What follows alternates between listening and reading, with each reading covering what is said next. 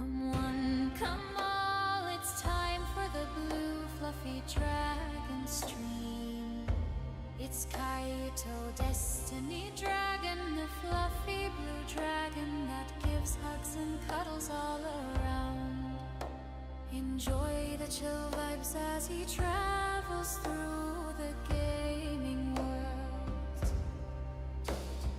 Traveling through crafting sandbox, survival strategy, shooter, mecha, and fantasy gaming worlds. See the fluffy blue dragon gaming till he falls asleep from his sleep apnea. Chat hitting his redeems to wake him up. His kitty cat kids terrorizing him as he games. Enjoy the random silly craziness he has with friends and fellow streamers.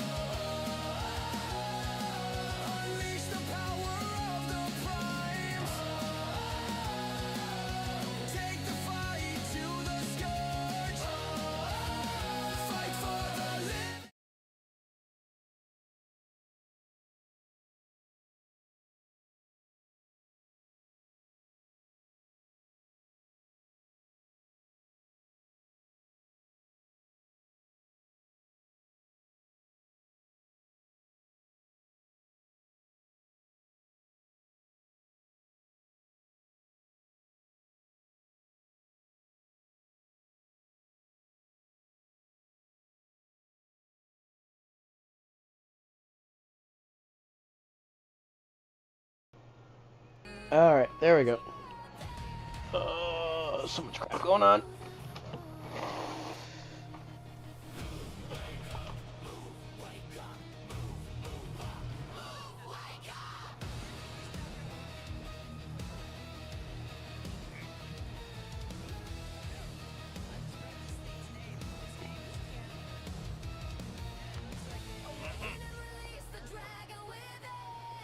Stream Elements. Hi everyone, as a heads up I have sleep apnea and tend to fall asleep sometimes in my streams.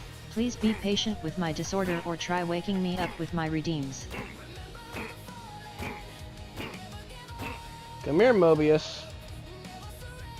It's time to get your eviction notice.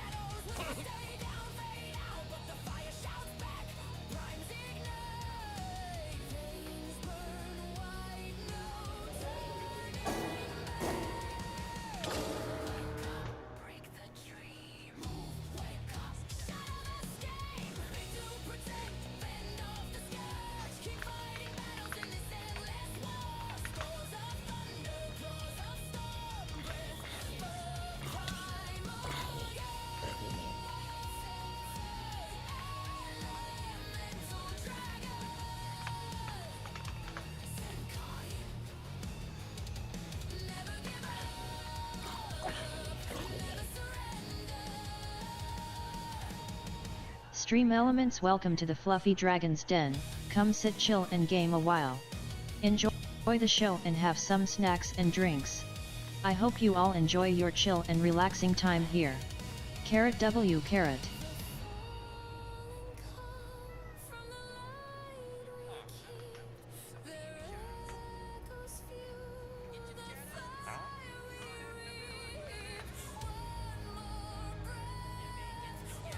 Well, I'm short a villager.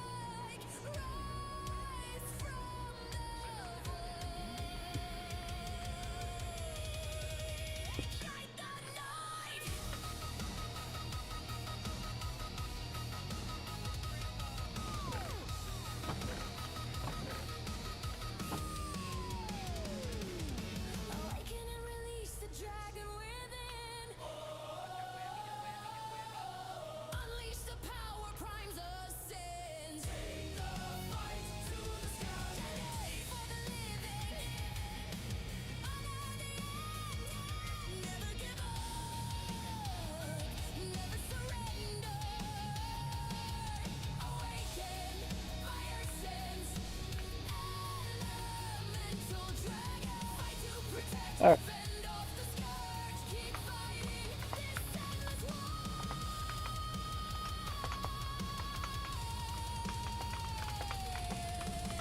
Kaito Destiny A, good, have a safe time at work.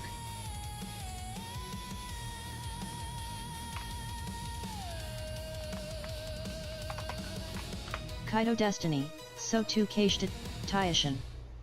Stream Elements look it's Kaito Taishin they were playing Resident Evil 2. Go check them out at and give them some fluffy cheers and support. Kaito Taishin at URL. Come all, it's time for the blue fluffy dragon stream. It's Kaito Destiny Dragon, the fluffy blue dragon that gives hugs and cuddles all around. Enjoy the chill vibes as he travels through. Kaito Destiny Destroyer of Tuts, welcome to my channel. At Kaito Destiny Destroyer of Tuts, welcome to my channel.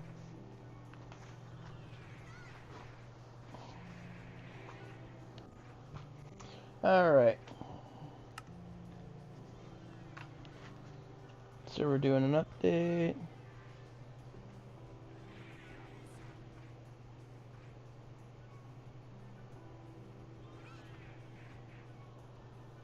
Kaito Taishin at Kaito Destiny thanks bro.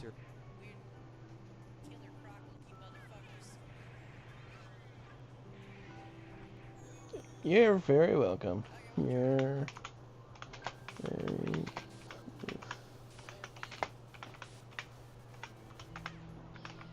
Kaito Destiny your very fluffy welcomes.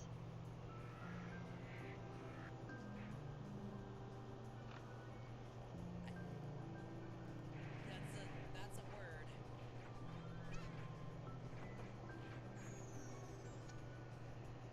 Wait, did I just data drain another? Oh, double data drain. Ceremony that is performed only once in a lifetime. As soon as the hero was born, the god whose name he had never heard greeted him and offered to perform such an important ceremony. He was given unimaginable power. God said that he had a bright future and he would take care of the rest himself. And so a contract was made with a lower god, after which he disappeared. All his childhood he tried to control this immense power. That's why he didn't train hard enough. At some point, they started calling him talentless. Some guy told him that this wasn't a trash can. The hero is no better than a commoner with a sword and magic. Perhaps the Magic Knight Academy Felis made a mistake when enrolling him. The hero truly hated that nickname. The Felis Royal Capital Magic Knight Academy. The Holy Academy, where only the most promising elite can get in. Yuno just wanted to live peacefully. Let's see. working in the fields.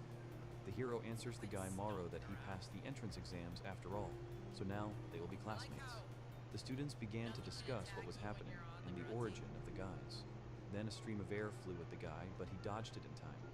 Maro says that since they are childhood friends, he will clarify the situation for him. He explains that this is no place for untalented and lazy individuals like him. He is sure that the hero used the Astario family name to cheat his way into the academy. The other students agree with him. A girl named Alice stood up for the boy. She was convinced that Yuno had gotten here legally, using his powers. He may not be a master of swords or magic, but he was smart enough to make up for it. Morrow threw a sarcastic comment towards the girl. She suggested that he compare his exam scores with Yuno's, or he's afraid of revealing to everyone that he came to this academy with a passing score, so he's picking on Yuno. Morrow blushed. He didn't lose his head and started shouting that the Marquis's daughter was in love with Sir Yuno. The hero thinks that it's useless. When Alice is in such a state, she can't be stopped. He has never seen her lose in a verbal altercation. The girl became embarrassed and blushed at Morrow's words. The young man was perplexed. He doesn't mind being the only one despised. But if Alice gets involved, that's a whole different story. Alright, come on, kitty cats. Let me try to fix these cords. His You father know. will kick him out of the Astario household. This is the order his father gave him, recognizing his status as a talentless person. In fact, he doesn't mind being kicked out of the house. For the sake of his older sister, he decided to take this entrance exam. In any case, he fulfilled his father's condition. He was about to say something, but suddenly someone entered the classroom. It was a man. He told everyone to take their seats. He waved his hand at them, ordering them not to stand still. Morrow clicked his tongue. Everything seems to be fine for now. Yuno apologized to the girl and thanked her for standing up for him. Alice said that everything was fine. The man stood in front of the class and congratulated the students on their admission. From today on, he, Soleil, would be their class teacher. He wanted to say something else, but Morrow interrupted him, saying that one of them had been enrolled by mistake. He said the name Yuno Astario. The boy asked him to explain how someone who couldn't use a sword or magic got here. Soleil started flipping through his notebook and confirmed that Yuno had done poorly on the practical exam. But they had been doing the written exam since the academy was founded, and he was the first one to get a perfect score. Everyone was shocked. Alice giggled enthusiastically. Soleil pointed out that Morrow should follow Yuno's example and study harder next time. First, he decided to go over the main rules of the academy. Students must be careful when making agreements. This is a unique and serious ritual. The power of the god granted is proportional to his glory. If they make a pact with a known god, they will gain great power. Yuno thought of a god whose name was not even mentioned anywhere. One student raised her hand and said that she had questions. She asked about the possibility of making an agreement with many gods. Soleil answered that such a possibility exists, but it happens extremely rarely. Regarding the agreement, it is better to let them hear it directly than to explain it. All the students were inspired, and Yuno did not understand what was happening. Alice said that he might not want to see it. Very soon he realized what exactly Alice's sad words meant. A girl in torn, dirty, and shabby clothes entered the classroom. Yuno's gaze darkened. The girl greeted him and introduced herself as a nameless, homeless god. This surprised Yuno. She is famous in this academy. It is a great honor to hear from God, so students should listen carefully. The girl asked if the students knew why they called her homeless. Morrow replied that she was a weak god without a name. The girl confirmed this. They would gain little benefit from an agreement with a nameless god like her. She would tell them about some of the rules that existed for the gods. First, a god must always answer when someone asks his name. When a pact is made with a god, an unwanted pact can be avoided by asking the name in advance. Morrow decided to mock and asked the name of a homeless god. She answered that she had no name. It was a good example. Homeless gods like her would not be able to give an answer. Yuno does not understand what they want to show here. Morrow stood up and asked if you make a deal with the homeless god, you can give him a name. The girl confirmed this. The young man offered to make a contract with her. God sincerely believed that the guy really wanted it. Morrow began to tell her to do humiliating things. Yuno understood that the guy was lying and mentally asked him to stop. Morrow called the girl a failed goddess. He added that it suited her perfectly. He wouldn't even have to give her a name. It had been a good rehearsal. Thanks to the Pokemon failed community goddess, game he a was ready wild for the real Panzage thing. appears catch it The using goddess Poke smiled Catch. sadly. Winners revealed Yuno in mentally 90s. asked her to stop mocking him. Humanity has no right to insult a god like that. The young man was angry. He asked Alice if she knew about it. She answered that there was a famous homeless god here, and for 12 years he had not made a single agreement. The girl asked the guy not to create problems. If he can make a pact with a god in this academy, he will be reborn.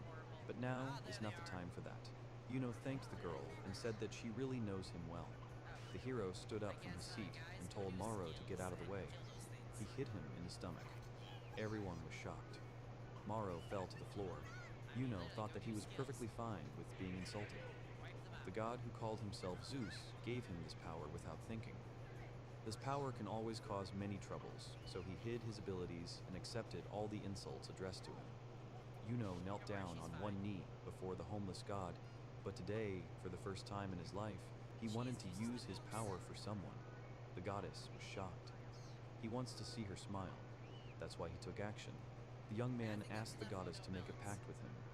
The students were surprised that he was doing it for real and not making fun of them. The hero extended his hand and asked if she wanted to try. If the glory of a god is proportional to his power, then with his power, he can raise the glory of this goddess.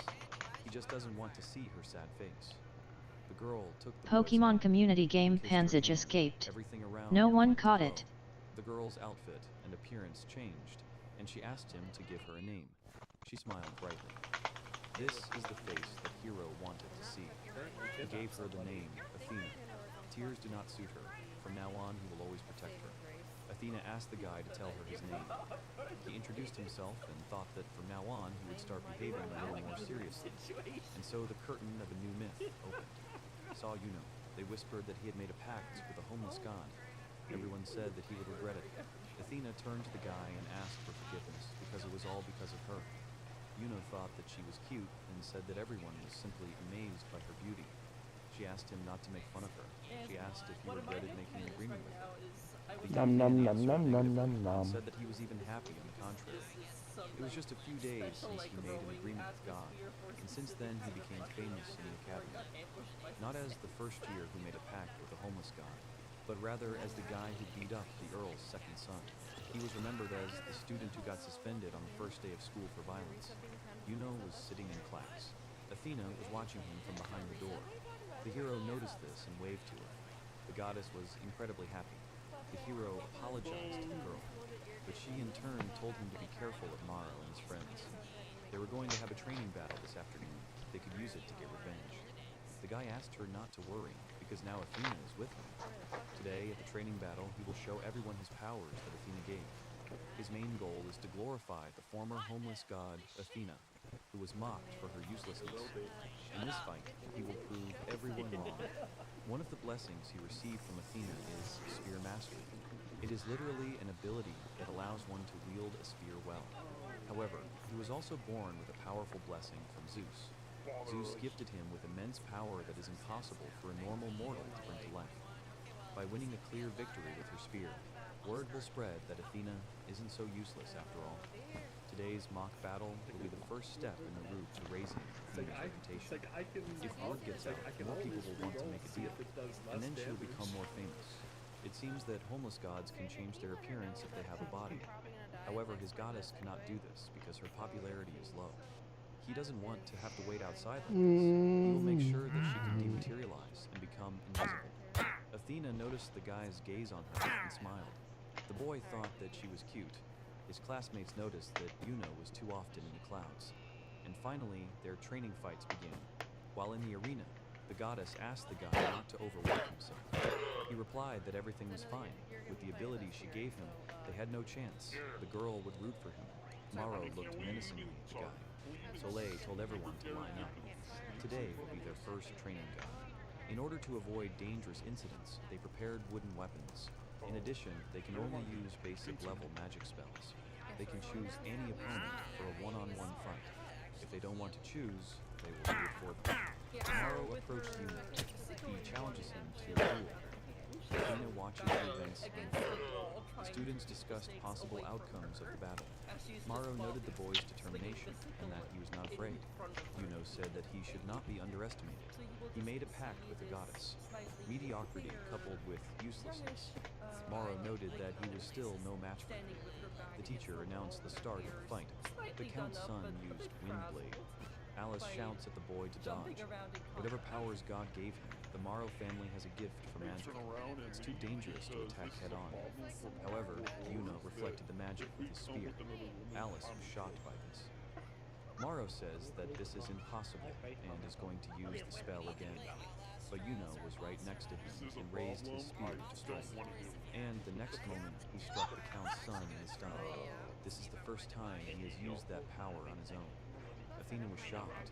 The students concluded that Maro had lost instantly. The Count's son sat on his knees and coughed. Yuno looked at his hands. He realized that he could when he wanted to. He remembered the incident with his sister. He once nearly killed his sister during an accidental burst of power. Although he could freely control the powers Zeus gave him, the limits of this power are unknown. But now he feels satisfaction from Maro kneeling before him. When he learns to use this power, then. However, he did not have time to finish his thought. Someone called him. It was Athena. She said it was amazing. Then it hit the guy. Athena is with him. He smiled. He smiled. He shouted that the spear she was giving him was really cool. As long as she is with him, he feels that he is on the right path. Maro's friend told the boy not to get cocky. He's his next opponent. Yuno understood that he would have to open his eyes. He easily defeated all his opponents. They were all lying on the ground. Had he overdone it? Turning and looking at Athena, he realized that this was it, because today was the first step in Athena's new life. The Academy is talking about nothing but his stunning victory in the training battles. As he planned, now all the students of the Academy have ordered their gaze to Athena. But on the other hand, for some reason, he became known as a sneaky bully. Athena asked the boy to look at her. Now she can float in the air. Yuno understands that the more popular she is, the stronger she becomes. One of the boys said that the useless Astario thinks too much of himself. Athena's reputation in the Academy is growing, but at the same time, bad rumors about him have stopped spreading. There's no point in worrying about it now. Besides, for the sake of the goddess's smile, he can brush aside a couple of bad rumors. Alice told Yuno that it was time for them to go. He asked if the next class would be in a different room. The girl realized that the guy had not listened to Teacher Soleil. The hero noted that these classes were simply boring. Today, they will have a partner search at the religious female academy, Felice, next door. The young man did not understand the meaning of this event. Fellis Religious Girls Academy, a prestigious academy for young girls. Most of the students are from aristocratic families. The students of the Magic Knights Academy will become Knights of the Girls Academy students and will protect them. Today they will decide who they will serve. The young man asked about how they can serve the students of another academy. They will find partners and will accompany them from and to the academy. And during classes, they will work in pairs. Yuno asked how it was determined who he would be paired with. Was this really a chance for him to meet a girl? Alice replied that there were established rules through partner search. Usually, the search for a partner takes place in the auditorium of the Girls' Academy. The students of the Girls' Academy have received information about them in advance, so they can choose their knight. In fact, the knight side is much more passive. Yuno realized that they were choosing in advance who they would communicate with. He would look forward to it. He wonders if anyone would talk to him out of pity, considering all the rumors about him. Athena, noticing the guy's sad face, asked how he was feeling. He replied that he was simply admiring the building. Look for a bride in Felis Joe was a phrase he had once heard. It was only natural that girls would prefer to marry a good knight than some stranger. They probably only heard bad things about him. What if he doesn't get picked? Besides, there are usually a lot of girls in the arena. Suddenly, the guy stopped. Alice asked why he was slowing down. Then she forcibly took him with her. All the students of the academy started whispering when they saw Alice. They were happy to see her. The girl greeted them back. As expected of the daughter of Marquis Rose, one of the 4 strongest families. Alice mentioned that she originally wanted to go to a girls' academy. One of the students asked about who was accompanying her.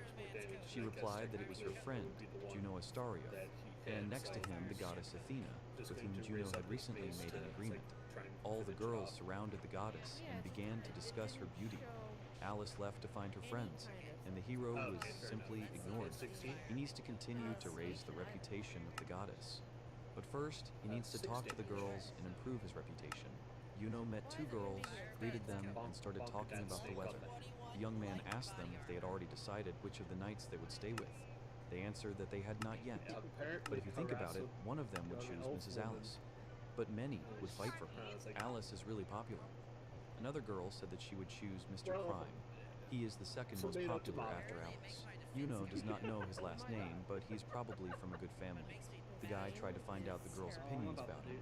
They said that he is not an option at all. They say that he is from a respected family, but the most incompetent member of the Astario family in history. The girls tried to find out the guy's name, but he had already left. Yuno had no idea that he was hated so much. He sat down near the wall and thought that at this rate he would be left alone. Suddenly, he heard someone arguing. He noticed that the girls were arguing. Someone was shouting that she was too impolite for the eldest daughter of the Marquise's family. So this is what a girls' school really looks like. The boy had a feeling that he shouldn't see this. But what was the matter? These three must have an advantage over her alone. The victim of this quarrel said that she would repeat it one more time. She told them to leave. They are an eyesore here. The girl would make her pay for what she had done. She replied that she couldn't wait. However, even with such a crowd, they would fail. Were they really going to use a group spell on her? She really wanted to try it on herself. The girl told her rival that she would regret it. One of the girl's assistants began to draw a circle on the floor. The Marquise's daughter asked them if they understood what they were doing. Goblins started to appear from the circle. Another girl says that this will teach her a good lesson. As long as these terrible demons torment her, she will regret that she decided to insult them. She wished her a pleasant time. Yuna was about to help the girl when she suddenly commanded the goblins to stop. She added that if they don't do it, they will regret it. The monster stopped. The monsters stopped. The hero was shocked. The goblins looked at each other. And the next moment, they rushed at the girl. The Marquise's daughter resigned herself and reached for her weapon. She took out a blade and put it to her neck. She said that she would not be given up alive. Yuno stopped her and snatched the weapon from her hands. She looked at him, and the hero deftly defeated the monsters that surrounded the girl. The young man landed nearby. The girl turned to the guy. The young man stood up, handed the blade to the girl, and said that he was just passing by. She took the weapon and said that it seemed she should thank him. Yuno went to the door. The girl asked if the young man would like to introduce himself.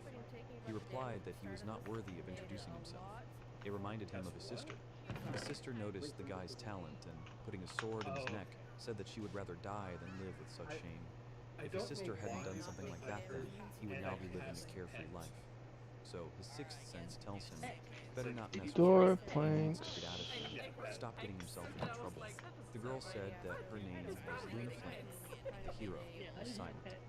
Luna asked if he was really going to remain silent after Kona had introduced herself. Juno turned to the girl and said that he was the second son of Count Bjorn. His name was Maro Bjorn. He bowed and said that he was pleased to meet her. Yuno, standing alone in the center of the assembly hall where the search for a partner is taking place, suggests that this is all barrier magic. He has been visiting Felice for the past week to find a partner. Not a single girl has even said hello to him, let alone approached him. Athena tells the boy not to worry. She was sure that someone would realize how wonderful he was. Suddenly, they heard a noise and looked over. Alice was surrounded by girls who asked her to become their knight. Athena noticed that Alice was popular. Yuno said that she was the daughter of one of the four most influential families and the best in the class. If he were in this academy, he would also choose her without hesitation. Alice left the girls and said that she had already decided who to choose as a partner. She had dreamed of becoming this man's sword since childhood, and they worked to become stronger, all for this purpose. But if they were looking for a partner, she could recommend her childhood friend, Yuno Astario. The girls who surrounded her disappeared in an instant. Alice and Yuno met each other's eyes. The girl encouraged the boy. Yuno realizes that some people are approached by more than one girl, and there are those who are also deprived of attention. Is he the only one who feels so pathetic? In the corner, he notices Maro. They met each other's eyes, and Maro asked why no one had approached him yet. The hero noted that he was in the same situation. Maro told him not to compare him to himself. He just turned down a few girls. He's popular. Yuno knows he's definitely lying, but in his case, it's entirely possible. Maro tells him not to worry, because even those who are left without a partner will be helped. If the search for a partner fails, he will be paired with someone in the same situation. This system allows you to Pokemon community game A wild tend mouse appears catch it using Hope Catch. Winners revealed in 90s. He wouldn't be the most popular person anyway. If it was just his reputation, it wouldn't matter. But what would others think of a goddess who made a contract with a loser? He didn't want to disgrace the goddess like that. However, she had already started to act. Athena offered the girls to become the princess of Mr. Yuno. She listed his good qualities. The hero realized that she was trying her best. And why did he show weakness? He headed to the center of the room. He shouldn't act like that. He asked the girl if he could become their knight. He is Yuno of the Astario house. The girls whisper to each other, and the young man asks to let him protect them. A girl came up to him and asked if he remembered her. He answered yes, and then apologized for disappearing so suddenly. The girl stopped the guy and apologized for saying such things to him. I don't know that he is Yuno. The guy accepted her apology. The girl is happy about it. The girl introduced So what will herself it be for as you? Ayen Stott. Yuno realized that the conversation was going smoothly so far, and decided to introduce himself as well. It seemed that Aina had chosen him as her knight. The boy sat down on one knee and was about to introduce himself. Suddenly, the door to the hall opens and someone comes in. Everyone turned to look at the person entering. Everyone was in shock. They couldn't believe what was happening.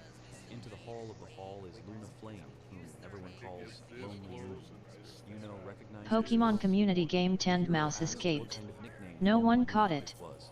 Aina was surprised that he did not know Mrs. Moon. He replied that he knew her name, but did not understand why everyone was so surprised. She bears the name of one of the 4 strongest families, the daughter of Marquis Flame, Luna Flame. It is incredible that she appeared here. Yuno clarified the reason for such surprise. Aina explains that from the very day of admission, she clearly stated that she would not participate in the search for a partner, another well-known misanthrope. 2 knights approached Luna. They knelt down and greeted her. They were Alice and Krim Elrod. All the students understood what Alice was talking about. Yuno thought that Alice was from the Rose family, one of the 4 great families. He wouldn't be surprised if they had good relations. And crime, he'd heard a lot about it. House Elrod is a famous family that prides itself on its courage, just like House Astario. And with a face like that, it's no wonder he attracted so much attention from the girls. Luna greeted Alice. She asked her if Luna might have changed her mind about a partner. She answered that she still wanted to be alone, but because of some rules, having a knight was still necessary. Rather than wait for someone unknown to be picked out for her, she would prefer to make that decision herself. Alice asks permission to be with her. As promised, she developed her abilities. In this room, she is the strongest. Prime also wanted to introduce himself, but Luna interrupted him, saying that such rumors had indeed reached her ears. She knows that Alice will be the best in her class. Commendable achievement. But is the knight sure that she is the strongest in this room? People didn't understand what she was talking about. Luna added that truly strong people are not proud of their strength. Alice asked about who is really strong here. Luna called Maro Bjorn's name. Alice was shocked by these words. Prime was upset that he was not allowed to get a word in. Maro was shocked by this statement. Luna told him to leave. Maro stood up from his seat, made some sarcastic comments to Yuno, and walked towards the girl. He told her that he had come, as she had said. Before her was Maro Bjorn, the second son of Count Bjorn. There was an awkward silence. The young man was very proud of himself. Luna apologized and asked who this guy was. Alice said that he was Maro Bjorn. Lonely Moon realized what was going on. She asked her friend if she knew a student with black hair. He had a rather attractive face, but his eyes were foggy. Alice understood who they were talking about. Luna asked to bring this guy to her. The knight grabbed the boy by the scruff of his neck and brought him forward. She Let's introduced see. him as Yuno Astario. Luna laughed and noted that he was famous. She decided to give him a chance. Luna Flame asked the boy to become her knight. Maro was indignant. Mrs. Flame told him that he could leave already. Alice asked why she chose Yuno instead of her. She answered that he simply interested her. Maro informed her that there was some mistake. Yuno was the talentless 3rd son of the Astario family. Luna added that he was also the one who had caused the bloodbath during the training matches. Maro added that he was the only first year who had made an agreement with a god. In fact, he only has one ability, Spear Mastery. Take away the spear from him, and all that's left is a talentless man who can't wield a sword or magic. Yuno silently tells Maro to shut up. Luna asks that logically, if you give him a dagger, he will be completely helpless. Maro answered positively. Yuno won't be able to scratch even a goblin. After all, Spear Mastery only works on long objects. Luna said that it was incredibly intriguing. She approached Yuno and said that she was looking forward to his answer. The hero noted that the aura of nobility and beauty around her was quite refreshing. He won't let them take her heart. She's too much like his sister after all. He thinks that becoming a Knight of the Moon is a bad idea. But what else can he do? He looks towards Athena. She is his last chance. He informed Luna that he had already decided to become this lady's knight. Athena looked at the boy questioningly. He asked her to talk to the moon for him. The goddess understood everything and was inspired. She introduced herself and said that she had decided to become Mr. Yuno's partner. Luna asked what class this girl was from. Athena replied that she was from the first, to which Lady Flame replied that they did have classes of flower, bird, wind, and moon. Luna told the boy to give up and not to disgrace his family. Yuno understands that his reputation will only get worse. There is nothing to be done. Athena apologized for not being able to help, but she's glad he finally found someone. Mrs. Luna will be a wonderful princess. Alice asked Mrs. Luna to answer the last question. Does she really believe that Yuno's skills are superior to hers? Luna answered something that is hard for her to say, but personally she thinks that this man is not at all untalented. Yuno wonders why Alice decided to go to the Academy of Magic Knights. He couldn't know that it was because of the promise she made to Luna. Who would have thought that Luna would be the one to extend her hand to him?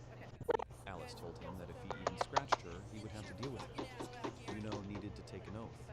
He got down on one knee.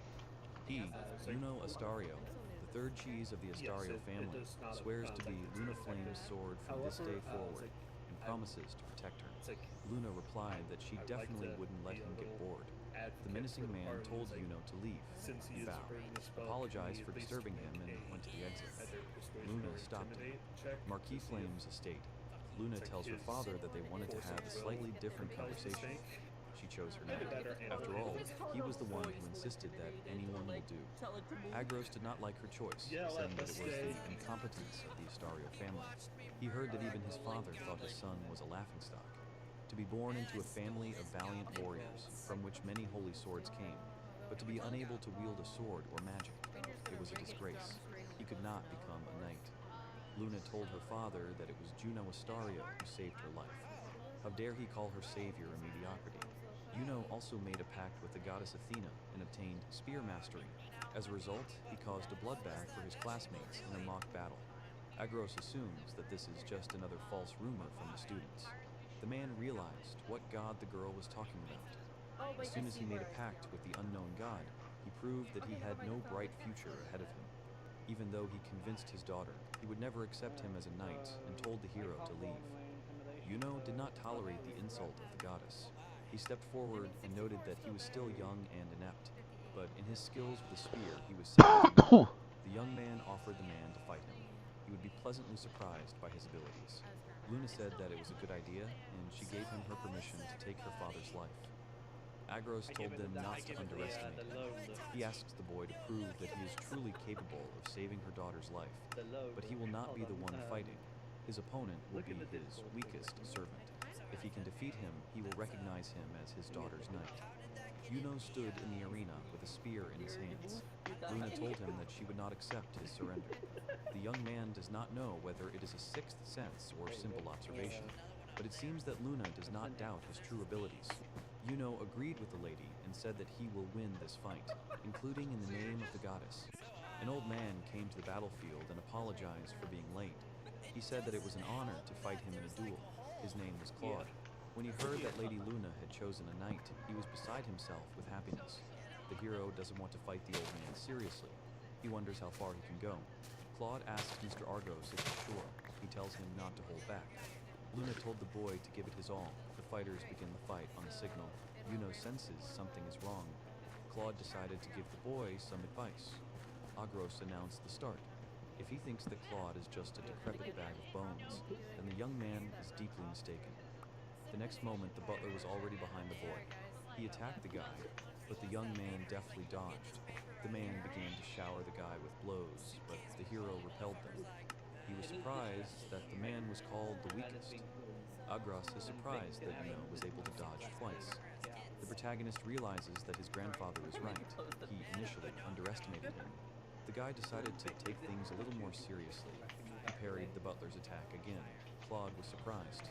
Their weapons touched. Claude asks who the guy is. Who called him talentless anyway?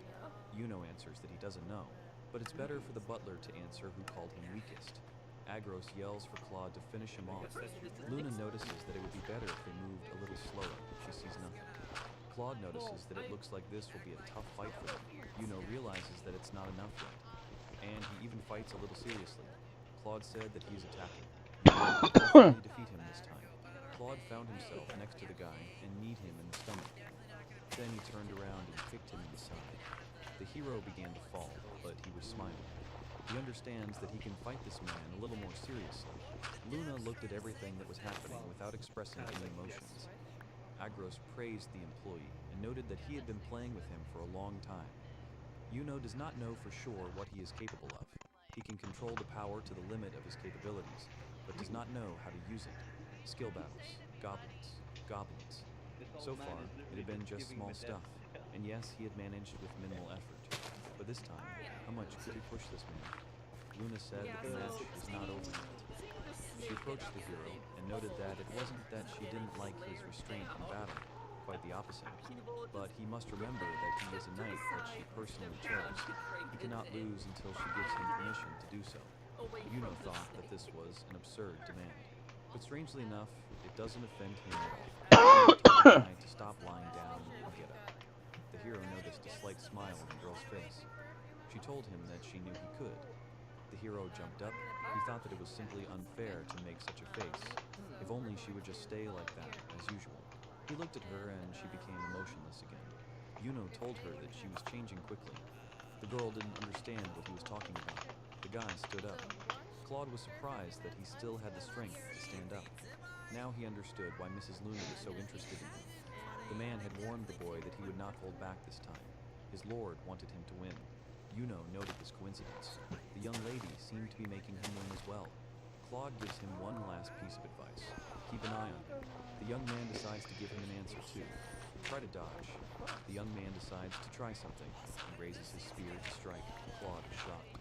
In the next moment, the young man throws a spear at the butler. He managed to dodge.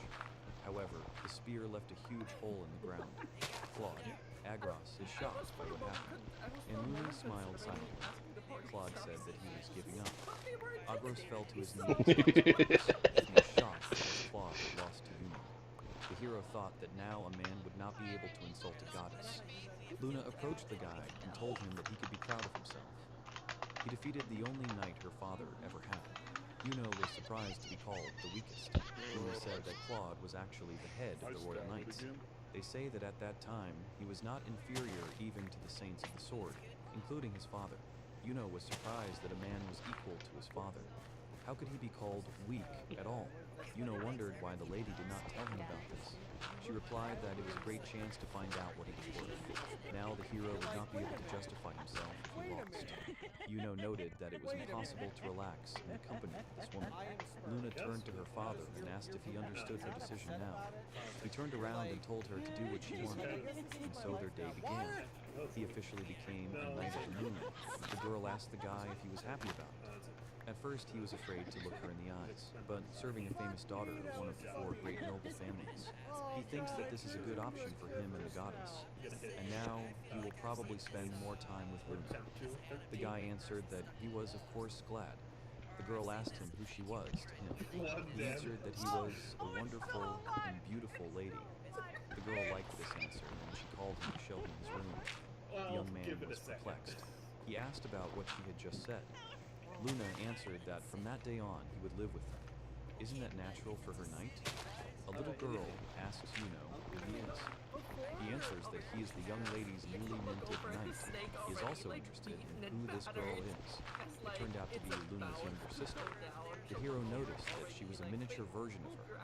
Agros officially recognized him as his daughter's knight, and from today on he will live here in the Flame family estate. Luna told him to wait in the room, then left and hasn't returned yet. She's probably looking for her sister. He hopes they didn't miss each other. He looked at the girl who was sitting, although she was cute. The girl brought him a glass of drink and put it on the table. Pokemon community game A Wild Drampa appears catch it using Poke Catch. Winners revealed in 90s. He had never been served by someone so young. The girl sat in the guy's lap, then turned around and said that he had a strange aura. The aura, although strange, for some reason, is not afraid of him. The young man thought that he had never been told that he was scary. The girl got up from the guy's lap, stood in front of him, stretched out her arms, and told the guy to pick her up. He was surprised, but the next moment he picked up the girl and started spinning her around. She laughed loudly.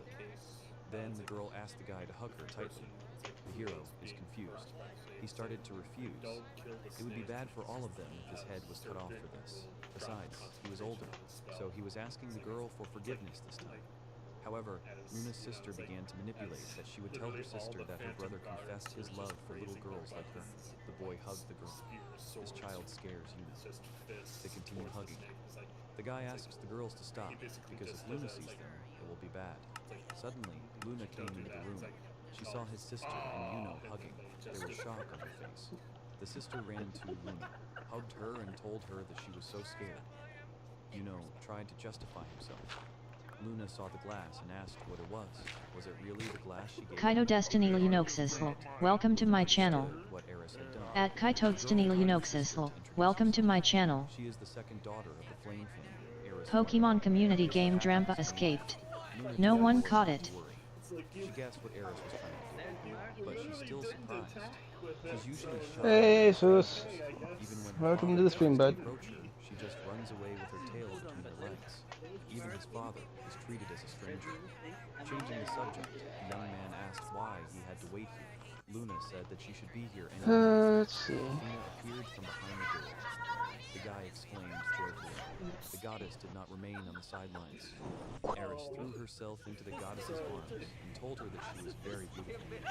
Her skin is so soft. Lunoxisl, I hear the cat again. The servant said that she was wandering Yep. around the estate. He's They being were a in the pain. process of preparing a room for Lady Athena. The young man was surprised. Would the goddess really live here too? Luna asked if she shouldn't have done it. The guy is actually very grateful. She is the one who helps him move forward. Lady Athena. The guy confirmed the girl's words. She looked at him. Suddenly, another girl entered the room. She asked if this was really the night of the moon. Luna confirmed this. The woman who entered was Luna's mother. The young man was embarrassed by her appearance. He got down on one knee and started introducing himself. The woman said that she was the wife of the Marquis Flame, Charlotte Flame. The young man Lunoxisl, thought lol. she was so beautiful that he was ready to fall in love with her right then and there. She heard rumors that her husband had caused him trouble. She would definitely talk to him about it. The young man began to understand who was in charge of the house. The woman did not think that her daughter would find herself alone. Luna asked Lunoxisl, my cat can say come here and come on. Surprised. Eris said it wasn't fair. She wanted that guy too. Luna said Lunoxisl it was for a right. treat. It was hers. The girl grabbed the guy by the leg. She screamed that she liked him too. The hero thought that she was cute, but pushed these thoughts away. Luna herself chose him as her knight. No wonder she likes him. Then Charlotte remembered what she wanted to ask the hero. She turned to Athena and told her what she heard about her. The goddess jumped up and began to introduce herself. Charlotte noted the beauty of Athena and added that if her goddess would be surprised to see her. The young man clarified the words about her goddess. He suggested that she too had made a pact with God. Charlotte confirmed this. Her agreement was with Lady Astaroth, the goddess of love and beauty. The guy was pleasantly surprised. As soon as he met Mrs. Charles, he immediately realized that she was an unusual person. Amazing. She made a I don't know what's with them. Goddess I of swear. love and beauty, Astaroth. Everyone knows this name. Even he knows her name. Or not. Suddenly he turned to the goddess. She sat and trembled. Her face was gloomy. He asked her what was the matter. Luna and Charlotte looked worried. Athena began to apologize to the guy. Suddenly, a crack appeared in space. Yuno turned in that direction. The crack began to suck everything in. The hero did not lose his head and told everyone to step back. He could not understand what it was, maybe magic. But then it dawned on him. Everything is for a reason. Suddenly, someone appeared from the crack. This someone asked what was going on. Are they talking about her? Charlotte smiled. Lady Astaroth appeared before them. The goddess greeted them. While protecting Athena, Yuno did not understand what this terrifying power was.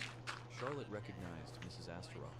The goddess in turn emphasized that they had not seen each other for a long time. She asked how she was doing. But what was behind that smile? Charles confirmed that they hadn't seen each other for a long time. They hadn't met like this for 3 years. So that's what she is like, the goddess of love and beauty. Charlotte was beginning to think that the goddess would come to visit her again. Astario replied that she was her favorite and that it was impossible. Yuno leaned over to Athena and said that everything was fine now. This was the goddess Astario. However, the girl did not feel better. She continued to tremble. Astario approached her and asked who she was. Athena looked at her with eyes full of fear and despair. She tried to say something, but it didn't work. Charlotte introduced her. Astaroth repeated the girl's name. Then she asked about whether this young lady was not a homeless goddess, so who gave her the name Athena? Yuno replied that he did. Astaroth realized that it was him. She approached him and asked why he called her Athena. The young man answered that he himself did not know. The goddess grinned. She touched the boy's shoulder. She had one more question for him. With a creepy look, she asked about who was inside him. The hero looked at the goddess with incomprehension. Charlotte, Luna, and Eris watched the events unfold, and Yuno asked the goddess again about what was inside him. The girl remained silent and then turned away. Yuno does not understand what she wants. What is she trying to tell him? The next moment, the goddess turned around, stretched out her hand, and said that it was boring. She shot the guy. The hero remained unperturbed, and then he parried the attack with his foot. He understands that he will have to respond with full force. He redirects Astaroth's attack with his foot. The goddess was shocked by what was happening. Charlotte asked her about the reason for her actions. There was a hole in the wall of the mansion. The hero stood and protected Athena. Astaroth smiled creepily, and then she laughed happily and said that the guy had passed. Yuno and Athena looked at her in bewilderment. Charles asked what past meant. The goddess simply did not surprise a woman so much. This guy is now her daughter's knight. She didn't know if he was right for the role, so she came to check him out herself. Luna got herself a great knight. Her daughter has a diamond eye. Having said this, Astaroth was about to leave. She had to go about her business. She said that she would see Yuno Astario again, and then disappeared. Yuno breathed a sigh of relief. It was his first time Wisebot seeing 3 the goddess viewers, Astaroth. plus He was 3, worried. alarm But clock now he felt 52 minutes relieved. and 27 seconds. Athena apologized to the boy for making him worry. The goddess Astaroth came only to make sure of his strength because he is a knight of the Lady Moon. The hero asked about the goddess's health, so she answered that she was fine. At the moment when the goddess told him that they would see each other again, it seemed to him that she was not quite a goddess. A man sits on a chair in the center of the circle and says that he is bored. He was irritated. Astaroth said that he still had the same irritated, sullen face. The man asked her the reason for her visit. She, not intending to answer, said that after all the divine dimensions were so far away, she was surprised at how he was sitting here alone. She would have been bored in his place. The man repeated his question again. Their eyes met. She said that she had one question. Who are the homeless gods? She knows that there are gods without names, born in the lower world, and they appeared at about the same time that they descended there. But maybe the man is hiding something interesting from her. The man looked at her menacingly. She began to say that it was cruel to hide such subtleties from her friend. As soon as she came here, she was already bored to death. She assumed that the man was also dying of boredom. Even having gotten everything, having become the heroes of the world, he is still not satisfied. She is not either. They are too strong. In a world where no one is even close to them, they will inevitably become bored. So what should they do? Lucifer told the girl to shut up. Astaroth attacked the man, but he caught the attack in his hand without straining. The girl wanted to say that the man was really strong. Suddenly, her own attack flew at her. Lucifer stood up from his seat. The girl crashed into the wall. Astaroth told him that you can't just hit a woman in the face, and noted that he had a terrible character. Lucifer asked what happened in the lower world.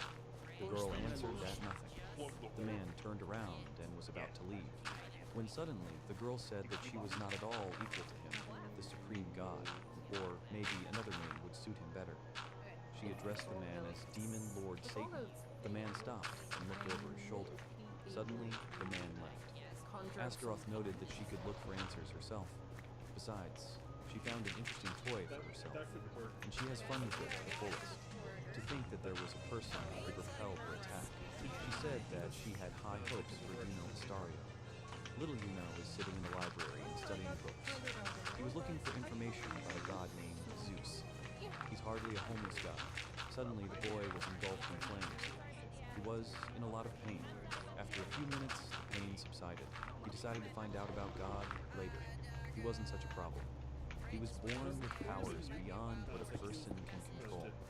This is the bigger issue for him. The baby Juno cried when he saw Zeus.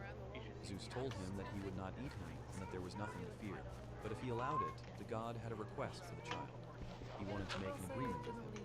He will give him his power, and he will be able to use it without restrictions. The man asked the baby whether he wants it or not. The boy was surprised that everything was so simple and agreed. It seems he was in a hurry then, but it's too late to regret. The man said that his name was Zeus, although it's pointless to address him like that now. He entrusts the rest to you. The boy wonders why the old man had such a sad face. Suddenly, Meryl Astario entered the room and told his son that it was time to start training. The boy apologized to his father and said that he was just looking for something. Meryl said the boy has no ability in magic, and he is also inferior in the ability to control the sword. Why is he incapable of anything? The boy left and told his father that he was going to training right now. Talentless, a failure, a disgrace to the family. The hero doesn't care what others say about him. He has no time for this at all right now. Yuno's sister, Rhea Astario, trains with her brother. She noticed that he reacts quickly. The boy asked his sister to stop playing knights. It wasn't that he didn't like it was just that his powers were starting to awaken from the sudden attacks. The girl turned to the boy. She grabbed him by the shoulders and asked him if he really hated his older sister. The young man denied everything. The girl was happy about this and decided to move on to the next round. The boy managed to dodge the sudden attack, but something inside him shuddered. Ray noticed something the boy was doing well. He had read her movements perfectly. As his sister had predicted, there was undoubtedly a hidden talent within him. Yuno was engulfed in flames. He knew things were bad. His powers are growing. Ray asks him not to worry about what his father and the townspeople say. He will definitely become a good knight in the future. Yuno continued to call out to his sister to warn her of the danger. His power was out of control. A bright flash illuminated everything around. The girl was in shock. The boy reacted quickly and managed to stop his own attack and save his sister. When it was all over, the girl asked the boy what it was. He asked his sister about her condition. She, in turn, admired the fact that he protected his older sister. She rushed to hug him and thank him, and the boy himself thought that he had simply corrected his own mistake. Suddenly, Ray bursts into her father's office. She's outraged that he wants to expel Yuno from the family.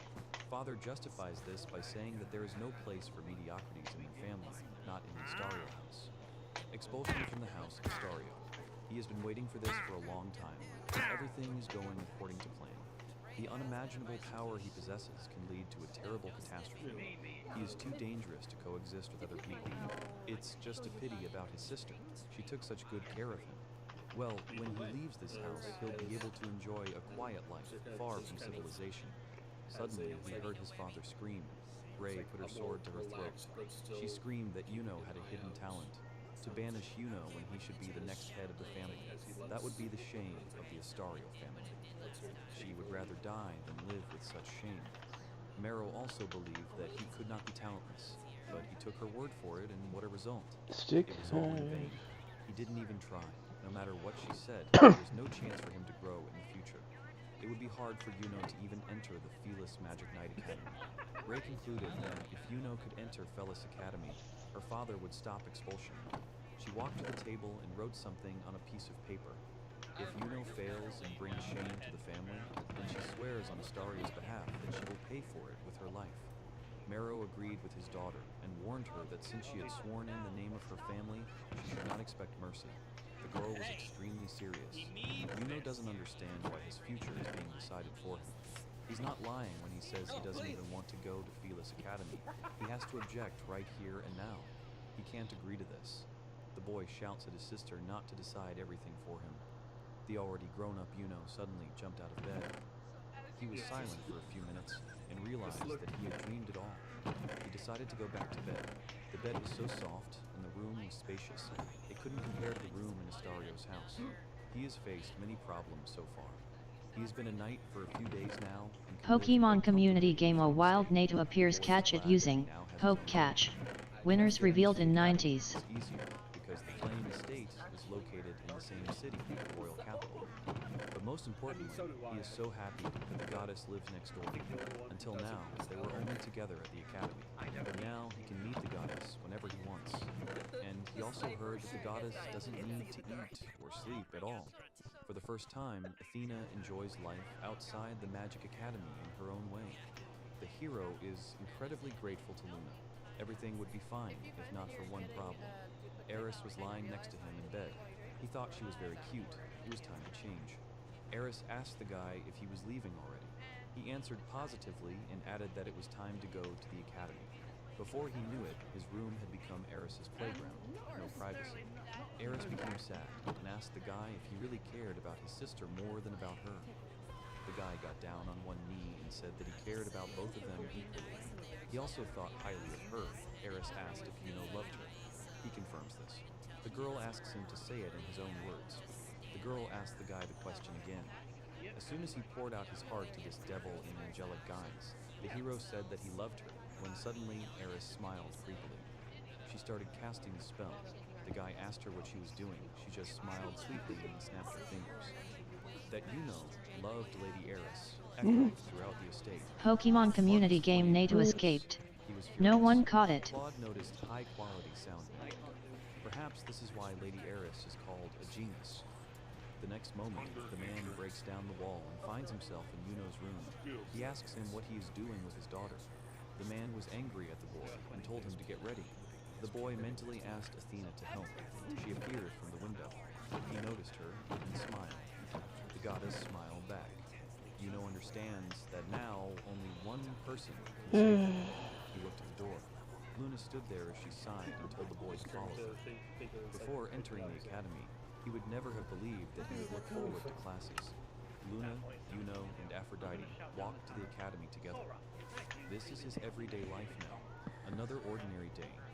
When Luna, Athena, and Yuno walked to the academy, all eyes were on Luna. They noticed how beautiful she was today.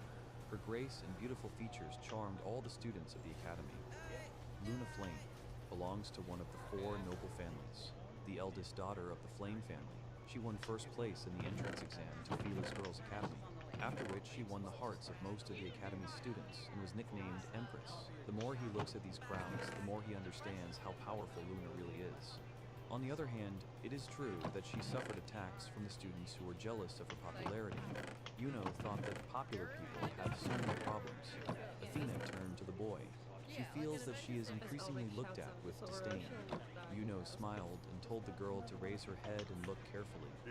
They do not look at her with disdain. Far from it, they admire her. Athena was inspired. The goddess hid behind the guy and said that she was not used to such attention. Yuno told her to follow the example of the moon. He then assumed that they felt such stares because of him.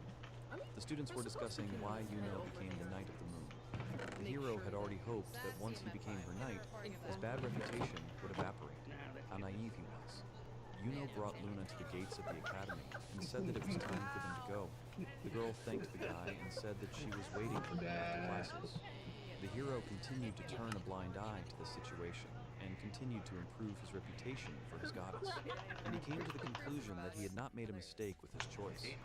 Arriving at the academy, Athena said that she went to pray, and the guy was left alone. He noticed that Alice and Ina were talking sweetly. Alice entered the office and greeted the guy. She asked him if Mrs. Luna was in a good mood today. He answered positively, and the guy noticed that the girl got along with Ina. He saw how they Let's communicated see. recently. To be honest, he was surprised when he found out that she chose her at the viewing. The girl said to call this girl Mistress Ina. After all, she serves her. Yuno asked if they had known each other before.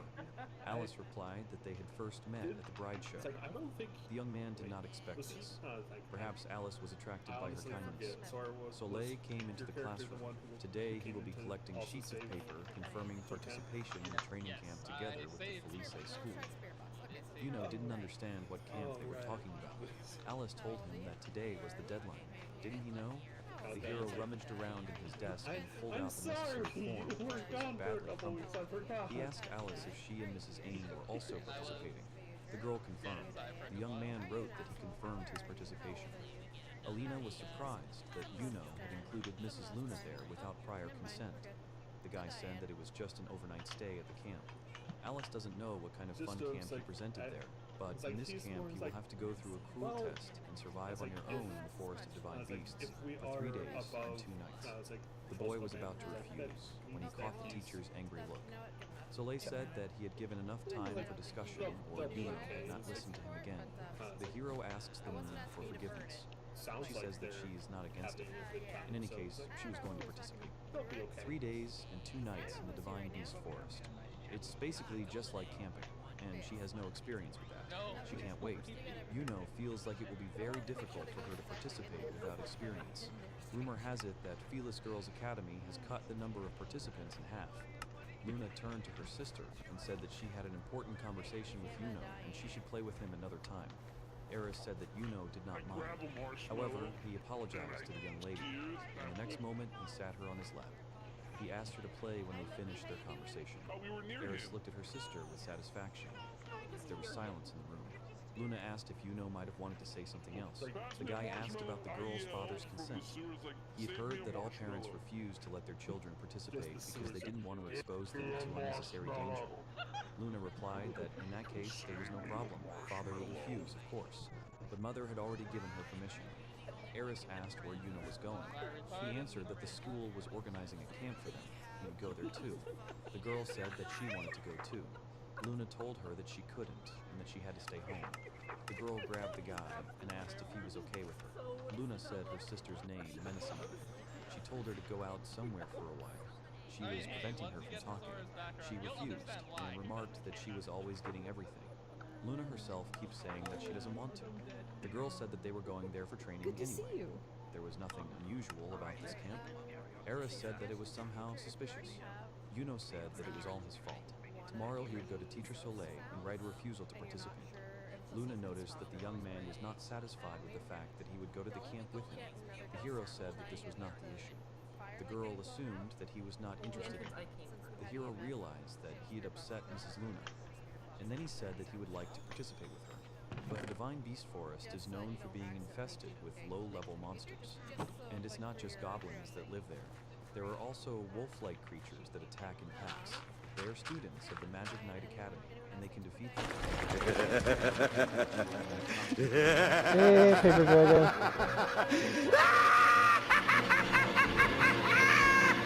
Paper Dragon, good day everyone. Kaito Destiny Paper Dragon, welcome to my channel. At Kaito Destiny Paper Dragon, welcome to my channel. Cobblestone slabs, spruce logs, and spruce fence. So the girl should not overeat. He went fishing again. But then it dawned on him that he didn't know this girl who was eating his fish. He didn't understand who she was. What kind of creature was this? Yuno said that it was his fish. The beast woman praised him and continued eating. 479. The young man knelt down and asked the girl why she was here alone. It was dangerous in these surroundings. The girl just looked at him. Then she suddenly extended her hand and asked for more. Yuno sighed and told her that she could eat it all. It couldn't be helped. He decided to go and catch more fish. It was the first time he saw a person eating raw fish. However, the girl said that it was enough for her. In the next moment, a strong wind rose, and the girl disappeared. Athena Paper Dragon, check out Let Me Out game on Steam. The hero noticed that he liked this greeting. Luna came out of the tent and also greeted the guy. He returned faster than she expected. Okay. Asked if everything was okay with them. Luna said that if she said everything was fine, she would be lying. Athena confirmed it. There was no danger for them personally. On the other side, in the depths of the trees, a huge beast was staring at them. It was very huge. Athena wanted to express her assumption about this creature, but the guys interrupted her. Hey, what is They wrong with the realized it was a loading? divine beast. The goddess sensed divine power. It makes sense. They were in the Divine Beast Forest. Alice taught him how to set up a protective barrier, so there were no signs of penetration and everything works fine. Apparently, the Divine does not plan to attack here. Okay, Luna said that so... in any case, nothing happened. First, they had to cook dinner. Yuno wanted to start cooking, but the girls stopped him.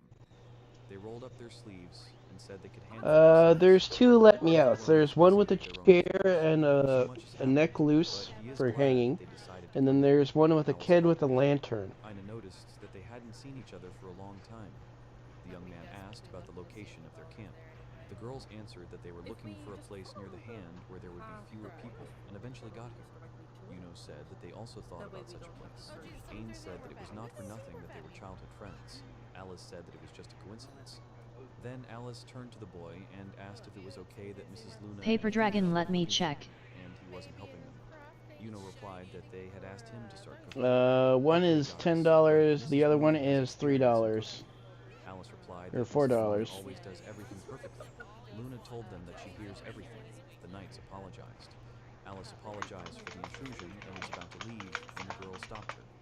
Yuno suggested that they have dinner together. The lady herself was not against it. The girls agreed to join in. Suddenly, Clem came out and greeted them. He sat down on his knee and said that they had not seen each other for a long time with Lady Luna. He, the rightful heir of the Elrod house, Clem. Luna answered that she knew it and said that it would be better for them to talk later. Yuno thought that Clem was as usual. Since he was alone here, it meant that his mistress had refused to participate. The boy turned to the hero and said that they had not seen each other since the viewing. His name is Clem Paper Elrod, Dragon, not the sure, I rightful think heir it's the of kid with Elrod lantern. house. Juno also introduced himself as Juno Astario, the third son of the Astario house. Clem extended his hand to the boy for a handshake. He shook his hand. Knight Elrod said that he had a question. Some monster Was it apocalypse really thing? he who set up the barrier around this perimeter? The hero confirmed. Before the camp began, he had asked Alice to teach him how to set up barriers to protect against divine beasts. Athena reported that the ingredients had been prepared. Juno suggested that Clem have dinner together. He thinks that it would be better for them to work together. The boy agreed and asked permission to take advantage of their kindness. They looked at what was ready for him and rejoiced. Athena said that it was her first time cooking, so there might be some flaws. Juno was happy with the first dish from the goddess. It seems to him that he will eat as much as he wants now. There was a delay and he realized everything. He didn't understand why. Clem said that the dish had an exquisite taste. Athena and Luna asked the hero his opinion. He repeated Clem's words. The girls were happy and wanted to eat too. The boys looked at each other. They began to greedily stuff the fish into themselves. The girls were perplexed. Juno said that it was very tasty and he could not resist. Clem said that they would quickly catch more fish. They ran to catch fish. Sitting in the hot springs, Juno thanked Clem. Behind the fence, they heard the girl talking about the spring. Juno realizes that there are interesting. girls behind this fence. He calms himself down. He needs to stop thinking. Paper that Dragon, he I have a side if you want He it. can look through the fence. Suddenly, Clem turns to him. You have a He code? asked if he was getting along with Mrs. Luna. He replied Paper that Dragon he code. She hadn't fired him yet. Prime said that he envies Juno. To be honest, he was even annoyed. Juno assumed that Clem was in love with Luna. Stream elements, feel free to come in and join the fun for crazy adventures through the worlds. URL. Yeah, sure. Why the hell not? Admired her. He wanted her to acknowledge his strength. That was the reason he had come this far. That was why he wanted to clarify something with him. Namely, the reason why Juno pretends to be weak. He heard that the goddess Athena Cobblestone, oak, oak fiercely. planks, oak On the slabs, other oaks, hand, oak, he oak, oak, alone oak, set up a barrier oak. in the divine land. Only high-level magic can be used in the divine land. Therefore, he has little faith that he, who is called helpless, was able to so calmly establish a barrier. In truth, among them all, only Alice possessed this magic. Juno understood why she was smiling like that at that moment. In fact, Mrs. Luna had noticed a hidden power in him. Clem asked about the point of belittling oneself. Juno pointed out that perhaps the hero is not helpless, but he hasn't been pretending to be one. Okay, I need... He won't hide its power in the future. In fact, he hid it before. Stream because he was elements, afraid hi that everyone. people accidentally As a said heads that up, he I was have helpless. sleep apnea and tend to fall asleep sometimes in my streams. Please be patient with my disorder or try waking me up with my redeems. He will make the goddess Athena the strongest. This is the path he has chosen for himself. Clem noted that he now had an unrealistic look. In that case, he, like Clem, had a reason to try. Suddenly, Clem jumped to his feet and said that he had a request. He challenged Juno to a duel. Clem said that he wanted to go against Juno. After all, he had already been acknowledged by Lady Luna. The young man lay in the tent and thought about the duel. Clem Elrod. During the entrance exams, he was second only to Alice in points, taking second place. However, most likely, his abilities do not exceed even the strength of the butler of the Flame House. However, the hero felt that he had to answer the challenge. He decided to Pokemon community game a wild Hitmonchan appears, catch it using Poke Catch. Winners revealed in 90s. There was Luna. The young man still could It's not the first time he's shared a bed with ladies. He used to sleep with his older sister, although, no, that doesn't count. And yet, why do girls smell so nice? He examined Luna's body. The guy got out of bed. It was a bit early, but it was time to go. He stood up, took his things, and was about to leave when Luna asked him where he was going. Stream elements, welcome to the Fluffy Dragon's Den. Come sit, chill, and game a while. Enjoy the show and have some snacks and drinks. I hope you all enjoy your chill and relaxing time here. Carrot W carrot. Paper Dragon sent. He had decided to look at the moon, and then he suggested that they begin. Yuno asked about the rules. The guy answered that they fight until Okay, torches, spruce, oak, and one birch. However, he has a strange feeling about their fight. Yuno rushed to attack. The next moment, Yuno's spear was at Climb's throat. The boy was surprised that the hero did it in the blink of an eye. This was the hero's first victory. He got angry, swung his sword, and struck, but Yuno dodged. And Climb was once again open to Yuno's attack. This was his second victory. He asked his opponent why he didn't use magic. Climb told him not to hold back and attack. He still hasn't Pokemon community game Hitmonchan escaped. No one caught it. He carried out his attack. This was Yuno's third victory. Climb fell to his knees and said that he Okay, 14 stairs, 27 He slabs. did say that from now on he wasn't going to hide his power. Maybe he should hide it after all. Klim tells him that his power is beyond reason. And now he is even afraid of Mrs. Luna, because she immediately discovered this hidden power. Yuno knows that his power goes beyond the limits. He understands this like no one else. Therefore, he will only use a small portion of his power. He extended his hand to Climb, who took his hand and said that in that case it would be just right. Astaroth asked Birch, the creatures if they had spruce. already gathered. She called them to ask for something. The creatures ignored her. She attacked them and said that ignoring them is bad. They are hurting her in this way. She decided to repeat that she had one small request for them. Teacher Soleil sat on a log and he felt something. Climb invited Yuno to join the school committee. Every year, 3 of the best students are selected. Of these, the newly admitted, he and Alice had already been unofficially selected. Yuno asked about how the third one would be selected. Next month, through the ability competition, the winner will join the school committee. Considering his strength, he will be the clear favorite. Okay, spruce button, Yuno thanked for the doors, kind words. Suddenly, they fences. felt something.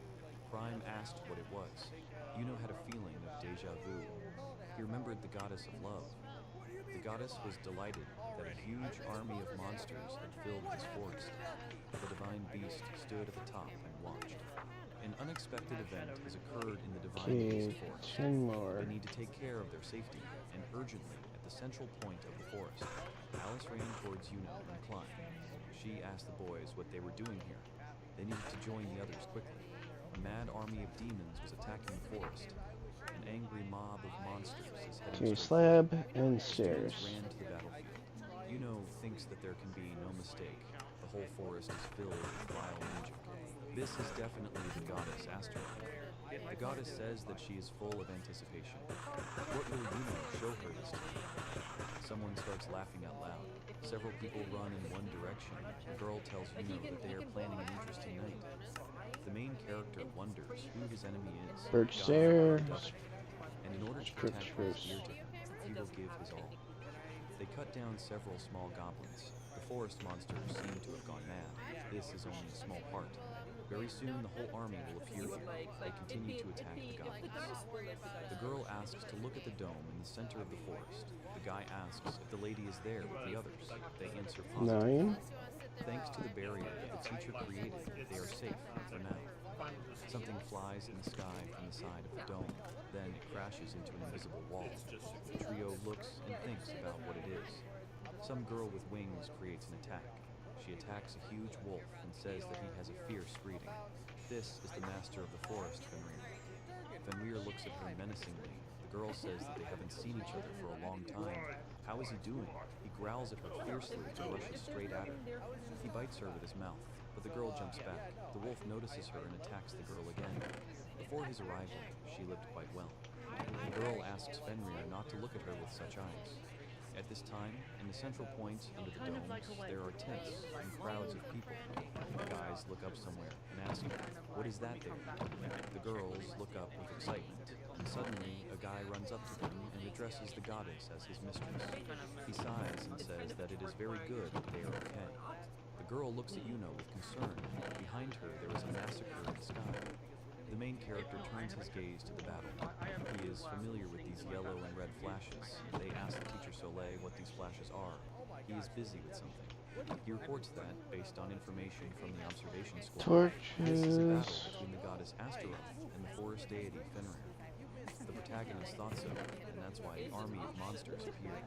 The teacher fights off the goblins. The protagonist worries about him, but he asks not to worry.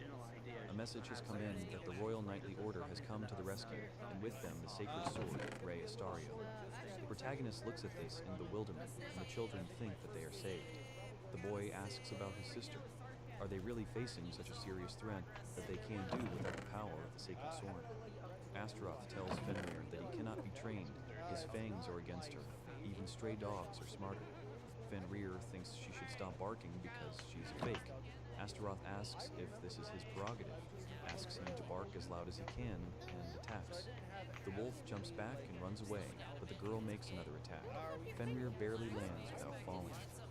The wolf is about to attack the girl again, who tells him that he is stubborn. It is not for nothing that he is Alright, called the devourer of let's gods. see. One He birch cannot stair. stop.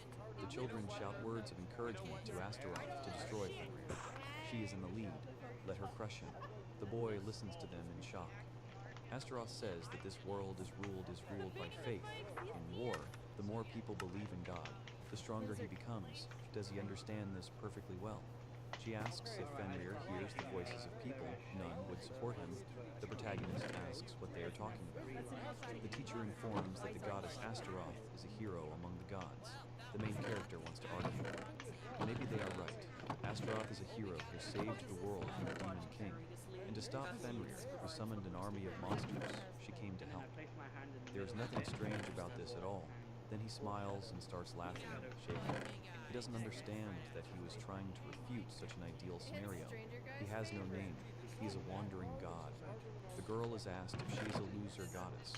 She explains to the guy that if he signs a contract with a famous goddess, he will be able to change lives.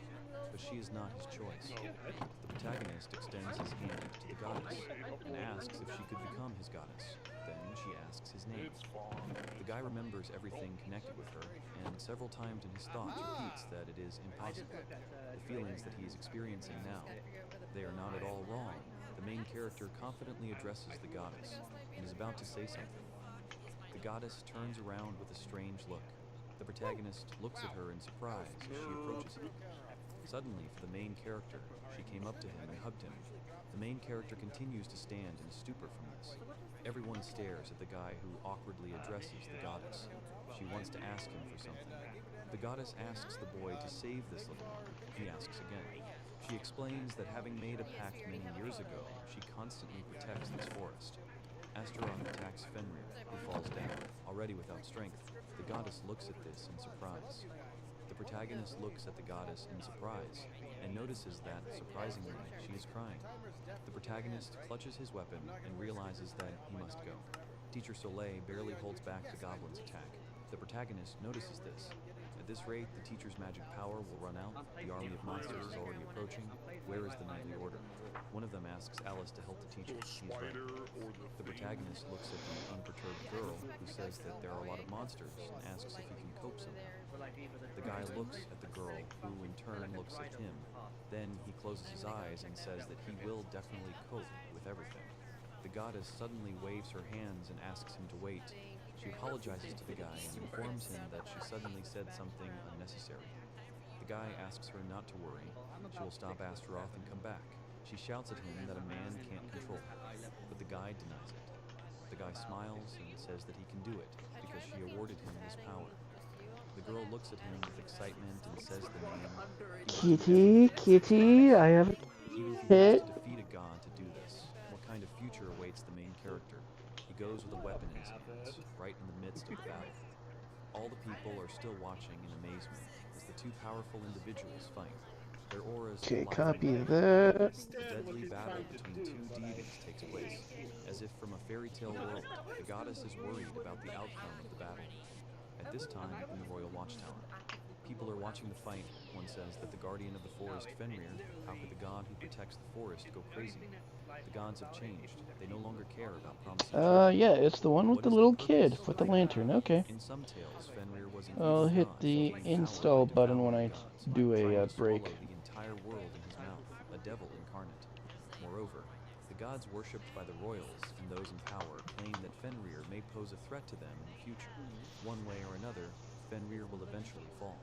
This is because today's battle involves the heroic goddess Astaroth, who saved this world, and for the same reason, Fenrir will become an enemy for all of humanity. There are still many people standing in the dome. The goddess asks the girl why she let Yuno go. Did she also think that there was no point in stopping? She thought about it too. The girl thinks that it's not that she couldn't stop him. She didn't even try. The girl only asked where he was going. He told Alice that he had to go. This is the second time she sees this look. Usually he acts stupidly. It feels like he is stupid. Hello.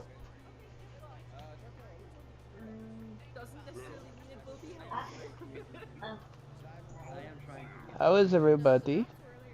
Yeah, not too bad. That's good. Not too bad. Unofficial. Yeah, I want to give you guys a heads up. You might lose some followers because Twitch is removing people from others' follow lists Uh, yeah, and being a shit stain on that again. So it's a raid. yeah.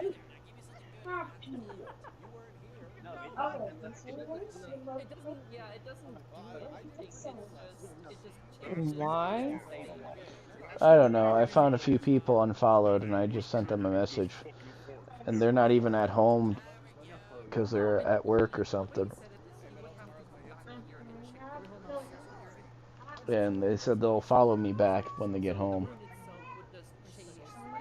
Yeah. I've heard about this once before, but I haven't heard about it in a fair while, though, I'll be honest. Yeah, it's a thing that comes and goes. Because Well, somebody's it started with fucking. YouTube, actually. I didn't know it was a thing with Twitch, but I did know it was a thing with YouTube. It does it to me all the time. It's unfollowed Russ about 5 times in my whole life all up on YouTube. Yeah. Yeah, well, I had Paper Dragon Hello Dragon Mama 03. had some people who just aren't even home and they got. It just said they unfollowed me on my unfollower systems I have. Yeah, yeah.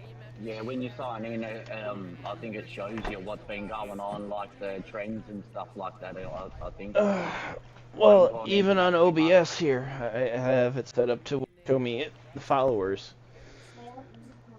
Yeah. And it's like, oh, I just lost one or two. And it's like, okay, time to check. Who unfollowed? Interesting that is happening on Twitch as well. It's been doing that for years. Hmm. Well, the actual thing was like, oh, you have 3 hours to get You didn't think that far ahead? I think it's supposed to be weekly. Ours is supposed to be a daily one. Yeah, 20 minutes.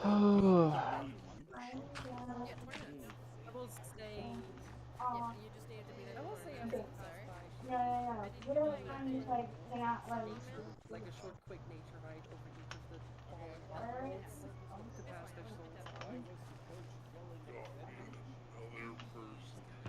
Another person who's really, really great. Let's see. Paper Dragon Yeah 4 been unfollowed from Fucking people so open the M. stupid fucking thing, you retard.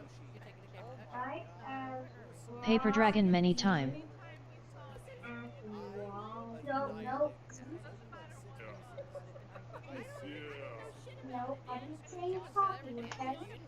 Yeah. Yeah. People stuck constipated in the bathroom.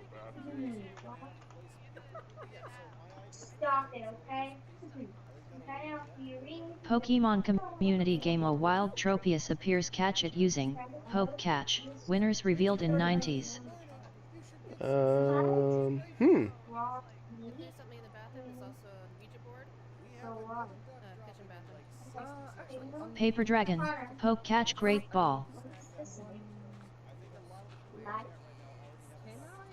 basically if I ritual cast secret animals, what's the score of this? Because that does look into a spell slot. Someone shit my pants.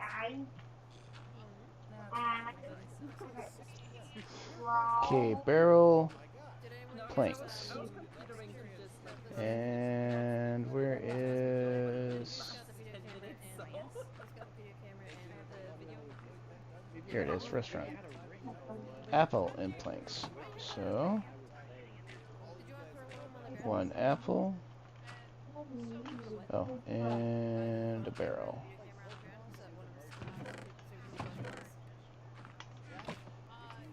Kind of preferable if you take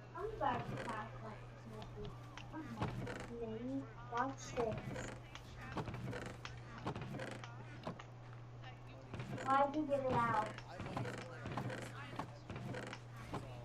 That was hot. Pokemon community game Tropius has been caught by Paper Dragon.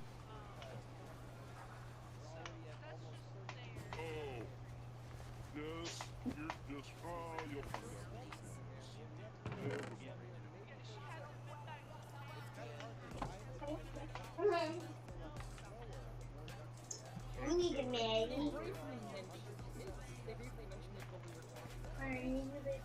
Okay? The front up. Wait. Wait. You'll find out.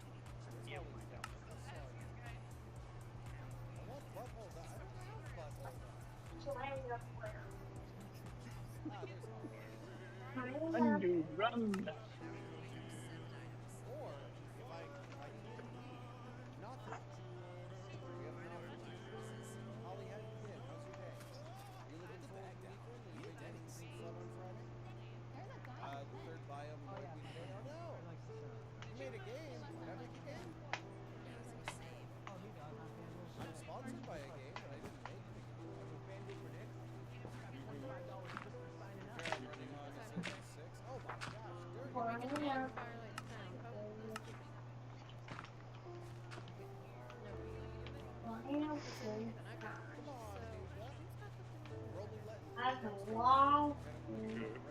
Stream elements, feel free to come in and join the fun for crazy adventures through the worlds. URL.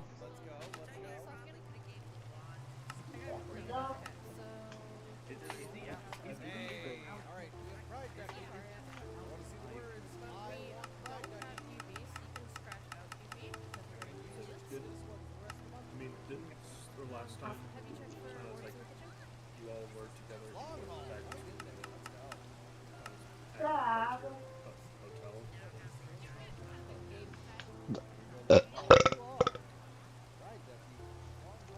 Yes.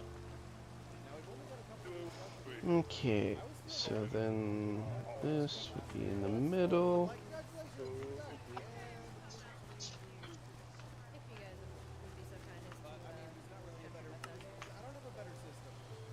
Let's see. Stream elements. Hi everyone, as a heads up I have sleep apnea and tend to fall asleep sometimes in my streams. Please be patient with my disorder or try waking me up with my redeems.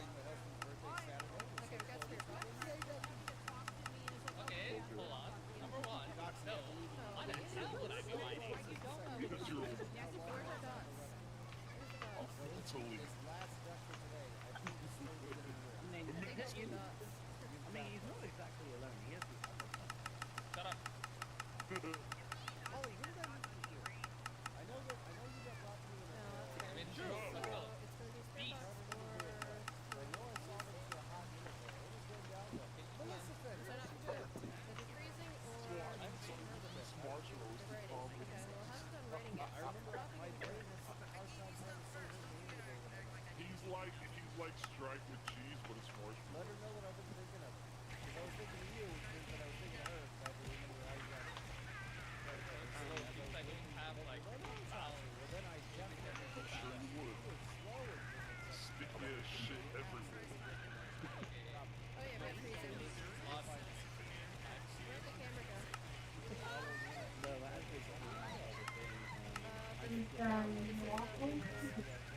beamer is huge. Where's the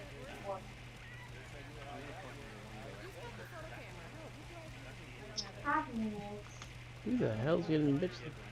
Oh, okay.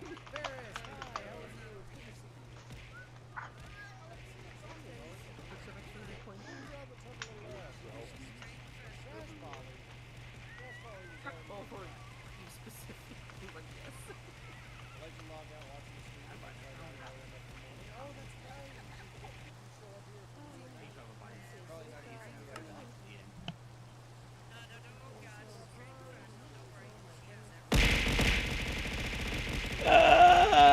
What the fuck? I got freaking pelted with hearts and freaking steak. I'm not, I'm just making a motion. That's How are you here? Golar, they're wet enough. You don't need to water them down more. Yeah. I'm not killing him, I'm just making a motion. My chats are really funny. Because for the most part, because I have a lot of partners. You're not killing A who? lot of my chats end up on other partners that I've never met. Are we good, or you guys looking to get more media? I end up on like We just need a photo, and then stamp a punch or something. Not photo will go. I'd like a brand new affiliate. And I'm like, Past it. I will literally go right past it and take the marshmallows and grab a few and then walk in. No, we have all three. Like, even if third grade wanted to be stealthy, and at this point, why would Okay, so that's marked for now. In charge of the map right now? I'm gonna do the like 10 things he would actively like me to Trenta with Ugh. Yeah, sorry to dip out on you this morning, Kato. We had to go.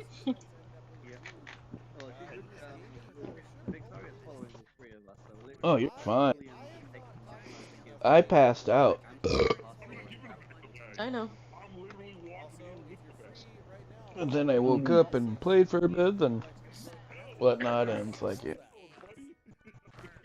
Hey, hey, at least I'm getting a chance to use my CPAP machine now, so I can get some decent sleep. Well, that's 100% true.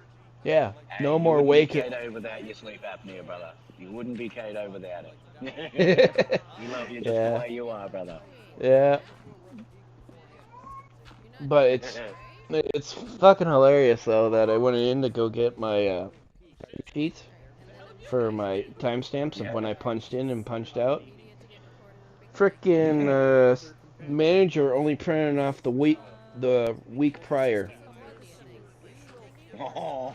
Did not print off everything from when I started, because she also terminated my access to the app on my phone to see said timestamps.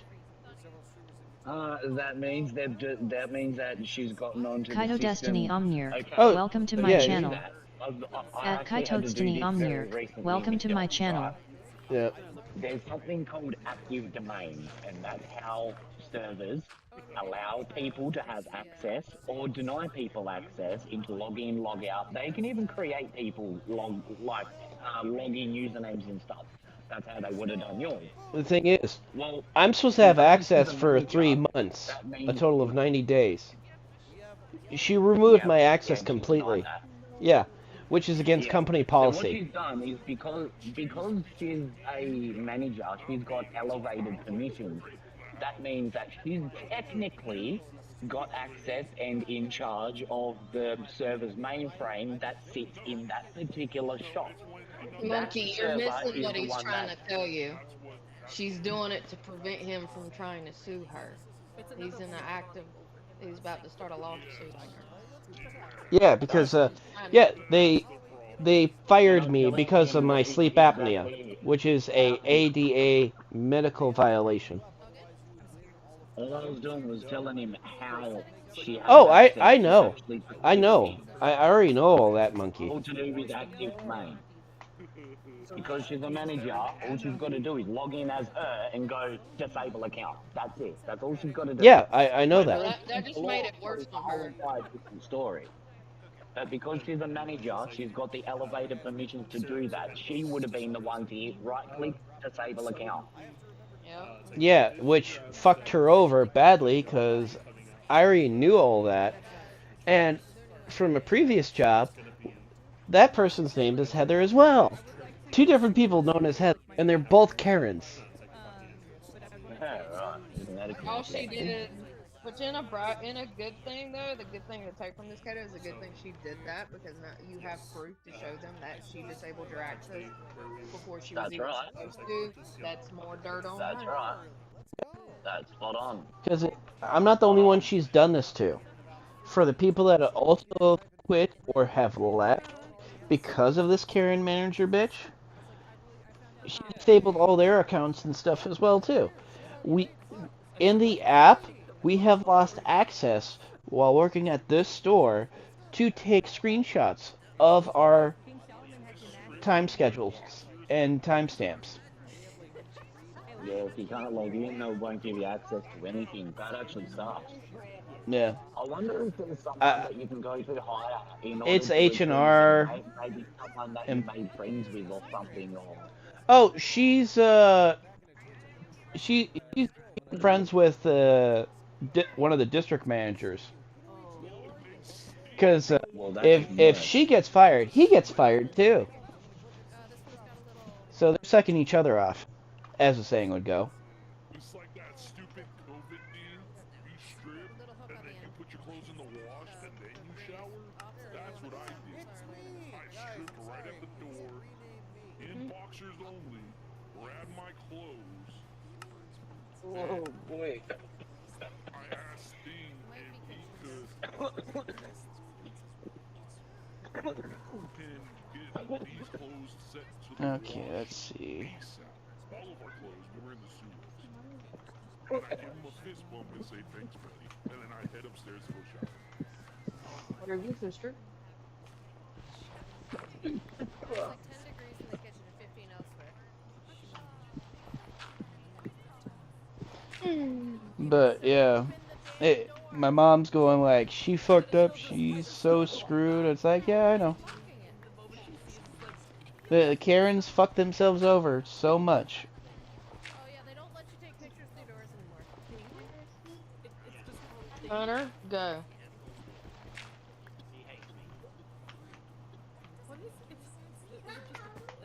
Hunter, you can go sit in your room with that attitude.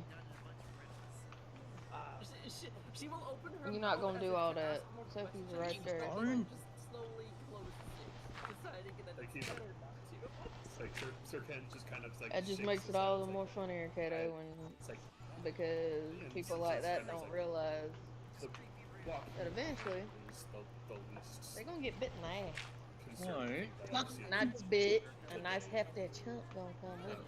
He looks forward to Yeah, well, with her bloated fat hippo ass, it's gonna be quite a lot. Look up at Sir Ken and slowly nod across the situation.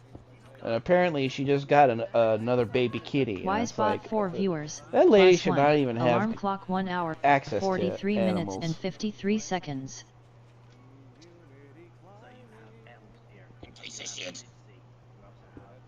I feel sorry for the cat.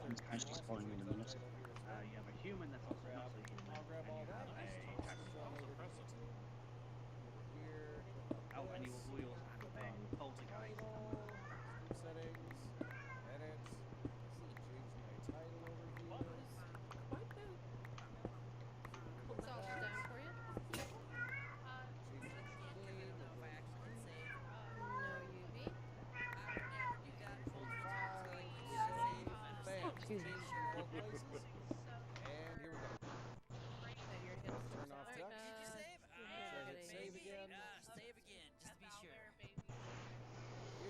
Can't you behave like your sister here, who's sleeping in the basket, huh? getting annoying. Pokemon community game A It's gonna wild give me a fungus fucking appears. headache or Catch it something, I using swear. Poke Catch. Winners revealed in 90s. But when he looks at her with a determined look, she sees a real man in him. The first time she saw that look was when Yuno made a pact with the goddess Athena, and now he has the same look. Both girls are concerned about the state of the main character. The goddess informs him that he will definitely return, because she has not yet given him the order to die. She also wants to believe in Yuno, however.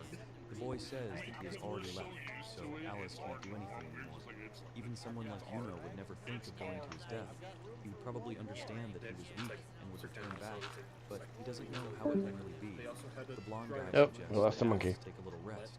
He is right. No, monkey, come back. He asks them not to say this so easily. He was fussing at his phone, And asks so. them if they understand that Yuno is walking straight into the heat of battle. It's no use, she can't act cool now. They're probably worried too. The guy tells her she's right.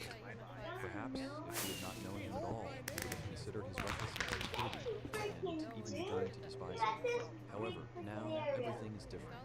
He has no confirmation of these words, but he is sure that Yuno will return alive. At least his instinct tells him so. The main character sits on his knees with his eyes closed. The guy is at a crossroads, and if he makes the wrong choice now, everything could end badly.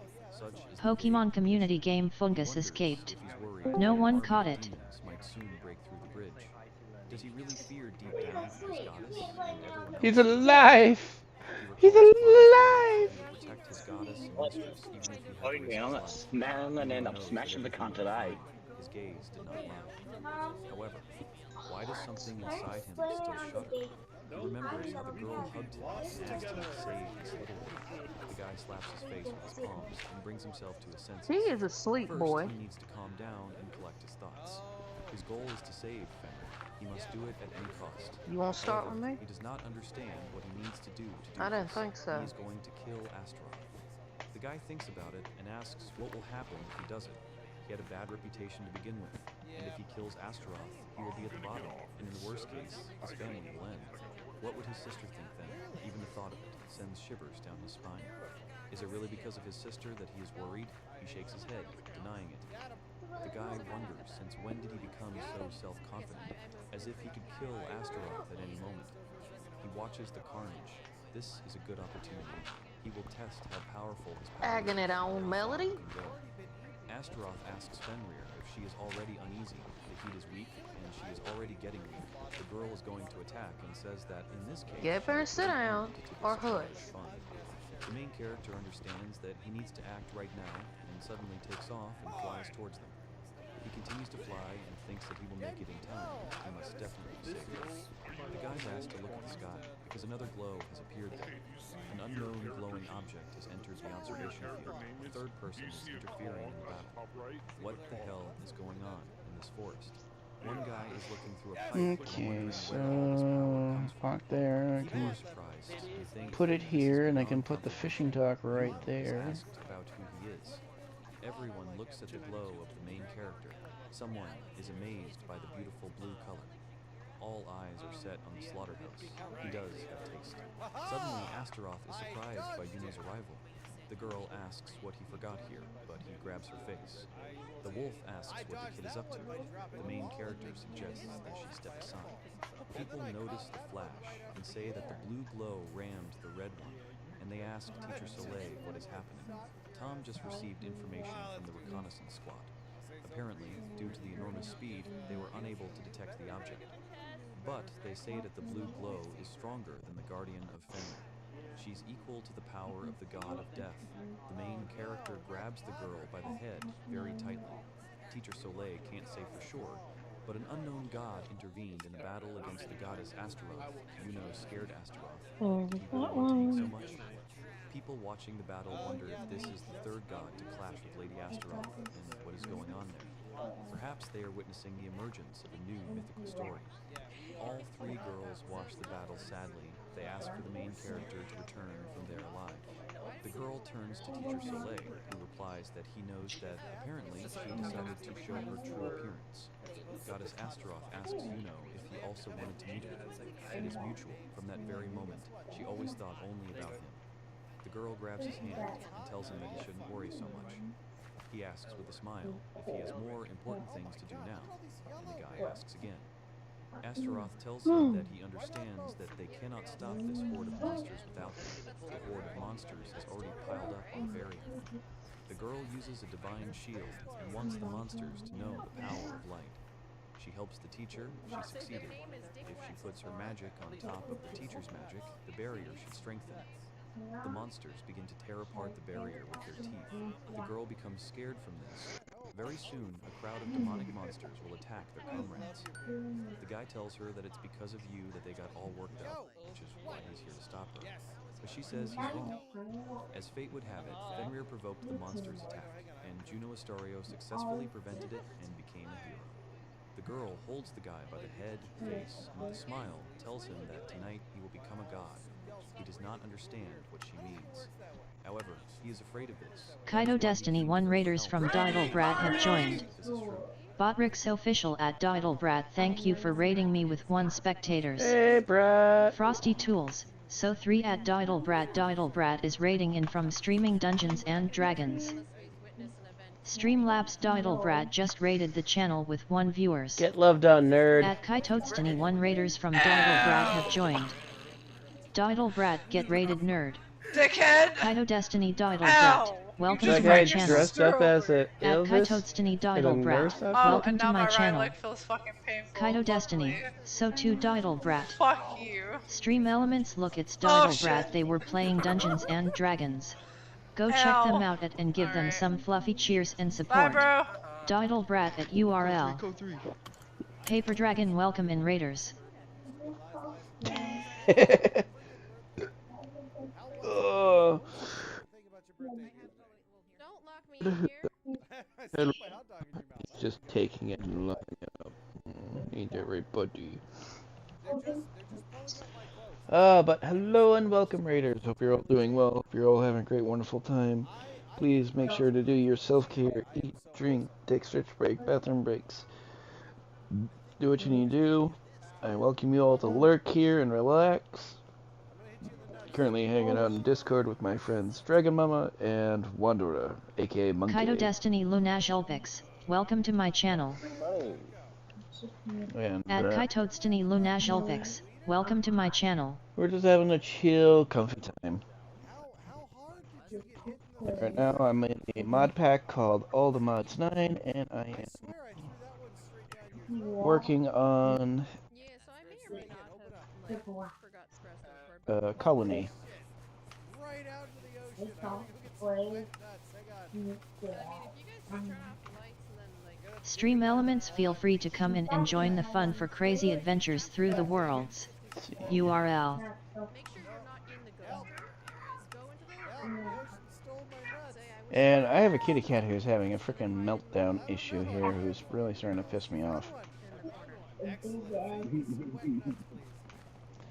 wait a minute. She's gonna find real quick, with all that meowing she's been doing, what the spray bottle feels like. I got more air. That seems to be everyone's fallback. That's my fallback message.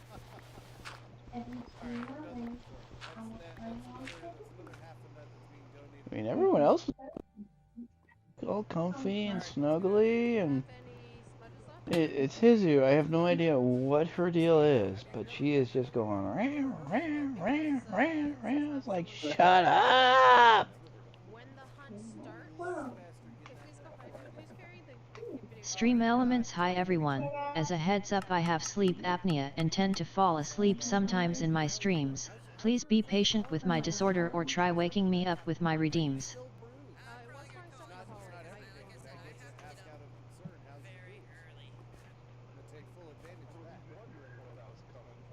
Let's see. Don't get a bird video players, because even though it said recording, it didn't fucking stop it. You could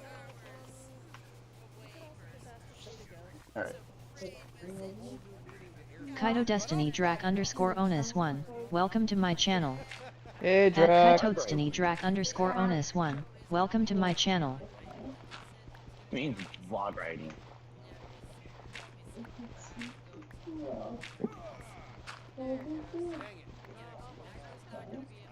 You vibrate. I was talking about you. Get its temperature You when got you hit by a car while you were in a Nice.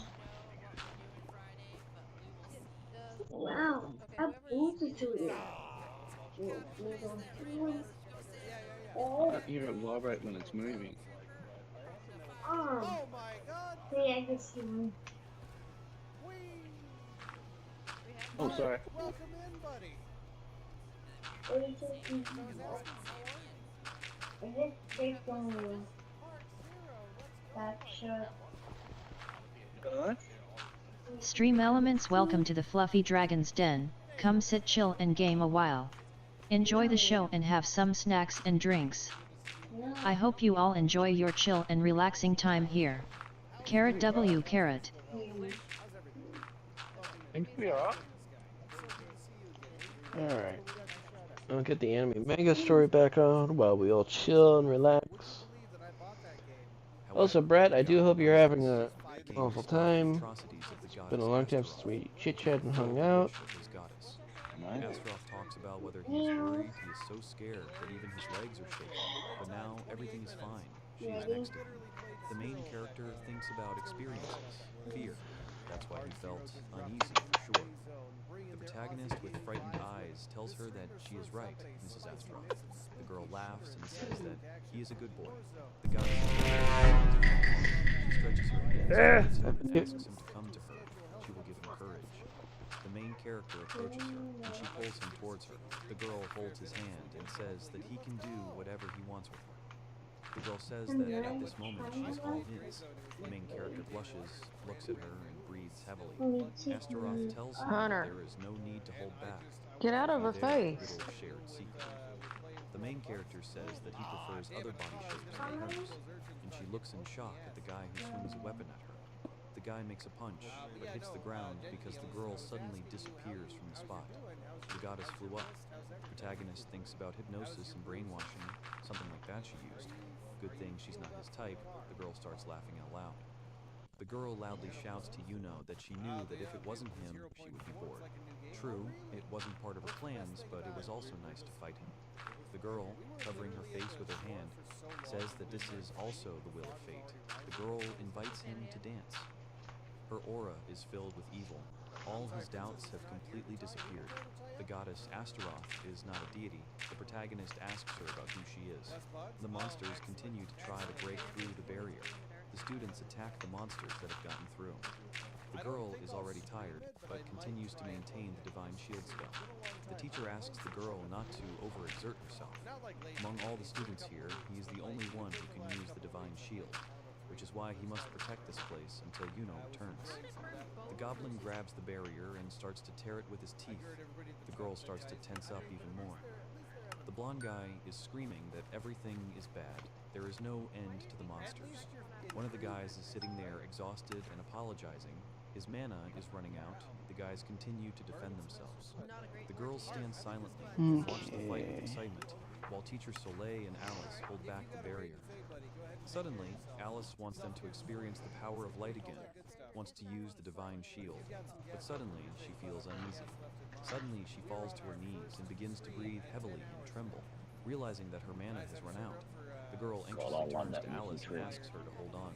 She couldn't do anything again. She couldn't stop the person dear to her, and now she can't even fight when people's lives are at stake. She thinks that she is helpless. She thinks about how she is the best student in school.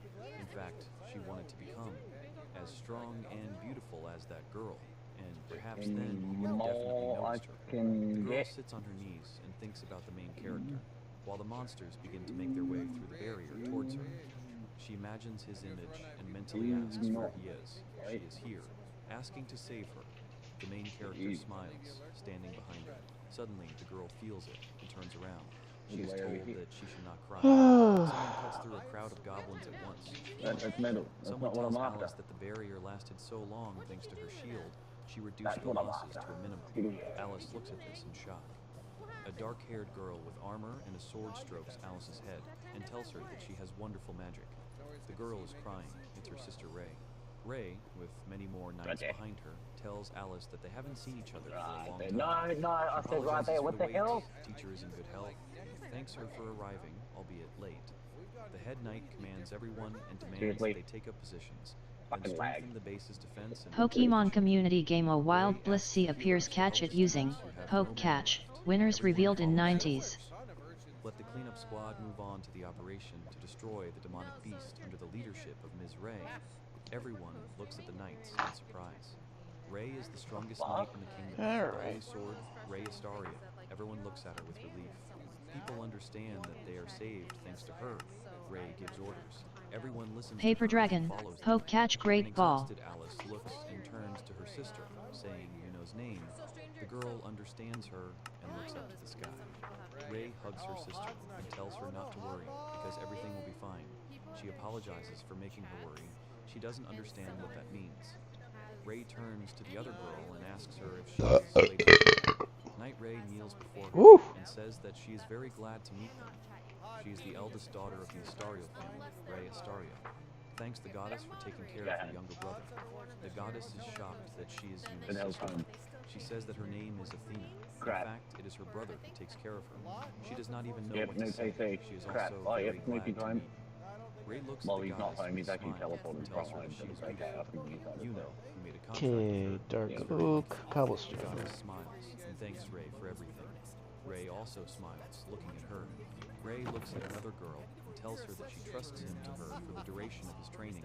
The girl says that they will see about that. She wonders if Pokemon community game Bliss C escaped. No one caught it. People don't understand what the atmosphere is like here, Ray says, and she admits it's quite selective. However, let him not forget that Yuno adores his sister. She says that he and Yuno are not related by blood, but live under the same roof. So, Yuno was very happy about this and said that here, unlike in the Astario family, Ray looks at the girl with hostility. They continue to stand opposite each other. Alice thinks that she is actually Yuno's childhood friend and is sitting next to him, or that these are weak arguments. Suddenly, she hits herself on the head and doesn't understand what she's thinking. Her friend looks at her in shock. After all, she thought they were similar. However, she didn't expect it to be that much. The two girls angrily turn away from each other. The knight turns to Ray and says that it's time. She already knows it. The girl points her sword towards the monsters behind the barrier and says that she needs to show Okay, Dark Oak planks, stairs, slab, fences. Everyone around is watching Ray. An aura is emanating from her. She is trying to concentrate. She opens her eyes and is about to strike. A thick beam of light shoots from her sword straight into the sky. The girl hits the monsters with this beam, but the blow goes much further, into the forest. All the monsters in the path of this beam are destroyed. Everyone is shocked by this, but Ray says that now we can continue. The knights joyfully raise their hands and shout for everyone to run after Lady Ray. They will push out the enemy. The fair-haired guy understands that here it is, the strongest sword. Alice looks at her sister with a smile and thinks that she will definitely save Yuno. One of the guys thinks that the girl has a bad name for the punch. The main character of this Torches, time is going to attack stone Astaroth and asks bricks, her who she is. furnaces, She dirt. flies right above him. She suddenly is going to attack the guy. The girl makes an attack, which the main character successfully dodges. In play, he thinks about what these words meant, about the fact that tonight he will become a god. The protagonist dodges another attack straight to his head. It doesn't matter now. It's better to focus on the fight. The guy makes an attack with his weapon, which she playfully dodges. But the main character Fucking ants in this place again. but misses her. Yuno realizes that she put his goddess and all the innocent students of the academy in danger, and remembers what she said. And now she wants to take advantage of her position and blame the offender of these events, Fenrir, for the rampage of demons. A being who enjoys such atrocities cannot be a god who shows everyone the way. It's just outrageous. The main character attacks the girl and sees that she is not there. The girl laughs and ends up right behind him, but he turns around very quickly, almost reaches her face with the tip of his weapon, but she manages to dodge even such a close attack. Astaroth smiles. The main character thinks that this is not enough. He attacks the girl many times, but still cannot hit her. He attacks and reflects that even if her name is in many legends, even if people all over the world call her a hero, he never, absolutely never, acknowledges her as a hero. The protagonist almost reaches her with his weapon, which surprises her. Then he finally manages to stab her. However, in reality, he scratched her. The girl says with a smile that it was not bad. The guy is shocked by this. Fenrir at this time lands from the sky to the ground, then sits and watches the battle, thinking about Juno Astario and how he should take his time. Hello, Rose. Fenrir is worried about something. Nose. The main She's just character trying to take you manages somewhere, to Eddie. slightly wound the Bye, girl. Eddie. She smiles and says that it is not bad, but she manages to grab his weapon with her hands. The girl raises the weapon along with the main character, saying that this is clearly not all he is capable of. She manages to throw the guy far back. He hits the ground hard and continues to bounce back on the ground. He finally stops. The ground beneath him breaks. The guy opens his eyes and sees something that surprises him. The girl looks forward, covering her face with her hand from above, and thinks that all this is too strange. At this time, something moves quickly. The main character stands and thinks that this will not work, and this is still not enough. In general, Yuno realized what she was capable of, which means now he should definitely surpass her. He holds his weapon and looks angrily at his enemy. The girl smiles and tells him that he has a beautiful face. It looks like she will have fun yet. Then they run towards each other. They find themselves next to each other again and attack each other, sending a shockwave across the entire street. The main character suddenly appears above the goddess and attacks her, but she simply disappears. His weapon is stuck in the ground, and then she wants to attack him. However, the guy notices this and pulls out his weapon along with a piece of earth, swinging it at the goddess. The girl notices this. The main character attacks, but the girl managed to dodge. Her hand ends up next to him. The girl attacks the protagonist with a thick beam of light from her palm. After the beam ends, the guy appears next to her, which shocks the girl. Right now, he can kill her. He just needs a little more. His weapon almost reaches the goddess's throat, but for some reason he stops. He thinks again that he can kill her now. The girl smiles. The guy's hands shake along with the weapon. The goddess asks if he realized it.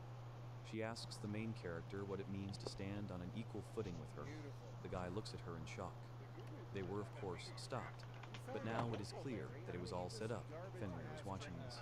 The main character thinks that if he kills, then right now, but what if he was wrong? The guy can't move. Then everything will come to an end. He introduces his loved ones and his friends. The girl congratulates Yuno Astario. The girl, spreading her arms, says that sooner or later he will be able to reach them. The protagonist continues to look at her with a weapon in his hands, but he cannot make a mistake in his choice. The guy remembers the words about making Athena the strongest goddess. He chose this path himself. Until now, he had neither a goal nor a desire to become a hero. He did nothing, which means he now has a reason to try. The goddess informs them that he has been chosen by the enemy to dispel their mortal boredom. The guy remembers how he was congratulated on his birthday and asked to make a contract, but the guy asks the girl to shut up. The goddess raises her hands and says that for the first time she is grateful to God. She thanks him for giving her such a wonderful toy. The main character mentally asks her to stop approving of it. The guy covers his face with his hand, saying that he is not like her. The goddess offers to dance so that he can show the world his strength. The girl asks the guy to let him know that he is there. The protagonist realizes that what he must do is shut her up. The protagonist manages to move and throws away his weapon, then goes to punch her. The guy asks the girl to shut up and continues to attack her, but the girl only smiles. The protagonist almost reaches it, but Fenrir asks him not to let himself be absorbed. The protagonist is surprised. Some kind of attack appears from above, and behind the main character appears the wolf Fenrir, who appeared very quickly. After the attack reached the ground, a crater appeared at that place, and suddenly someone with 3 wings on one side appeared. Suddenly, a man with 6 wings appears, flying through the sky and looking forward. He reports that this is a violation of the agreement. He turns to Astaroth. The girl looks at him. Fenrir flies away from the battle site. The protagonist, peering out of his mouth, looks down and thinks about what the hell this is. Fenrir tells the guy not to even think about getting involved with them. He's not old enough yet. The protagonist understands that this is really a bad idea. The man is too far from him. However, for some reason, the main character still feels as if they are somehow similar to him. The protagonist gets off Fenrir, who notices this and asks him where he went. The guy apologizes to Mr. Fenrir and says that he just wants to talk to him. Fenrir gets angry at the guy. Astaroth asks about the violation of the contract. Is it possible that he was mistaken? Does he not want to tell her anything? It was not for nothing that she herself was looking for answers. The appearance of a homeless goddess. the existence of Juno Astario and the so-called treaty with which he restrains him. She had long guessed what was going on here. Astaroth asks the Flying One if nothing has ended yet. What will he say to this, respected supreme god? God asks the girl not to try, because her demonic eye will not work against her. The girl asks if he is planning to run away again. The girl should know her place. She is simply required to keep the agreement. He said that it is not time yet. Astaroth first looks at him, then laughs and says that she understands everything. The supreme god is talking about that her time has not yet come. The supreme god calls the guy a buffoon. The protagonist looks questioningly at the god. He tells him that he is a fool who has not mastered his power. He should not force people to dirty their hands with him. The protagonist asks if he is a jester. God says that he, unsuspectingly, dances to the tune of fate, a real jester, a pawn who is led along a well-trodden path. That's who he is. The protagonist asks what he means, then thinks, and then asks in what sense. Astaroth appears next to Lucifer and laughs, telling him that she told him that he was an interesting guy. No matter how much you show off, he won't understand. The main character reflects on the fact that he is Lucifer and wonders if he is the almighty supreme god. Lucifer calls the guy a nobody and asks why he is here. God says that he has no purpose or principles. Everything in him is created by fate. He did not choose anything. The guy thinks about what he is saying, what he wants to tell him. So far, the main character cannot understand his words. His existence has no meaning. God asks the guy not to disappoint him. The main character silently looks at him. Lucifer leaves and calls Astaroth with him. The girl says goodbye to Juno and tells him that if he misses her, he can call her. Suddenly, they both disappear. The main character stands calmly. Then the monsters that are in front of the barrier, suddenly they are surprised and look around. The main character thinks that it seems the threat has passed. Suddenly glowing eyes appear behind him. Juno thanks Fenrir for everything he did. Then the blood rushed to his head and he did not even notice the threat from above. In the end, it wasn't he who saved Fenrir, but he saved his life. He doesn't understand what he did.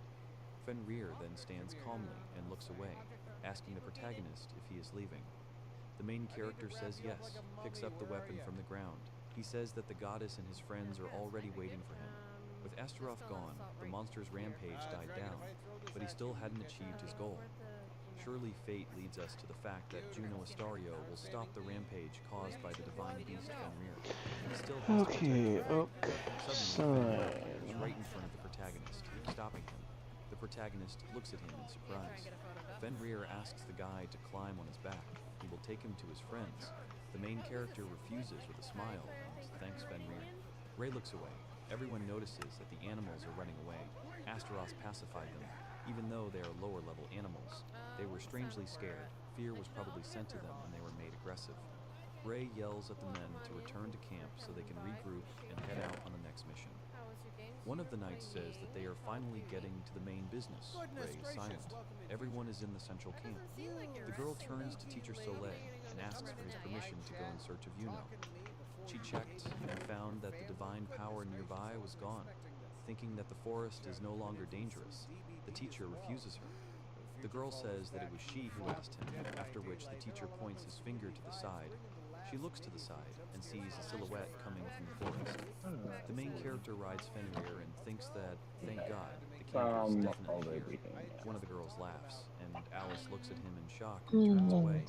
The main character notices this. Then he sees the goddess, who looks at the It's already protagonist hurting, Melody. and then runs towards him. The protagonist happily gets off Fenrir. The girl happily hugs the main character and congratulates him on his return. He says that he has returned. The girl thanks the main character and then opens her eyes in surprise. She abruptly lets him go and they look at each other in embarrassment. Ray comes up to them. The guy turns around and tells her that they haven't seen each other for a long time. His sister hugs him. She is very happy that he's alive. Everyone was so worried about him. But his sister believed that he would Paper return Dragon unharmed. finally Friday. If he was safe, if he wanted to eat, she could share with him. The main character was embarrassed and asked to stop. The girl asks Yep, the it guy is Friday for you, bud. The main For character Paper says Dragon. that it is the wolf he met in the forest. He saved him from danger and brought him to them. The girl understands this and approaches the wolf, strokes him and thanks him for protecting Juno. And yet he has such beautiful fur for a demonic beast. The main character asks if she can tell how the situation is in the forest, if something else has happened. As for the rampage, he himself sees that the wild animals suddenly came to their senses, lost their organization, and ran away into the forest in fear. Also, in the capital, we were informed that the Pokemon culprit of the community rampage game a was the wild local Baltoy god appears protector of catch the it forest. using Poke The guy Catch. expected Winners this. revealed The in question is, 90s. what will happen next now they must complete one very important mission the main character asks about it? This is the destruction of the divine beast Fenrir. Hello, Such an Russ. order was given to her Yeah, in dear. the Royal Knightly Good. Order. Dear, Get good the job. alone, and he will hide so that people will not Dear. find him. Fenrir says that he Dear. is actually the guardian of the Dear. forest. The main character says Yeah, that this dear. is the reason.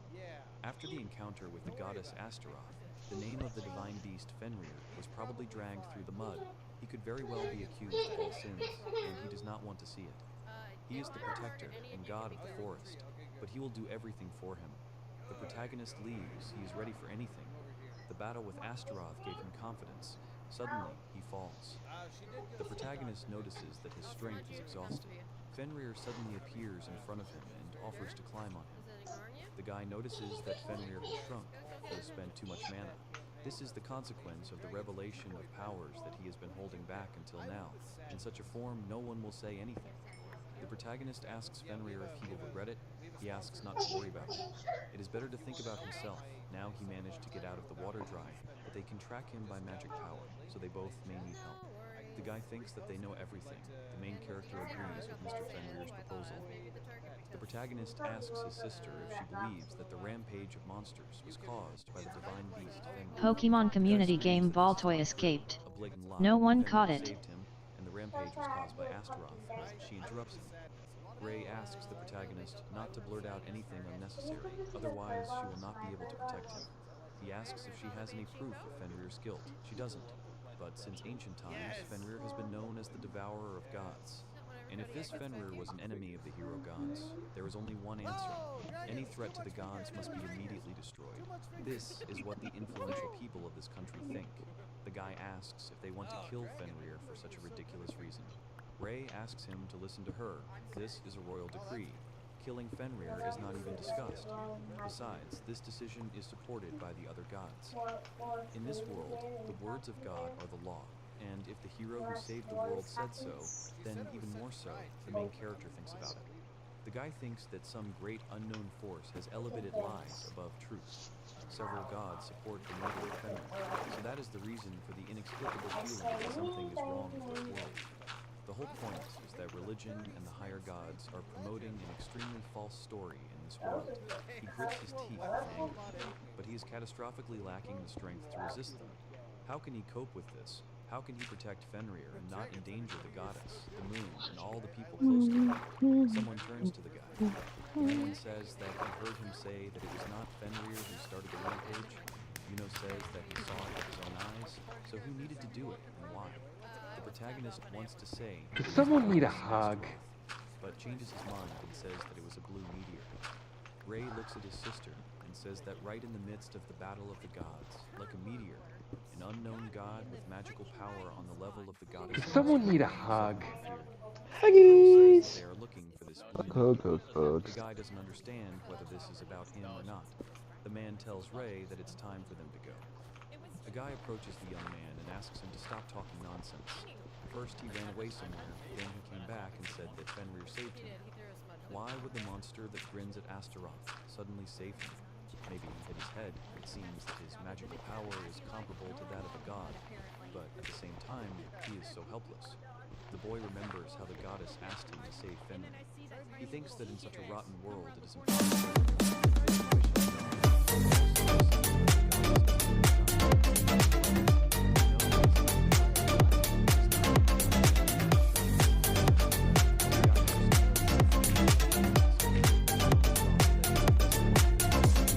Just needs to remake it so that it becomes worthy of the goddess Athena. Fenrir asks the guy what he's thinking. The protagonist found a way to save his life. Fenrir asks if he's thinking of standing up against the whole world. He denies it. The main character says that he will not stand against the world, but he needs new power to carry out his plan. Wargots 999. Hi Kaito, how is your day going? Fenrir will be able to. Kaito Destiny Hi, Wargots War. 999. Welcome to my channel. They need to series. At Kaitodstany Wargods 999, welcome to my channel. Contract with the god is made once and for life. This is the unspoken rule of the world. The god Yeah, my asks day's all Kaito, going alright. because he didn't say anything, she also wants this. Except He for a asks to whiny save little her from kitty the cat end. here. Most gods do not like it when people worship several deities at once, because the contract is made with absolute trust and respect for one god. She did not expect from the beginning that he would be only hers. Athena tells the boy that he gave her light, so she asks him not to doubt. His beautiful kindness will make everyone happy. The main character looks at her in surprise and lets go of his head, thinking about how happy he is. Happy that he made Pen? contract with her. The guy thanks the goddess, but the girl asks him not to forget. Not to forget that she is the first god he made a pact with. The protagonist thinks she's cute. The man orders all the squads to split up and start searching for the Fenrir. The main character asks the goddess not to worry. Even if the first god was an old man named Zeus, the goddess Athena would be his priority. She can be sure of that. The main character passes by his sister, and at this time she says goodbye to him. There are people standing behind them. The boy agrees with her and leans towards Fenrir, addressing him with his request. The main character asks Alright, him Loma to Man, you meet better him. have something good. Fenrir asks what he has in mind. Ocean, The guy says that he needs ancient, power. okay. He had already amazed Fenrir with his power. What was the point of Ocean, making a pact with ancient him? city The map. skill of changing appearance. That was the kind of power he needed. Even if it was just to change size. It would not be him who would stand against the world, he recalled these words. Yuno says that by rewriting the name of the culprit of the rampage, it will not be the goddess Astaroth, not the divine beast Fenrir, not Yuno Astaria, but essentially with incredible power, which people Okay, took just need to go find a compass now. he will be able to break this false story. Fenrir thinks that this is nonsense, an interesting thought, but it seems that he does not quite understand who the gods are. Making a god your ally or enemy is not as easy as he thinks. The main character understands this, but he has a task that only he can accomplish. He will pave a new path for this world. The guy says that... Yeah, the story makes me think that the gods are out there actually the demons, and they're just lying to the humans. And says that he will follow the path he takes, and the guy gives him a place in the front row for this. The main character tells the teacher, Soleil, that he will take the beast into the forest. He sighs and tells him to watch, and not to be too willful, and he will be the one to answer for what happened. Yuno looks at Fenrir, who tells him that they will hide in the bushes in that direction. He doesn't care where, as long as no one sees them. The guy notices something. The main character looks at the goddess and turns to her and tells him that she can do it, although his father doesn't like I'm being animals. getting meat thrown at me. The goddess strokes Fenrir behind the ear. Cake. He is such a beautiful, Glorious, elegant, and noble animal glorious that he will cake. definitely love Is her no one home. here to see this? The main character you Are already you continue guys to all confront, blind or and then something? I says mean, that look, if only he himself look at that cake. Look at that. Paper cake. Dragon's loving my cake redeems. That looks is like he wants to so go back to good. the forest, and they feel sorry for him. The goddess asks the protagonist what he has in mind. The protagonist replies that he is going to the toilet. The girl suggests that he go right there. Yuno is silent for a while, then says that this is too much. The girl fixes her hair and says that everything is already over. The goddess tells the guy that he stopped the battle of the gods and returned alive. That's enough for you. Perhaps he heard such a kind voice of Luna for the first time. Was she really that worried about me, or something else? He wants to tell her something, but the girl asks him to stop worrying. Each of them lives here in their own way. He is also an ordinary person, an impudent, obscene knight. That's who he is. However, if he still wants to go somewhere, then let him first give her an oath. Let him promise her that he will return to her as he is. The guy makes an oath, saying that he will definitely return as before, and will be with her in the future. The girl turns around and leaves, asking him not to forget his words. The guy nods, and the girl calls him a fool. The guy turns around and looks after the girl as she leaves. Fenrir reports that he noticed that the guy has great Cobblestone. Yuno looks down at him and agrees with him with a smile, saying that he thinks so too. The guy and Fenrir are sitting opposite each other. The wolf asks the guy if he is ready, but he is not going to lie. He is nervous. After all, he has to become the god who instigated the riot, the blue meteor, and stand up against his sister and the royal knights. The protagonist extends his hand and asks Mr. Fenrir to begin, who places his paw on his palm. Yuno wonders what Fenrir felt when he listened to his conversation with his sister. The guy thinks about it. The divine beast that had protected this forest for centuries was needed by the higher gods and the people who believed in them. He doesn't know how that legend is connected to this incident, but the fact is that the goddess Astaroth caused the monsters to rampage, and the divine beast Fenrir stopped it. And this truth is now being hidden and distorted in every possible way. Paper Dragon, we This need is cake absolutely throw wrong, redeem. and so the main character will begin to change this world. The guy kisses Fenrir's paw. Suddenly, everything around the main character begins to glow, which he looks at in surprise. The guy thinks that the forest is happy. Suddenly, a woman's hand touches him from behind. A girl beast appears, who thanks the guy, hugging him from behind. The girl says that she has found the meaning of her life. The guy thinks that this is a girl. He has heard this voice somewhere. The guy comes to his senses. Fenrir says that they made a contract, although maybe nothing has changed for him. But he has acquired several skills, whether he wanted them. The main character reports that he had a dream and asks what these skills are. Fenrir asks the guy about what's wrong with his face. What does it mean? This skill alright. allows you to change your Let me appearance see at the whim here. of your imagination. It takes a lot of magical powers, but for him, it's not a problem. The guy is happy and says that this is exactly the skill he wanted, only the name is strange. This skill only changes the appearance. Let him not forget that those with a high-level detection skill can expose him. The main character wants to try. He uses the skill. Since he can change his appearance at the will of his imagination, he will create a look to his taste. Let her hair be silver, like the moon and the goddess. Her eyes be blue, like Alice's. Her face be like a handsome man's. She wants to be as handsome as Clem. The clothes should be black, made of delicate fabric, like Fenrir's fur. The figure is adult, no need to change the gender. He need big wings, like Lucifer's. The color should be the opposite of black. The main character says that everything is ready. He shows himself to Fenrir and asks how he is. Fenrir says that it is not bad. The guy is about to leave, flies away on wings. The guy asks Fenrir to wait for the moment when the time comes. He says that he's already waiting. The fair-haired guy who flew up into the sky thinks about how beautiful the moon is, and when you are close, it seems to attract you. Such things are beautiful in the eyes of anyone. This is the truth and the law of this world. That's why this world needs someone who will call a mistake. A mistake. You will remember moments. I need a the guy cake says that picture. He will not follow fate, but will go the path that he considers right. He found his sister and his knights.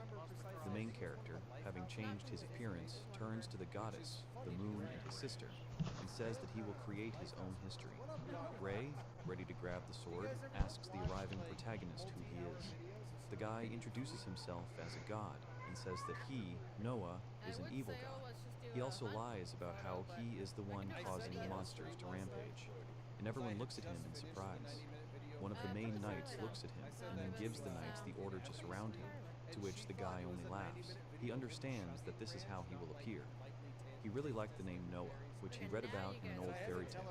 All that was left was to show the royal knights his strength and make it clear that Noah was behind the monster rampage, and his mission was accomplished. It's time for him to prepare for landing. He's above a group of people, and then he's thinking about how he's going to land at all. Behind the knights, a blow from the sky hits the ground. People cover themselves with their hands from the ground. Ray thinks that the enemy is attacking them. The main character lies in the middle, his body stuck in the ground. The knights stand at the ready. The guy then stands up and laughs, saying that the Earth's embrace is so unpleasant today, and then wonders what he's even talking about. People are screaming about how they need to surround him, not understanding who he is. Honestly, I want to leave and replay the scene, but once it starts, there is no turning back, which means he'll crush them. The guy asks if people know who they're talking to. Ray suddenly asks Garnos to return his soldiers. He asks why. Wouldn't it be better to immediately catch the scoundrel? But she screams that she won't repeat it. Garnos shouts for them all to stand still. The protagonist mentally thanks his sister for turning her gaze on him. To be honest, he was a little scared, but now he can play the role of a villain without a twinge of conscience. The main character says that it seems that only this girl has brains. Ray tells Garnos that if he doesn't want to lose his soldiers, then he should be a little more careful. Most likely, it's not a human.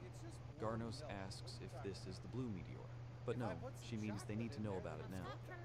According to the reports, the blue meteor's magical power should be comparable to Astaroth's, but he doesn't feel anything like that. He knows he's screwed up. He just sealed his power out of habit and forgot. He thinks it has already recovered after the battle with Astaroth. Maybe he should try to release a little. Alright, Suddenly, a terrible energy emanates from him. From such energy, all people begin to tremble out of fear of him. They begin to fall to the ground, not understanding what kind of terrible magic this is. Is it really a blue meteor? He laughs. The guy starts laughing out loud and asks why they started shaking like puppies. It's amazing. The main character asks them where all their coolness went, since they are already afraid. Then how are they going to fight Fenrir? Pokemon community game A wild Diglett appears catch it using Poke Catch. Winners revealed in 90s. Irritably called him a jester. They don't even try to find out the truth. They just dance on the stage of a fictional play like funny puppets. Why are they even here? Even just looking at them disgusts him. Garnos trembles and tells the guy that he is like a demon, but he looks at him calmly. The main character asks again. Paper Dragon, Poke Catch Great Ball. And tells him that they are both villains. They will definitely become friends. He explains that they were going to finish off Fenrir, who tried to save them, to repay good with evil, truly the way of a villain. Can he offer to make a deal with him? Garnos demands that he shut up. He will not tolerate such harm. The guy would argue about harm. He probably already guesses it himself. The main character with an evil appearance. I can't put a custom image in this. Ray looks at him carefully. Garnos says that this can't be. Amon clearly said that it was Fenrir who was causing a rampage and threatening the world, and that they must kill him. The guy grabs him by the forehead and tells him to go and tell his thick-headed master that no one can stand in his way for such pathetic non-entities. The man gets angry and asks how he dares to insult their master. Then Ray removes the guy's hand from Garnos. The main character silently looks at her. Ray introduces and says that she sees that he is a god. She has a question. The girl asks the guy what his name is. The main character smiles and is about to say his name. Pokemon community game Diglett has been caught by Paper Dragon. The girl in surprise. He just opens his mouth. The guy grabs his throat, not understanding what is happening, why he can't say his name. The goddess asks if they knew about the existence of homeless gods like her. These are weak gods who do not even have a name. She wants to tell some divine rules so that the homeless gods cannot deceive them into making a contract with them. Firstly, if a god is asked for his name, he will definitely introduce himself, having learned in advance what the deity's name is. They can avoid an unwanted agreement. Bruno wrote this down in a notebook. The protagonist recalls Fenrir's words that it only changes his appearance. He's not a human being, so divine rules apply to him. So why can't he call himself Noah? Suddenly, he hears some kind of crunch, holds his head and thinks that his head is splitting. He hears voices saying the name Zeus. The boy doesn't understand what it means. Zeus is the first god he made a pact with. When he is forced to say this name, Ray asks the guy what happened. He is in pain and he feels heavy, as if he is not himself. The main character again remembers Lucifer's words about how he, without suspecting anything, dances to the tune of fate, a pawn who is led along a beaten path. That's who he is. The guy tries not to remember it. He thinks that they are all tired of setting him up. It is disgusting. He wants to name the name again. He manages to say that his name is Noah. The ground beneath him began to break. The guy is about to attack. Ray takes up the sword. They almost collide with each other. The protagonist asks them to remember this well. The girl smiles when she realizes that his name is Noah. A powerful battle between brother and sister begins. During the battle, the girl addresses the blue meteor and tells it that she wants to talk to it, but it seems to be eager to fight. The protagonist agrees and specifies that he wants to quickly get rid of the pathetic worms in his path. Suddenly, they bounce off each other. The guy understands that the headache seems to have subsided, but what exactly was that? The girl says that she even feels a little sorry. She hasn't even used half of her power yet. Is this all he's capable of? The main character silently looks at her. The guy laughs at first, saying that he can't help but agree in that sense, then snaps his fingers and says that it's because he only used a tenth of his. The girl says that she understands, and in that case she will do as he wants. The girl puts the sword in front of him. Right in front of Ray, a few swords appear above him. Yuno thinks that this is the first time he fights his sister since she became a holy sword. The girl is about to use her final technique, Juno Crisis. There are many of them, and they all attack the guy. Clones of the girl attack the main character from all sides, who stands with his hands in his pockets. I see. Nom nom nom So, nom nom blows nom. of countless projections of swords, as close as possible to real ones, are an excellent technique, but he turns his leg sharply. The main character kicks, attacking all projections at once, leaving only pillars of dust around him. The guy says that the name is terrible. The knights are amazed that he repelled Mrs. Ray's strongest move with one kick. The guy laughs and asks if that's all. He just caused a bruise with a kick. She says that he is strong. She wants to ask something. The girl, out of breath, asks why he had caused the monsters to rampage. Yuno says that it was just for the sake of it, and if there was a reason, it was to let everyone know of his existence. The knights are angry when they realize that this is the only reason he killed so many children. They call him an evil god. Their voices will be used to rewrite history. Ray says that if this is true, then the other gods will not stand aside. Where is the proof that this is his doing? His sister is not one of those. The cat accepts everything as purity. He has no proof. However, he will be able to cause this rampage himself. He asks if they want him to cause the rampage right now. He pulls a goblin from the bushes towards him. All the knights look in shock at the main character, who is holding the goblin, and fire appears around him. The man runs towards him, screaming and holding a sword. He attacks him, but the guy blocks the blow with his hand. Ray shouts his name. Garnos shouts at him that he will kill him, because if he is left alive, this country will come to an end. The protagonist squeezes the guy's sword so hard that it cracks. This surprises the man. Ray demands that Garnos step aside. Wisebot 6 viewers, plus 2, alarm clock 2 hours 35 minutes and 56 seconds. He will show him the real, cruel reality. He doesn't like his eyes. Since he loves his country so much, he could have made a better decision. He could have carefully considered the information he received and revealed the truth. He did. However, he was lazy, entrusted everything to his beloved God, and refused to think. There was always light in his sister's eyes. She is trying to understand how to act better, but in his gaze, he does not see it at all. The protagonist makes a final warning. Let him not desecrate her great deeds anymore, to live or die, even if he decides it with his own brain. People think that it is impossible. They cannot defeat him. They do not want to die. Where are they running away to? Let them come back. Okay, The guy stairs asks the man if he will run 14. away. The man is blessed by God. His plans are not destined to come true, Yuno says with a smile that then he will die. He had already stopped understanding who the real him was, but now it didn't matter. He was ready for everything when he came down here. The protagonist orders him to hit and stretches his hand forward. He is a man, but I now can't work he like must that. be a god. What kind of evil god is he if he is afraid to kill people? Such weaklings are unworthy of the title of evil god. The main character asks to beat him again. I'm waiting The for man something. smiles and notices that his hands are shaking. Did he really just threaten? The protagonist yells at the man to disappear and attacks him with a huge shockwave. The man covers himself with his hands. The protagonist thinks about whether he can bear the weight of the sin of killing a person. The girl is about to enter the fight and suddenly notices something. The main character holds his hand in front and thinks that he did everything right after all. The guy stands right in front of the man, who stands frightened, covering himself with his hands. He thinks about whether this is everything he wanted, whether to show him something. The girl reaches out her hand to him. The girl stands in front of the guy, protecting him with herself. The attacks almost reach her, and then the main character is horrified. The guy wonders why the goddess is here. It's all useless. He won't have time to save her. He is well aware of the fact that he has just killed the goddess Athena with his own hands. He was born with immense magical powers, but he wanted nothing of them. He had no interest in becoming a hero, getting rich, or being popular with girls.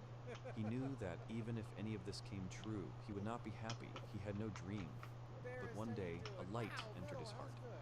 He, born with an abnormal power, wanting nothing and being interested in nothing, for the first time had some kind of human purpose. His only reason to I'm live waiting on for was something. the desire to make the goddess Athena the supreme deity. However, he didn't know what he had done now. The boy turned to God Noah, calling him evil and asking him not to underestimate him. They fought, and his sister attacked the enemy. He will protect the goddess Klima, even at the cost of his life. The The guy asked him why he was here and why he was here, and why he was interfering with the goddess and others in their fight. The hero answered him that he really thought that he was playing the role of an evil god perfectly with such a tear-stained face, and asked him not to make fun of him. He said that they followed him themselves, and he had nothing to do with it. The girl asked him what he was doing, and asked him not to die alone. The hero told her not to worry, and replied that he was healthy. He wondered if he had the right to be near such a beautiful goddess. He was told not to say he was going to retreat. The guy asked if the evil god, in his understanding, just stood there like a pillar and looked at everyone with a surprised face. He thought he needed to do something, but his whole body was still shaking. The girl said that the tide of the battle had turned. She turned to the hero and said that another god had just appeared here. The girl pointed to another and said that this was the beautiful goddess Athena, with whom her beloved, superpowered, brilliant, handsome younger brother, Astario, had made a pact. She asked what the evil god would do now. The guy started laughing and said that now he understood how people fight. Noah said he had greatly underestimated them and didn't think they would summon the goddess Athena to counter them. He added that they had come up with a clever move. The men began asking about the goddess to find out who she was, and they realized the villain had panicked.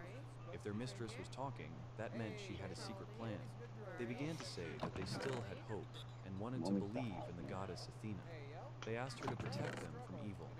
Noah began to say that humanity's strongest warrior had allied himself with the most powerful goddess, Athena, and that things would be difficult for him. The girl replied that she was glad he had understood this immediately, and that if he continued to rage, the goddess's sacred hammer of justice would fall upon him. Athena asked what they were doing, and the guy realized that he needed to act. Everyone was surprised. He said she had a pretty good punch. Everyone started asking each other what had happened, because no one understood. One of them said he saw the goddess knock the evil god down. She replied that it wasn't her. Noah said he thought he'd take a break for today. He said that the people were saved and said to thank Athena. The boy asked them not to forget that one day he would change the whole world. He added that they would definitely regret their past actions. The girl answered him that he needed to prepare himself. She said the world would not forgive him. One of the knights fell to his knees and said that they were saved. They began to thank the goddess for saving their lives, praising her, but she said that she had no merit in this and it was not her. Ray asked them to move away because of the girl's confusion. They turned to each other. The hero's sister said that thanks to her they were saved from death. She does not know how to thank her, so she asked her to take care of her younger brother. Athena was still confused and said that everything was not as it seemed. She asked what she should do now. At this time, the main character went away somewhere. The guy told the girl that he would be back quickly and pointed out the direction in which he had gone. Yuno sat down to rest near a tree and said that he was tired. As he planned, the evil god has now become the enemy of the whole world. The guy hopes that now the world's strongest will pursue him. Some to kill, some out of curiosity, and perhaps, as Fenrir said, there will be those who want to expose him. He's excellent at hiding his powers, but even in his normal form, he cannot relax, including to avoid bringing danger to those around him. Now the boy must be even more careful, even at the academy. He must keep his abilities secret until the last moment, until the goddess or the moon are in danger. Yuno slept under the rays of the sun. He woke up, and the girl was next to him. The guy was surprised, and she wished him good morning. The protagonist wondered what the goddess was doing there. She replied that she was worried. She said that as soon as he returned after making the pact with Fenrir, he immediately left again, and now she found him there all alone. The boy realized that Fenrir had taken his form and taken care of everything, and he would have climbed to thank as well. He apologized for making her worry. Athena asked him not to go far alone. She said that she was a goddess after all. He chose her even though she was a nobody. The boy asked the goddess to forgive her. She probably wouldn't want to become famous in this way. However, he decided that his goal was to make her a famous god. He lives for this. The protagonist extended his hand to her and invited her to join the others. She agreed. Even if it's a lie now, we will definitely make it true. The man was talking about Noah's Ark. He wondered if it was a coincidence we got baked or potato, we got steak, inevitability. toast, Laughing, beetroot stew. the man said that he had finally found it. A little girl asked a boy what was next to him. He told her that it was a wolf he had befriended during a trip together, and and that he was now building a house for it. The girl watched the wolf carefully. She asked him if it was a female. He asked again, and she repeated the question, was it a male or a female? He didn't know what to answer. The hero asked the wolf what gender he was, to which he replied that he should answer as he wished. The guy told her it was a female, that is, a girl. She asked if the animal was his pet. He's actually a god, but technically he's really just a pet. The boy replied that it was his pet. He thought the girl was afraid to interact even with Onion, animals. She said the wolf cabbage, was very cute. potato, Several days had tomato. passed since the incident with the divine beast in the forest. He had time to think about many things, and decided that Fenrir would live with him in a slain state. The girl asked if she could touch the wolf. It was granted. Luna wanted this too, so everything worked out surprisingly smoothly. She said she liked animals like dogs. The protagonist was surprised by these words. The divine beast Fenrir was blamed for the rampage of monsters, which was actually orchestrated by the gods. Pokemon community game A Wild Stufful appears catch it using Poke Catch. Winners revealed in 90s. Under the name of the evil god Noah, and openly defied those very gods, so he decided to lie low with Fenrir for a while. The hero was asked how he was feeling. The girl asked him not to disturb the boy. Alice thanked him for his efforts and brought him something to eat. She said she wasn't disturbing him, the hero thanked her. The heroine apologized for having to deal with a dog hater a bit. He said it was nothing. A few hours ago, the man answered negatively. They told him it was no big deal, and that it was rare for Luna to ask him for anything, so let him have a pet. He replied that was a completely different matter. The man asked why they'd even gone training. He thought they'd seen with their own eyes how dangerous wild animals were, and who would be held responsible if something happened. The girl said that she would then also ask a question, and asked her father whether, in his opinion, the wolf looked like an aggressive and dirty animal that could harm people. The girl was glad the wolf gave her his paw, since they hadn't even taught him that. In her opinion, he was very smart. The man looked at her and remembered the woman's words. After some time of silence, he said that a booth was needed. He said that if the animal lives in a booth, then he will allow it. The boy thought it was too creepy, as it was impossible to force a divine beast to live in such conditions. The hero turned to the man and asked him to think about it. At that moment, the beast told him it had no objection. Pokemon community game Stufful escaped. The girl No one looked caught at it. and said that if he was missing anything, he should tell her, and she would bring it to him. He agreed with her. The girl asked the wolf's name. They told her that her name was Pochi. She is elegant, noble, and beautiful, in one word, Pochi. The boy repeated the name, and the girl asked him if it was a beautiful name. The hero couldn't tell if she was being serious or not. The wolf told him that he liked the girl, and she could call him whatever she wanted. She giggled at the way his tail wiggled and said she must have liked the name. The boy felt impressed. Alice said she loved the wolf too.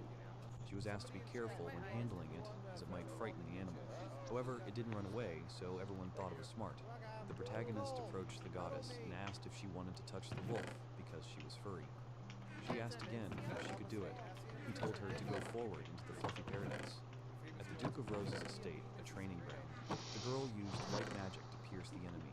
She launched a glowing arrow. Simply casting a spell is the maximum of her power.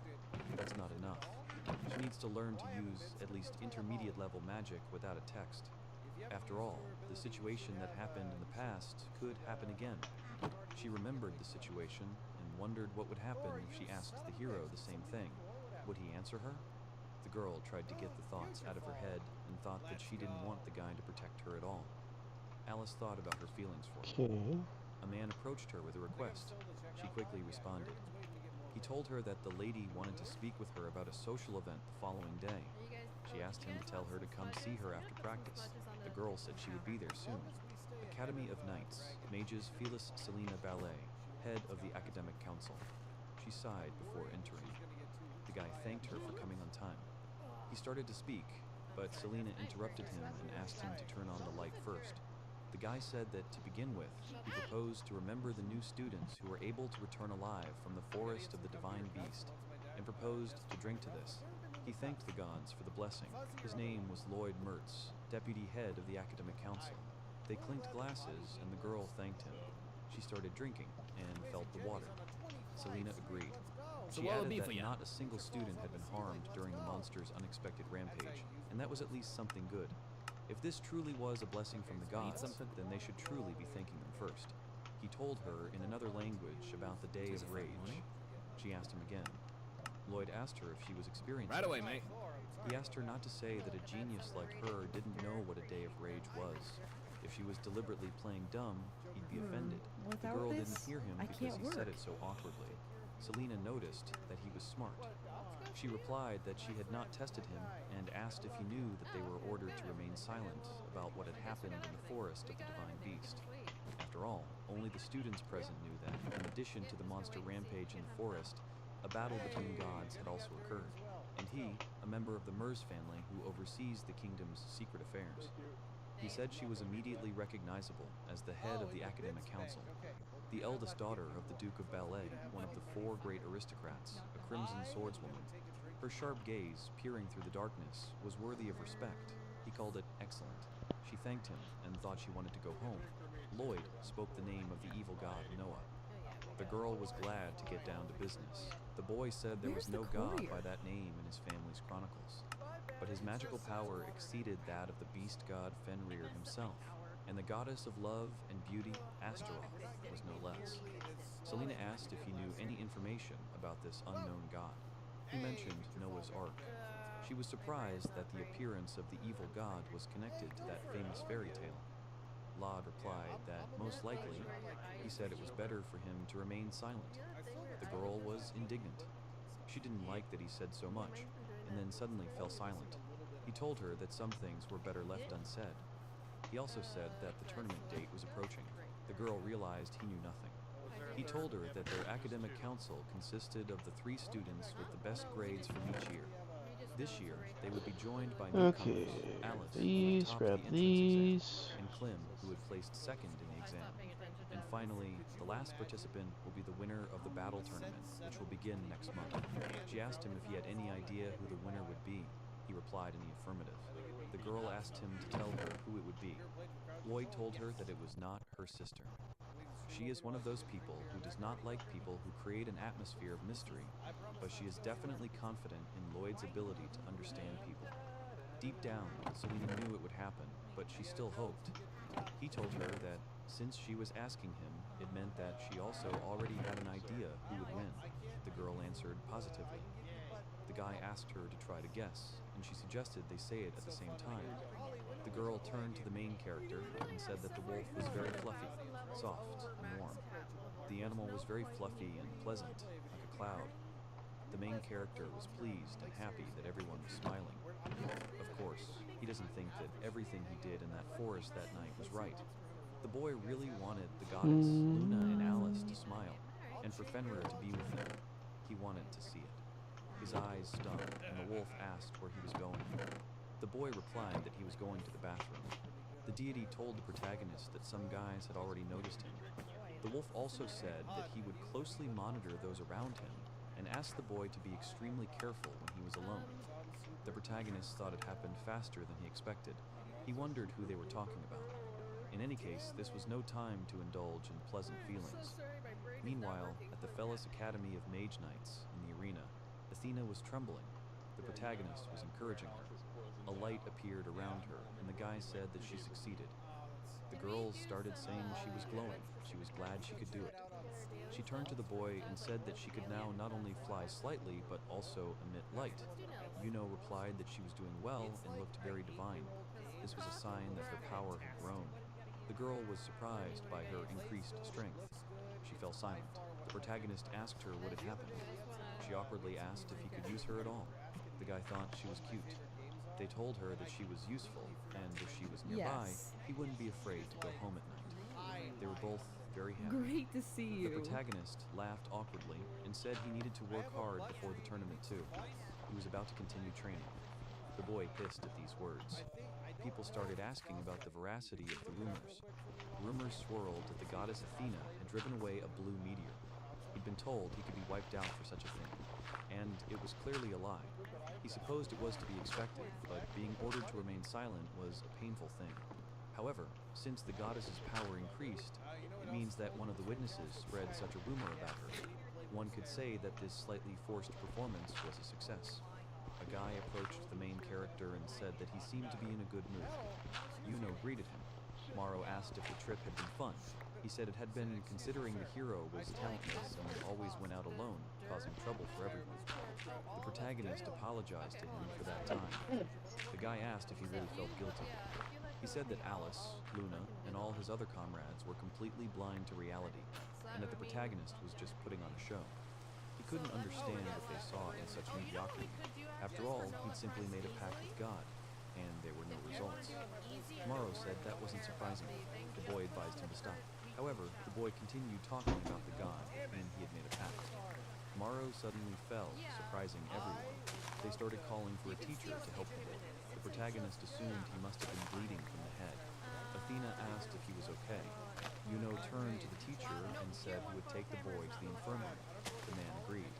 The hero said that he needed to go to the medical center and asked the goddess to stay with Alice for a while. However, he remembered that Alice hadn't shown up today, which was rare. He asked her to come with him anyway. She told him not to worry about it, as she also had some errands to run. He said they would see each other later. The girl told him the same thing. The teacher asked him if he could carry the boy alone. The protagonist replied that he could. However, Morrow was a bit heavy, but that was no big deal. The man told him not to go too far. The guy apologized to the boy and said that he did not forgive the insult to his goddess, no matter what the reason. He remembered that Morrow used to be completely different. Entering the medical center, Yuno asked for forgiveness. However, he saw that there was no one and decided to put the guy on the bed. He saw a man and assumed it was a senior student who looked very handsome. He smelled of something. The man told him it was interesting. He assumed it was fate. The protagonist saw him wrapping himself up and asked if he was hurt. The man told him that it was not a wound, and he was just making a seal. The protagonist thought it was a serious injury and that it was best not to mess with that guy.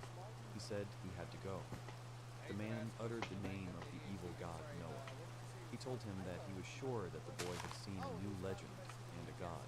The protagonist asked him what he meant. The man assumed it was an order to remain silent and said he saw how obedient the boy was. He introduced himself, saying his name was Lloyd Mers, and asked if the name was familiar.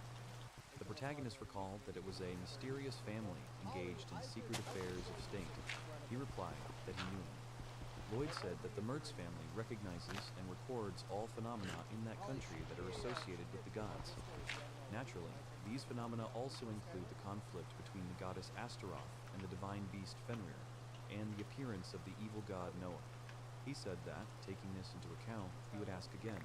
Lloyd asked what the evil god Noah looked like in the eyes of the protagonist. The boy asked what he meant. He wondered how much the man knew and what his goal was. Lloyd replied that he didn't like to beat around the bush. Noah replied that he was terrifying. The king's finest knights looked like infants before him. The man asked what he looked like. Kaito Destiny Paper Dragon, welcome to my channel. At Kaito Destiny Paper Dragon, welcome to my channel. Hey, Paper Dragon. Whether he thought he was handsome. He laughed and said that was exactly the answer he'd been hoping for. The guy asked him again, and he confirmed it. As soon as the man learned about the phenomenon, he was overwhelmed with emotion. After all, at last a worthy god had appeared with whom he could make a pact. The guy replied that Noah was a bad god. Lloyd replied that it was, but in that boring world, only he emitted an alien glow. The protagonist added that he, too, was the instigator of the rampage, and that many innocent people had died because of him. The man asked if he really thought so. The boy thought he needed to calm down and act coolly. He wondered what was in the man's eyes. The protagonist asked him what he thought was true. The instigator of the rampage was the divine beast, Fenrir, and the goddess Astaroth fought him. This is the most rational and understandable answer. The guy thought that the man thought so too. Lloyd asked if he would be upset if he told.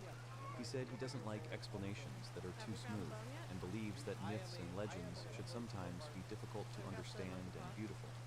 He added that, based on his understanding, the instigator of the rampage was not Fenrir, and most likely not even the Blue Meteor. The protagonist finally understood the meaning of his very first words.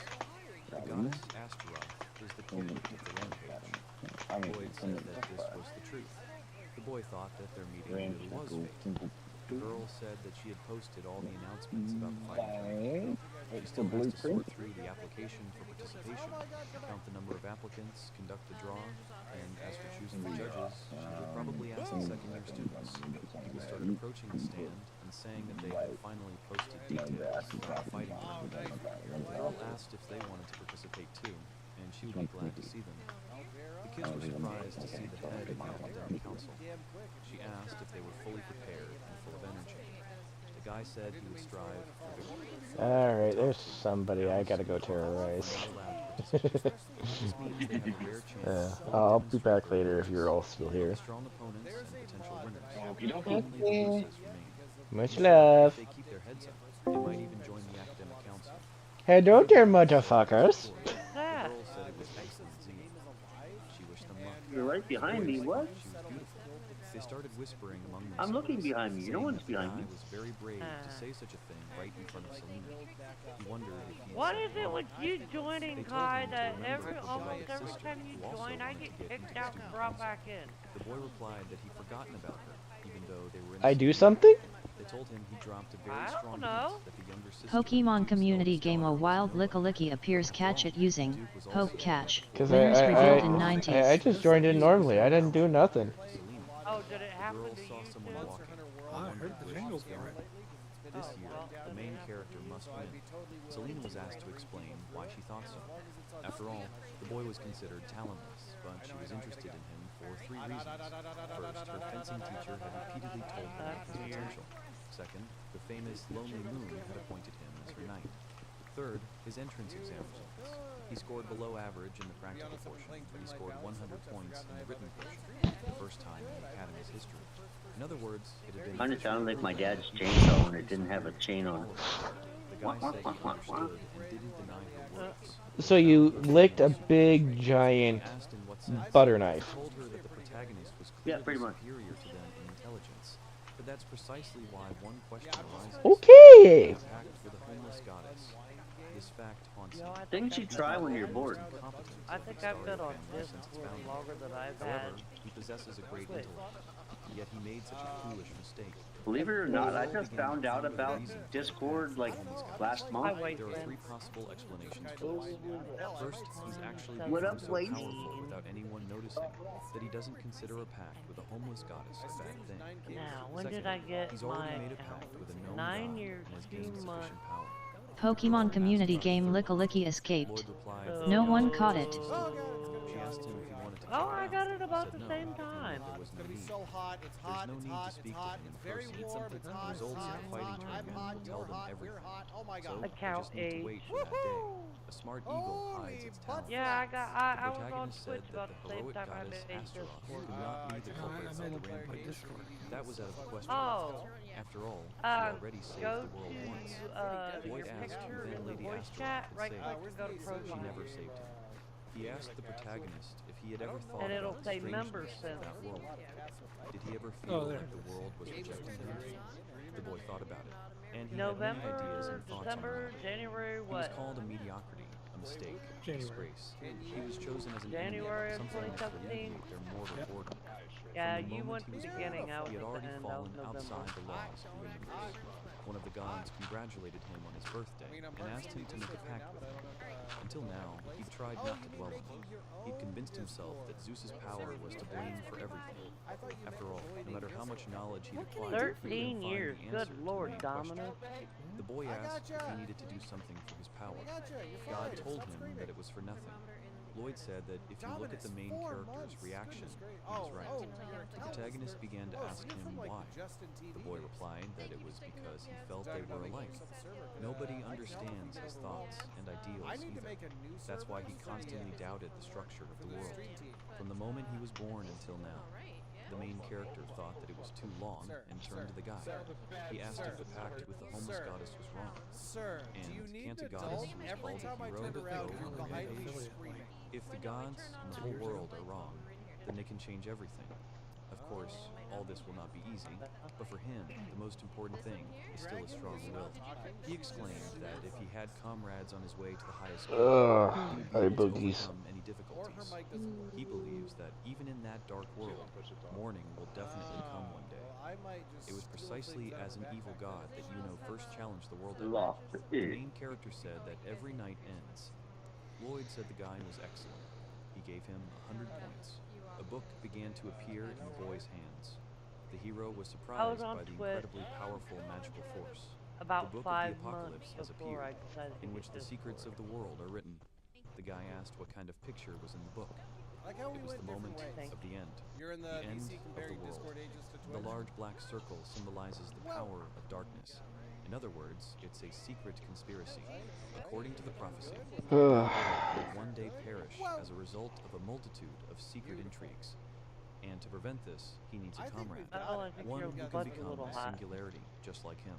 The boy asked again and said he understood. His thoughts were filled with prophecy, dark forces, conspiracy, apocalypse, the end of the world. Obviously. It was all too sudden for him to comprehend. Lloyd started laughing and saying it was great, and Hen felt her way in I was on PlayStation before anything. The main character was more than just a simple man, but he hadn't expected it to be that way. The guy thought he didn't understand anything, but apparently he liked him, and that was good. Lloyd extended his hand and greeted him. He told him that from now on, he was his comrade. The guy thought that he couldn't do without that person either. No, you're right. The protagonist said he would Fuck, introduce I can't himself. count. I He is the third son of the lot. Astario family. You know Astario. Lloyd said he's the second son of Count Merce, Lloyd Merce. He holds the position of vice chairman of the student council. They have united to create a world worthy of the Yeah, goddess. 9 years. I had it right The boy the was first time. surprised to learn No, I that got he was tons the of X's deputy metal. head of the I don't need academic any. council and the second in command of the academy. Lloyd was surprised that That he was a didn't know, joke. but he found it interesting. The guy said the apocalypse was a secret between them. He hadn't even shown it to the head of the council. The protagonist was delighted to be shown such a treasure. He said he wouldn't tell anyone. The boy began to think about revealing secrets and wondered what he could share with him. A secret he'd long wanted to tell someone but couldn't. I die His inside a most little bit important every day. secret was Zeus. He wanted to ask him if he had heard Everybody that the Lloyd attacked the guy. The guy asked him how he knew this name. The protagonist was entwined with threads. The art of thread manipulation is an assassin's technique. He relaxed, and yet it didn't seem that way to him then. When he first saw the Lloyd, he smelled blood. That man was ready to kill mercilessly. It seemed the Mertz family was far more corrupt than he'd imagined. The boy said he was asking for the last time how he knew Zeus's name. He asked him to answer. The protagonist asked him how he knew this. Zeus is the name of the most powerful god. Lloyd said he had good taste. The guy felt cool because he was able to fool him. He said that he seemed to have rushed and apologized to him. Oak It has trapdoor, now become clear stairs, that fence, and Lloyd gates. Merce knows something about Zeus, but it is too early to touch on this topic.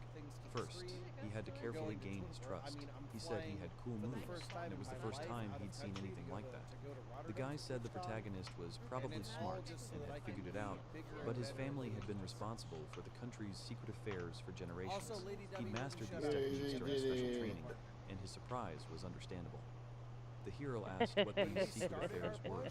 He was told that perhaps Oh my one god, day dude. he would be able I to was tell him sitting everything. in freaking Yuno didn't shy away Pondy's from stream even such a today surprise attack. when he At got his the level, email he from wouldn't the even be Department eligible of for the student council. ambassador. He wouldn't even become a singularity. And he wasn't allowed He to turned say to the hero anything. and said that if he wanted to look into the And events, then like, he needed to show and his then strength. like 7 Yuno laughed. ambassadors Lloyd showed asked up. him why he was laughing. The boy said it meant he'd passed. And the He swung head his fist to hit the ambassador Lloyd. showed up and The gave him protagonist the asked okay. him if he'd seen it. Lloyd 16, laughed 14, and realized 11, that this was 5. Yuno's Because true he power. was And bursting yet, so he bad doesn't that it betray was his so he was expectations. struggling not The boy to say said he likes him anything. more and more. The hero said he was honored to hear that. Mero woke up and asked where he was. That's cool. Lloyd quickly jumped up and I asked the hero was to so lie down. happy for him. Yuno asked what he was doing, and he shut him up. He told him that it could be an assassin from an enemy organization. The boy told him it wasn't true, and that it was his classmate. He must have seen him drag him to the infirmary. Lloyd asked again. The protagonist told him he was very close. Morrow asked if anyone was there. Yuno was told to be quiet because the enemy was close. Morrow found the guys lying on top of each other. He asked if he They're being hit with freaking love on my stream. All this, word spread throughout the school in an instant that the main character prefers boys. People began to whisper and recognize the main character. No one expected him to be into boys. They say Morrow Byrne, first grade student, caught him red-handed. And it's best not to make eye contact with him or he'll attack. They should be more careful. They asked if that was why his weapon was a spear. The protagonist was dissatisfied with Morrow. He didn't think this would happen. However, he had already earned himself the title of incompetent, cautious, and tyrant. Essentially, just another title. He tried to convince himself that he didn't care. Athena turned to the protagonist, and he turned to her and asked what happened. She started the conversation awkwardly. The girl asked him if he liked boys. He told her that, of course not, and he loves and adores girls. The guy said that he thinks about girls even when he sleeps. She said that's what she thought, and the guy confirmed that it was indeed so.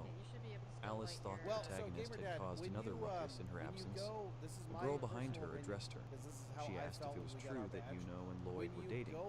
She really didn't want to believe it, and she needed to know the truth, how things really were. Alice asked her to calm down. She talked to him and learned there had been a misunderstanding, and asked him not to worry. The girl realized it was, after all, a misunderstanding. She said that she was calm now. She asked the Aina if they were dating. The girl said that if that was the case, she would only tell her. She believes that only Mr. Klim can be the young man's partner. She saw that the mysterious heroes met in the evenings during the trip. At first, she was overcome with doubt. But one day, quite by chance, she heard words coming from the boys' bathroom that she couldn't utter right there. It was then that she was convinced the couple existed. Alice asked what she was talking about. What can I do for you? The girl said she talked too much. Alice said she needed to be forgiven, and she didn't understand it very well. Aina suggested that she tell everything from the very beginning. The girl said she couldn't resolve the situation on her own. Aina began to point out that the roles of Sami and Yuke are very important in romantic relationships between boys. Athena approached the protagonist and asked if he was studying there today. He told her he had a shared class, so they were now heading to the ladies' room. Before him was a class of flowers, a class of birds, and finally he found a class of the moon. Athena asked if she could take a walk for now. The guy asked if she could manage on her own. The girl replied that she had long wanted to take a closer look at that beautiful building. He told her not to follow suspicious characters. The girls surrounded the goddess and began to address her, wishing her good morning. They said she looked very beautiful today and asked what brought her there. The guy thought that it might be safer there than at the Academy of Magic Knights. Good to see you. He started looking for the place of the moon, and it turned out to be alone. Yuno told her that he would sit next to her. Apparently, the rumors had reached the girls' academy. It seemed to him that they did not have contemptuous, but rather hot looks. The girl said he was popular. The guy asked again. She said she wanted to talk to him about something and ask him questions. Yuno gave her permission. Yeah, he said he'd be right back. Luna asked if he liked boys. The main character replied that this was not true and that there had been a misunderstanding. The girls' faces sank, and Yuno didn't understand why. Luna said she was very sorry. Yuno was surprised. She said there's a saying, where there's smoke, there's fire. The girl asked what had happened. He replied that nothing had happened. Lloyd had simply suddenly thrown him to the floor in the medical bay, and Morrow had seen it. The girls were happy that the guy turned out to be UK, because that's what they'd expected and interpreted correctly. The protagonist wondered what was wrong with him. He said he was a little scared. The girl asked him to relax, as her attitude toward him hadn't worsened. The guy asked what was going on, and a strange atmosphere had formed in the class. She replied that it was just fun for them. The academy was all girls, and many of them were looking for a thrill. Then, word spread about him and the Lloyd. Obviously, everyone was interested. The protagonist said it wasn't obvious. The boy asked why there was such a demand for his reputation. The girl replied that he was underestimating himself. Since he became the knight, people's attitudes toward him had begun to change little by little. She said he looked good too. Lloyd is also popular and has a fan club. If it turns out they're dating, it would be big news. The boy didn't think she convinced him at all, but he understood everything. If this rumor wasn't so bad, he'd try to sort this misunderstanding out quietly, so as not to bother the goddess. The guy saw and recognized the blonde girl. He asked who she was. Right away. Luna replied that it was Cecilia Olford. She is her savior. The girl asked what it all meant. She was asked what she meant. Selena replied that he understood perfectly well, and that he meant he wouldn't have any contact with the main character. Lloyd laughed. 6 The girl asked him trapdoor, not to. 13 He said he gates. hadn't intended to do it, but she had introduced him to him. Selena asked who he meant. Lloyd said it was fate. She asked how it had happened that they were talking about him and the main character dating. The whole academy was talking about nothing else. The guy asked again. He said everything was going according to plan, since the main character had become his comrade, which was essentially the same thing. She asked what they'd been doing together. The girl said it seemed their assumptions were correct, and asked what he planned to do with him. She suggested he give him a seat on the academic council and let him exploit it, or impose discipline on the council he controlled from the shadows. The boy replied that it wasn't as she thought. As he had already said, the protagonist is his comrade. In other words, he judged the boy worthy of peering into the abyss of the world. She asked if he really wanted to take him into his organization. The girl started screaming and asking him to stop joking like that, and asked what he was thinking about. She said that he was putting him in great danger and wanted to kill him. He told her that she had misunderstood something. The leader of the organization that she considers dangerous is him. What's the point of introducing a useless person to him? The protagonist's true strength has long since surpassed that of an ordinary student. It would likely be comparable to him and her, if not stronger. The girl said that he couldn't be that strong. She remembered her sister. Selena thought that perhaps her sister would need the main character. If we are to act, Pokemon community game A Wild Frostlass appears catch it using Poke Catch. Winners revealed in 90s. The formulas for casting each spell also vary.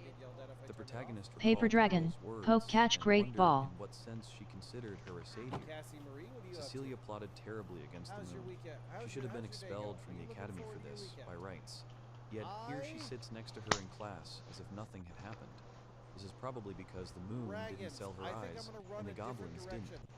The teacher said he thought they'd at least heard about 10th level magic. It requires more than just a massive amount of leg strength. Also, the price is in the form of life force. That is why it is called the magic of miracle. The guy thought that he began to understand the moon at least a little from the day of their meeting, but it seems he rejoiced. Is there a problem? She asked him what happened. He replied that nothing happened. The girl looked at him and turned away. He thought that it was still surprising. Who would have thought that Morrow would become Cecilia's knight? Their lesson was over, and they were asked to remember to review the material for the exam. Luna said that the guy looked closely at the girl and asked if he liked girls like her. He replied that, of course not. Cecilia approached her. 4 white beds, bunch of wool. She said that perhaps only lonely people get such nights. Cecilia addressed the girl by name. The girl was surprised by the large number of flowers. They greeted her and asked where she was headed. She said she'd decided Pokemon community game Frostlass has been caught by Paper Dragon. They were honored to hear that she liked it, and they told her to enjoy it. Athena thanked them. Cecilia said that perhaps Hello and welcome. she, unlike her, made the second son of the Byrne family, who had good knowledge of magic, her knight. The boy felt like he was being drawn into a fight. He decided to see how the moon would react first. The girl decided to simply leave, and invited the main character to come with her. He thought his mistress had very elegantly ignored the girl. However, the boy knew it was a bad move. Cecilia grabbed her hand and asked if she was kidding. The girl replied that she was not making fun of him and asked him to let go of her hand because she just wanted to leave. She swung. The guy stopped Cecilia's hand and told her to stop. Excessive actions will spoil her position. She said it would be even better this way. The guy wondered if she was in her right mind because she was acting so crazy. What happened between them? Cecilia said she could see the girl was having a blast. After all, she always had a trump card at hand, one that could get her kicked out of the academy in no time, and she was even making fun of her. She asked if she was referring to the incident with the goblins. She told her not to worry, because she had no intention of telling her father or the academy administration about it. Cecilia said that this is exactly what annoys her, and asked if she offered to thank her for it. The girl replied that she was rather grateful to her. After all, thanks to her, she found the best knife. I wouldn't say it like that, Cecilia my is her God. savior. The boy thought it was rare for the moon to be so irritating, take it like that. but her It was feelings just a were funny thing justified. to hear. Clearly, the girl was to I blame know in you this didn't say situation. it like that, but that She was had the too much way I pride. could interpret Most it. likely, They Cecilia's heart is seething with strong envy Let's towards the see. moon. The Where's girl Blue? mockingly asked if the moon said that the best night is the main character, so that this first ever mediocrity in the family's history would be considered the best night. She asked her to tell her how the main character, who was frail and spineless, was the best. The guy didn't realize he wasn't surprised by this turn of events, but he thought the girl would respond skillfully, knowing what he was truly capable of. Cecilia laughed. The hero turned to her and thought something strange was wrong with the girl. She said she felt very sorry for her. Not only was the girl acting ungenteel, but she also had no understanding of people. The guy wondered why she added fuel to the fire. Cecilia asked if she meant to say that her knight would lose to her incompetent friend. Luna asked if she was aware, but her knight had already lost to the protagonist once. Mara said it wasn't true. He'd beaten him in a training match because he'd used his skill. He'd already said that losing to him without a spear was simply out of the question. The girl asked the protagonist to show them his strength and added, "No need to hold back." Cecilia turned to her knight and asked him to shut them up. The boy said that duels over personal matters were prohibited by the Academy's regulations. Besides, the combat tournament was about to begin. It would be better to fight within its confines. Morrow asked if the protagonist was scared. Luna said the hero was right. If they both won the tournament, they would surely meet in the finals sooner or later, provided, of course, that her knight made it to the finals successfully. Cecilia said those were her words. She said her knight had made a pact with the great mage, so they would be at a disadvantage. The hero asked about the mage. The guy said that he wouldn't tell him anything, and that he would get what he deserved at the tournament, so he should get ready. The protagonist was surprised that Morrow had a contract. It seemed like it would be harder for him to hold back his strength in the battle. And speaking of a contract, that was beyond her comprehension. Who would have thought that at the Academy of Magic Knights, where only the most talented students study, there would be a man who made a pact with a homeless goddess? The girl remembered Athena's name. She said that making a lifelong pact with a worthless god who couldn't even give a worthy blessing was nothing short of foolish. It was immediately obvious that a worthless person deserved a worthless god. However, she didn't finish. The guy approached her and said that if she said one more word, he would not forgive her. Cecilia was very frightened and fell. The protagonist suggested that Luna leave. He assumed she must have heard everything. A girl approached the heroes and I asked wish them my to doctor would tell me to go She eat more said that she was French fries. Athena asked if they knew that Doctor beautiful only does flowers because bloomed in she the doesn't have Academy's enough garden. weight on her. There were red, yellow, blue, and purple ones, and she'd Yeah, I also would found just a very love my strange doctor to go flower tell me with an that, dude, interesting because I pattern. love me some The gardener McDonald's told fries. her that there I were rare hate flowers McDonald's. that only grew at this academy. Fucking food The poisoning. boy asked if she'd like to stroll through the garden with him, as he too wanted to see the beauty. His I guide get sick every smiled. time or The somebody's girl done added something that to she the had food to found a make it strange feel like place where slime. water was bubbling. The boy suggested it was a My fountain. favorite French Athena said fries that are was gonna entirely have to possible. be from The Chick-fil-A, the protagonist waffle thought fries. that he would definitely make it happen. Chick-fil-A or He won't DQ let fries? anyone call his goddess talentless. He will demonstrate See, I such can't power and judge them strength anymore that no because they one took will away the dare laugh at him. DQ around here that And he will has become the the tournament's kitchen. winner. All we have is Mara the wondered DQs how with much the longer ice he cream would meal. have to sit, and how long he would have to wait. Oh wait, no, it was The room went dark. Popeyes. The boy thought Not the roof was Chick-fil-A. leaking Popeyes, and I he was was at. being mocked. He thought he'd simply been tricked. Fries The there are guy good. started shouting Arby's. that the agreement with the great god was nonsense. He'd been waiting for 6 whole hours and still nothing. Delicious. Mara started shouting who they thought he was, and he bragged about his relationship. He smelled iron It took and was $32 apologized for for me and his my delay. wife to get two beef The and man cheddar asked meals. what had happened and if he had seen anything scary. Morrow was surprised. The stranger asked him to sit down. He asked if he'd been expecting him. The man apologized for being late and said he had some urgent business to attend to and that he'd been in shock himself. The boy was surprised. The man offered to settle the matter quickly and asked if he'd like to make a deal with him. The stranger said he saw how he'd ruined his moon and thought he needed to hurry. The boy denied this and apologized. The man said they should forget about the unpleasant things, and that would be the best option, and he told them to begin the ritual. However, he stopped and said that he needed to ask something first.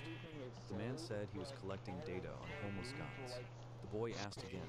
The stranger said that people don't like them at all, and he doesn't want to leave his kind in trouble, so he's looking for them. He asked if he knew anyone like that. A former homeless god is currently at his academy. The man asked if, since he's a former god, he must have made a pact with someone by now.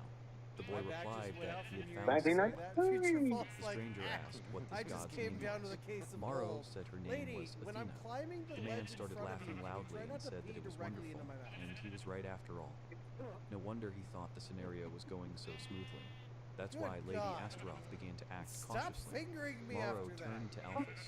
He You know asked what? for I'm gonna forgiveness escape. and said that they had not finished the ritual yet, and he had high hopes leaving. for it. I'm The out of goddess your has been body. acting strangely lately.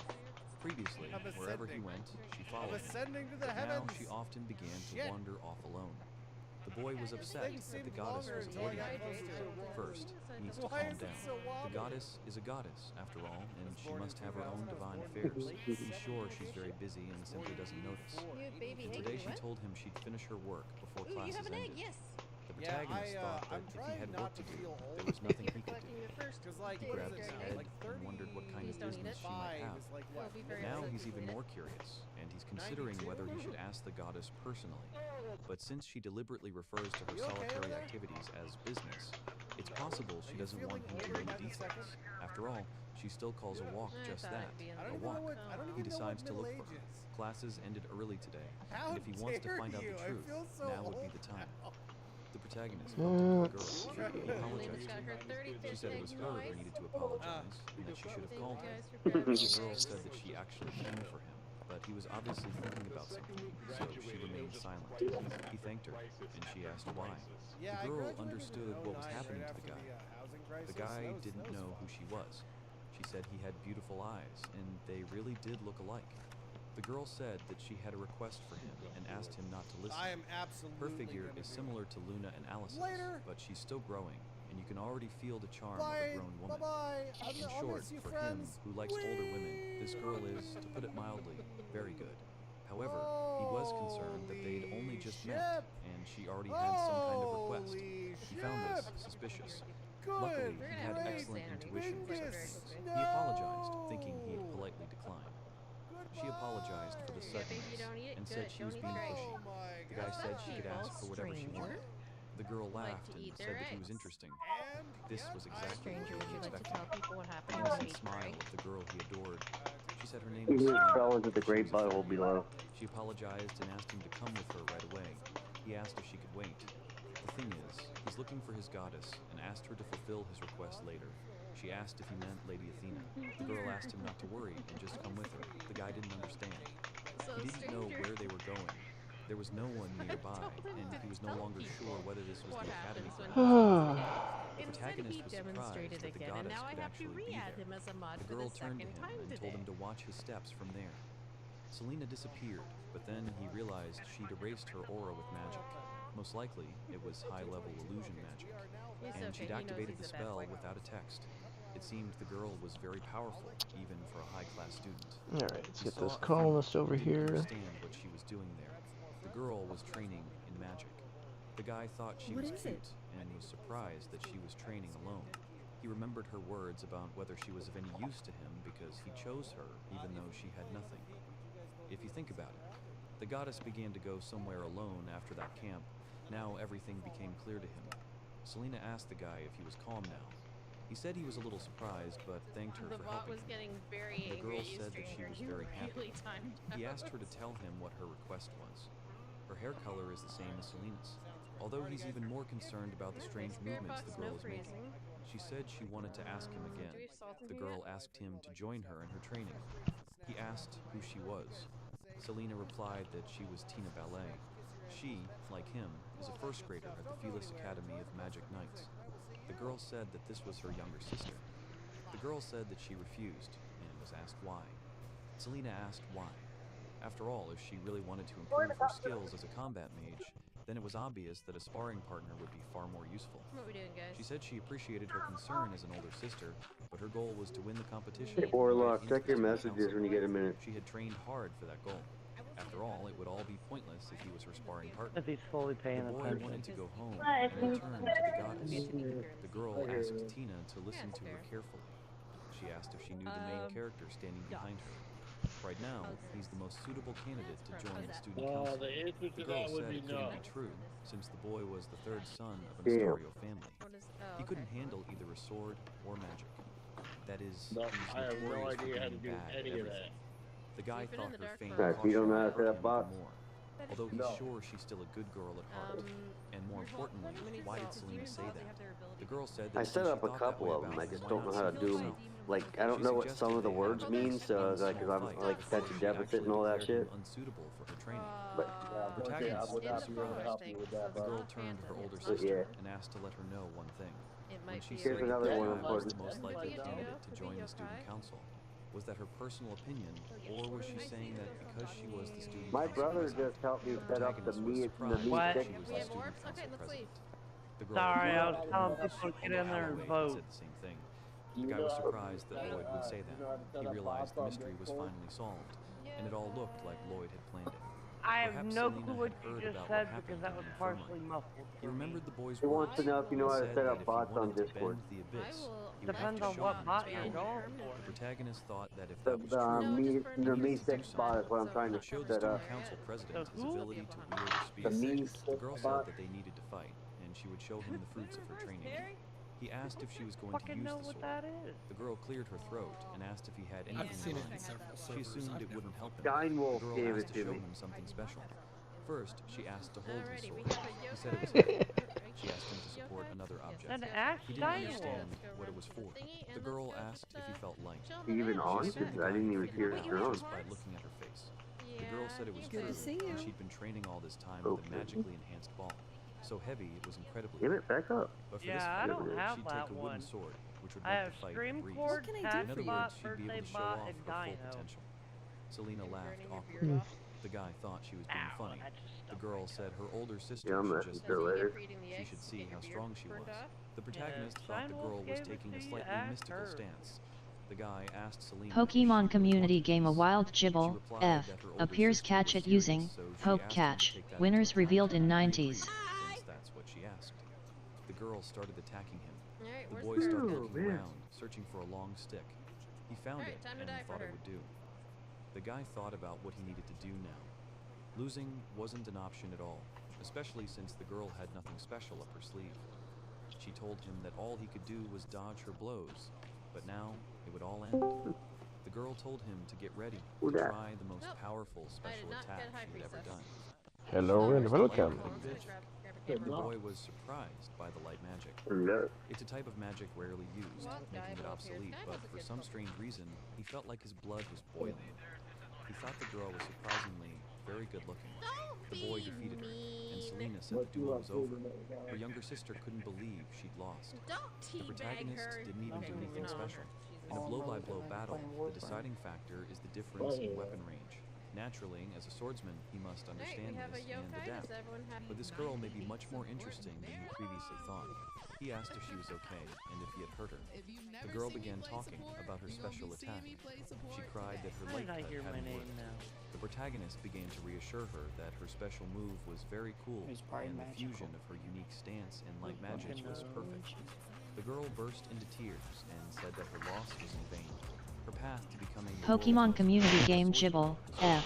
over. Escaped. The boy thought Lloyd had told No him. one caught it. The protagonist turned to Selena and asked what he should do. She said that it was the guy's responsibility to calm the crying girl down and wished him luck. The hero turned to God and asked for help. Meanwhile, the deity, now out of work, continued to concentrate on the training. The girl said that the guy was strong enough, as she said. The protagonist thought that comforting and crying girls weren't such a good idea, and he hadn't done anything wrong, really. What upset him most was that Athena was so close, and he hadn't had a chance to talk to her. He turned to Tina and wanted to ask her something. She said everything was fine, and he could just call her Tina.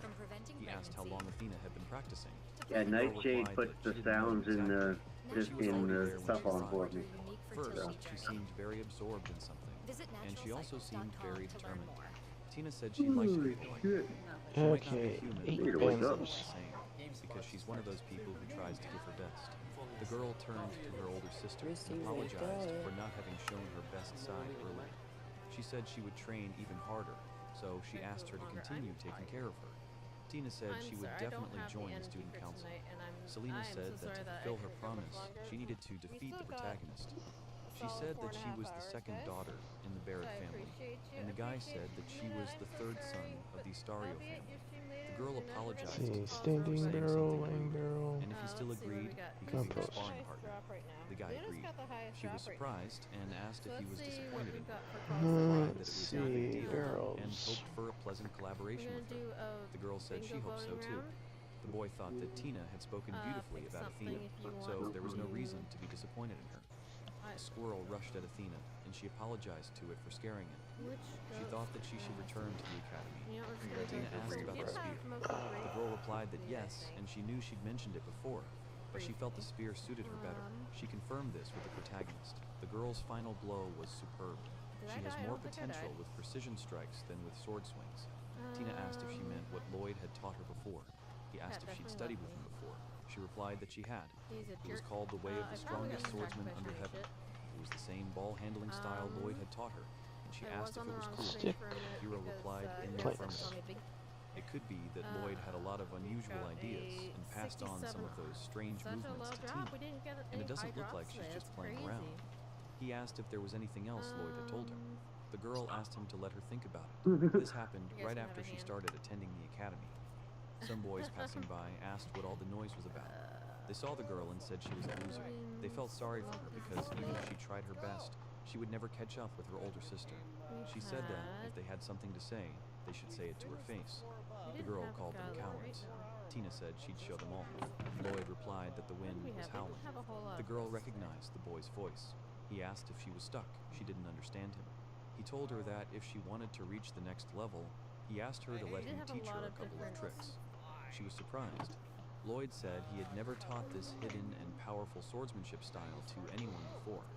The girl was surprised by the hidden and powerful technique. The guy said he called it the way of the strongest swordsman under heaven. Tina thought it was cool. The guy said she first had to raise her sword as high as possible, as if piercing the heavens, and then direct the strike straight at her enemy, faster than the speed of light. He told her in parting that he who masters the sword also masters the spear. She must learn what he taught her and become stronger. The boy thought it had been a mistake to doubt Lloyd. Selena said she thought Lloyd also meant that the spear style wasn't suitable for them. However, she had never trained with a spear in her life. The girl looked at the main character and assumed that he was not so strong to begin with. He confirmed it. She asked what he had become from the skills he had acquired. The guy said it was something like this. That's how it looks to everyone. Two more The girl land. turned to her older sister and said that she had changed her mind. She said that she would make a contract with Athena. The guy was surprised. The boy didn't know what to do because at any moment he could scream with joy. At the academy, the name Athena had become quite recognizable, but the harsh reality was that no one had yet been willing to sign the contract. And finally, for the first time, someone did. Selena told her to do as she wished. However, as her older sister, she had to tell her. Originally, the goddess Athena was a nameless, wandering god. Simply put, the benefit of making a contract with her now would be incredibly small. She asked the girl if she understood. As depressing as it may be, what Selena says remains a fact. In that world, most people strive to forge a contract with a great deity. It's obvious why everyone thinks so, not to mention that they're still young. There's no need to rush into making a contract when it's only possible once in a lifetime.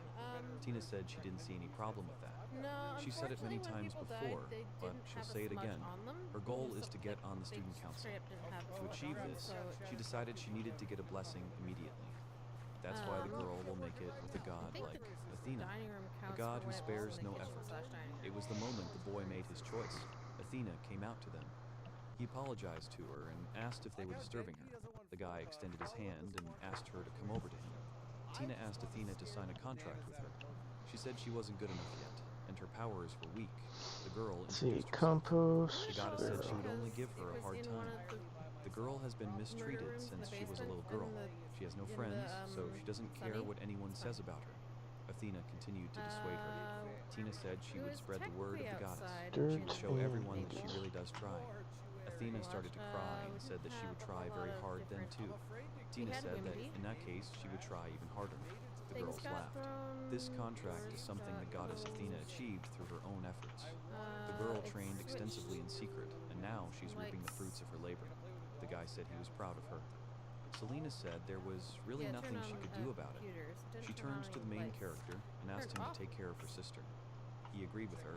As Selena said, forming a contract with someone like Athena is definitely of little use, but that's only true for now.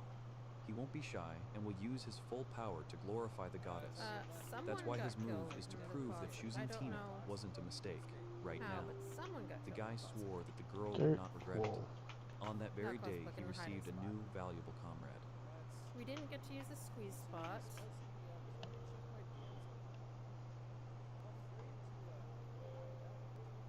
Alright, I think that's everything for the bingos. If anyone has any calls, I think Luna gets to pick one. Luna, did you pick one? What did you want for your free call? If you're still here.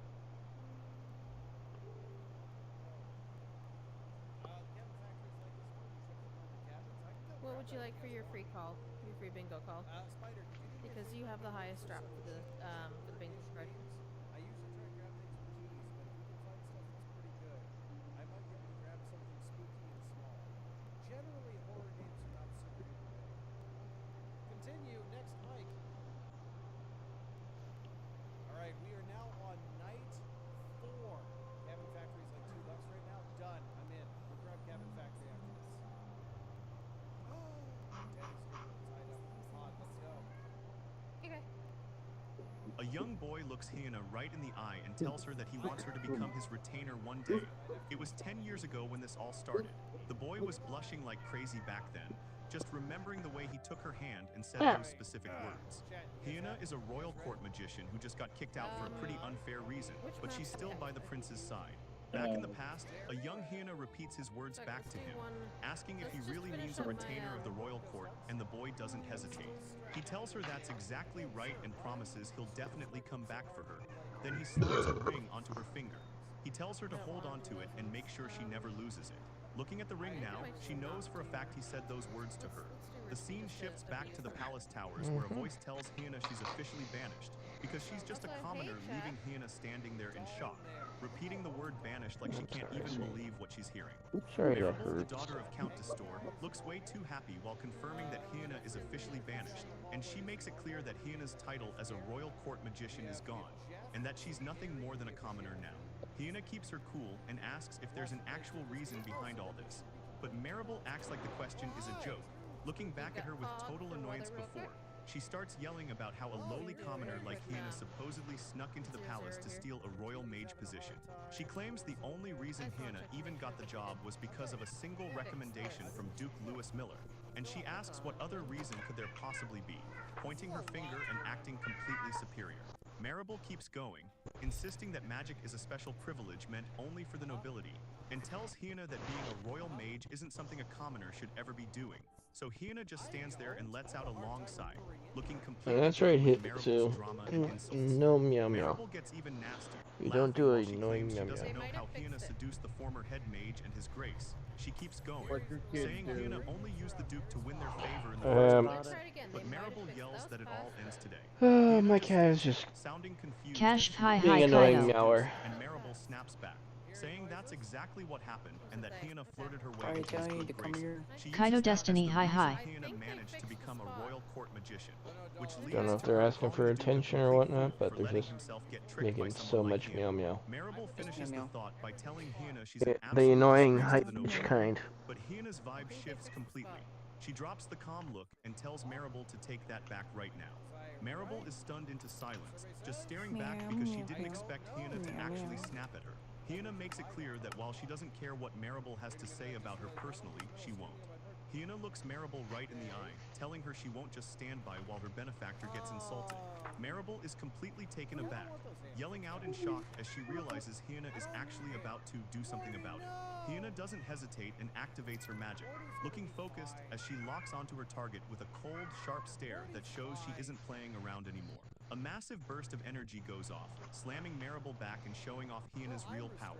Maribel is totally frozen with fear, staring at the shattered wall right next to her head. Well, hold up. Smash like and subscribe for more hidden manga gems. Now, I dare you to comment, I'm loving it. I bet most of you won't do it. Alright, let's continue. Hannah looks down, and coldly says she's officially done with this whole situation. She closes her eyes, telling everyone that talking to people like them is just a waste of breath. So she makes the big move and announces she's handing back her Royal Magician badge for good. As Maribel watches in total silence, Hyena tells the court nobles they can go ahead and do whatever they want.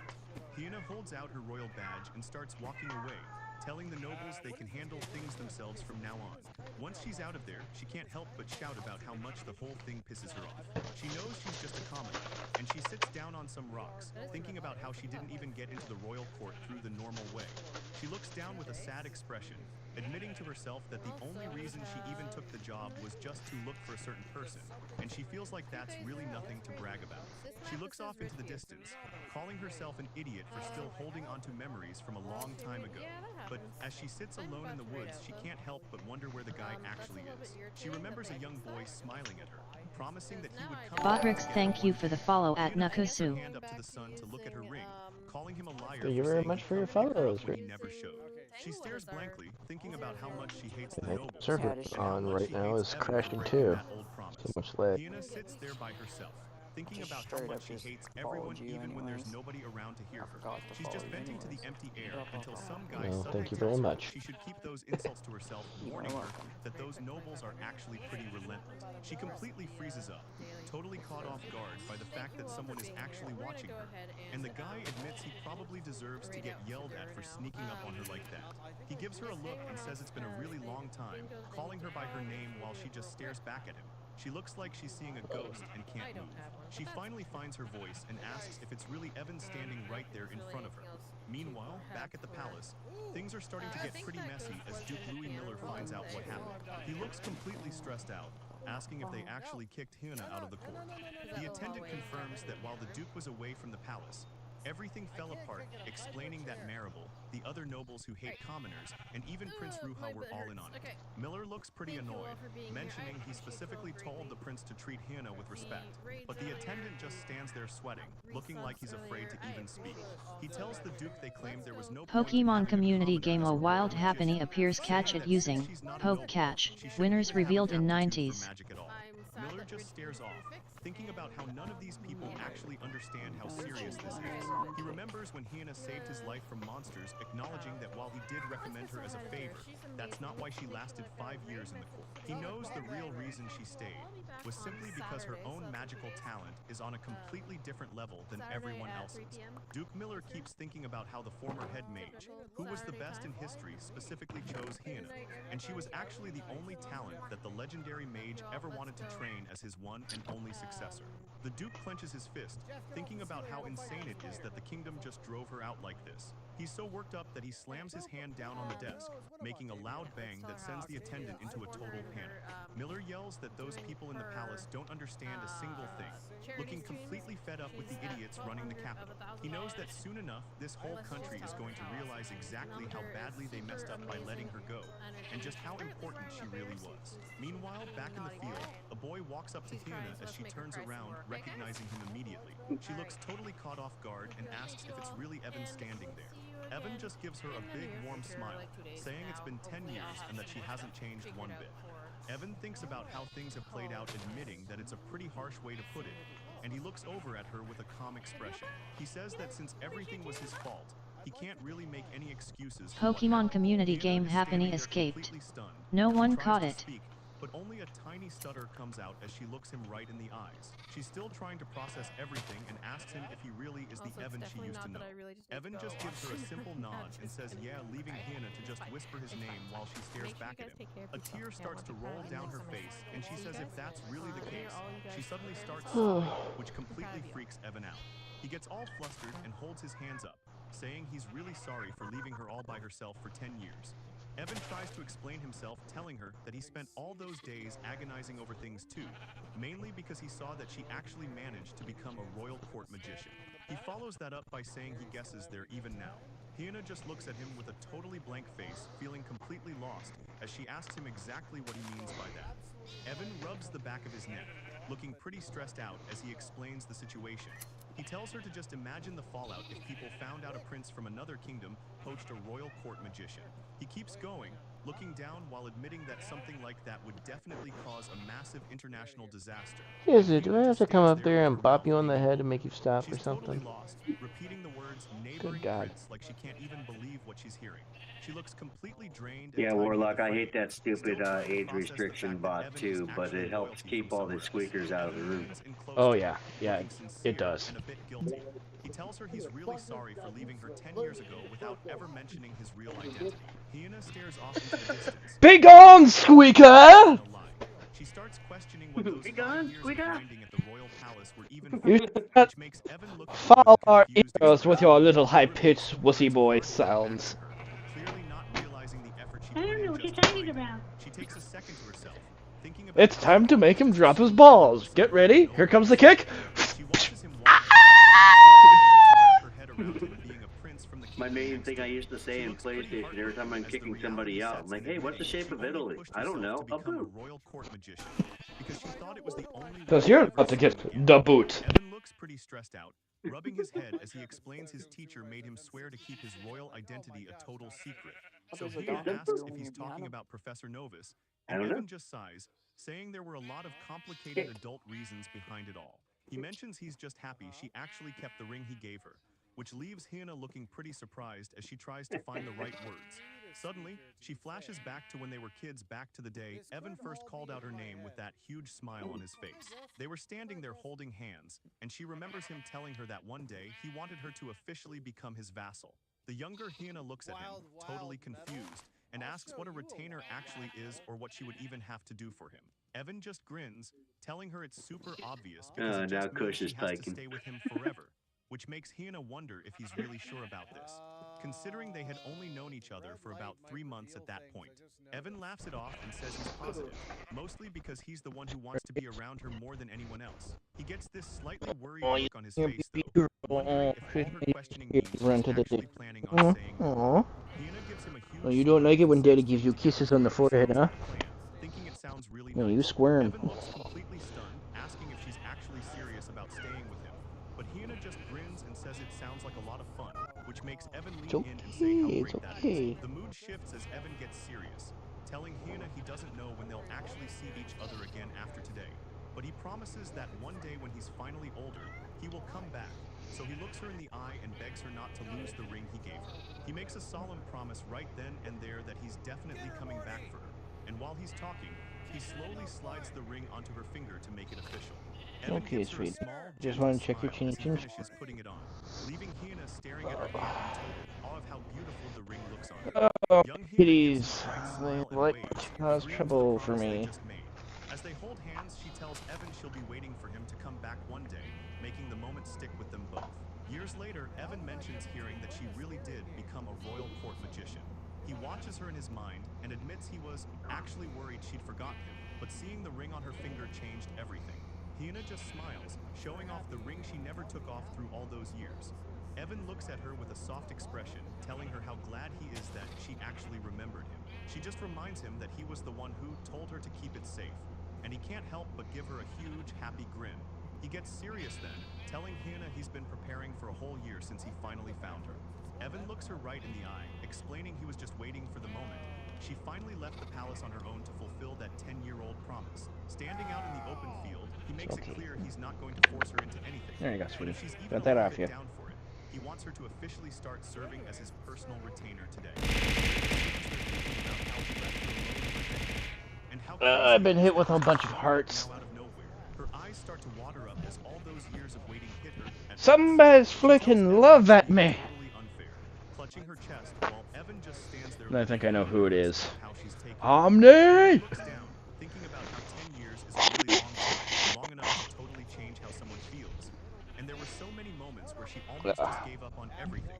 But even with all that time passing, she just couldn't bring herself to forget that one promise they made as kids. Evan clenches his fist tight as Hannah speaks up and calls his name. Ant She asks if he knows tried the to real crawl reason on the she back worked of so my hard neck. to become a royal court magician in the first place. And, Evan looks at her, softly asking if she did all that Get just the to fuck find around him. and find out again. And You Hannah got gives him smacked a pretty huge hard. relieved smile, telling him he's right and that everything is finally okay now. She gets a bit flustered though, asking if he's actually cool with her being his retainer, which he immediately says he is. Evan takes a second to get his head together and tells her he should probably reintroduce himself properly, so he looks her right in the eyes and says his full name is Evan Velroster II. Evan finishes his intro, making it official that he is the Prince of the Roster Kingdom. Hyena looks pretty stunned by the news, but she manages to introduce herself back. The two of them share a handshake to seal the deal on their new partnership. Evan tells her he is looking forward to them working together as they stand out in the A field. paper Hyena towel, thinks back to when she was a spray. kid, heading deep into the woods to Clean find up the some kitty wild mess vegetables, again. and remembers how that was the exact spot where she first ran into Evan. Back then, she just walked up and asked him who he was since she'd never seen him around. Then she asked what he was even doing out there in the middle of nowhere. Evan didn't really have a big reason and just told her it was nothing special, admitting he was mostly just out there because he was feeling bored. Hyena looks at Evan sitting under the tree and asks him what he finds so boring about his life. Evan doesn't even hesitate, just looks away and says that absolutely everything is boring. He starts opening up, telling her that he's heard the same thing from everyone his whole life. People are always calling him amazing or a genius, and telling him how jealous they are of his talent. Evan looks down, saying he's sick of people constantly repeating those same empty compliments to him. He tells her straight up that the whole situation sucks, while Hyena realizes there's nothing good about being treated like that. The kid keeps going, explaining that even with the praise, people are always actually resenting him for what he can do. He leans back against the tree, frustrated because Nachos it's or not like hot he got to where dogs? he is without putting in a ton of effort. He wonders what the point of living even is when nobody actually Nachos. understands how hard he works. Looking back at the adults who always surrounded him, he realizes they never cared about him as a person. Kaito Destiny Cookasks, welcome to my channel. Kaito Destiny Omnir, welcome to my channel. At Kaito Destiny Cookasks, welcome to my channel. At Kaito Destiny Omnir, welcome to my channel. Hey, Omni. Hey there, Q. Welcome to the stream, guys. Let's give a shout out to Q here real quick. Kaito Destiny, so too Cookasks. Stream Elements look it's Cookasks, they were playing Fallout 4. Go check them out and give them some fluffy cheers and support. Cookasks bet URL. You guys saw that, right? It wasn't just me.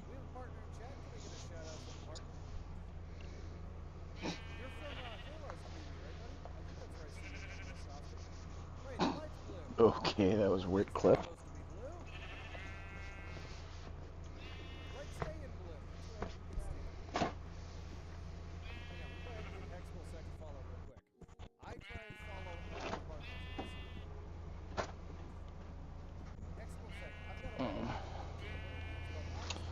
Uh.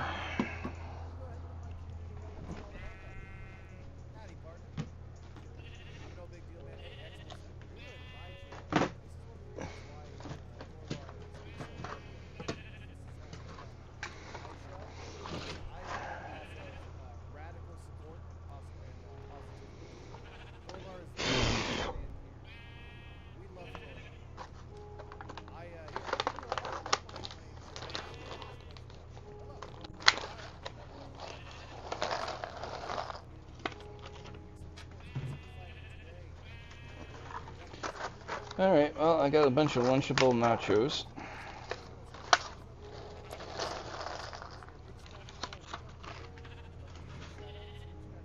And we're gonna have some cheesiness. Lunchable nachos? Hey, it was free food. I think that's the only thing I'm gonna really miss from my ex job. Free food.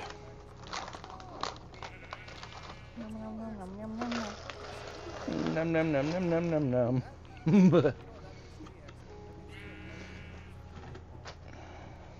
need a chicken on flat now.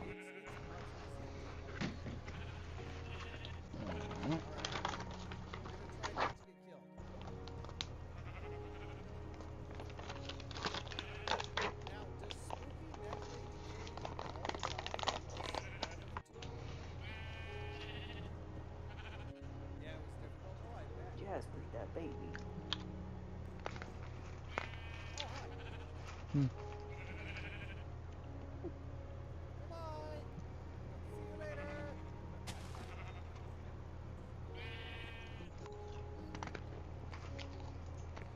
Hmm.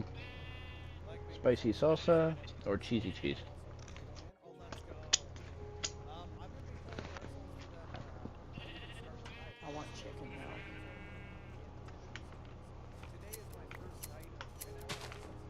I've been working my way up to 12-hour sessions.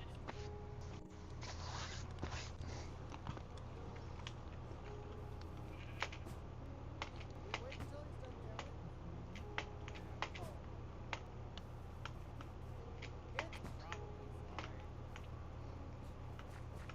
Leave the room! It's fine. It's fine. Okay.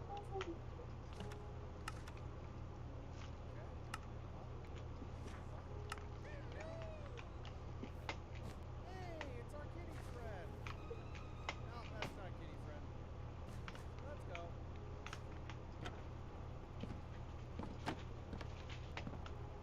It's a fine afternoon. See, Linda seems new.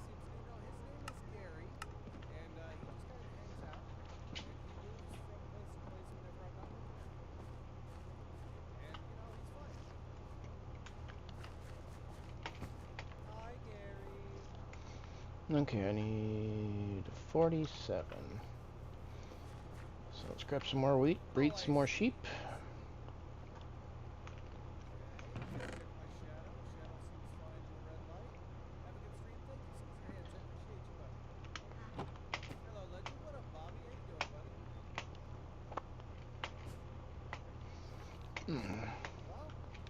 Well, over here. Oh. Well, okay, bye. Well, tomorrow's gonna be fun. I'm being killed. Okay, bye. I'm gonna work on the unemployment and talk to the Department of Labor about the whole getting fired with my last job. Are you hungry? Your tummy seems to be growling. Right. Yep. Hopefully you get it back. Yeah. Because the area I have doesn't really have any jobs up for grabs. But, yeah, since this is a medical violation lawsuit, yeah, they're gonna be fucked.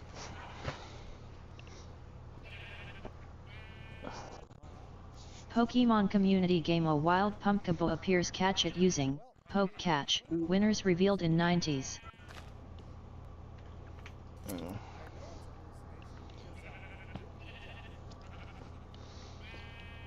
But I will also go for unemployment and get that taken care of right away.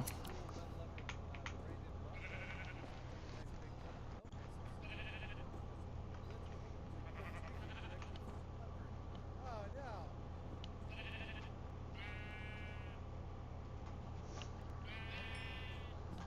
There we go. There. Frickin' meower. Are you frickin' calm now, huh?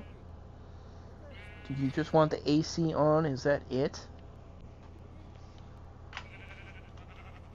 Yeah, but you're in Australia, so it wouldn't surprise me if it took 2 years to get to you. Spooky? Looking for Spooky. Oh, you're pretty spooky. Oh, he's almost here. I'm gonna go.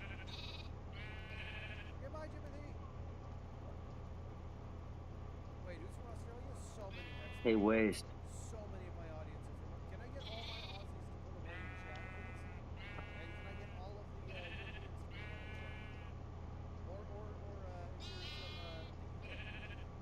Basically, if you're not Canadian or Pokemon community game. Pumpkaboo escaped. No one caught it.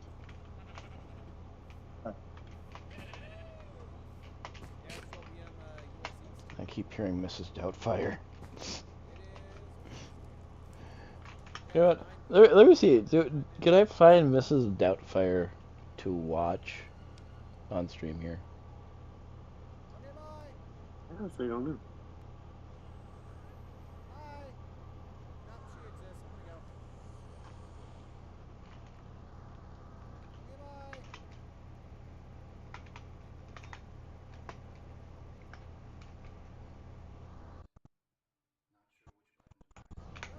Pretty okay.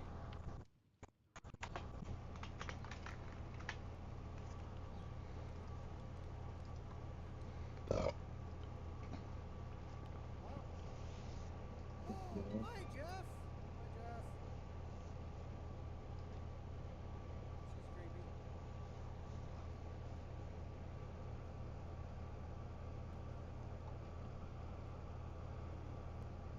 It looks kind of normal to me. I mean, I was born in Russia and raised in America. You were? I had no idea, Thompson. That's cool.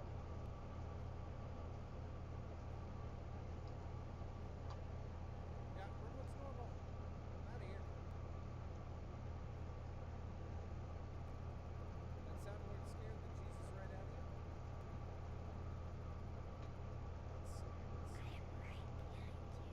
Are you? Lady Debbie, did you do the behind me to me? Yeah, you did.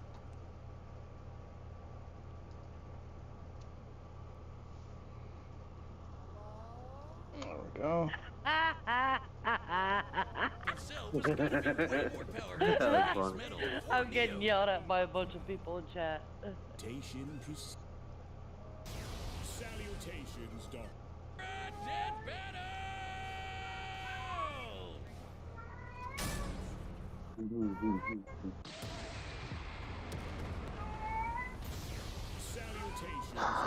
Fuck's sake. No, it's the other one. Reputation precedes you. Bring me your strongest fighter, or face. And prepare to kneel before your master. Perfect. I kept you up. But fuck you. You know who you are. I was tapped out. I was fucking doing the right thing. And then all of a sudden I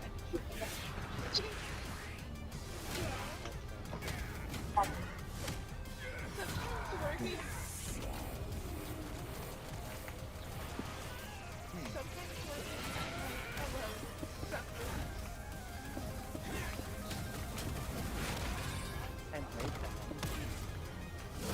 Tell me, does a machine experience fear?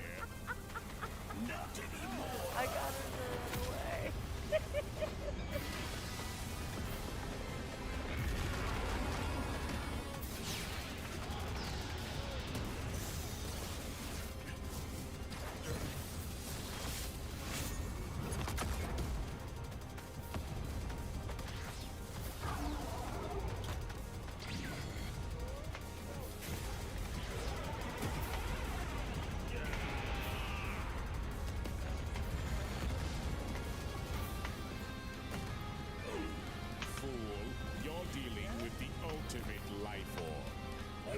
Possesses data. Observe. Chaos. Done. True. Life form data successfully copied. Scum.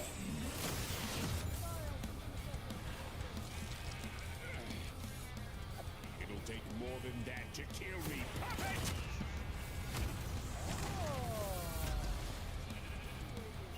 I know. Now I know everything about you, insect.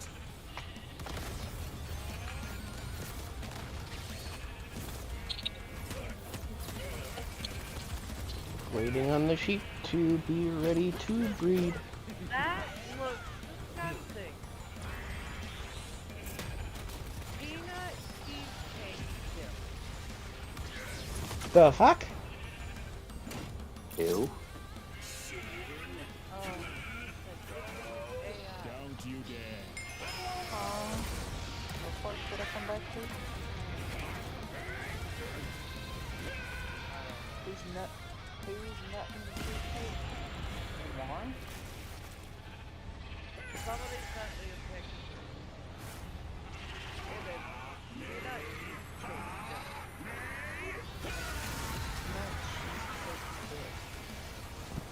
I am not just the greatest warrior in the universe.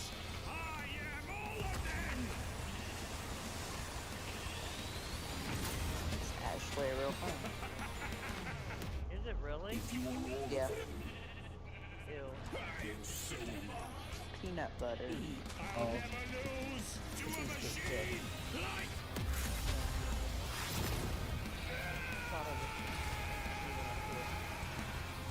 cheesecake good. Peanut butter's good, but combining the two together, that's too sweet and we'll send you to the bathroom.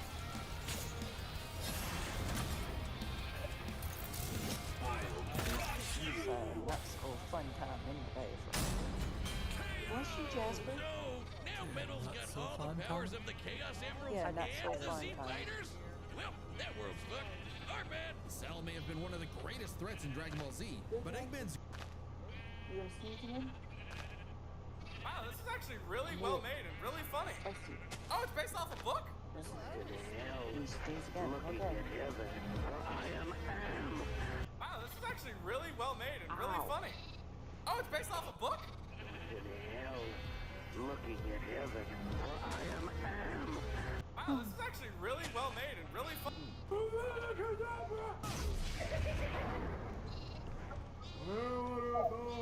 Hey there. Expel! Baldy, I will be honest with you. I think it's high time we spice things up. What are you doing? You psycho! Are you trying to kill us both? I'm simply trying to make things more interesting here, Baldy. So how about you try and hit me as hard as you can? You broke my wand. How am I supposed to? How about this little thing? How did you get the Elder Wand? Do you really care about the details, or do you want to hit me as hard as you possibly can? I think I'll take the latter. That's it, right here, Fang for Brains.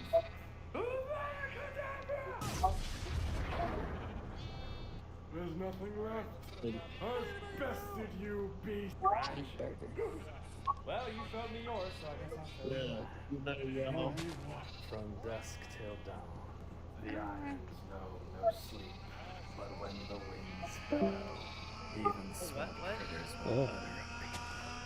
Domain expansion. And now it's just Waffle the House 5 of us. I didn't think it was because he's muffled.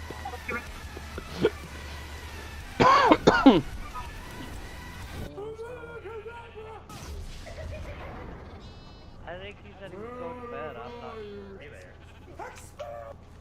Baldy, I will be honest with you. I think it's high time we spice things up. What are you doing?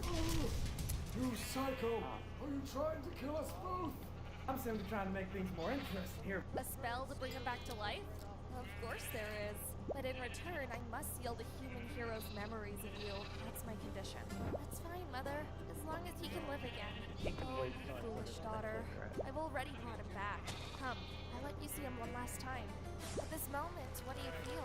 This is good. He's already started a new life. A love between human and demon brings nothing good. Don't blame me for being cruel. As long as I can watch him from afar, that's enough for me. But, dear Mother, can I get rid of the woman by his side? A spell to bring him back to life? Of course there is. But in return, I must seal the human hero's memories of you. That's my condition. That's fine, Mother. As long as he can— Dumbledore, I need your help! Snatch! This filthy muggle has been driving me crazy all week! You have 60 seconds to make me care. He sicked this E4 Mafia on me!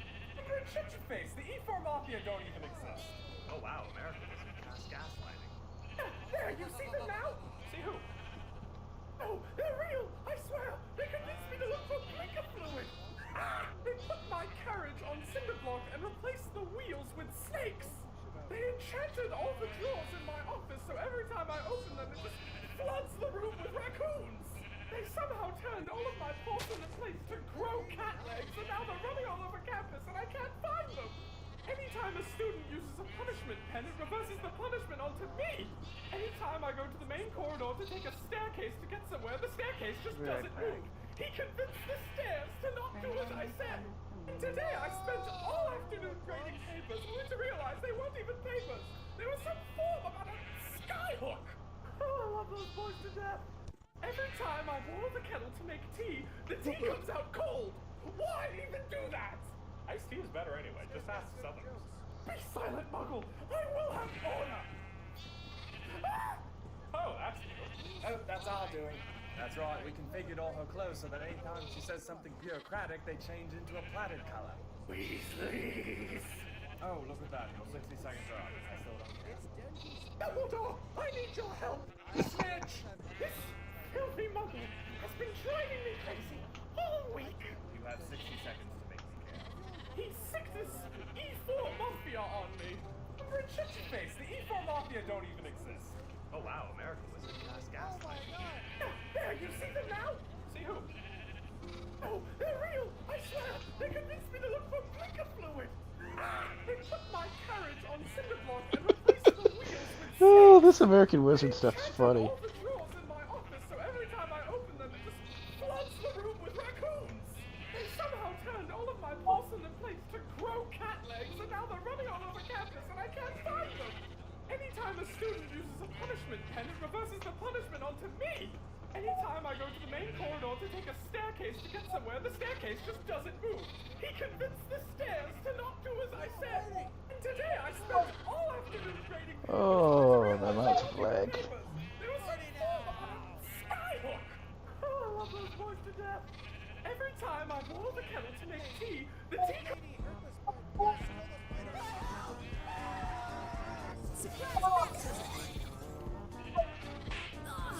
A walk would be nice. According to the judgment of the Oratrice Mécanique d'Analyse Cardinal, guilty. Torn to oblivion!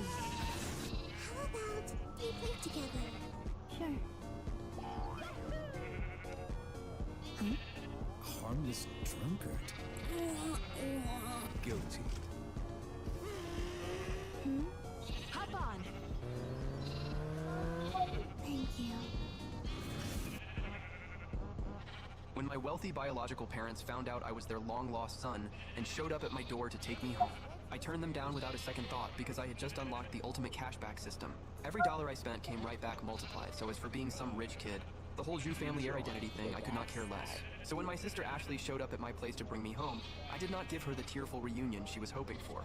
I calmly agreed to go do a paternity test, and outside the testing room, my father Richard was already waiting, and the moment he saw me, his eyes went wide with shock because the resemblance between us was undeniable. "Hey, I am Richard, your uncle, nice to meet you."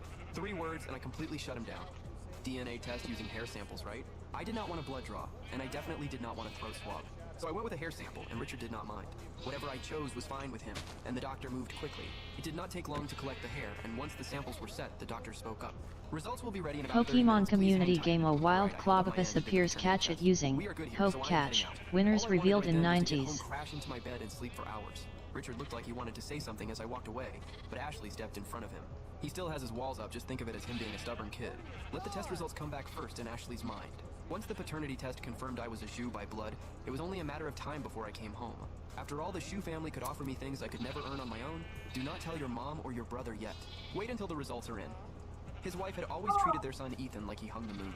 If she found out that Ethan was not actually their biological child, there is no telling how she would handle that. And then there is Ethan himself. They had raised him for 21 years and the bond runs deep. It is not the kind of thing you can just walk away from. He just hoped that once I came home, the two of us could coexist peacefully. Richard had it all figured out in his head, but he never stopped to ask whether I even wanted to come back or whether Ethan would be okay with it.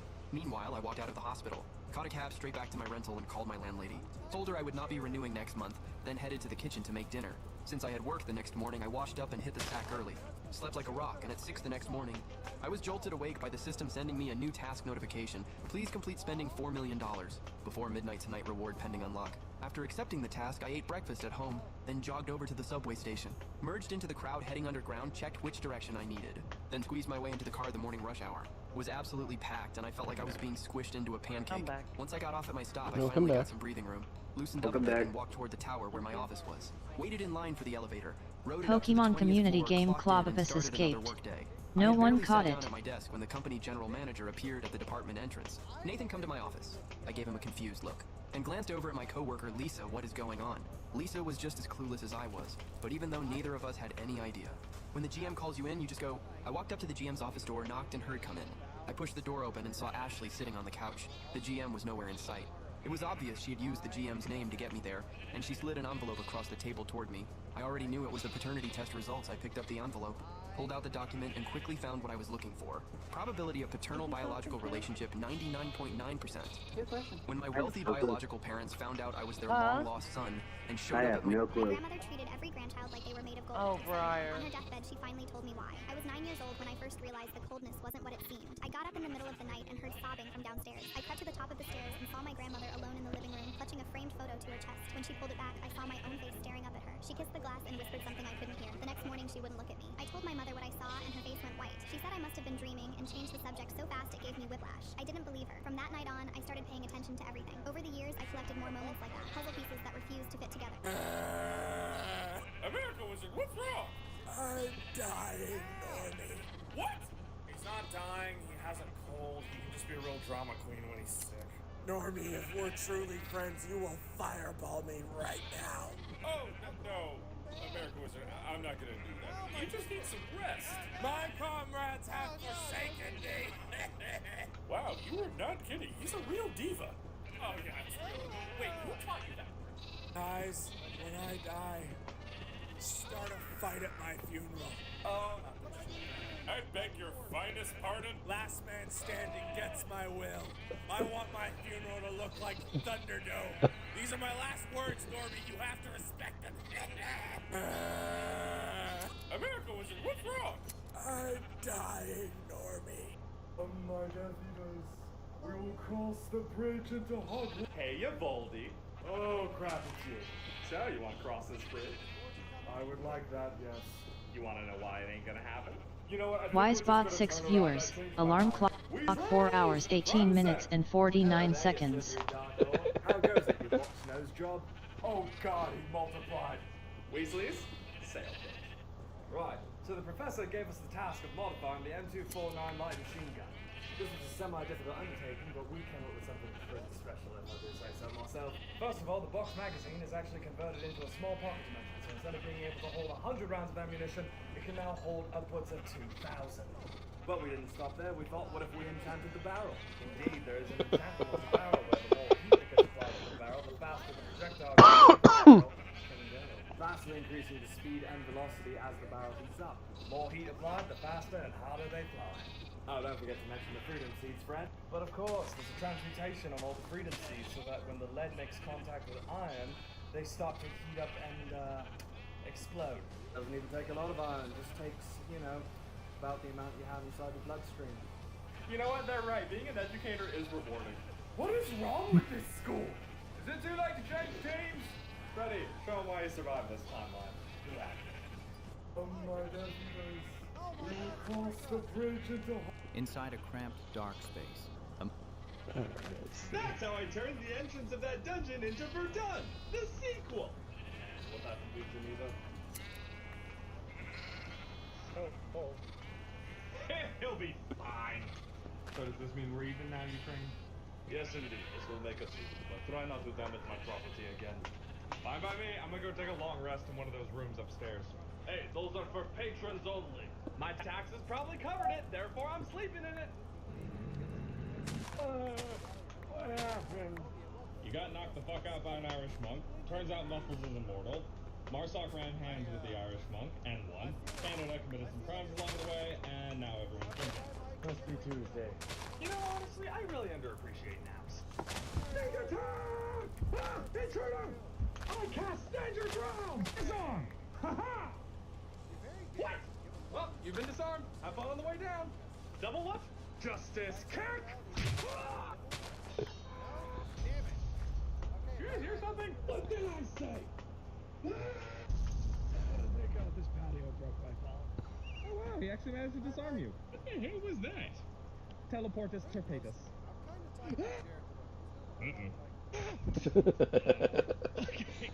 That's not creepy shit.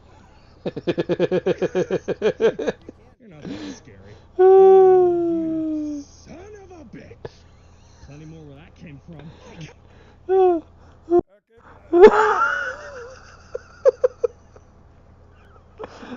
Oh, this American Wizard shit is fucking hilarious.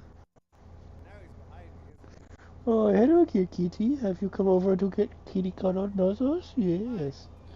You want the nuzzle daddy's Paper head? Dragon, Poke Catch Great Ball. Kaito Destiny Paper Dragon, welcome to my channel. Pokemon community game at Paper Dragon.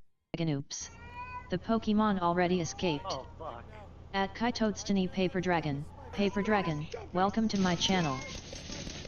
I thought you were disarmed. I have a bag of holding. Stay strapped, get clapped. Oh, the backpack was the problem. Oh wow, he was self-cleaning. And or magical. Now, where am I?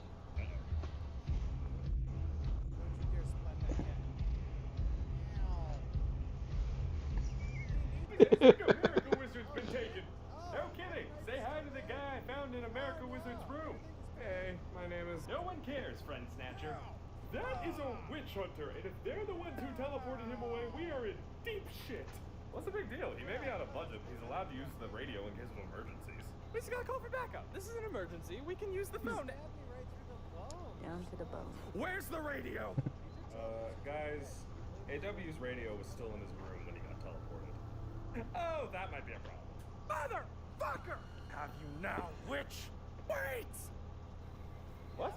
Take this. I don't think I get this joke. What was that? That was the boss getting creative. Normie, let's go. Good luck with that. I'm gonna have a friendly chat with our new buddy. Take his head! Trench broom! I don't know. I don't remember who was in here. Rush him, now! All of you hold. This demon is mine. What's the matter, fucko? Suddenly realize it's not so fun getting up close when I have a trench broom? Uh-oh.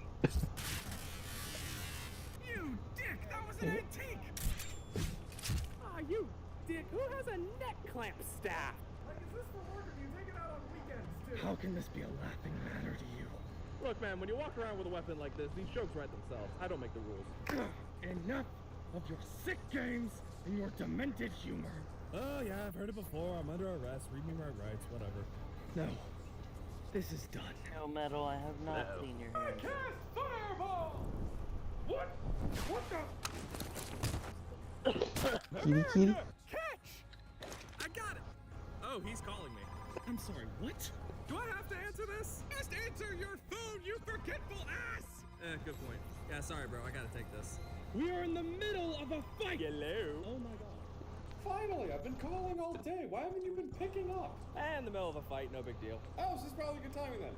Listen, the Pentagon had its yearly budgetary meeting yesterday, and we've managed to shift some things around. Oh, wait, what does that mean for me? Oh. Oh, okay. Cool. Why do I sense a tone shift?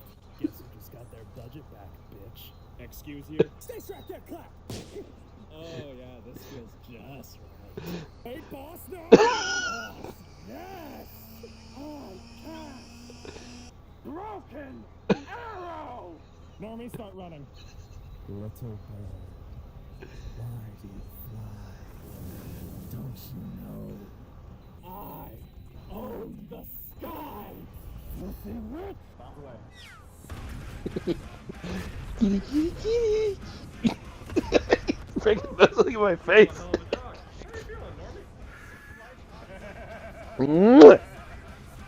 Kitty, kitty.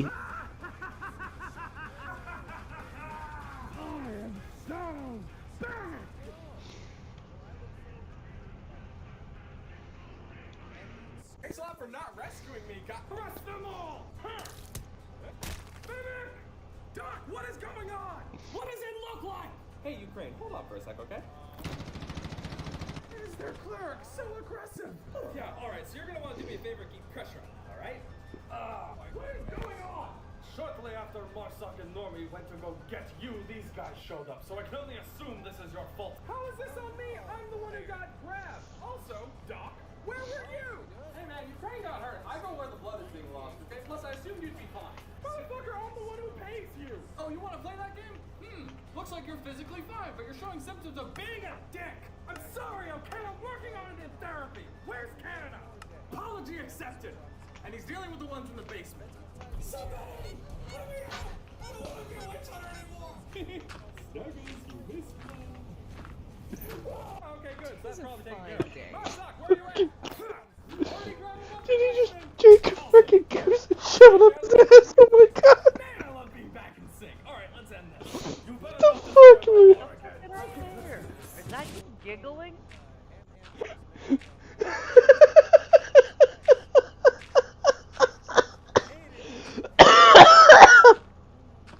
Oh my god! Yes, you hear giggling. Oh. My cat is pawing my face and trying to headbutt nuzzle me while I'm watching the American Wizard on YouTube. And all of a sudden, there's this goose called Snuggles, and it just jumped up some witch hunter's ass, I think. Oh, oh, there's some cursed shit here, but it's fucking funny. Alright, listen up, Fed boys! What did I say? I'm giving you one opportunity to walk away from this. Lay down your arms and surrender. You're all talk. We know you've been underpowered for over a month. Yeah, you don't scare us. Oh, I was really hoping you would say that. I cast spiking missile! Reaper, did you get that? Fuck yeah, send him! Who are you talking to? Pull your gun! Wait, deploy what? America! I can't believe you used that spell again! Dude, how do you not know from hanging out for me this long that you need to always carry an umbrella? Well, you didn't give one to Muffles either! Look at him! He's disgusting! Go take a bath! Look at my fucking ceiling! You destroyed my bar again! Oh, cry me an invoice. I'll pay for it. Besides, it could be a nice skylight. You have no respect for the property of others! Bitch, my taxes fixed it! Paper Dragon, sorry my arms don't detach so I can't lay them down. Yeah, I picked up Ukrainian. I wanted to know when you were talking shit. Yes. Your call. I guess those kneecaps were optional. Alright, so I'll stand them up. Okay. Oliver, why? Wait. Silver underscore gaming 118 is your Madman friend rare. Kaito Destiny Silver underscore gaming 118, Silver underscore gaming 118, welcome to my channel. At Kaito Destiny Silver underscore gaming 118, Silver underscore gaming 118, welcome to my channel. Kaito Destiny, yes. Okay, off me, off my chest. You crazy cat. Freaking head in my mouth. While I'm trying to hug my head.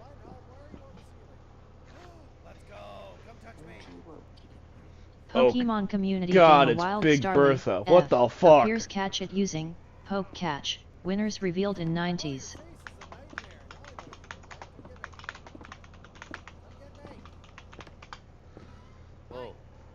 Oh God, no. Paper Dragon, Poke Catch Great Ball. Silver Gaming, yes it is. It is. Madman Fenrir. Oh, fucking hilarious. Silver underscore gaming 118 I had a feeling it was Madman Fenrir as I saw America Wizard. Kaito Destiny yep.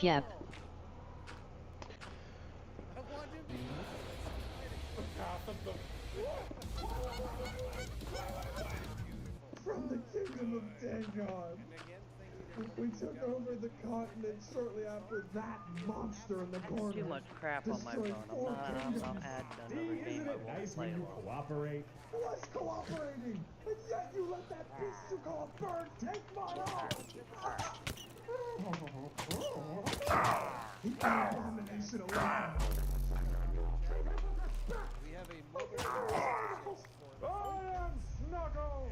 You should join the Discord through the Patreon! The link is in the bio! What the the bio? Maple syrup for the Cobra chicken! Pokemon community game Starly F has been caught by Paper Dragon. Mr. Budget Man's favorite sugar baby. Well, if it ain't the bearded bastards themselves, good to see you. Likewise. For a second. Hey, Kowalski, don't think I don't see you spanking us up, bro. You learn how to read yet? Fuck you. Give me a hug. All right, enough of the pleasantries. What you got for us? Straight business. I love it. So what's Oh, these guys apparently I'm being raided in the Empire seized control of a my region village. that, you know, we liberated. And they seem to have put me out as their public enemy #1, and you know, I kind of abide by that. Silver underscore gaming 118. What episode is your favorite? I didn't realize I had him up that loud. Oh, I just realized the music.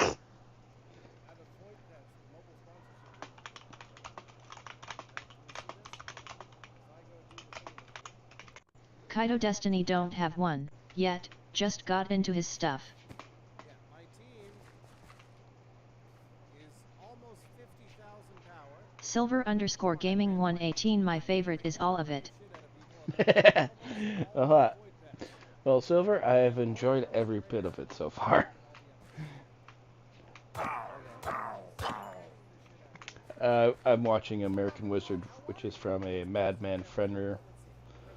It makes fun of Harry Potter, which I love. Stream elements, feel free to come in and join the fun for crazy adventures through the worlds. URL.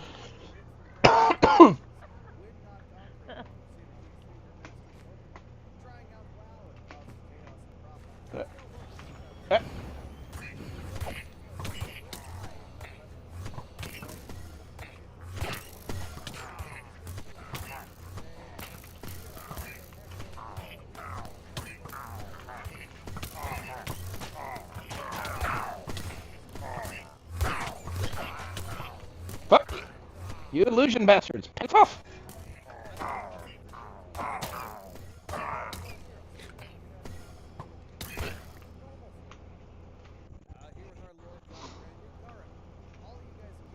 Oh god, I lag so bad.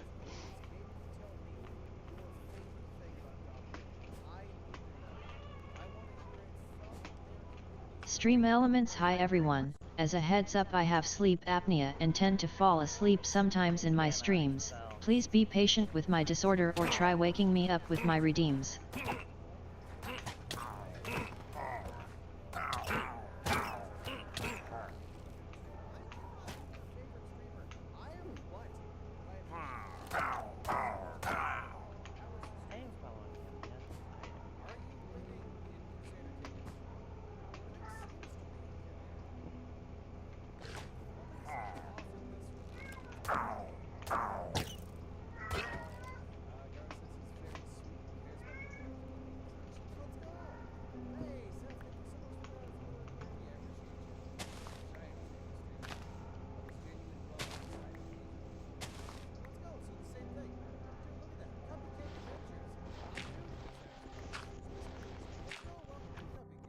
There you go.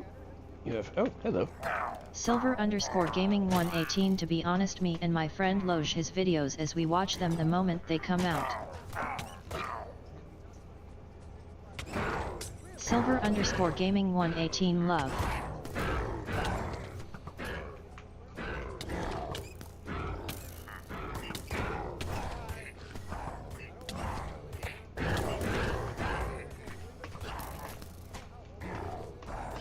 Stream elements, welcome to the Fluffy Dragon's Den. Come sit, chill and game a while. Enjoy the show and have some snacks and drinks. I hope you all enjoy your chill and relaxing time here. Carrot W carrot.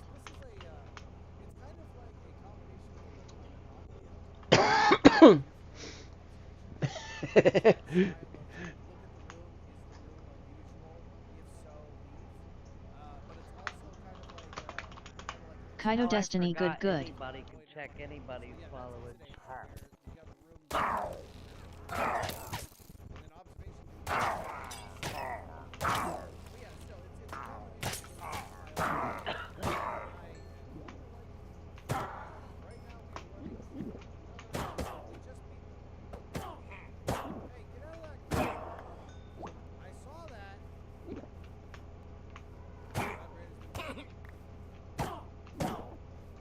Burn, bitches.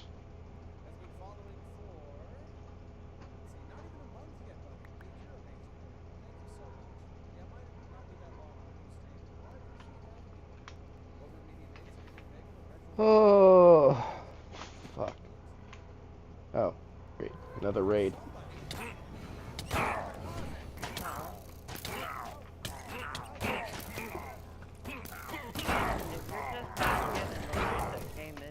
Tell me where the freak's at. I'm lagging so bad during a raid.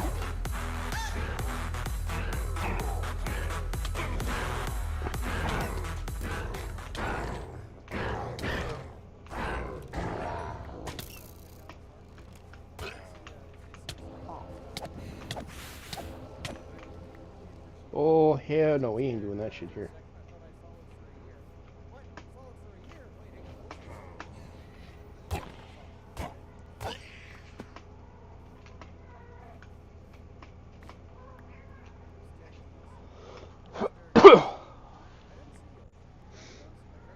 Okay, I gotta see what the hell is running that is making me lag so bad. If you guys are streamers, I am completely okay with self-promotion. You're allowed to talk about yourself here, tell me about your schedules, your hopes, your dreams, what you want to accomplish on Twitch. In fact, down there in my Jit of Hunger Games, I've got a button called I'm a Streamer. You guys can use that button every single day that I am live. If you just follow the channel, you get 300 channel points automatically, which is exactly how much it costs to be a member of the channel. So please feel free to go ahead and do that anytime you want. Apparently one of the pillagers decided to fall from the sky. He didn't make it. It's just because I did it at the same time as Debbie and only just popped up. Oh, that makes sense. Anxious Narwhal. Whoa, thank you for the follow. Dara, thank you so much for the follow. Sincerely appreciate you. Blood for the blood god! Blood for the blood god! Blood for the blood god!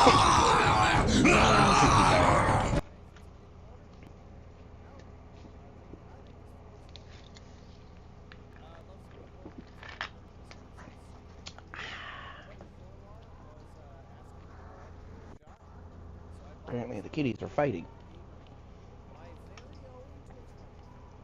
Respect. Oh, and here I thought you'd like me in Mr. Popularity. Nah, my problem is they stick their version of the feds on me. Like, what if we had a canine with us? Things could have gone bad.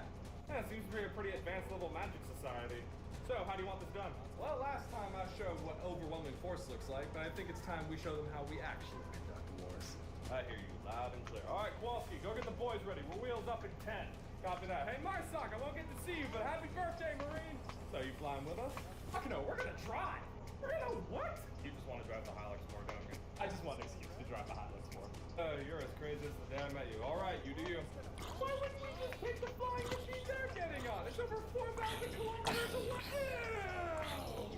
What did I say? What the fuck? You use the metric system? You don't do things in moon landing per football field here? Oh, fuck that. This just became radicalized. Road trip!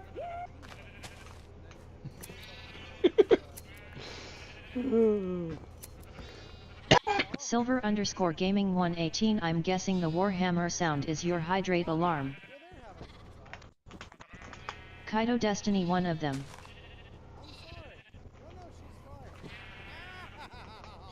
We lost another one. Yep.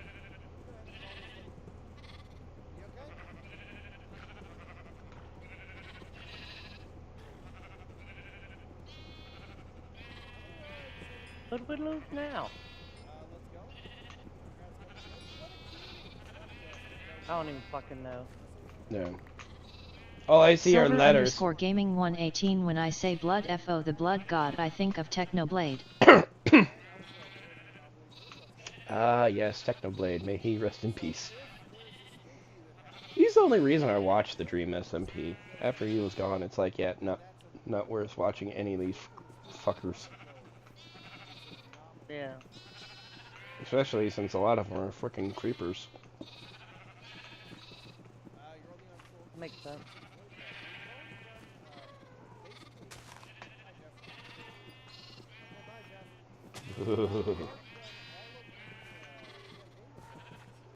Okay, Sheepy, I need you away from the torch. Yeah, screw it. Leave it there. Oh.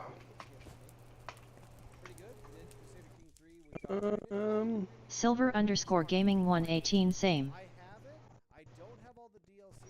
Here, I'm gonna keep that one up, and we're gonna watch this one. Mother gently settles her young elven daughter into hiding. Amidst the terrifying sounds from outside, she urgently explains that they are just playing a game. A very serious game of hide and seek where the most important rule is to stay absolutely silent. The little girl, Arwen, looks up with on as tight as she can. He kicks another monster aside. Clear. Oh, what? I hit my toe. Oh, ouchie. And I got ads on middle stream. I know. I can see when they pop up. Okay, Act 1.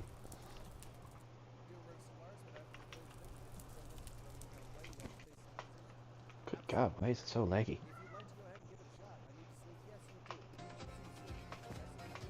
I cast heal wound. Nat 20, I cast mega stupid. Well, that's certainly a strange sounding spell. Oh no, it's a dragon. Don't worry, wizard. I have a summoning spell for this. Oh my god! I cast Wakanius Go Batius. What kind of summoning spell is that? The harpoon with a Gatling gun. Oh no, there's an orc camp down there. No worries, wizard. I got this. I cast station. This Silver_gaming 118. I'm tempted on calling in a nuke. like my downgrade coordinate set. 120, what now? Watch and learn, wizard. Watch and learn. Nice. Oh no, it's some kind of giant insect monster. Ha! No worries, wizard. I got this. Stream Elements. Hi everyone. As a heads up, I have sleep apnea and tend to fall asleep sometimes in my streams. Please be patient with my disorder or try waking me up with my redeems. Cool, got it. I cast friendly fire! Wait, what was the name of that spell? Thank you so much for helping us get rid of those bandits, adventurers. Now we can start rebuilding the town. Needn't worry. Well, best of luck to you. We'll be on our way. Oh, sorry about your boat. Care to repeat yourself? Beg your pardon? America, please, no. I'm tired and I'm still injured from that last encounter. Say that again. Please don't repeat yourself. Oh, well, I was just apologizing on behalf of one of the village folk because, well, they were trying to park their boat in the pier and, your guys' boat was also parked in the pier and, well, they accidentally, scraped your boat. You touched. Pokemon community game. A wild Teddy Ursa appears. Catch it using Poke Catch. Winners revealed in 90s. We can fix the boat. If the boat's the problem here, we can just fix it. There's no... there's a solution here, right? I cast Tempera! Paper Dragon. Poke Catch. Great Ball. Tactical nuke incoming!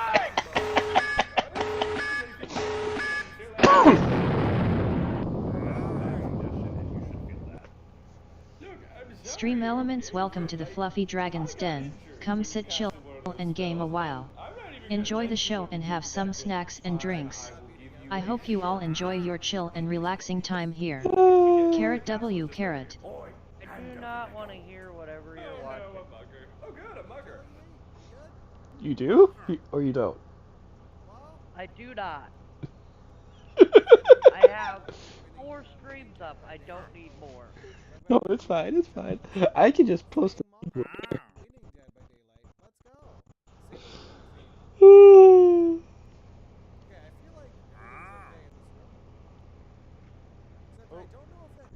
Where did my nose ring just blow to?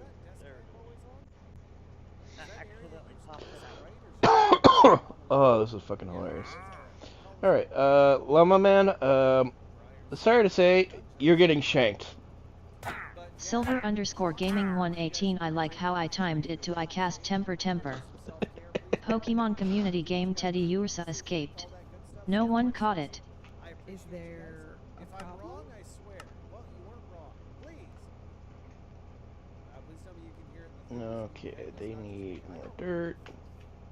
Hello? I can't hear you. Scream louder. What is it? There you go. Yes. Hi. There's a spider over there. It's a fine afternoon. Or is the colony going downhill? Ow, it bit me. Oh, there you are. Hello? Okay, I just need I see you. some more wool. I see you. Oh. No explosion! Where go now? It's not an explosion spell. It's a simple summoning spell. Okay? I don't know where it is. How are you? I cast Semper Fidelis! Below me? What's up, bro? Behind me? Oh my! Hey, man. That guy over there, yeah, you said Air Force is better than you. In just a second. I'm trying to find the... Alright, say less. Boys, that's him. So are they just gonna beat him up or something, or what are they doing? Back and watch. You're in for a show. Silver_gaming 118. If you had a one-winged angel sound, I would use it. Yeah, they're not drinking. I love those guys. You okay?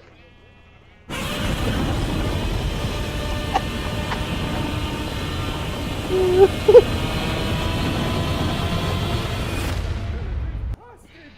What are we gonna do? I'm a troll.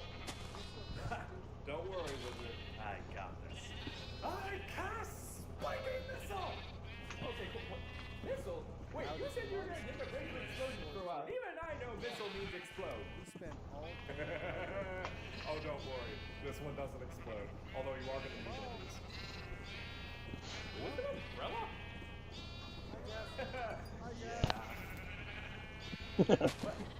Why would I?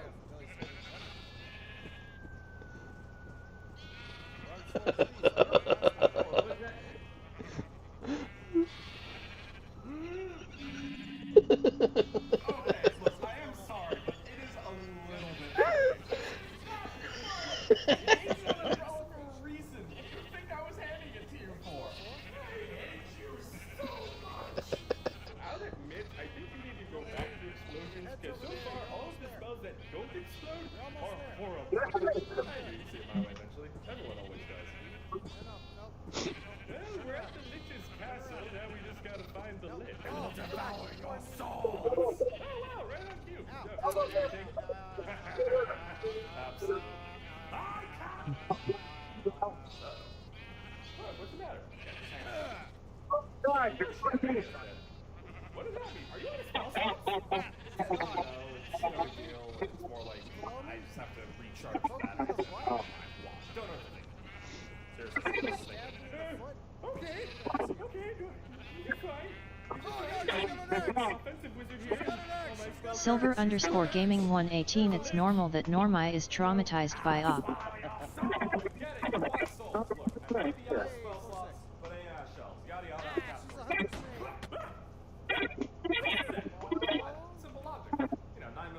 Mile high.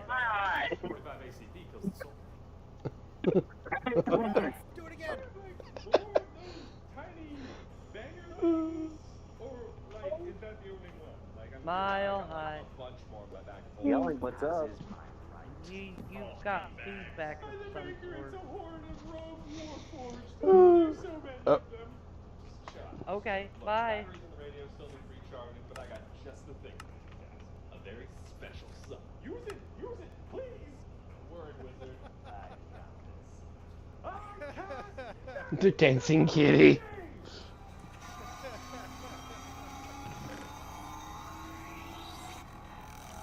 Holy crap, you can do that? All right, it's pretty sick, right? Also, we should run away now. What? Why?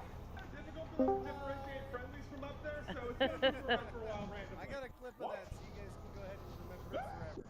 So, how can you actually tell which ones you're not supposed to laser and which ones you are supposed to laser? Oh, I actually have no idea. I just assume that whoever's left moving is our guys. Hello. Hey, shiny. I need a fucking. Okay, at least I have. Oh, that's funny. I already have your thing, like at the last. Silver_gaming 118. Helldivers 2. What do we mean? Look it. Can I touch you? Look at this shit. It still says I'm following you. So what the fuck?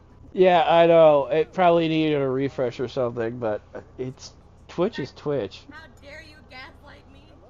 I'm not gaslighting you. It's fucking Twitch. Hey, Twitch is the one that says it. I had to refresh it like 3 times after I found out that you were still freaking following. I was done with my shift and I was like, oh shit, like he probably thinks I hate him. Like no. No. Well, the funny thing is, another friend got. And actually, a funny thing is, another friend of mine found out that her ex hacked her account and unfollowed everyone and left everyone's Discord on her Discord account. It's like, dude. Like, what is that? What kind of revenge is that? I mean, all she has to do is just rejoin everyone. Oh shit. It's like, okay, dude, thanks. Like, it's just an inconvenience, but it's not like, oh, ha ha ha ha. Well, that and hopefully they could remember all the Discord. Yeah. Somebody did that to me. Oh my god.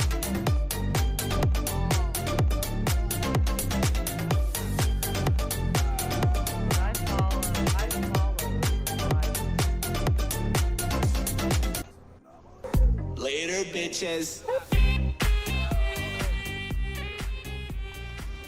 And if somebody would go through and follow my people, I would be extremely pissed because there's some of them that I've been following for over 3 years. Oh, and you would, the reset, yeah. Like, it would have reset it, like, the following, Oh. I would have, so pissed. yeah. Okay, I understand that. But before you were gonna say, I would be pissed, I was gonna say, I'd be impressed, because damn, you went through 500, like, you must have no time on your hands. Yep. Yeah, I'd be impressed and mad. Get her, Morty! Hell, I don't even remember who half the people are unless I actually go on the streams.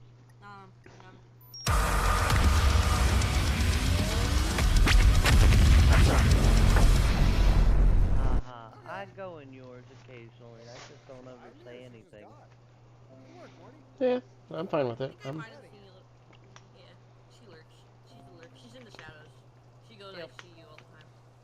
Yeah, she's a little Cheshire kitty of chaos and. Nope, I'm the Mad Hatter, darling. Okay, you're a mix between the Cheshire Cat and the Mad Hatter. Either way, you're funnel-whacking your way into somebody's life. I'm imagining her just in the corner, like smiling. Kaito Destiny Shine Wolf. Welcome to my channel.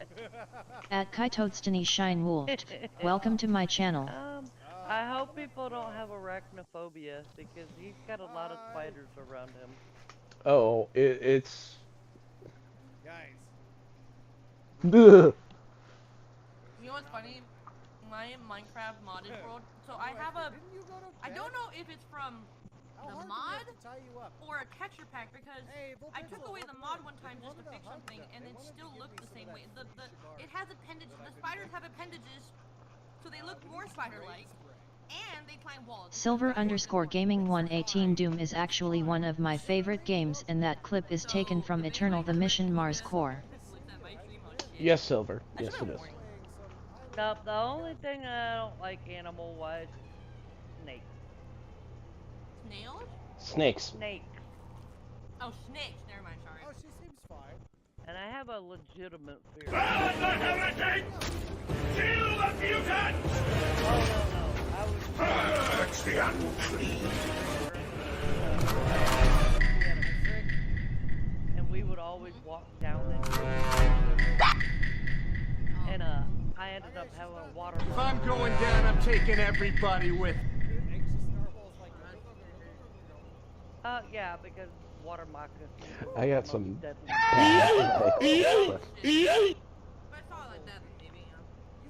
Talk about standing like a statue until my brother came back with my uncle. Last words before I eviscerate my uncle pair of those really long cutting shears and chop Silver_Gaming 118 Danger Noodles. Danger noodles. They slither on in. It wasn't a tiny one either. That fucker was huge. What spell could Yeah. possibly have that could beat me now? Southern California, we have a lot of rattlesnakes. I can't defeat you. I've seen But he them in front of me. definitely can. Not, but I've never seen them able to, like, kill it. Fuck this shit, I'm out. Fuck this shit, I'm out. Don't mind me, I'ma just grab my stuff and leave. Excuse me, please. Fuck this shit, I'm out. Nope.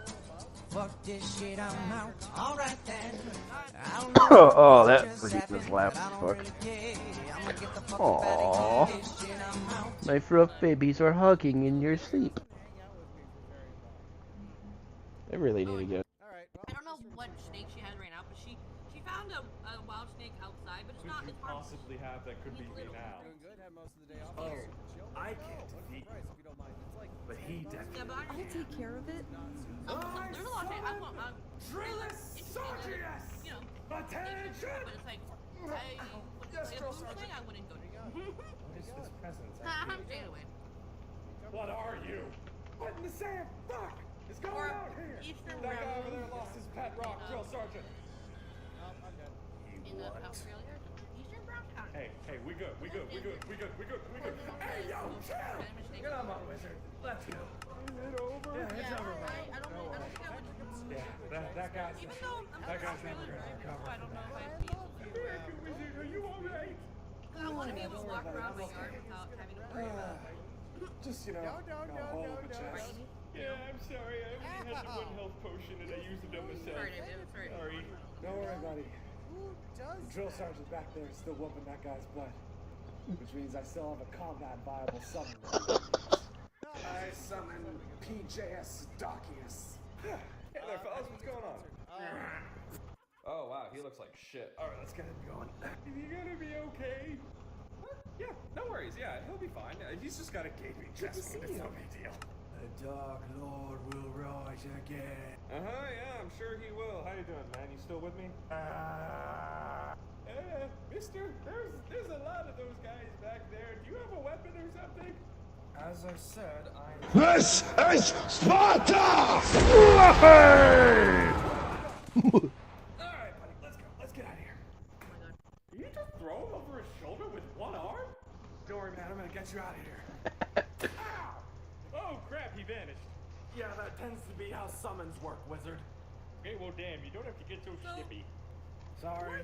Who are the ladies with you with your Doc managed to stem the wound and everything, Oh. but I'm still injured. Let me pause this. And he just... Okay, the blue, purple, or the pink, white, blue, purple snow leopard. That is my store character, Maya. She is my character's, my Fluffy Dragon character's stepsister. And then Keisha is the blue Arctic Pokemon Fox community gamer Shrine Wild Maiden. Krabby appears catch it using Poke Catch. Text to speak Winners right, you revealed have a in 90s. shitty time when I'm explaining stuff. But yes, that is Keisha, the blue Arctic Fox Shrine Maiden. And yeah, very good friends with all three. Paper Dragon, Poke Catch Great Ball. those are people's real avatars? Those are mine. Those are yours. Yep. Ah. Yeah, nice reason I keep them on screen next to my main character is keep the creepers away.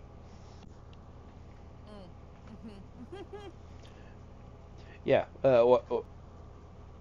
I haven't been asked anything about, hey, are you single or anything? Because I have these two right next to me. Yeah. So they think you're with somebody. Yeah. I'm smart on... That's like another level of like, oh, I have a boyfriend. Yeah. I have these. Dude, okay, so there was a couple times that somebody's tried to hit on me on stream, like, but there was one that literally was like, you have a boyfriend? I'm like, no. But then he started, I think he was trying to like kind of cover up for the awkwardness. He was just talking for a little bit and then he left. Pokemon community game Krabby escaped. No one caught it. I mean, I could just want to be. He hasn't done anything wrong specifically, but he has like. Sometimes I just feel like, man, I kind of feel uncomfortable when he's around my stream. I should probably just ban him, but I feel bad. I'm too nice. But he was nice in the beginning. Like it was fun talking in the beginning, and yeah, he tried to hit on me when I told him I had a boyfriend at the time. I lost. Silver underscore gaming 118. I don't care about that stuff. I just came for vibes. Oh, I told him twice. Kaito Destiny all good.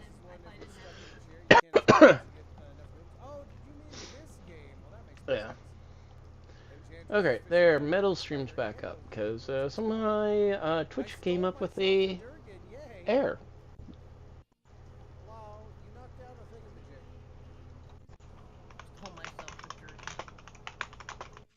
But yeah, I mean, I've been in other people's streams and I've seen people hitting on, like literally hitting on said female Yeah. people, This and one dude it's kept freaking saying shit when I was with some. I already said like no. Well, he kept saying like, "Oh, you're my Pikachu. I'm gonna get in the Pokeball. You're my Pokeball." I'm like, no, stop. Like I'm not playing like that with you. Even yeah, though I already knew I had a boyfriend. yeah, and well, there's a Stream Japanese elements friend feel free to come in and I join the have, fun for and crazy or adventures through the acquaintance now, I worlds. guess, because we don't URL. really talk with each other or hang out anymore, because they rather spend time. This one kid who pretends to be an adult and pretends to be a female when they're a fat little underage kid. Oh no! Okay, that was Anywho, yeah, I had a thing for this person, but once I found out their real age, it's like, okay, I'm gonna take 10 steps back here and keep my distance.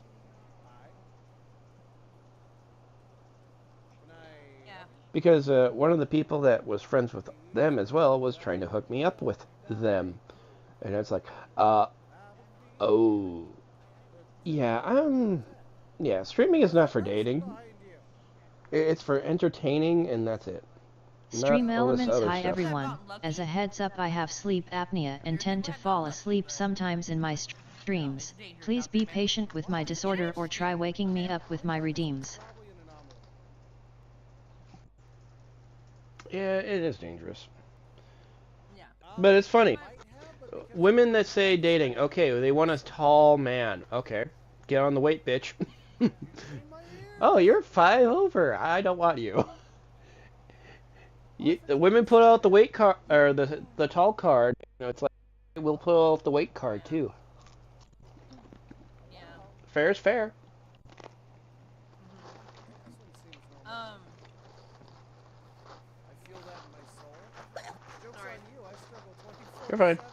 I got spicy nachos. Damn, I might have more people. My this is not from stream or anything. This is not from Twitch or anything. My brother, sorry, met his girlfriend that they live together right now on WoW. They were playing WoW. Oh. And I know YouTube. Like it's funny because it happened, but it's like man, so many risks could have happened. Like I used to watch IS Cupquake, and then IS Cupquake married somebody that she had on MySpace. And then Now married somebody that she met on Final Fantasy, the old Final Fantasy MMO. Hey, floor 6. Not the new one. Yep. Like, yeah. I did have like a couple relationships there, but it's like it didn't work out. But they're still okay. We're I'm actually still friends with one of them. He's a cool dude, so it's fine. But now I'm talking to somebody in real life, so it's fine. Yep. It's weird because we're out of combat. Well, we gotta do something, because I don't have any spell slots left, and I definitely don't have any potions, and we're too far away from the nearest town to get health potions for you. That means I have to summon a very annoying healing spell. Silver_gaming 118. I'm going to get to sleep. I have work in the morning. Alright, Silver Gaming. Thank you for coming on by and hanging out and enjoying the fun and randomness here. Take care, stay safe. Take care, stay safe, and have a great rest. Time to fuck with chat. Great.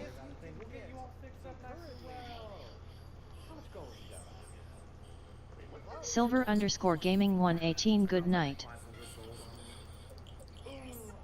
So I can fix the bleeding for that amount. I'm going not gonna be able to do anything about the third-degree burn stuff from that fireball. If you want to play Monster Hunter World, that's currently on Super Duper Saiyan.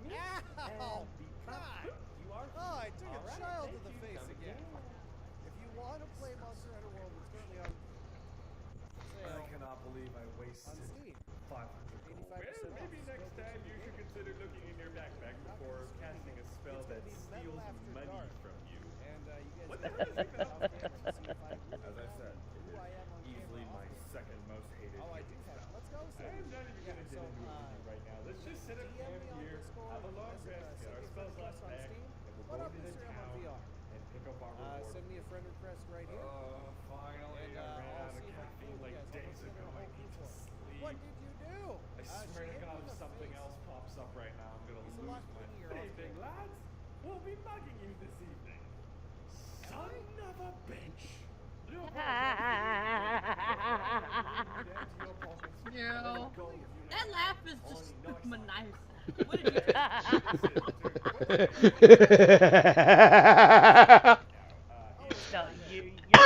You're creepy. Yours is just creepy. Stop. You're shut up. You'll just do that. Oh God, Steve! I see you. I'm very exhausted. My bad. Sorry, God, sorry. I'm gonna just mute myself whenever I do that. Sorry, I didn't know if it was gonna be that bad. Follow me. Don't you start! That just came out of nowhere. Where are you? Wizard, how did you? Why do I smell burning? Thank you, Cupcake. We lit a fire last night. Oh, yeah. What's happening? America, I've been with you long enough to know what a normal fire smells like and what one of your fires smell like. Damn it all, I hate it here. Get me down. Oh, no. May not have been able to let go what happened last night. Welcome to the Let it go! You pointed a boomstick in their faces. They ran away. What else was there to take care of? Hey, it's not my fault that you kept getting This should be far enough. alright? Some people when I play a game off camera with are weird with them. What? You know, that's the nature. Hey guys, I have a quick task. Sometimes you just need to get Do weird. not like that word. MG Andrews, you're gonna love that. Mhm. Successfully kidnapped Guys, by tried to bug me last night. She's a Go good find this bandit camp. Take care of it. You guys can take care of it. Fine. Boys, the witch hunt. Can I, Oh, wait, no, it's not can I actual get witch. She fits in a suitcase because she's like a confirmation before I say this because I want to not offend anybody? Okay, I think. What? Durgan identifies as women, right? Girl. I was gonna say Durgan's a good girl in the chat in Mama and your chat. Yeah, Durgan is a girl. Yeah, no, that's what I always thought, but like sometimes, you know, you know, yeah. I just wanted to. No big deal, Your Royalness. Look, honestly, I go by what I hear and what I see. I don't do the alphabet game here, sorry.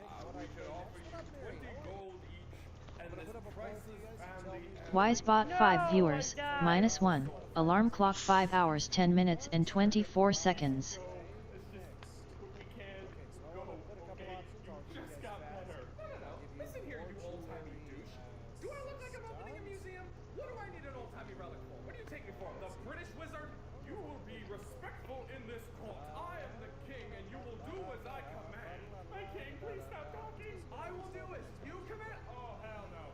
I cast 80 seconds. I mean, if I play Faz, I'm gonna fill up a whole lobby. You rang. I want this kingdom sacked and destabilized by morning. This is ridiculous. Who do you think you are? I'm the America wizard, bitch. And I don't like being told what to do. I can't believe you did that. Oh, we have a new one. Cooking Simulator 2. Might be the worst person I've ever been. Honestly, we're overrated. TCG. Oh, no, I'm done with TCG. I'm the one We overreacting. can do Teddy's Haven. You guys want to do Teddy's Haven? And I'll only Dark Souls. Fuck it. Dark Souls. Oh Alright, God. 5 minutes starting now. Fucking orbital bombard. Go ahead and cast your votes. I will be right back. So if you guys don't know, if you're new here, every 2 hours I take a 5-minute Nobody break. tells me what I to walk do. around the house, I pet my cats, I You're kiss a my curse. wife, I refresh my Alright, get in there and vote. This is divine punishment of the Alright, what do we got here? I Oh, would what much the rather fuck is that guy? We're cooking them. About 5 minutes. And certainly not Dark Souls. Cooking Simulator is apparently getting the win. Blood cooking if we're not in order to avoid Dark Souls. Um, Like Like, if he plays Dark Souls, he's gonna lose a ton of people. Yeah. Dark Souls gets pretty boring. Huh? I said Dark Souls does get pretty boring because it's mostly farming in one area. Yeah, because he doesn't have anything for people to spawn on him on it. That would be the only thing that would make that interesting. Yeah. But then he'd get annoyed because he'd be dying a lot. Yeah, that's the thing I hate with it. That's why I had it modded to make it more stable, because they literally, okay, easy is literally the hard mode. Normal is super hard. Hard mode is totally ass. Dolmare. Wait, what? He's like, or Dolmare since I'm installing it now. All right. Wait, what is Dullmare? It's a creepy factory game where he has to... Oh, that one! You say factory. Yep. Yes. No.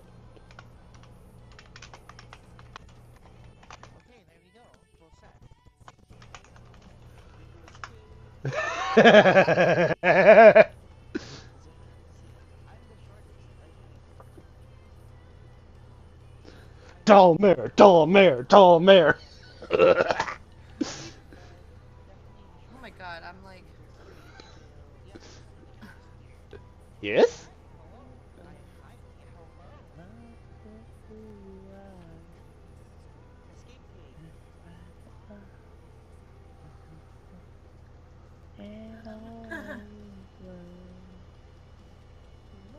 Special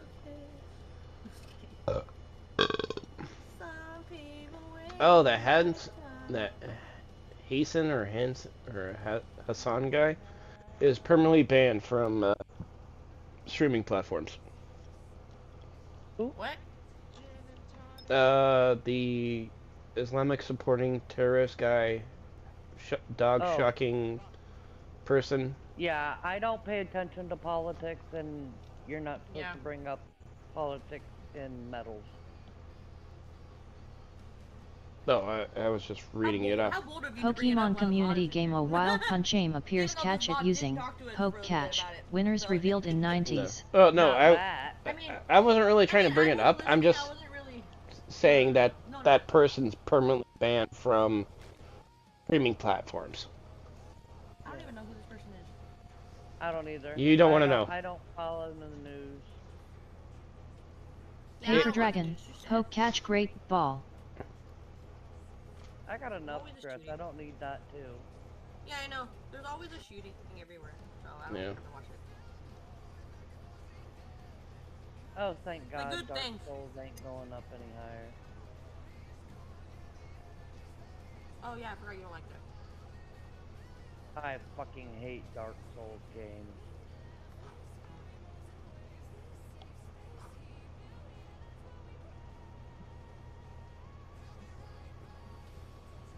I'm gonna be original.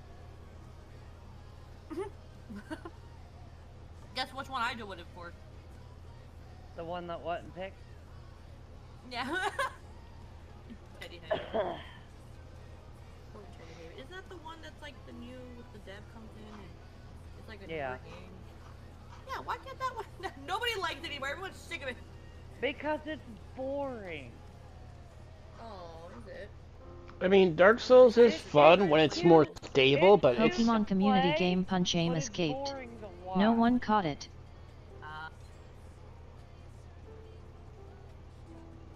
That's my thing.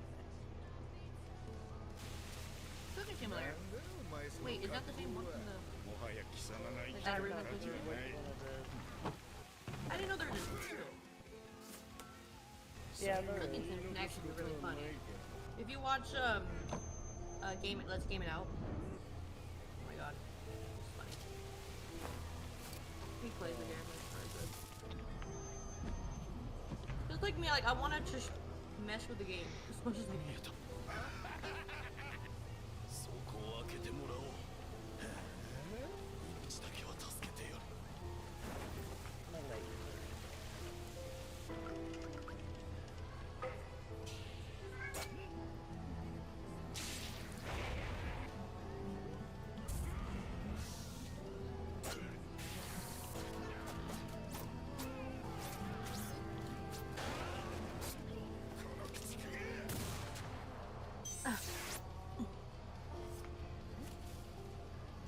moments in every anime when the rules stop mattering, when the calm breaks, the limits shatter, and the character we thought we knew reveals their true power. Get ready for the most insane, goosebumps-worthy moments in anime history when anime characters finally stop holding back. Need something?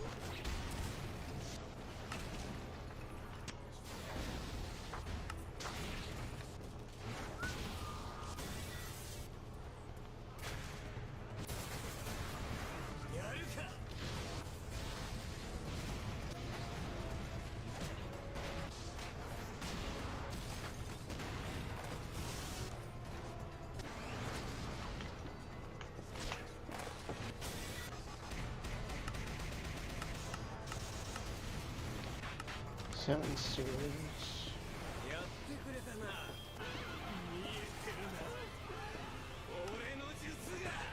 Mahoraga going toe-to-toe against Sukuna is one hell of a moment. Just as Megumi was about to kick the bucket, he used his trump card and summoned Mahoraga, which obviously was an overkill. After Sukuna notices Mahoraga, he straight away goes to test it. Sukuna literally uses all his moves and even uses his domain just to see how well it adapts.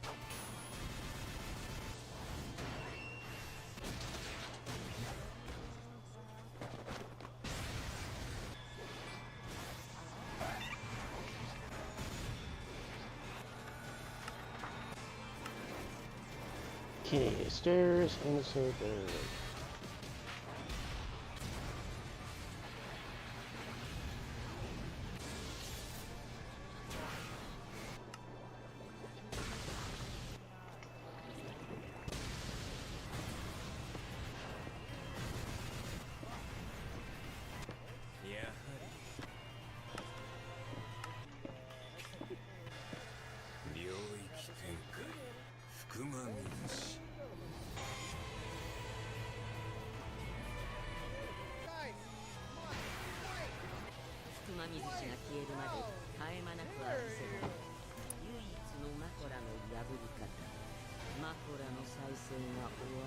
Spruce, birch oak.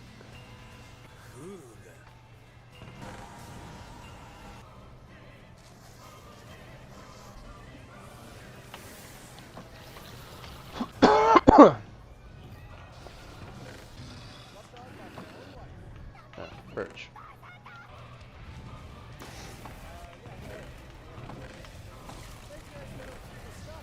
Damn it. Oh.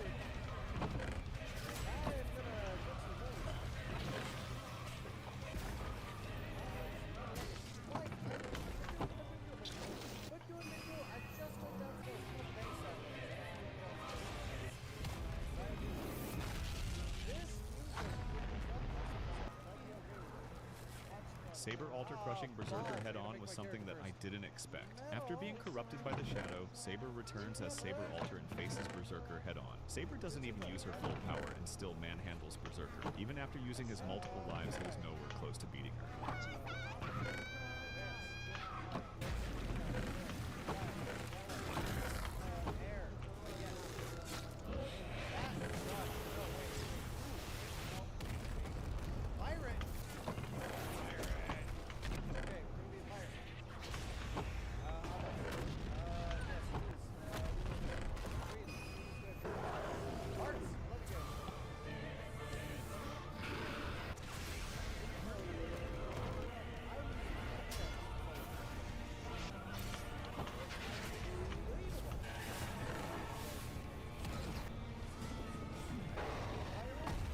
Okay, let's see. There, right.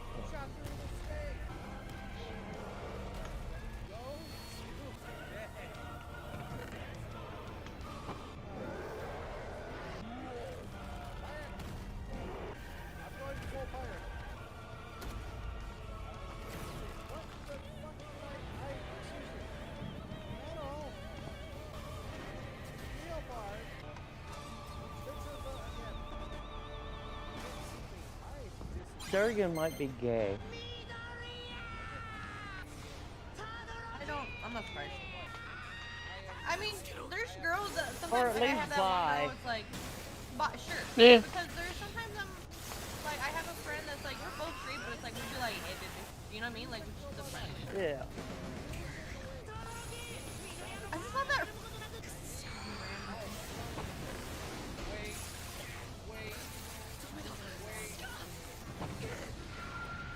Well, no, it's because she made the comment. She said, "There's too many pretty women in here. I'm overwhelmed."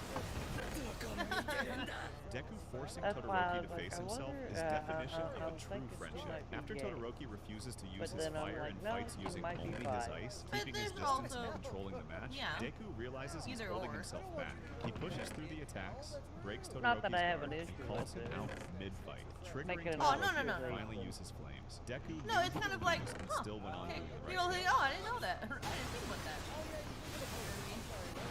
Oh, I need to tell signs. That kind of confirms it a little more. Oh, well, yeah. When she did that, I want to be like, I'm not freaking. I want to. I want to. Okay. Whatever.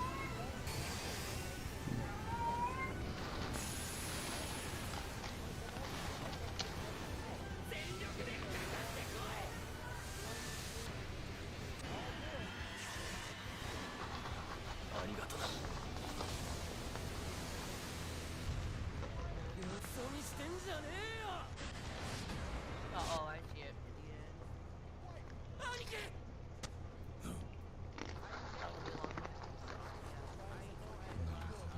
Oh, he has the same mic I have. I mean, at least it looks like it, because there's some mics I think they kind of look like the HyperX. Hyper Quad X. The Hyper QK Quad Double X YZ mic.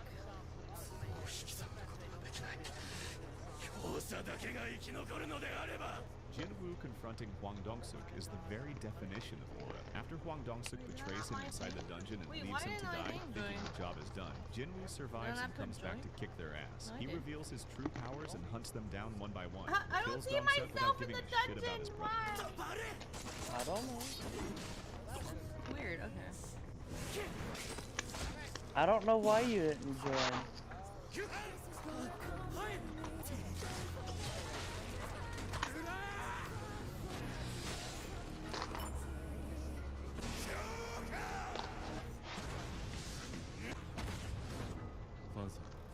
Is that the tree from?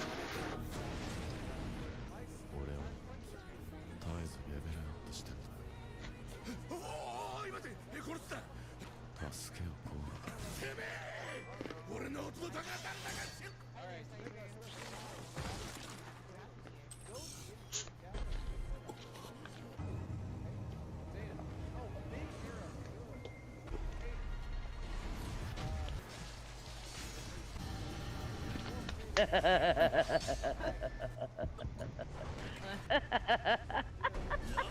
Dude, just like touche.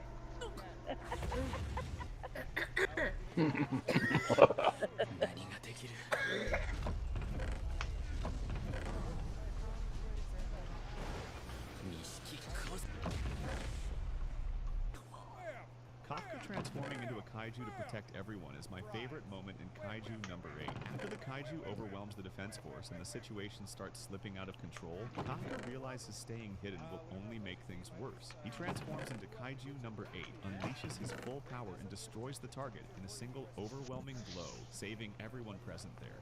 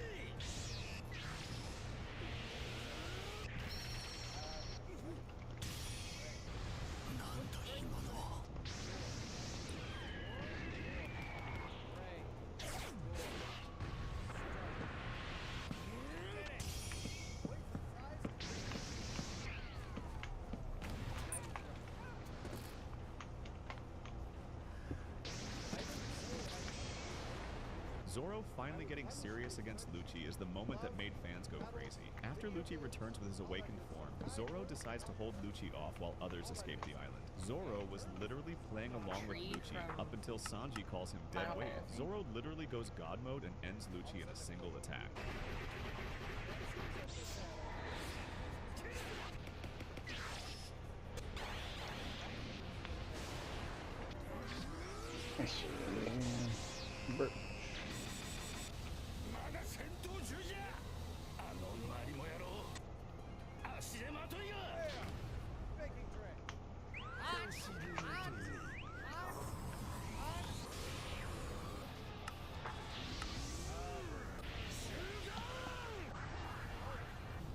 Strips, birch.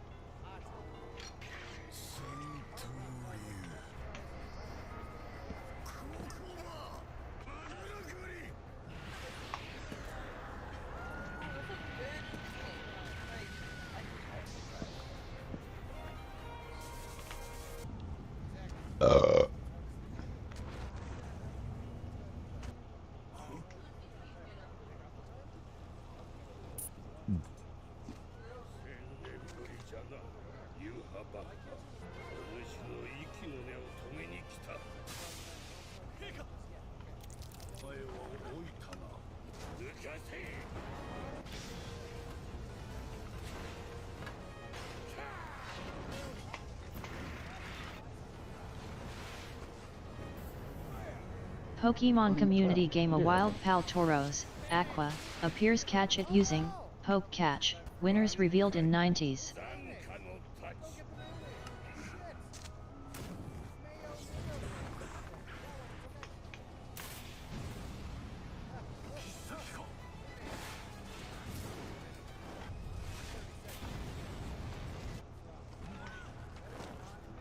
Yamamoto unleashing Bankai against fake Yuak was something else. After the Quincy invasion overwhelms Soul Society and the captains start falling, the head captain steps in to stop it himself. Yamamoto activates Zanka no Tachi, burns everything down to ash, and pushes Yuash into a direct clash.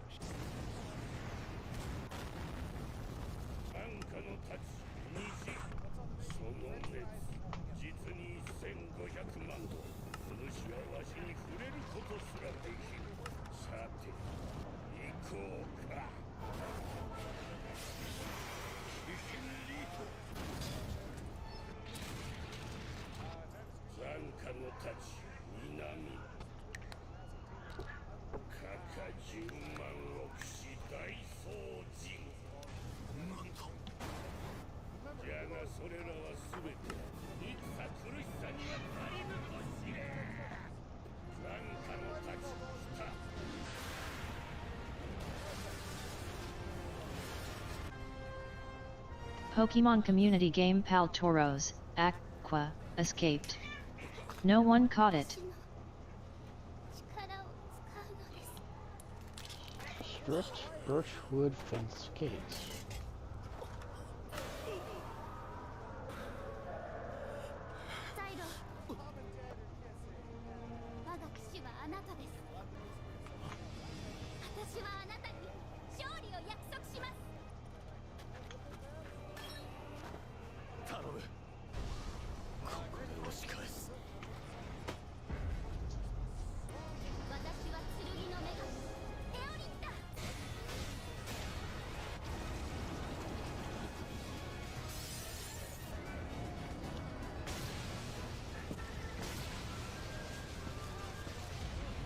Psylocke fighting alongside his goddess for the very first time was phenomenal. After being sentenced to become a penal hero and thrown into a battle he didn't choose, Xylo is forced to face enemies far beyond his level. That's when he makes his hardest decision and chooses Tiarita as his goddess. The two sync their powers and turn the fight around and end the Demon Lord.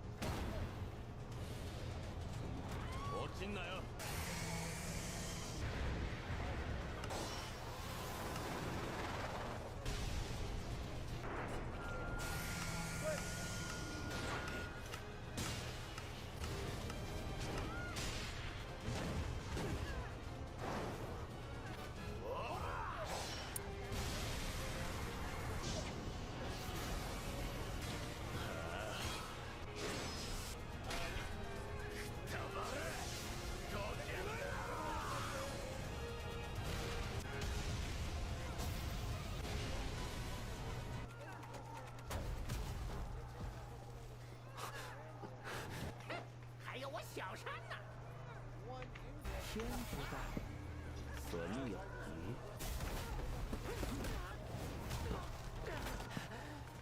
其实我们又何尝不是天生的宿敌呢？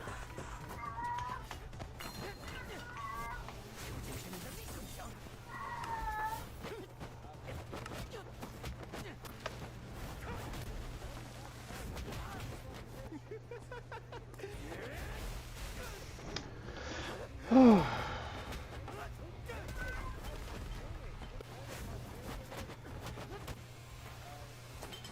？Wong's fight against Mushan was one hell of a fight. After Mushan abuses the cube's challenges to gain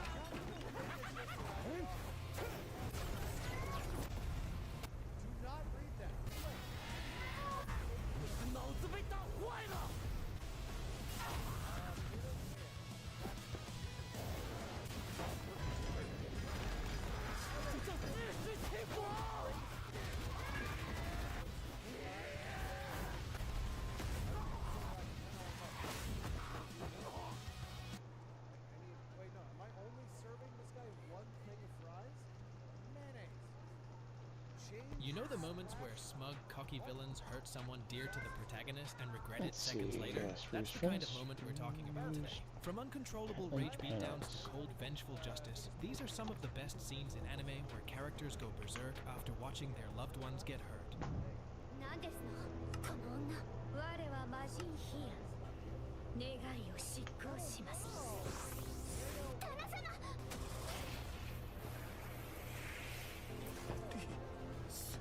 Kicking off our list is a moment that proves why you should never, ever push a pacifist too far. In Chillin' in Another World, Fleo is basically the nicest guy in town. He's all about domestic bliss and helping neighbors. But then comes Hia, the Jinn, an arrogant lady who thinks she's above everyone else, and that attitude was the exact reason she got wrecked. You see, this woman attacked our protagonist's girl thinking it'll be a walk in the park. But when Fleo sees his loved one get hurt, his nice guy mask simply shatters. Alright, y'all, I'm out of here. Alright. You take care and have a good one.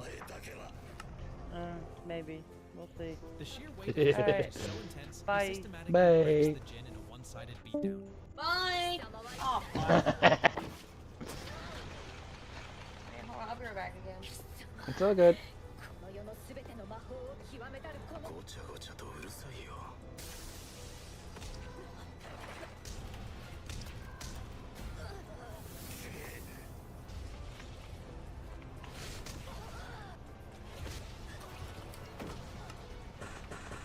The way he puts the fear of God into a literal immortal being with his bare fists is just insane.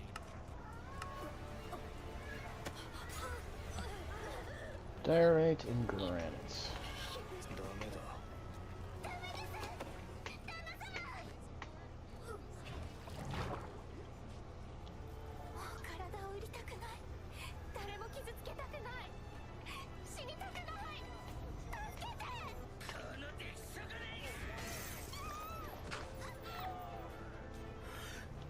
Bell is usually the ultimate polite hero, but during the Ishtar arc, when the monstrous Phryne kidnaps and plans to consume Haruhime, our boy's kindness evaporates. When he sees Haruhime crying and terrified, Bell rages to protect her.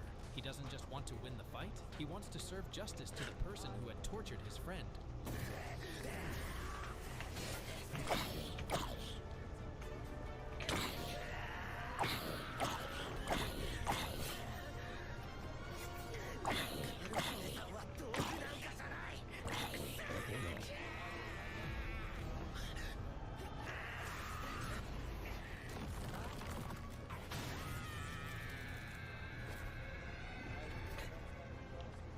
Although Phryne doesn't get obliterated by our MC, she gets the ending she deserved at the hands of our Chadman Otaro.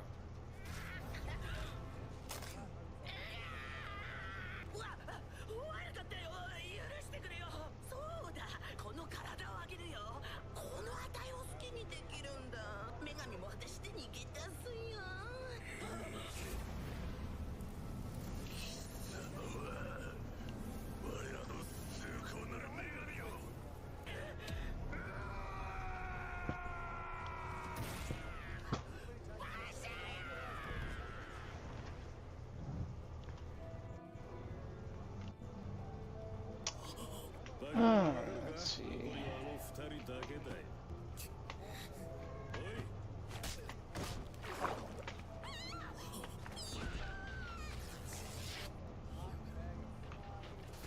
is a deep-cut classic. Okay. Reiner is a lazy, Welcome pacifistic back. guy with a cursed eyeball. But thank when you. his friends are slaughtered in front of You're him welcome. by a group of knights, our man loses all control. Thank He activates the Alpha Stigma, and it's one of the most terrifying berserk modes in anime.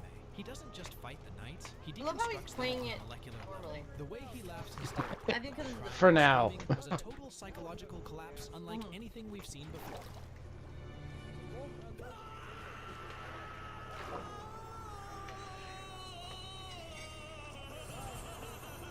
I'm fingering him now.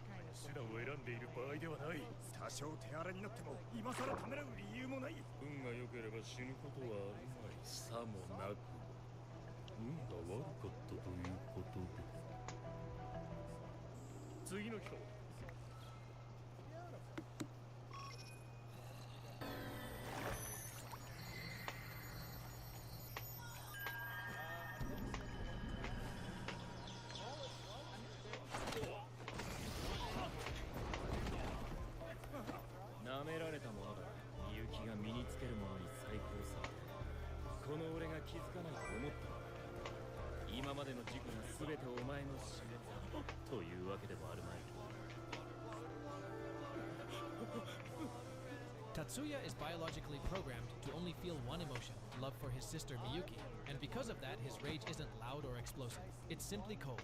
During the 9-school competition, the terrorist group No Head Dragon starts pulling strings from the shadows, hurting several students in the process. But little did they know our protagonist's sister was one among the students, and they've unknowingly incurred the wrath of the most powerful being alive.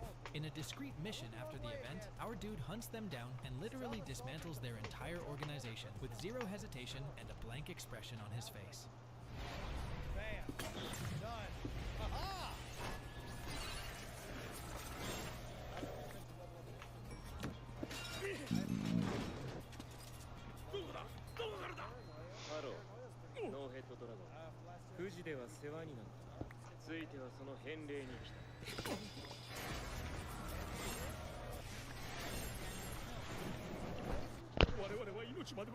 Damn that fly. Alright.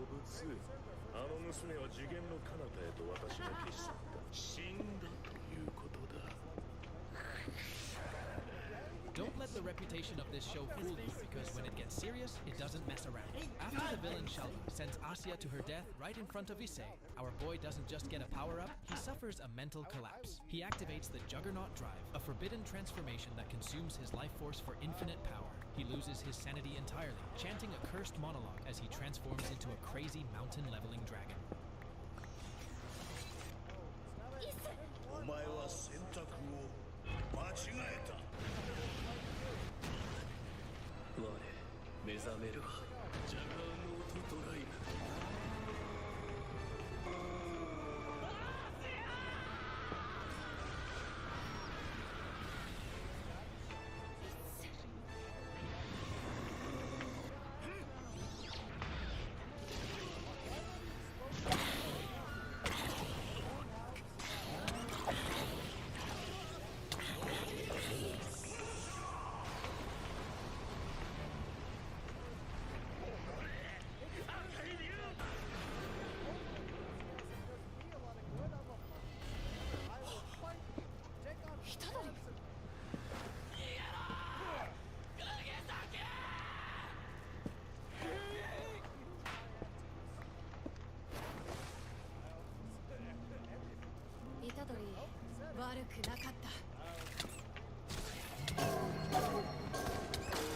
Itadori's rage during the Shibuya incident is a modern masterclass in broken fury.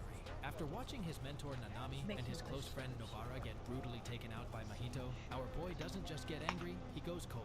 The way he stops screaming and starts hunting is bone-chilling. Our guy chases Mahito through the snow like a silent, relentless predator and delivers one of the coldest... Pokemon community game A Wild Vulpix appears. Catch it using Poke Catch. Winners revealed in 90s. また新しい名前として生まれたらそいつに殺す名前を変えても姿を変えても何度でも殺す錆びつくまで Paper Dragon. Poke Catch Great Ball. この戦いの俺の役割なんだ Pokeball? What? What? I heard Great Ball. Oh. Pokeball. Yep. Yeah. Paper Dragon got one. I was like, where's the Great Ball? Where is it? Where's my phone?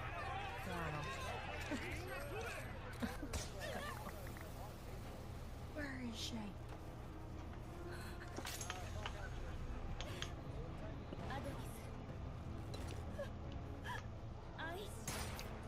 I should have told Debbie that last night I only had about 1 hour of sleep.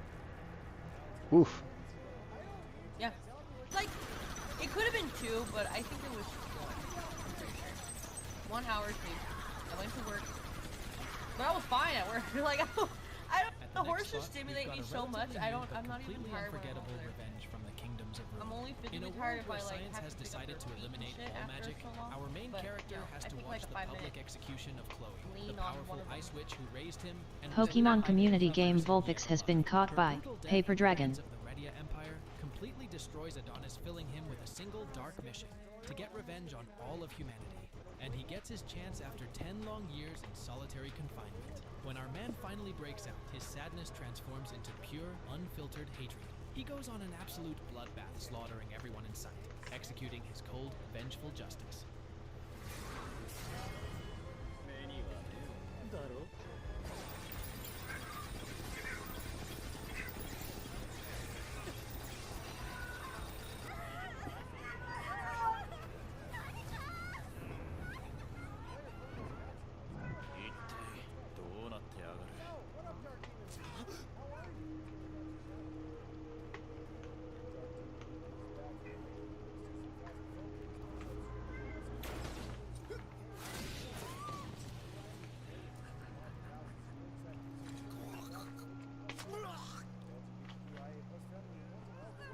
There are a ton of irritating characters in Arifureta, and one of them really crossed the lines this time. Our MC rages after watching his old friend get killed by her scumbag classmate and slaughters every enemy in scene.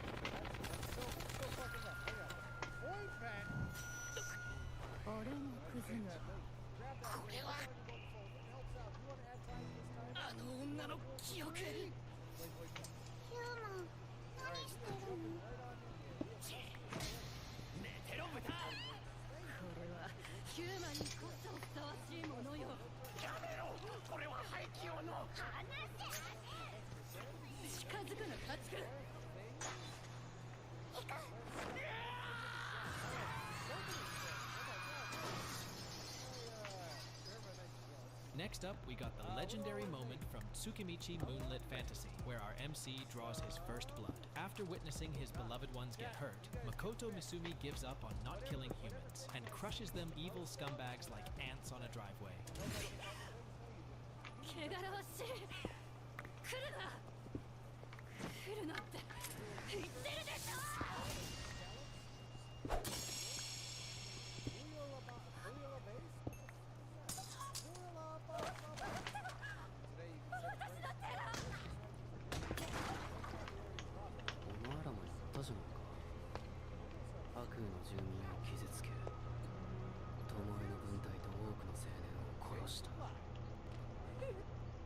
本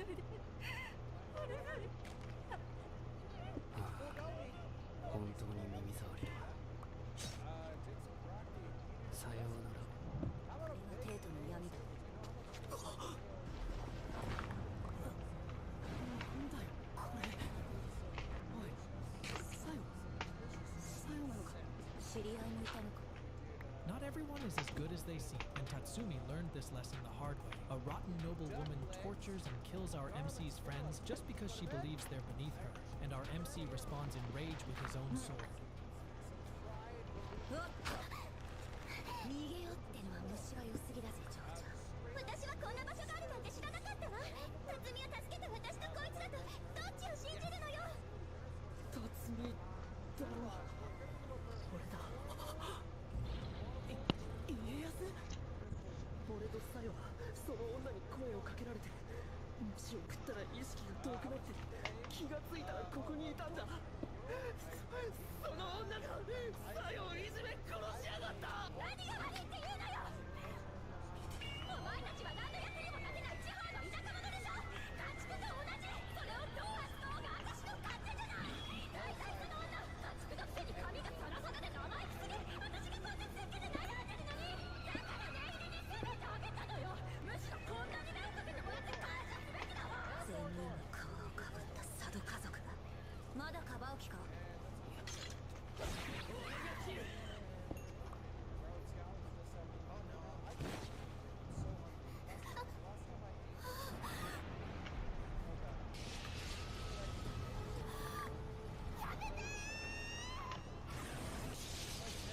Okay, I'm just short one type of stone.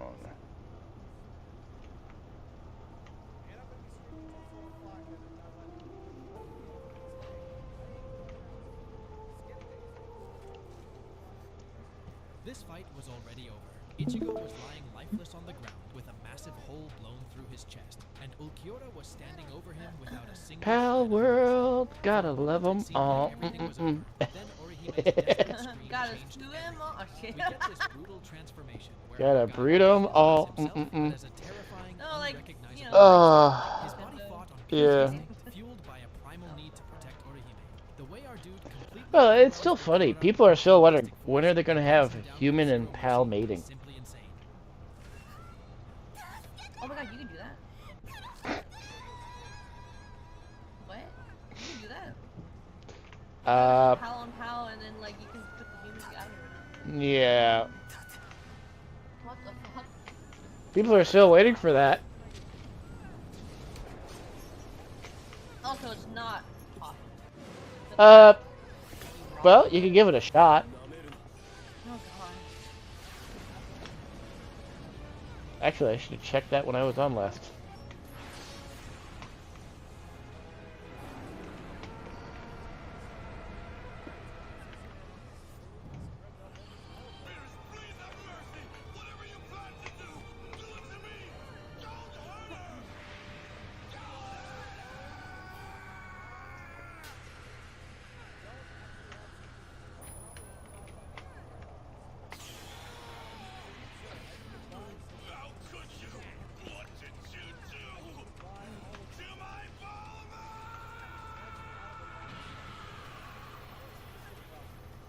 This might be the shortest rage moment on the list, but it's also one of the most impactful for character development. Vegeta, who was literally trembling in fear of the god of destruction, loses his mind the second Beerus slaps his wife. For a few brief moments, the Prince of All Saiyans surpasses Goku through the sheer power of being a protective husband, making it one of the most viral moments in Dragon Ball history. You're going to suffer for what you've done.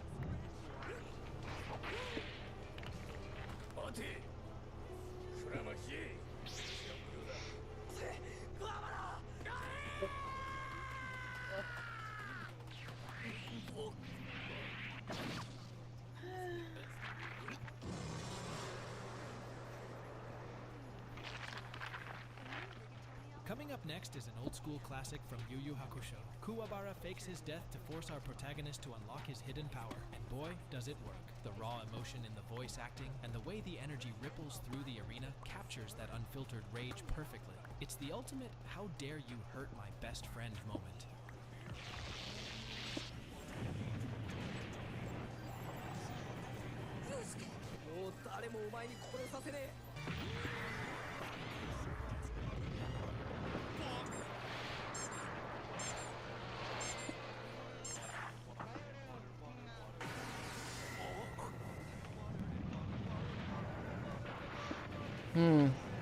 Okay, so...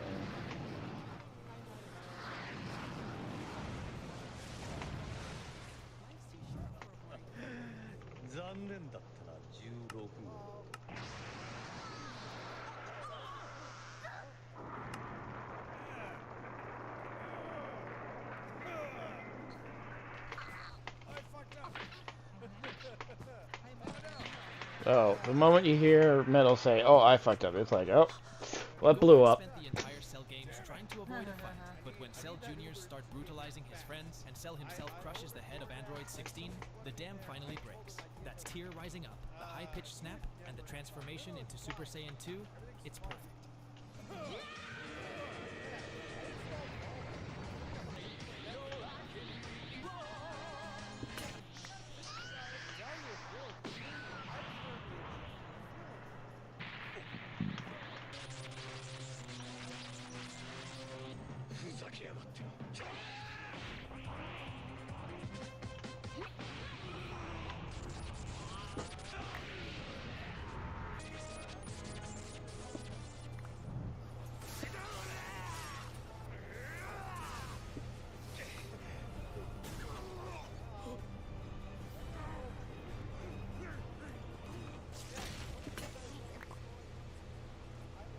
Next up is a revenge that was years in the making.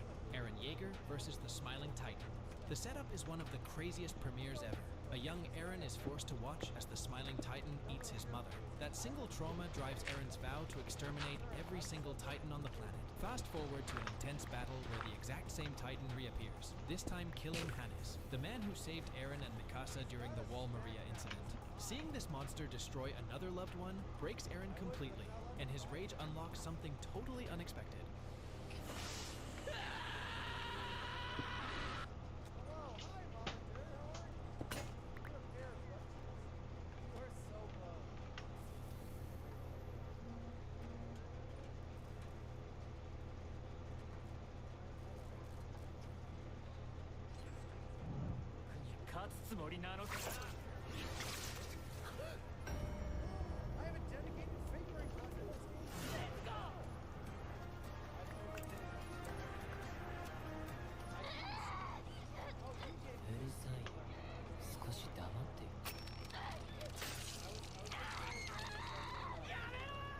Coming up next is a moment that literally broke the internet. The moment where Tanjiro and Nezuko face off against Rui. This guy was a terrifying member of the 12 Moons who tried to steal Nezuko for his own twisted family. Seeing his beloved sister getting tortured and in pain is the absolute last straw for Tanjiro. In a moment of pure desperation, he remembers his father's Hinokami Kagura dance, unlocks an insane new power, and executes the demon in a brutal comeback.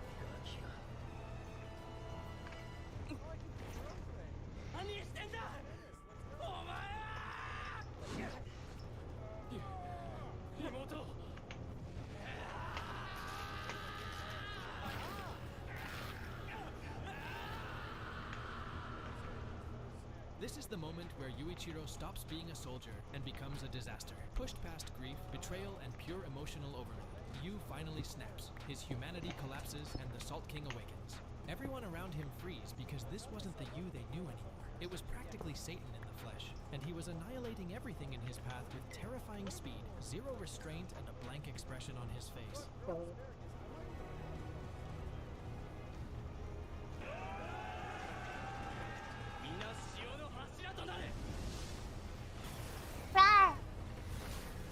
Rawr, rawr, rawr, rawr. Pokemon community game A wild Lillipup appears. Catch it using Poke Catch. Winners revealed in 90s.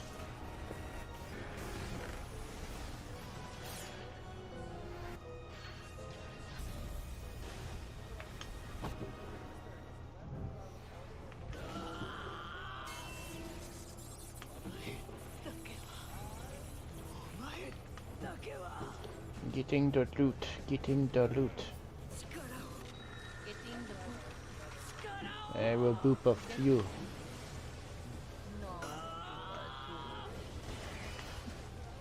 Yes, you shall be boopeth.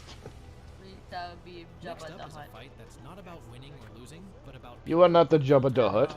You are a shiny woofy. the monster who killed her beloved person. No, the way that we bottled rage come flooding out. Jabba the Ba. Priscilla fought Hubrala. power, casually dominating the battlefield What and the treating fuck? Claire like a forgotten mistake. But our girl kept Yeah. charging forward anyway, fueled by raw anger and bloodlust. The way Claire literally gave up her humanity to finally get her sweet revenge Booga is booga. bone-chilling. Hey! Macarena, Macarena, Macarena, Macarena. Hey, Lucy! Welcome to the party! Hey, Macarena! Hey! Pokemon community game Lillipup escaped. No one caught it. Macarena, Macarena, Macarena, Macarena. Hey, Macarena. Yeah! Margarita.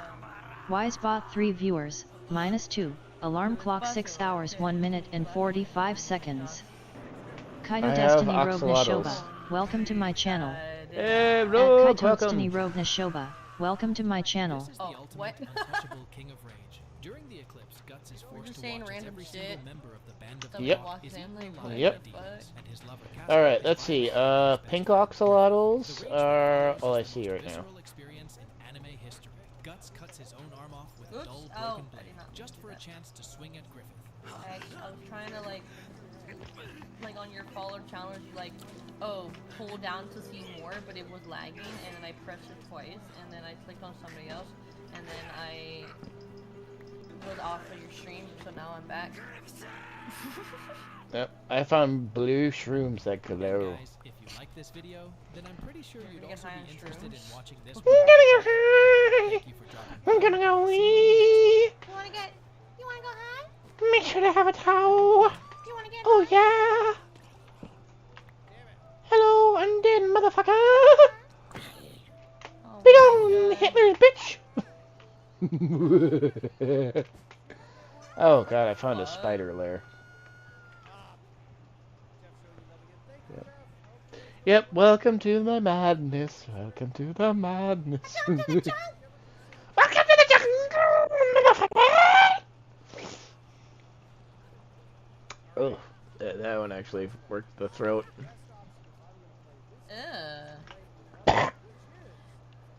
Airball.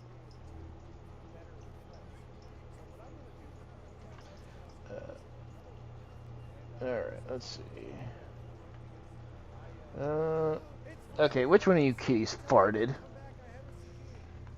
Which one of you kids? Which one of you little shits did a silent squeaker? Good. Oh, good God. I like how they make silent farts because they have no butt cheeks, so you can't hear them fart. Oh, they do have butts. It's their thighs. They don't have butt cheeks. They don't have cheeks. Oh God, They're it just stinks. hips and thighs. They don't have cheeks. They got booty. So they can't. They got holes. It's just a cat is just. Welcome to the randomness, a everyone. A cat is a mustache, claws, and asshole. Okay, like that's it. Ooh, I found shiny.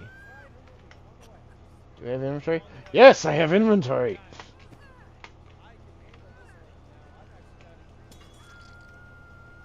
Come on. Work. work, work, work. Minimum work, work, Yep. work, work, work, work. Work, work, work, work, work, work. I found red crystals of shiny. Work, work, work, Fuck! work, work, work. Minimum work, work, work, work, work, work. I'm gonna burk you. Work, work, work, work, work, work. Make you feel it. All night long. Have it all night, all I am night. terrible, I swear. Wait, what? Oh, I don't know. There we go. Where are the shears?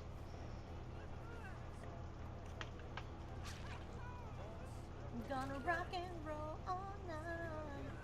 Oh yeah, rockin' world, your night. You won't be feeling your legs later. Good God, Oh, why is it so laggy? What do you mean? Oh, my computer is like lag Oh, I'm about to fest. say, like, what you talking about lag over here, man? Like, look at me. You judging me? It's not my fault that the server doesn't fucking reset every time. Not my server. Glowworm silk. You're a low worm silk. Oh shit, I don't have any more. You're a silky silk. It's a gooey ball. What the fuck? It's a gooey ball. It literally is. Well, wait, I'm not even looking. What? Oh, here. It's called glowworm that. silk. It's a goo ball. Is that a new thing? Oh, that's Plano Biomes. Never mind. Yeah, What? biomes so But there's a plenty. new Plano Biomes thing. Oh, I like saying Plano Biomes. I don't know why. Okay, I've lived like that. I don't know why. Maybe it's because somebody else said it like that. Hello, Chinese aimbotter. Burn, bitch. Burn, baby, burn.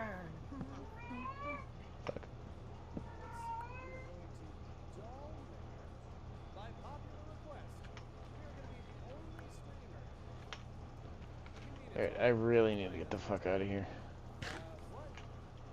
Oh dear. Okay. Server down. We live through the mine shafts. But we're not the ones getting shafted. No, no. I'm gonna be shafting the mines. Hey, Miner 49er, I'm coming for ya. Oh my god.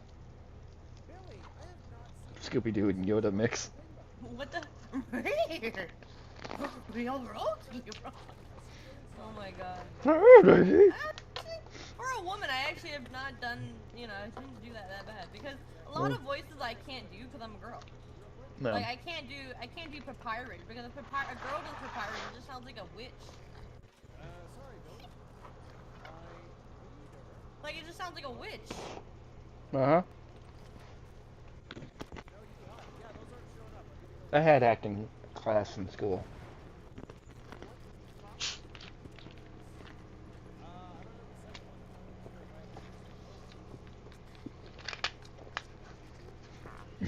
Reggie.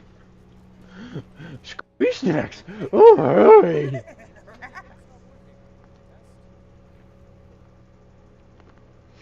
Oh, I just got a billion thing ad for the same brand I have.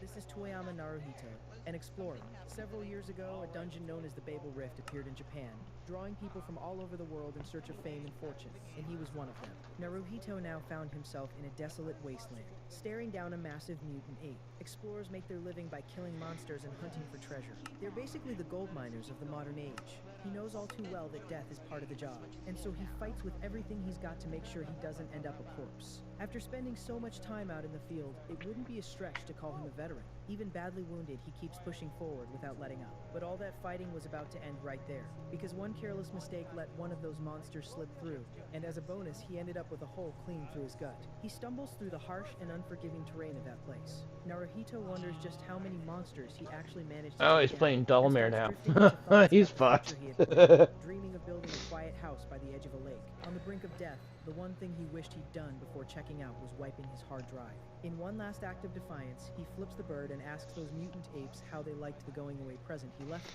But the effort takes its toll, and he admits he really dropped the ball this time. He pictures himself relaxing in a sauna early in the morning, taking a dip in an ice-cold lake, and eating warm bread baked by his own personal baker. Naruhito regrets having tried to play the hero, when all he ever really wanted was just a place to call his own. As his steps grow heavier, he tries to remember what else was missing from his perfect life plan. Well, a dog. Nothing What? fancy. Maybe a fluffy little Shiba Inu, Nah. the kind you just want to squeeze all day long.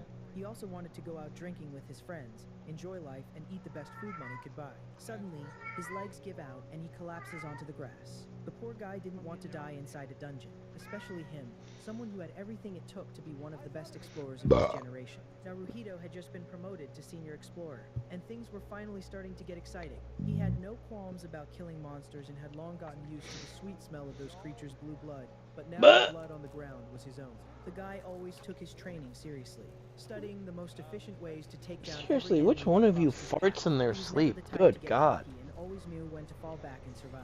When it came down to it, he hunted treasure to turn into cash. But now he accepted that after so many kills, it was only fair his turn came around.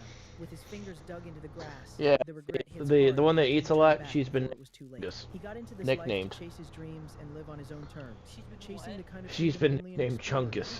can. Life was finally starting to feel good, and he thought She's things the were fat, getting fluffy better. one. But as they say, fate had other plans. Kaito Destiny Paper Dragon, welcome to my channel. He tries to figure At out what he Kaito went Destiny wrong, Paper Dragon, mentally welcome to retracing my his steps channel. back to the day Hey, he took that Paper mission Dragon. that seemed so simple. He remembered the moment he shouted for his teammates to run, deciding to stay behind and cover everyone's retreat. Maybe the mistake was having Oh, that friends fart in the dog. first place, people who made him care enough to risk his own skin for Oh, them. here, Maybe here's the that little. mistake was something a lot simpler. Crying alone in the middle of nowhere, he wonders whether becoming an explorer was the biggest mistake of his entire life. Oh, I just saw something. American Wizard. Oh, this is gonna be hilarious. What are you doing? Ah, Normie, remember that time you learned what book talk was? Yes, thank you for the reminder. I spent a lot of days after that looking for a memory eraser spell. Spoiler alert, there is no such thing. Well, I made a ton of gold off of my wager with Canada, so now I'm making wagers with everybody. Also, you owe me a new laptop. You owe me a new pair of eyes. Oh, calm your soft little soul. The other wager I have is with Marsoc, and I'm pretty confident I'm gonna win. Hey, boss, good news. I still have it, so I'll hold up my end of the bargain if you win, and don't worry about the other owner. He has no use for it anymore, if you know what I mean. What the fuck is that for? I don't think you have a high enough constitution for me to answer that question, so I think we should just move on. Every day I learn more about your realm, the less I want to visit it. Oh, come on. Without me, you would have never gotten to have coffee. Yeah, and now I can't stop drinking it or else I get a headache. Thanks for reminding me. I'm starting to get a headache myself. Where did that come from? Oh, this is gonna be hilarious. What are you doing? Ah, Norman! Don't think you're the only one who got reborn. Keep it up and I'll go straight to your dad. Tell him you're out here bullying your future wife. My mind went completely blank. Licia had been reborn too. I just stood there, speechless. So she kept going. Yang Jian, I'm your wife. 50 years of marriage last life and you never once raised your voice at me. And this life? How many times have you snapped at me since yesterday? She had tears in her eyes. I frowned. She really did come back, but from the moment I saw her yesterday to right now, nothing about her added up. She was nothing like the Licia I knew, like someone else was wearing her face. I couldn't figure it out, and honestly I didn't want to. We both got a second chance. Might as well use it to fix what we got wrong the first They're time. in progression of farting. Like. Wait, what? What? Their faces are different. Do you not see this? I see your game. That's it. No, in your chat, you dingus. Oh. Yeah, that looks like they're farting. No, but like. Yeah, it's like big, small, big, small, big, small. Winking, and then he feels bad about it, like, oh, like I'm sorry. Surprise, wink, grr. What did those? Oh no. And there's a laugh one. Oh my god. Varnish limit, and that's all they have. It's just these. I'm like, that is so funny. This one, okay.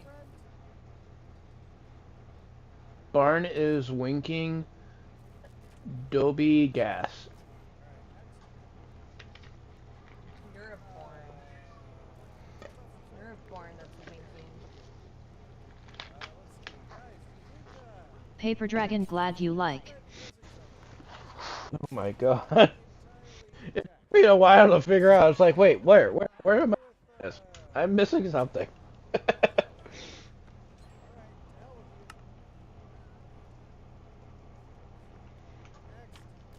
Alright, now where the fuck's my way out? Pokemon community game A Wild Meditite appears, catch it using Poke Catch. Winners revealed in 90s.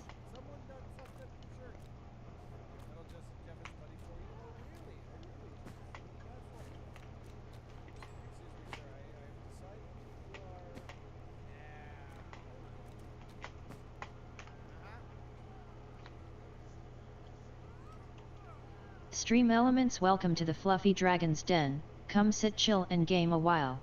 Enjoy the show and have some snacks and drinks. I hope you all enjoy your chill and relaxing time here. Carrot W carrot.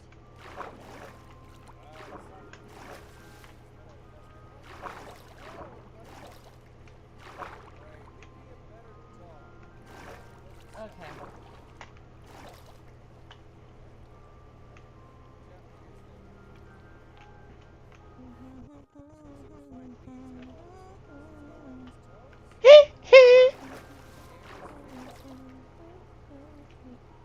That you like? Yes, I do. Thank you. Thank you for my entertainment. I mean, yeah. What did I say? Thank you for that, because that was my entertainment. I don't know. Oh, fuck's sake, I did it again. I'm trying to click on show more, but I like slightly moved my cursor up and then I clicked on somebody else's stream and I Pokemon community game Meditite escaped. No one caught it. The lag! Is it even the right way out? I lost track of which way to go.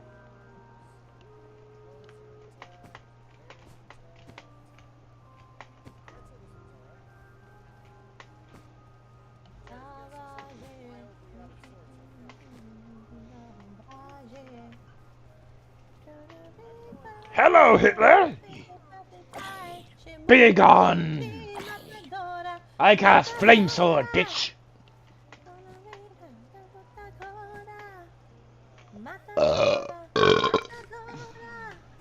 Damn. Yeah. Oh, fuck's sake, man. Who's fucking doing that glitch again?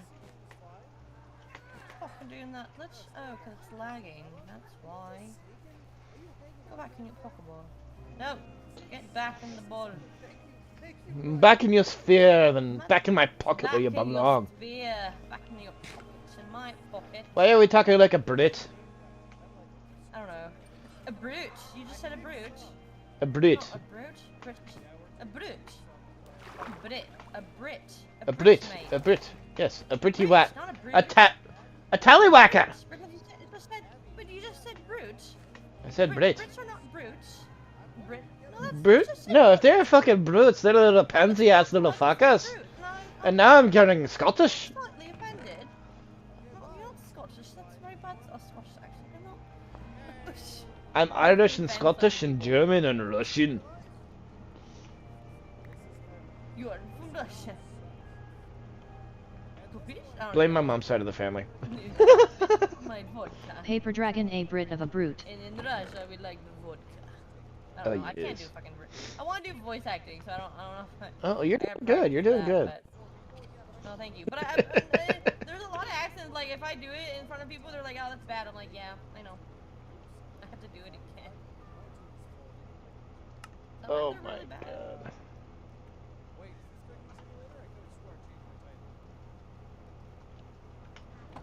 Alright, let's see. Where is my notes? Where's that notepad? There.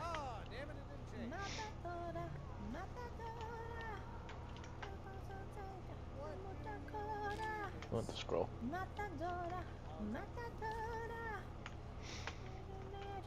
Oh, I swear if it was Oliver that did it.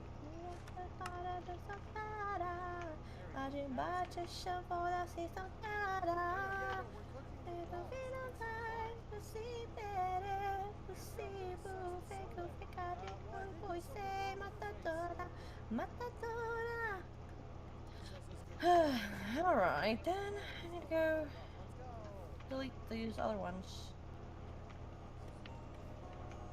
Okay, who is who?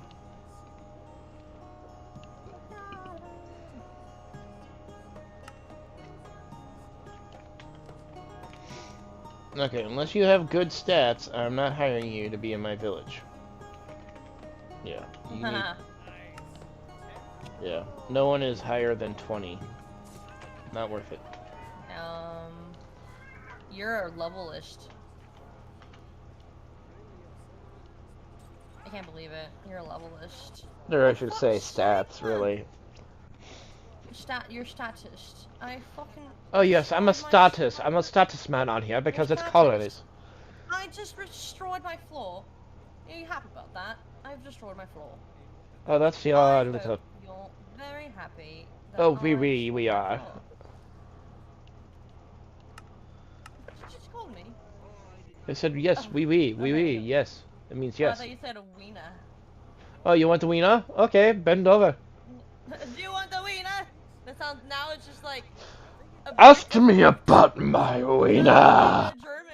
I got hot dogs and brats and sausage. Do you want the wiener? Do you want the sauerkraut?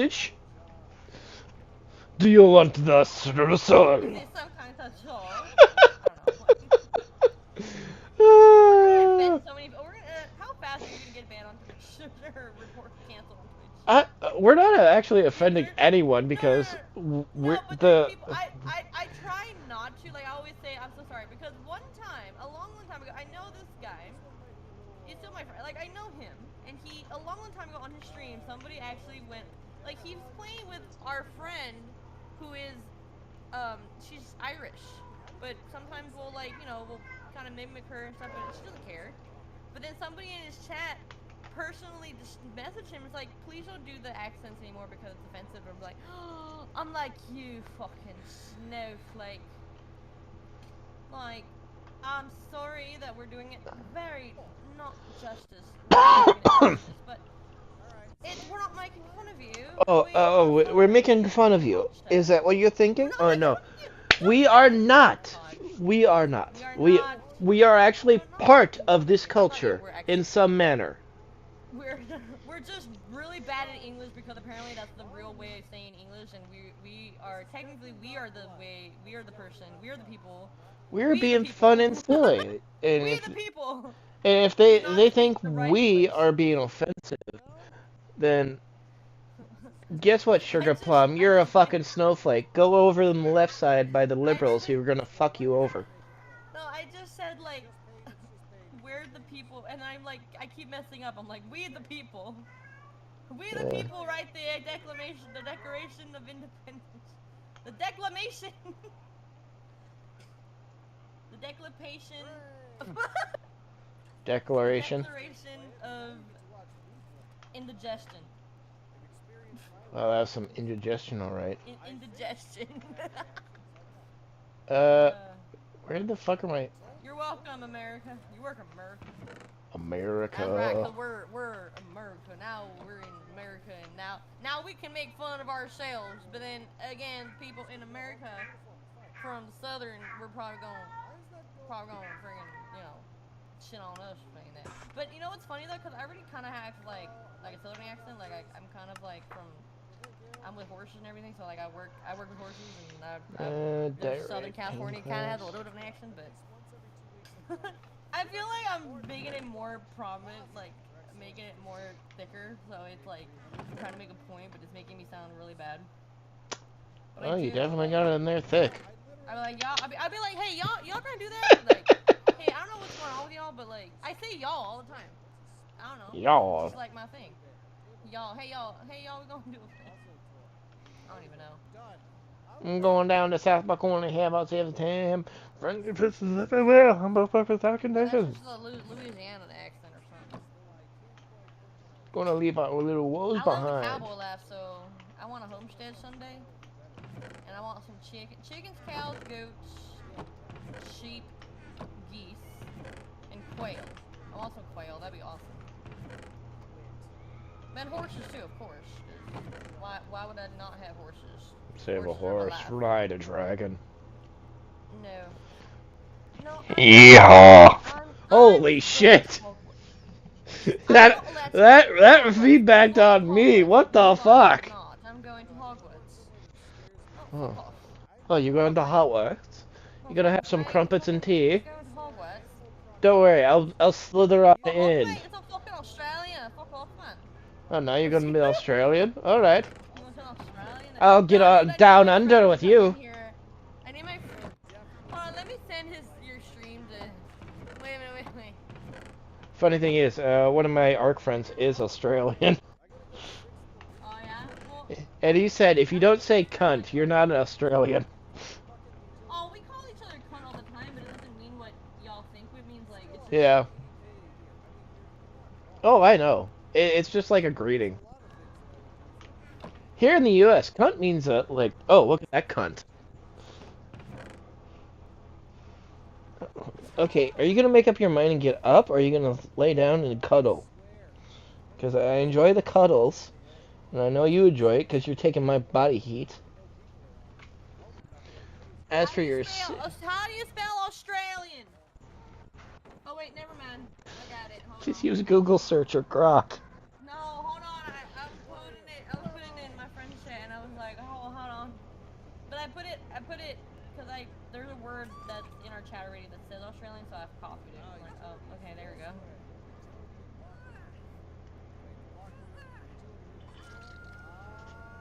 So have you ever thought about, like, how things are like other things?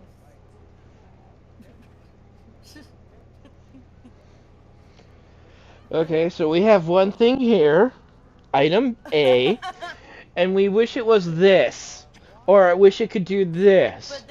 But then it was like this, and I was like. And then we have item B, which does said thing for item A, that it never does. And then all of a sudden we cut. Real thick Tex-Mex, and I just sound like this, right? Yeah, you gotta put a bunch of ice on the grill, right there in my iced tea, okay? We're gonna put a bunch of ice, okay? Yeah. Put a bunch of ice. We're gonna put a little ice in there and go a little and give you a little surprise down under there. Your head, it sounds like ice. I'm just waiting until I see my Australian friend in the chat, so I can suddenly talk Australian, and I'd be like, "What up, mate? Welcome to Australia. You better. There's a big old shark on here. You won't help me put him in the water. Help me put him in the water. Oh, look, he's moving. Oh God, he's crying. Look at that, he's crying. I bet it tastes like gravy. I don't know. The fuck? Fluffy. That was a fluffy joke, by the way. Yeah, Gabriel Iglesias. Yeah. Oh, you know. Cause he's goddamn funny. Yeah, he's funny. It's a surprise that he left his place because he got robbed. Oh shit! Yeah, I think he talked about that. I know. I didn't see the whole show. It was like bits and pieces of. Yeah, I only saw a short clip. Yes, he went to go out to get a defense, a weapon for self-defense. I'm like, oh, okay. He's thinking about himself that he wants to make sure. I think he did get robbed. Yeah, but I don't know if he got robbed out of his house or he just got robbed. No, he just got robbed. Yeah. He sold his house with the furniture and stuff in there and got extra money because it's like, I'm in the house of Gabriel Iglesias. I bought his house. I have his furniture here still. Oh shit, does that mean that isn't that the house that he had like the whole collection of like the Volkswagens? I don't know about that. Well, because him and his wife live in two separate houses.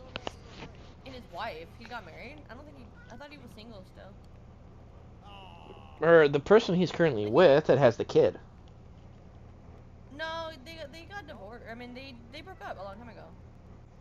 The one Frankie? Frankie's mom? Yeah, they broke up, no? Yeah. I think they broke up. I don't know if they're together. I don't know. He talks about how he was single. It's okay. He's still a great guy. He's happy. I think as long as he's happy. If they broke up, it's probably because she couldn't take the jokes anymore. don't know. I It's feel like like he's there with I a notepad and a pen going like, huh? Huh? Say it, say but it. she sounds kind of. I don't want to be disrespectful. Because that's but how it sometimes was I with feel like Jeff she was Dunham. kind of a. She was kind of a little bit of a. Unreasonable bitch. Sorry, but Yeah, I don't know. most likely. But I'm sure there's reasons. I don't know both of the stories. I don't know. Okay, so I don't. It's just from the story that I've heard, but at the same time, I don't know her story, so I won't say anything anymore. Any more than I've already said. Pokemon community game A Wild Gal Slowbro appears catch it using Poke Catch. Winners Oh, revealed like in they're 90s. gonna see my stream, yeah. Like that's never gonna fucking happen. I'm too. No, but imagine I'll be. I'm not Pop-U-Fur. Oh yeah, you will.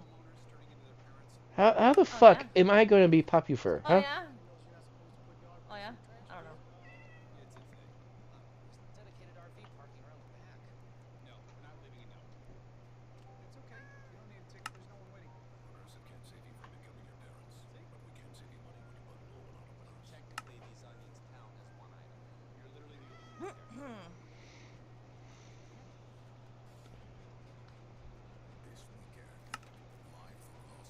Alright. Get all this taken care of. Hizu, what is it?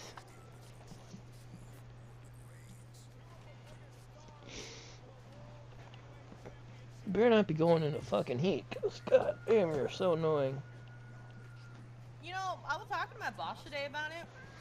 So I'm wondering how. I was asking her process of like when she's breeding her Bengals and stuff like that, and she said that if you have females, like they have to breed. Like if you're gonna have them not spaded, they have to be breeding, or like it makes them sad, or I don't know. But it's just like either spade them or Pokemon community game Gal Slowbro escaped. Like, I'm not sure. No one caught it. I don't have the money. Have yours ever had any issues where you don't have the money to breed them? No, I don't have the money to get them fixed. Oh, get them fixed. Okay. You don't want to breed them? They were originally farm cats, and oh, they're farm cats. They were originally farm cats, but now they're indoor cats. But that's why they didn't breed. Cause I feel like certain farms don't really care about neutering their cats. Yeah, it's just the mama cat was originally a farm cat. The babies kind of were, but they've never been outside. They've never. The babies are gonna be not neutered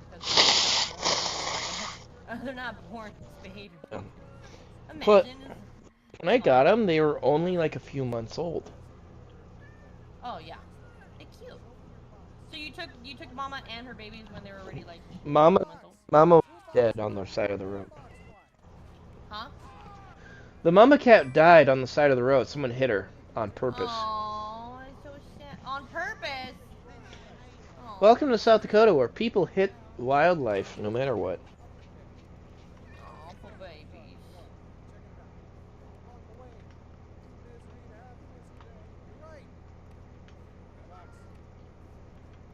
Okay, let's see how much.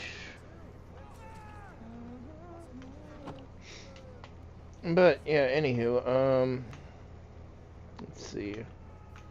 What was the item I needed? Glass paint, 6 of them. Glad I got my cats, cause then my cats like the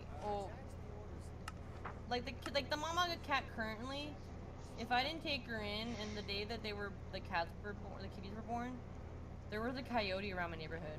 Like, and they can smell the blood, so like they would have been, dead. Yeah, no, that ain't gonna happen around me. Yeah, no, they would. The coyote would have gotten them.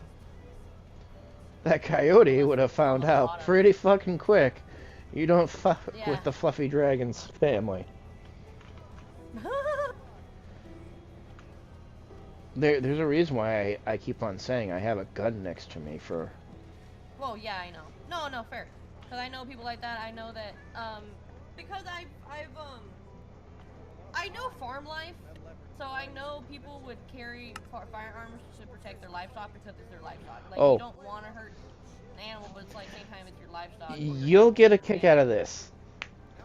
last night I had someone come into my stream on Kick,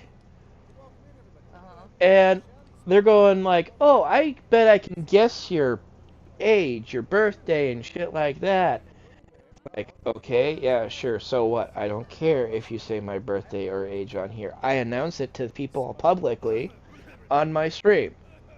And then I went and said, oh, then they went and said, I bet I can guess your address and your name too. And blah, blah, blah, blah, yada, yada, yada. They say my name, my actual real life name, and my address that I used to live there at, which I don't live at anymore. Yeah, I used to live there, and that was it. And it's like, dude, who the fuck are you? They don't want to say. It's like, okay, you're a creepy stalker. Are you a pedophile creeper? Or are you just some stupid dumbass hacker who's trying to get information off of me to make me pay you something for a ransom? Which is stupid because guess what? I don't got money. I'm jobless now. You picked the wrong target. Yeah, so it just kept on going for like an extra 5-10 minutes of asking questions of are they going to tell me or are they just going to be an idiot? And it's like, dude, I live in South Dakota, a state that allows us to have firearms without a fucking permit. Yeah. I can have a permit and registry of said firearm, but guess what? You try calling the SWATs on me like you just said, guess what? They're going to go for false accusation, a fraud alert against you, and arrest your ass because they can find where you are directly without having to go through all that fake bullshit of going through this fake ID that you might have. Guess what? They're going to pinpoint where the fuck you are. And it's not that fucking hard with technology nowadays because the SWATs, especially, they have the FBI working with them. Even though SWATs and FBI hate each other, they'll use each other's resources to fuck you over. Guess what, bitch? You're screwed. Yeah. Then I blocked him. On Kick.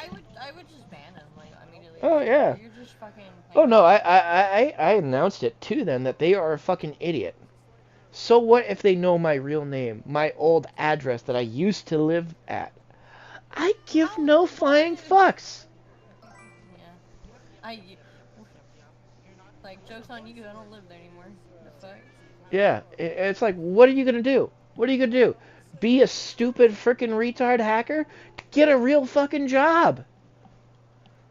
Yeah.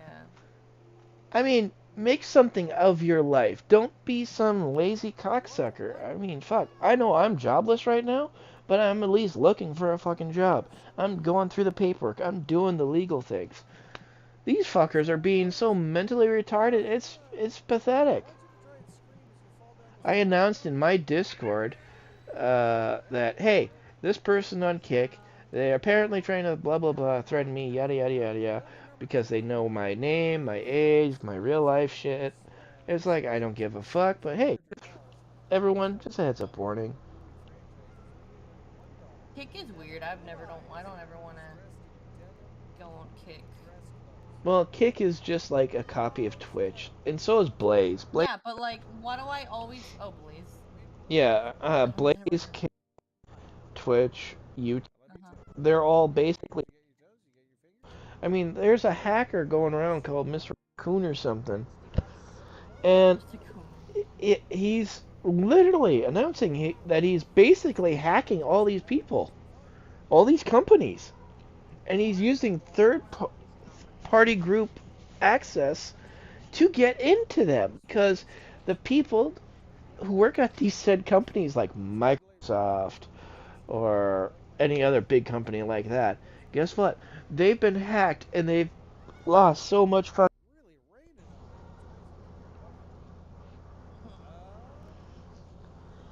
Because all their information, even like on Twitch, with all the personal accounts announced to everybody, that big hack came through at one time. Oh, and they announced everyone's paying, and it's like, shit, These fuckers are getting paid this much, and look at how many bots are in their chat. And those are being counted? It's like, good God, where the fuck's my support? With the eyes? What are you talking about? The eyes blue? Okay, I was literally forgot what I was gonna say. Yeah. as I fucked up. Nah.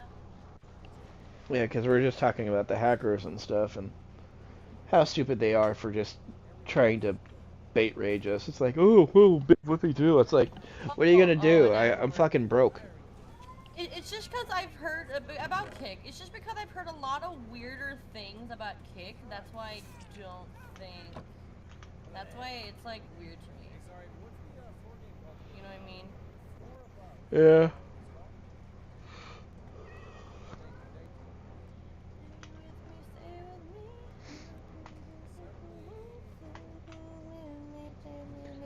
Okay, I need spruce planks framed for extra.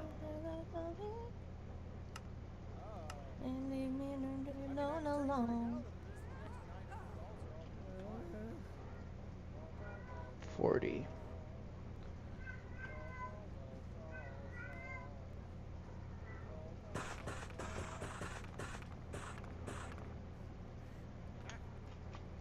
Stay with me, stay with me.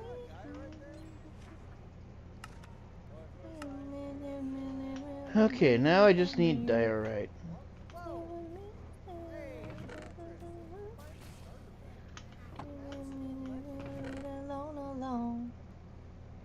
And also, there's another thing, because there's so many things apparently that are streaming.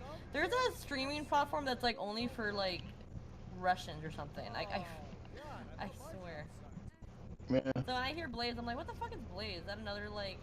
It's I don't know. no, it's like Twitch.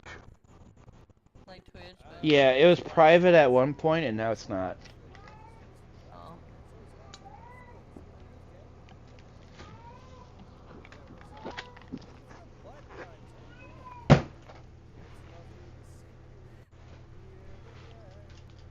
Why do I gotta go all the way around? This is nonsense.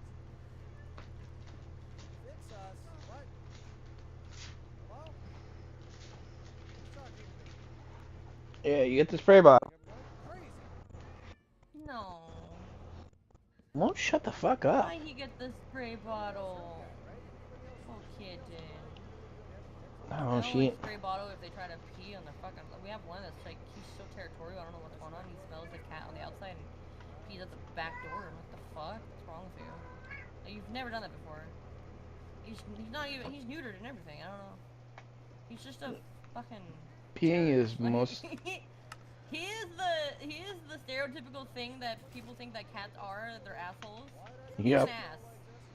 Yep. He's a little ass, but he's cute. So he is an ass. But why? Why are you all broken?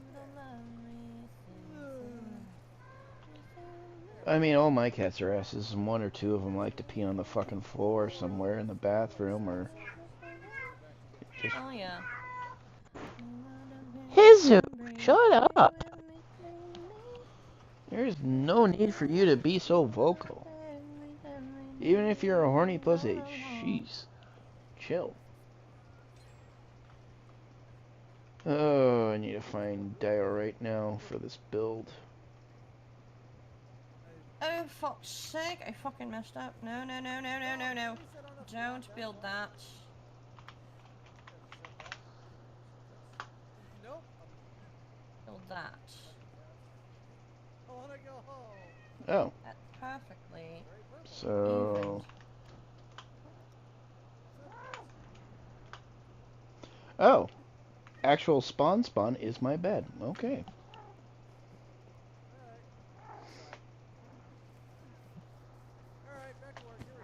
There. She's getting attention from her sister now to shut her up. Thank you, sweetie. Yeah. Oh, did I not need that? Is there one that I'm missing? No, that's fine. It's perfect fits in all of them in here. Stone, quarried stone. Don't stop Believe it. I don't know. You just said don't, and I said don't start. Don't stop believing. Yeah. Well, the nice thing is, High School Musical's dead, and so are all those people that have High School played it. Musical? Oh shit. Yep. Yep. I don't. Where the kids are gay and quirky and leftists. Okay. I thought you supported that. No. I don't know. No, I You don't mean. support the gays? Wait a minute. That's changed. No, I don't. I don't support the alphabet people. The alphabet people. Yeah, everything that's like from trans and after. Pokemon community game a wild cast form appears catch it using. Should we even be in this Discord if I'm talking like this? Yeah, I don't know. I have friends that are they say things and I'm like, oh cool. I still care about them as a friend. I mean, yes, I know them as a friend, and they are of said type of things, but I do not support it. I'll be friends with them, but that's about it. Yeah. I wouldn't say I don't. I'm just like, you do you, you know? Yeah. It's like, you go be you, boo-boo. I'll be over here minding my own business. Oh my god, I can climb on ceilings. Okay, wait. Spider Girl, Well, webbing her way around. Vertical ceiling.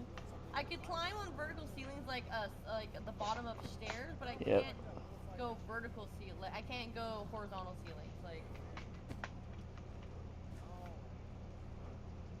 Hey, what the fuck?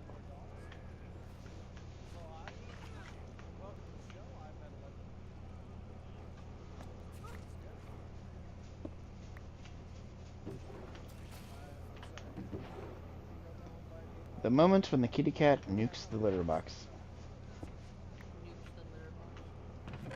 Oh, it burns. Pokemon community game cast form escaped. No one caught it. None of them are even using it. At least most of them are. Huh. I found a hidden furnace.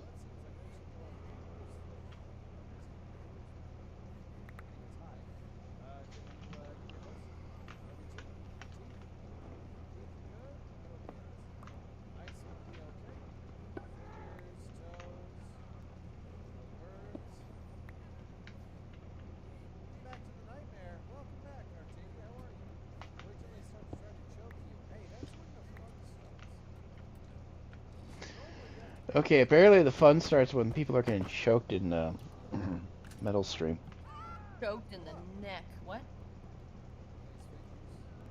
Please don't go down like the way of Robin Williams. What? Oh no. Because that's how he went. He died choking because he had a kink for it. I thought he did drugs. Like the medicine drugs. No, he was... He was found dead hanging because he he had a kink for it. No. Don't talk ill of the dead. Yeah, and it's how the person who played as the Green Ranger, the Green Dragon Ranger from Power Rangers went, because he couldn't stand his frickin' bitch of an ex of a wife. He was a lying sack of cunt shit.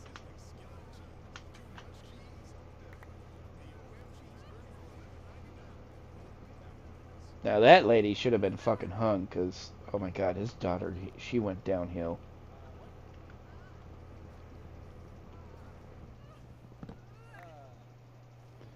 I hate to say it, pictures of his daughter that I saw made her look like some kind of cheap whore off the side street.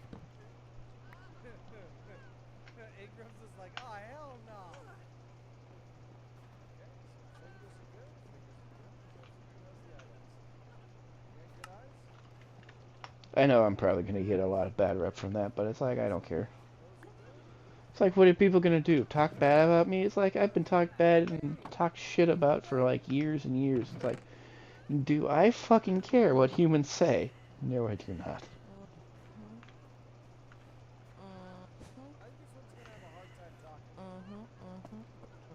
Uh-huh. Like it like that. Dun-na-na-na-na. I'll take these candles.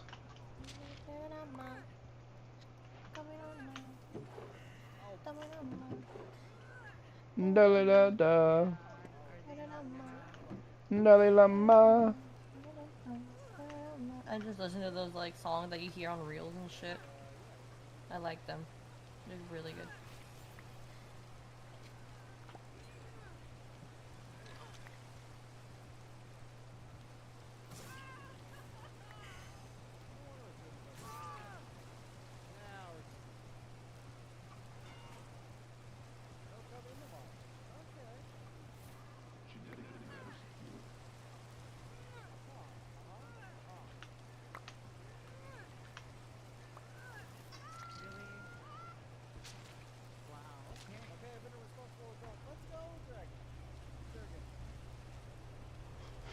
I've been a responsible adult. I heard. It's like, who's lying? I solemnly swear that I am up to no good. Liar! You're a fluffy horned wolf. I solemnly swear that I am up to no good. How am I lying? If that is up to no good. Okay. I swear there's gonna be some Monty Python and Holy Grail shit going on here. What do you mean? Someone's gonna come in and we're gonna call shenanigans and someone's gonna get pistol whipped. Yep. Knowing our bit of group of community, it's like, yeah. And I know I'm gonna be pistol whipping. At least I am not saying shit that would get me people to hate me. Excuse me. Oh god. That was a good one. Yeah, that just came out. Ouch. Well, it's better the out than in, because if it comes out the other way, it's gonna be ripping. I don't. There's a GI. There's an upper GI tract. There's an upper GI and a lower GI system. They don't. There's not. Nothing is going to go up or down. Well, if it goes up, it's out your mouth. If it goes down, it's out the back. Yeah, it's not. But the burp is not going to go to my fart.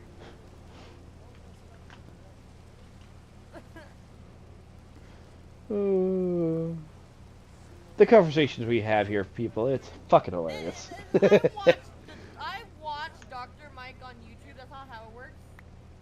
Dr. Mike? I wouldn't believe most of the shit he says. Yeah, excuse me, sir. He can be wrong too, but he is a certified Wisebot 3 viewers. Alarm clock 6 hours 53 minutes and 4 seconds. He's gonna Mike Tyson somebody, I swear. Oh. Hey, you want to know something funny? People that go and try to shit talk and not have facts or anything, like those eco terrorists or the people that go that do the whole wear the orange jumpsuit or wear orange colors and go like stop the oil. Protesters.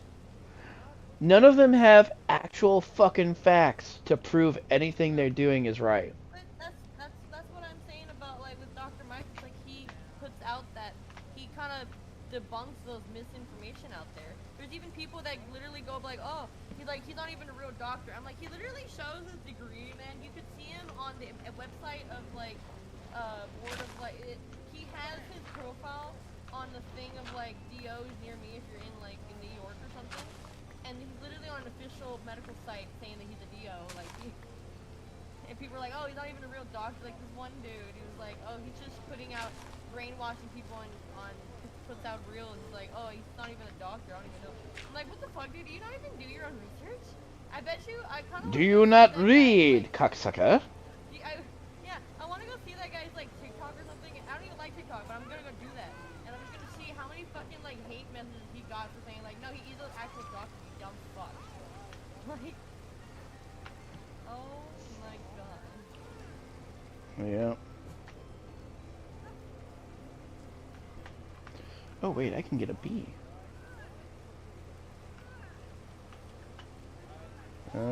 Shears?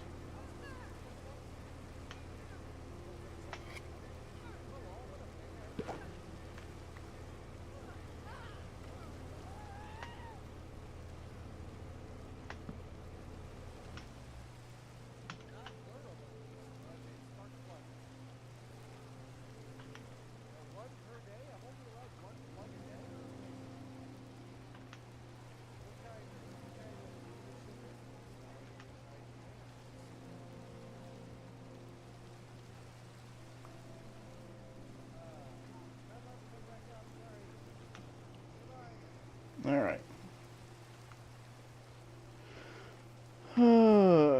I need to find diorite. Under the sea, under the sea, under the sea, where Ail's gonna lick your ass for free. Sebastian's gonna fondle your balls.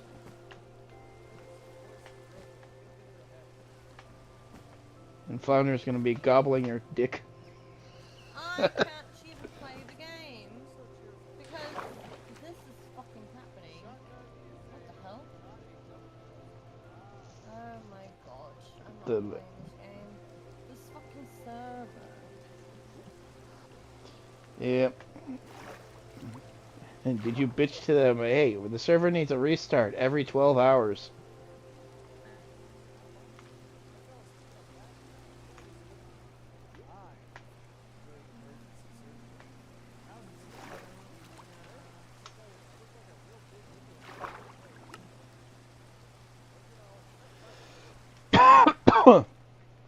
Oh, hello.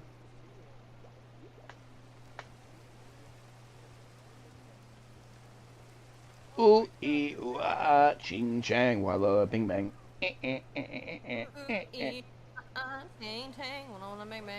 Yeah. Yeah, but you know when Quagmire sings it from Family Guy? Yeah, he's gonna do more banging than ooh, ooh.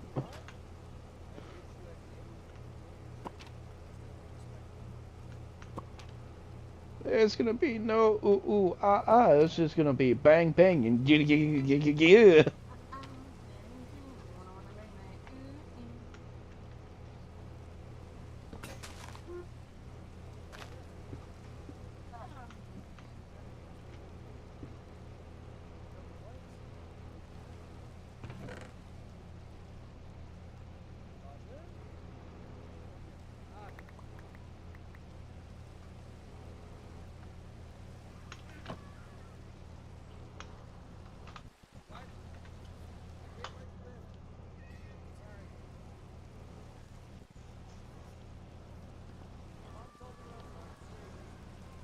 Ah, goddamn that fucking rain.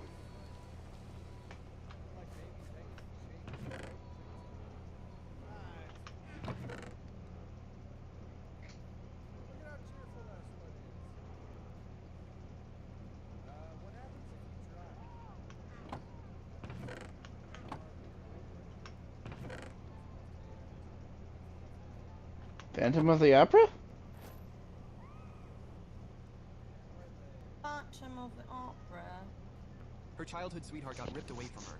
She got forced into a marriage with me by her family. She was miserable her whole life. And me? I spent my whole last life married to a woman who didn't love me. My dad worked himself to death over the company. I died with regrets. And one unfinished promise. To take the company's products global. Instead of dying with that dream buried with me, I looked straight at Li Xia and said flat out, Li Xia, since you're back to... perfect.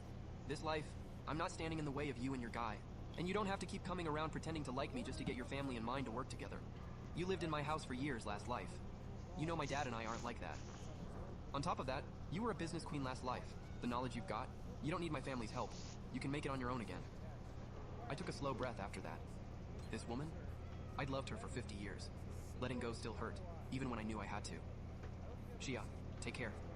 And I turned to leave. That's when some guy rolled up on a scooter and stopped right in front of us. He pulled off his shades and flashed Li Shia a grin. Shia-ji, I'm here to pick you up. Why'd you have to transfer schools anyway? Now I gotta drive an extra half hour every day just to come get you. I knew this guy. Du Zitang. Li Shia's childhood sweetheart. His family got their start in electronics manufacturing, but the business took a hit and never really recovered. Still better off than most people, though. Li Shia's dad used to be a co-founder of the factory. He eventually bought Pokemon out his community share and game left. A Wild That's Lapras how Li appears Shia and catch Du it Zitang using ended up growing up Poke together. Catch. Winners With his revealed dad in checked out and the 90s. factory struggling, Du Zitang kinda got left to fend for himself. He fell in with some street kids and became exactly the type you'd expect, a scooter gang kid. But he never dragged Li Shia into that world. Never let her go down that road with him. Maybe that's exactly why she never got over him. Even when he was out there being a troublemaker, he made sure to keep Li Shia out of it. I didn't know Du Zitang back then, and I had zero interest in changing that. I gave him one look and walked. Behind me, I heard Li Shia stomp her foot and scream, "Yang Jian, you jerk!" When I hit the intersection and stopped for the light, I glanced back without thinking, and watched Li Shia climb onto the back of Du Zitang's scooter. Don't think you're the only one who got reborn. Keep it up and I'll go straight to your dad. Tell him you're out here bullying your future wife.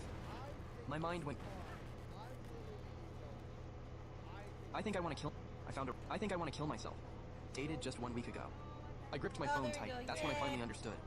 Besides being Mr. Shen in name only, Liu Chengzi and I were Oh, twins. yeah. I was born just Little 5 minutes cute before thing they that. did- added. He'd been sickly his whole life. At 5, I found a real heiress in a junkyard. The system told me to raise her, yell at her every day, and toughen her up by making her suffer. Come get the I nodded seeds. like a villain. Easy enough. I can't stand kids anyway. 16 years later, I ran into the family who came to take her back at this. I think I want to kill myself. Don't think you're the only one who got reborn. I see why my bro. Right before I died, I had exactly one thought left. Next life, What if I give I them am the never seeds? teaming up with an idiot again. Oh, they just 2 stand there. seconds later, Oh, they just stand there? the school's prettiest girl ran through a storm to my... That's so funny. Pokemon community game Back then Lapras in class, escaped. way more people liked No basketball one than caught soccer. it. I just went out for some BBQ and out of nowhere, this... If you are listening to the cylinder, The next second, her voice was back in my head, tinged with a little excitement. My husband is so stern, but I rent a place. Landlord's my act. Su Jianqian hesitated, then asked, "Your parents' grave." Yeah, sorry, Muffles. Told you that wouldn't work. Alright, let's try something else. What are you guys doing? I fell asleep, so I thought it would be fun to show everybody how hard it is to wake them up. And I assume you're going through a goth wizard phase?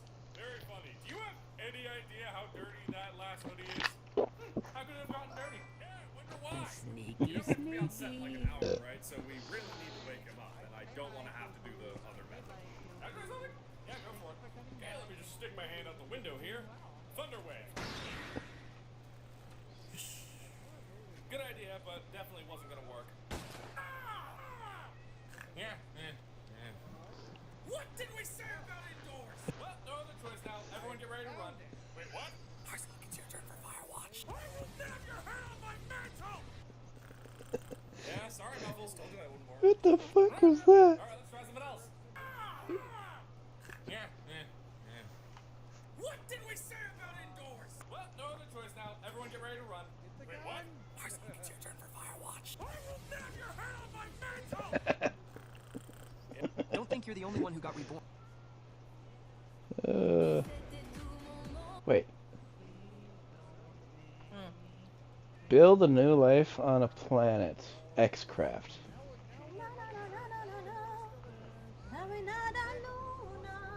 This like, Oh my god, the flashbang. Ah! What? Fucking ad. Flashbang for a game. You're a flashbang. What? If I get to be a flashbang, does that make you my banger? What the fuck?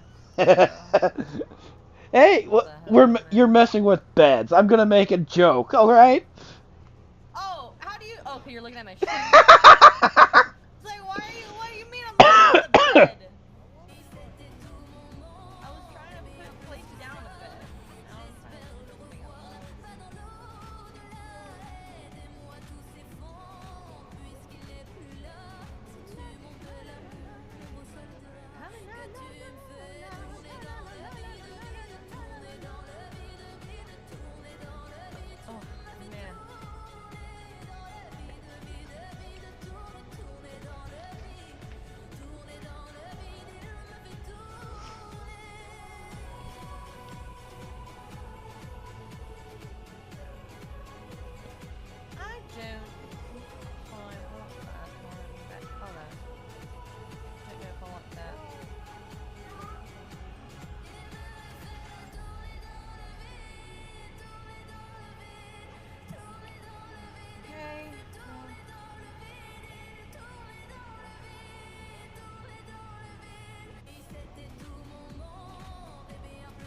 During my wedding, my mother saw my fiance for the first time and yelled at her, "Get away from my son!" She was pointing at Elena, who was walking down the aisle, dressed in white. "You're supposed to be dead! How are you here?" My mom kept yelling. Her hand was shaking violently. I looked over and noticed that Elena's face had gone completely pale. Not confused pale, though. She looked like something had just clicked in her brain. It was the first time they'd ever seen each other. You see, Elena spent the last 2 years of her life in a coma. Intruders had broken into her home and beat her unconscious. She woke up 3 weeks before the wedding. I insisted she come, meet and see me marry the girl of my dreams. And now here she was, hyperventilating the moment she laid eyes on Elena. My mom clutched her chest mid-scream. Her eyes rolled back. She slumped in the wheelchair and fell flat on the ground. Guests started screaming. I rushed over to my mom while Elena stood frozen in the middle of the aisle, the veil trailing behind her. Paramedics came minutes later and rushed my mother away. I went with them, and at the hospital I was told they'd have to operate. I stayed there overnight still wearing my tuxedo. Elena didn't show up at all, which was equally strange as it was heartbreaking. In the morning, the doctors came to me and told me my mother had lived, but she'd be in a vegetative state for the rest of her life. She couldn't speak to me anymore, couldn't give me the answers I desperately needed. I sat there holding her hand, wondering why she reacted like that. Then at 11 a.m., Elena showed up at the hospital. She looked like she hadn't slept, had a hoodie and jeans on. She sat next to me, but wouldn't look me in the eye. After a few minutes of silence, I asked her if she knew my mother somehow. Instead of answering, she started asking me weird questions of her own. Where did your mom live before the coma? Did she ever live on the East Coast? What kind of car did she drive when she was younger? I asked her why she wanted to know. Just curious, she said, but her hands were shaking. She left after 20 minutes. I sat there wondering why she needed to know all that. That's when I made the connection. Elena's parents had died in a hit and run when she was 7. She was in the back seat and barely survived. They never found the person responsible. Her aunt raised her after that. Elena never liked talking about it. No way, that can't be true, I thought to myself. Still, I decided to go back to our apartment when I knew Elena wasn't home. I went through her private desk drawer, the one she'd always begged me to never look in, and inside I found a folder full of police reports, photos of a wrecked car, notes in her handwriting with dates and locations, a newspaper clipping about a hit and run from 20 years ago. 2 victims killed on impact, driver fled the scene. Elena had been investigating this her whole life, trying to find the person who killed her parents. I felt sick reading through it. I put the folder back, then I drove to my mother's house to pick up some of her things. While packing, I noticed a locked box in her closet. I found the key in her nightstand. Inside were newspaper clippings about a car accident from 20 years ago. My hands started shaking. It was the same accident from Elena's folder. Same date, same location, same victims. There were photos of a blue sedan with the front end smashed in, insurance documents showing my mother sold that car 2 weeks after the accident, and a handwritten note tucked at the bottom, my mother's handwriting. I check on her every year. She looks more like her mother every time. I drop the note. My mother killed Elena's parents. That's why she recognized her at the wedding. That's why she screamed, "You're supposed to be dead." She thought everyone in that car had died. I never knew any of this. I drove back to our apartment with a box from my mother's closet. Elena was home by now, and when she opened the door and saw my face, she looked worried. "What's wrong?" I barged in without answering. I took her hand and led her onto the couch. "I think my mother killed your parents." She laughed like she knew I was telling the truth, but didn't want to believe me. Then I showed her the clippings from my mother's apartment, the photos, the note that confirmed she had killed Elena's parents. Elena read it and her whole body went still. Then she started shaking, then crying. She told me everything. She was 7 years old, sitting in the back seat. A car ran a red light and slammed into them. I watched my mother's head physically snap off her body. My father had blood leaking from his ears. She described how the other driver got out, looked at the wreckage, looked right at Elena screaming in the back seat, and ran. Left her there with her dead parents covered in their insides. Elena was trapped for 40 minutes before someone found her. She spent her entire adult life trying to find that woman, and now she did. She cried for what felt like years. That night, Elena came to me in tears. "I love you, but I can't do this. Every time I look at you, I see her face. I can't marry the son of the woman who murdered my parents and left me screaming in the wreckage." I didn't argue. She went to the door. "I'm sorry. I really thought you were my person." She left forever. During my wedding, my mother saw my fiance for the first time and yelled at her, "Get away from my son!" She was pointing at Elena, who was walking down the aisle, dressed in white. "You're supposed to be dead. How are you here?" My mom kept yelling. Dude, I think there's a fairy outside staring at us from the woods. Got it, get the 12 gauge. Well, no, hang on, let's not be hasty. She's kinda hot. I beg your pardon. I'm just saying, maybe we can reason with her. We're in the middle of nowhere surrounded by forests. The nearest hospital is 3 hours away, and you want to reason it with what is probably an eldritch monstrosity trying to take your face. Well, yeah, but come on, look at her. There is no amount of beauty that could make me second guess. You get what I'm putting down? No, I'm not agreeing with this, but you're thinking about it. No, I'm not getting the pew-pew. Oh, come on, I haven't had a date in years. Fuck's sake. Splendid idea. Hey, man, I haven't had a date in a few years. Can you just let me go and speak my name to an eldritch horror of the woods? Just let me have this. Thought about it, humanity first. Fuck. Her face. Now go talk to a barista with tattoos and inevitably get rejected by her like a normal person. Dude, I think there's a fairy outside staring at us from the woods. Gotta get the 12 gauge. Well, no, hang on, let's not be hasty. She's kinda hot. I beg your pardon. I'm just saying, please. A person stands in. Don't think you're the only one who got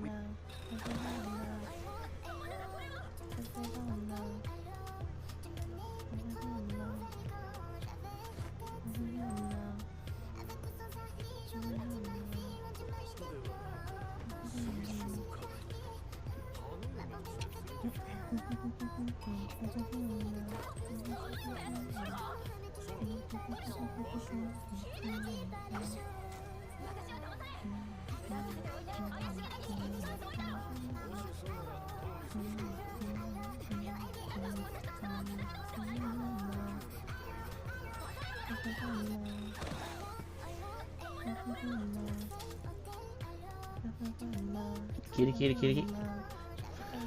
Who says you can't marry your enemy? It's like, certain people, but then again. What the fuck, bro?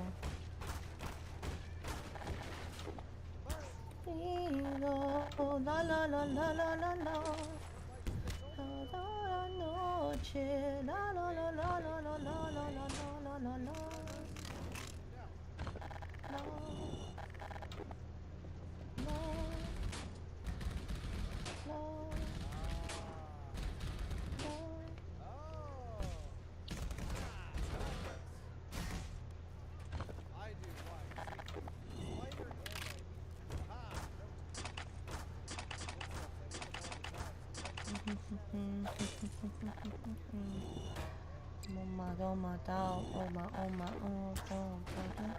When my boss formally denied my promotion, I accepted it calmly and stopped doing anything not in my role. No warnings, no drama. 48 hours later, projects stalled, clients escalated, and leadership realized who had been holding everything together. The meeting lasted 4 minutes. Derek sat across from me with his arms folded and said I wasn't ready for senior analyst. Too technical, he said. Not enough leadership presence. He was giving the role to Amanda. Oh, that's why I can't do it.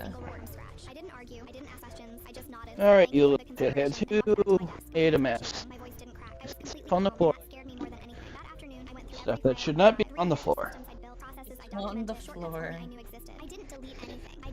Someone has a little chewing issue. Arriving at 7 to put the executive dashboard before anyone asked for it. I'd pull data from 4 separate systems, reconcile the numbers manually, and format everything so it made sense. Nobody ever asked how it worked. They just expected it in their inbox by 8:30. Not anymore. At 9:15, Derek's boss sent a message to the team. Where's the Monday report? I forwarded him the empty template and replied, Amanda owns executive reporting now as of last week. By 10, my inbox was filling up. 3 executives asking why their numbers didn't match. 2 managers confused about which version to use. Amanda sent me a panicked message asking how to pull the revenue data. I replied, check the documentation, knowing there wasn't any because I'd never had time to write it down. The dashboard was completely broken. Wrong quarters, duplicate entries, percentages that didn't add up. I watched the reply all chain grow longer and didn't say a word. Alright, back to the Minecraft. Client had their quarterly business review scheduled for 10. The deadline I'd always built it silently without being asked because nobody else knew how our metrics tied to their goals. At 9:45, Derek appeared at my desk. Can you throw together the slides real quick? I looked up and said, that's not in my job description. His face went red. You've always done this. I replied, I was acting above my role. I'm not anymore. The client call happened without slides. I listened from my desk as voices got tense through the conference room walls. 12 minutes in, the client said they needed to reconsider the partnership and ended the call. Derek came out looking pale. Wednesday morning, the system started breaking in ways only I understood. The automated reports I'd built with custom scripts stopped running. Someone had updated a database field and nothing synced anymore. Normally, I did it before anyone noticed. I got 5 messages asking why data was missing. I replied to each one the same way. Please contact your system administrator. By noon, Derek called an emergency team meeting. He stood at the front of the room and said, projects are falling behind, clients are escalating, what's going on? He looked directly at me. I said, I'm doing exactly what my role requires. He stared. You know what I mean. I kept my voice level. I know what my job description says. If you need something outside that scope, it should be assigned to someone with the Amanda shifted uncomfortably in her chair. She'd been silent all week. The room went quiet. Derek said we'd regroup later and dismissed everyone. As I walked out, I heard him on the phone with his boss. His voice was strained. Thursday afternoon, Derek's boss, Caroline, pulled me into her office. She closed the door and got straight to it. What would it take to get things stabilized? I didn't hesitate. The role you gave to someone else. She paused, measuring me. What else? I said, nothing. Just what I earned 3 years ago. She leaned back. If we make this right, can you turn this around? I nodded. If the authority matches the responsibility, yes. She asked how fast. I said immediately. Friday morning, the announcement went out. Senior analyst, reporting directly to Caroline. Ownership of all data systems and client reporting. Derek wasn't in the meeting where it was decided. By noon, I had the dashboard rebuilt and the client deck scheduled. By end of day, 3 fires were contained that had been burning all week. Amanda stayed in her role, but the expectations were clarified. She stopped getting credit for work she didn't do. I didn't gloat. I didn't need to. The system had spoken for itself. Turns out quiet work becomes loud the second you stop doing it. When my boss formally denied my promotion, I accepted it calmly and stopped doing anything not in my role. No warnings, no drama. 48 hours later, projects stalled, clients escalated, and leadership realized who had been holding everything together. The meeting lasted 4 minutes. Derek sat across from me with his arms folded and said I wasn't ready for senior analyst. Too technical, he said. Not enough leadership presence. He was giving the role to Amanda, who'd been there 6 months and had never built a single report from scratch. I didn't argue. I didn't ask questions. I just nodded, said thank you for the consideration, and walked back to my desk. My hands weren't shaking. My voice didn't crack. I was completely calm, and that scared me more than anything. That afternoon, I went through every file on my drive. 3 years of systems I'd built, processes I documented, shortcuts only I knew existed. I didn't delete anything. I just stopped volunteering it. Monday morning, I walked in at exactly 9 o'clock. For 3 years.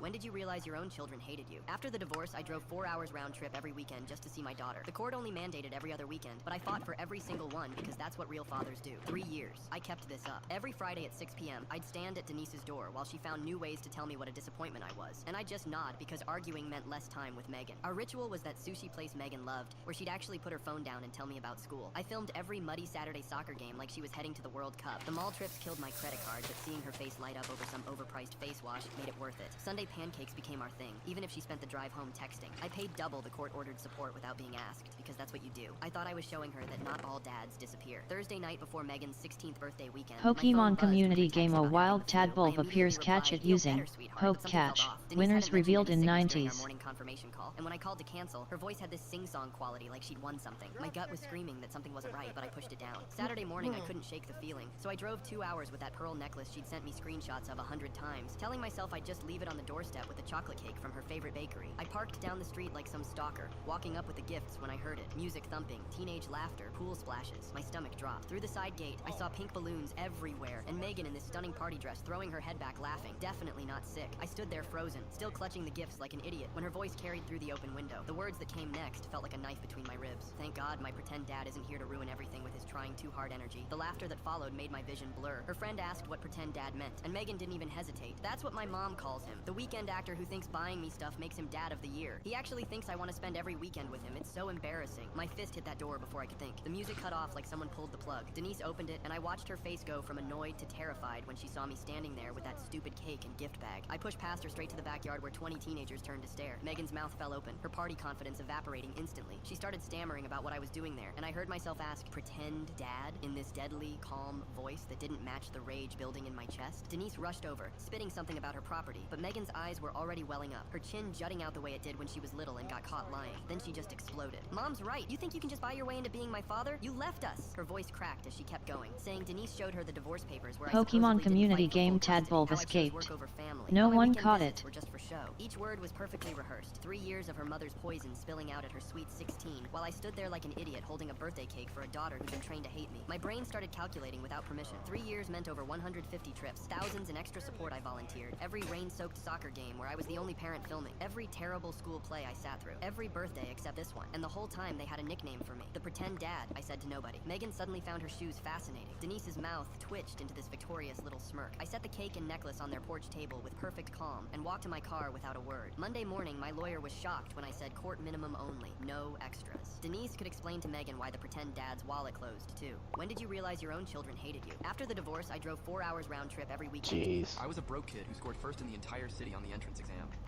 While the media was interviewing me, my rich biological parents showed up out of nowhere. In my past life, I thought I was finally leaving the struggle behind. Turns out, I walked straight into hell. My adopted brother made my life a living nightmare, and my biological sister absolutely despised me. I accidentally stumbled onto their dirty secret, and they ended up dumping my body in the ocean. No evidence, no trace. After I was reborn, I stopped being a pushover. I faced my family head on, and stopped letting anyone walk all over me. This time, nobody's stopping me from living my life right. Camera flashes were going off non-stop in front of me, shutters clicking like crazy.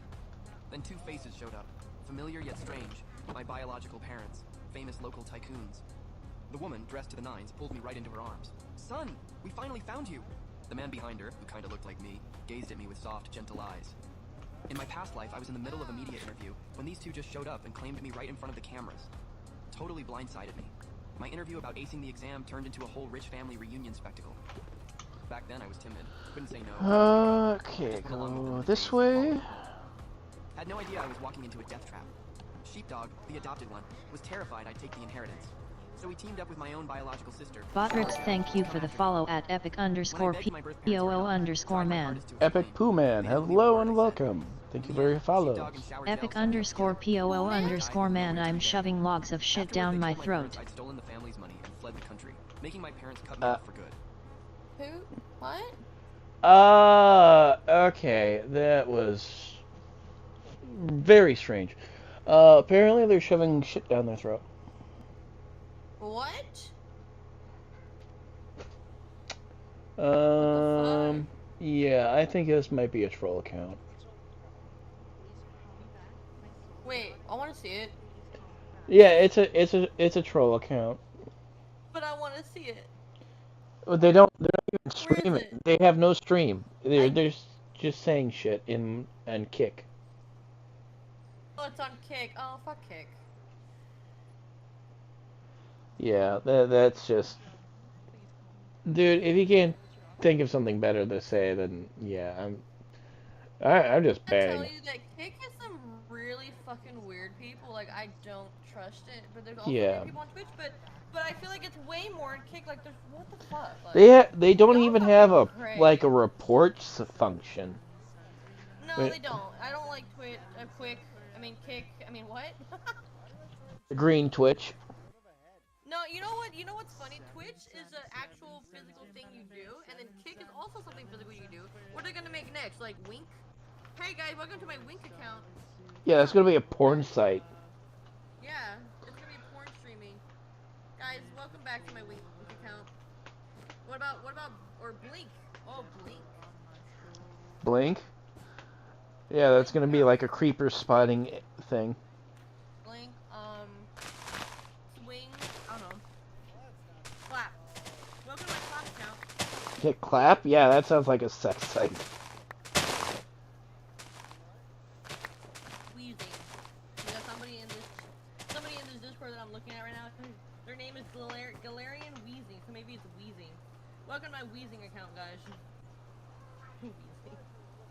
Because you're laughing all the time. If the streamers are so fun, you gotta wheeze, right?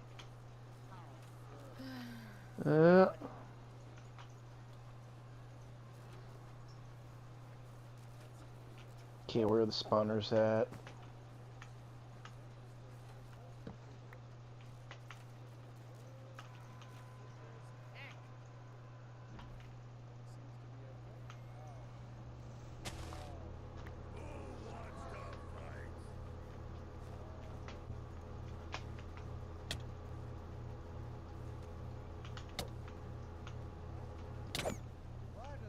I'll be back.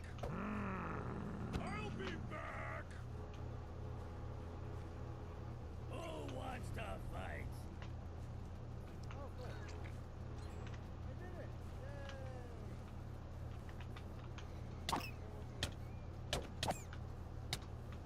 I'll be back. God damn, this lag sucks to fight in. I'll be back.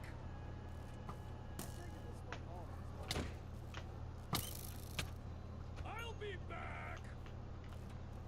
Kaito Destiny Shine Wolfed, welcome to my channel. At Kaito Destiny Shine Wolfed, welcome to my channel. I'll be back. Ah! I'll be back. Welcome to myself again. I'll be back. I'll be Welcome to a fellow Shine Wolf. I'll be back.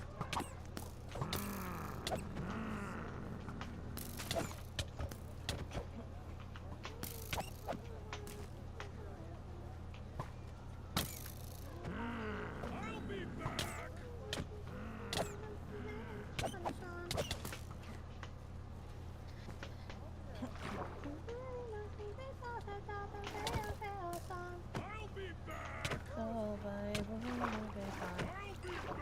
back.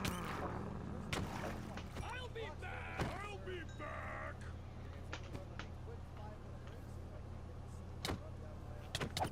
I'll be back.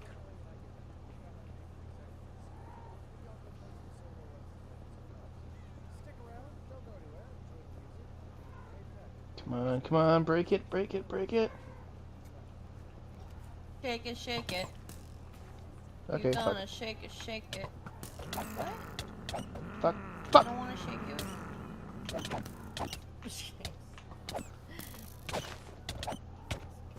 I wish I had that chance to get that fucking sword. I'll be back. I'll be back. I'll be back. I'll be back. I'll be back. I'll be back.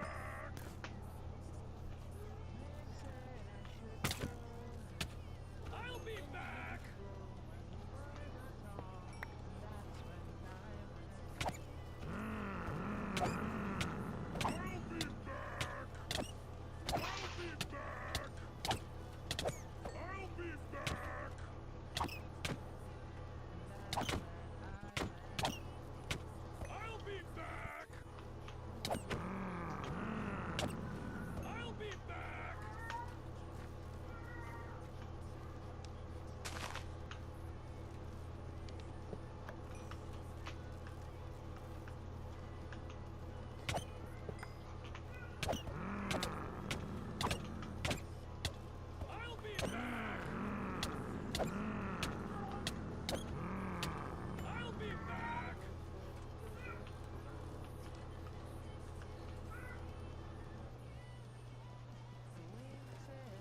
Oh fuck. That's what I need to do.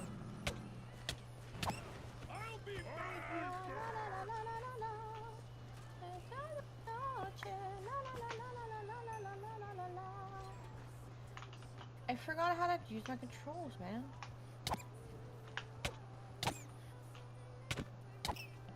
Dude, I got the rage. Why the fuck do you... Hey, get away from me! Leg and cocksucker! Leg monster, go away!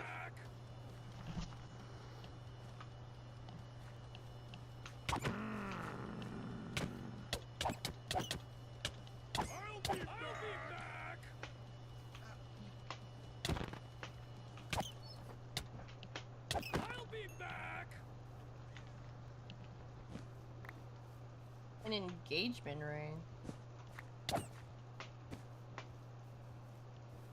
Yeah. Oh, Minecraft reward. Yeah. Oh no! I forgot something. Oh no! I want this one. I can't have it. Okay, that's fine.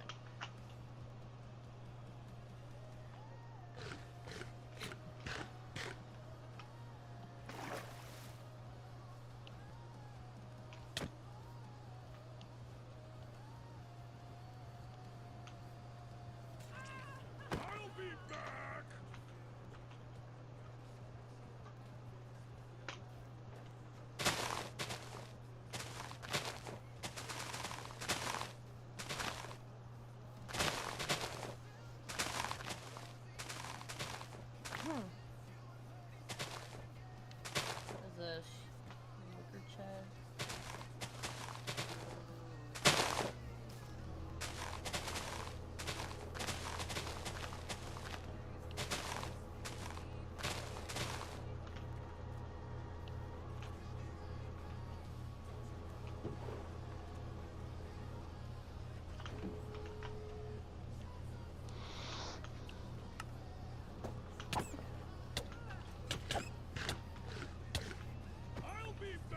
I get the luck of the Irish with me, lads and lasses. Come and fuck around and find out, bitches.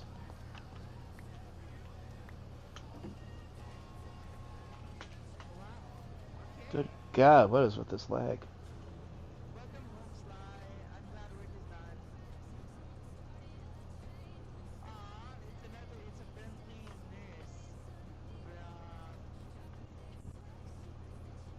Okay, I don't see anything else that says.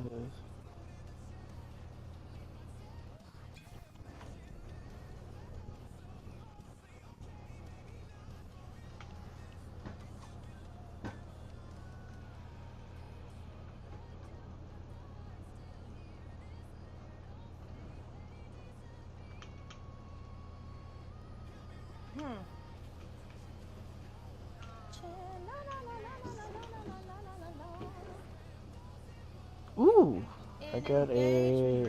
Oh wait, no. I got an iron golem backpack. I whip my head up in the air sometimes, saying, "Ayo, give me oh."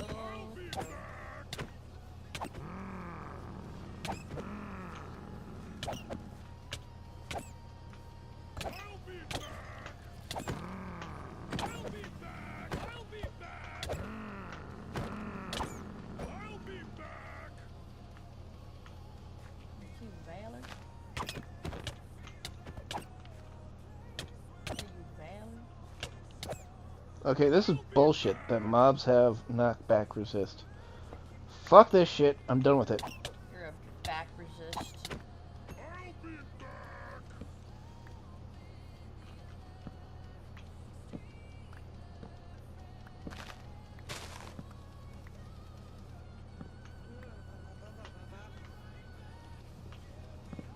You're a back resist. I'll give you a back resist. Stop resisting! Stop resisting! You're going down hard. You wanna resist my back? Just kidding. Pokemon Don't worry, Community I'll Game make a sure wild you have a Armaldo good time. appears Your legs are catch it just gonna be using sore. Poke Catch. Winners revealed in 90s. I'm sorry. No, it's okay. It's just the I just get so many people that will crack up laughing afterwards. It just works. No, yeah, I know. I'm laughing on the inside. I'm just like, oh my god.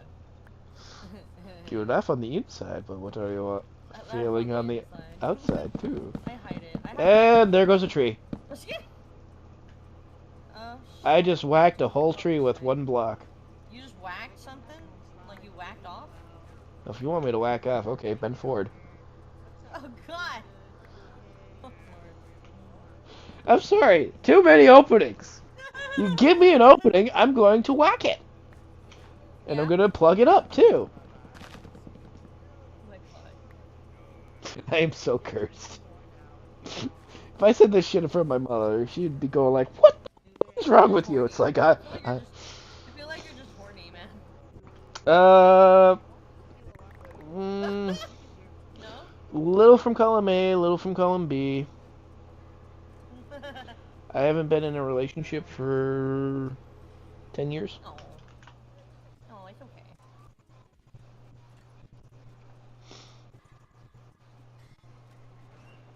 Pokemon community game Armaldo escaped. No one caught it.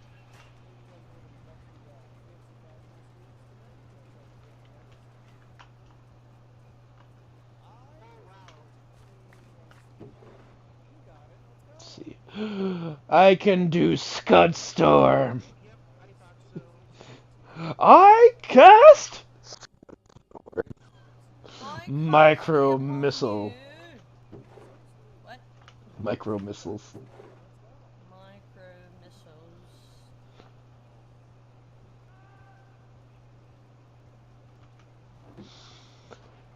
Oh, it's fucking hilarious to see that.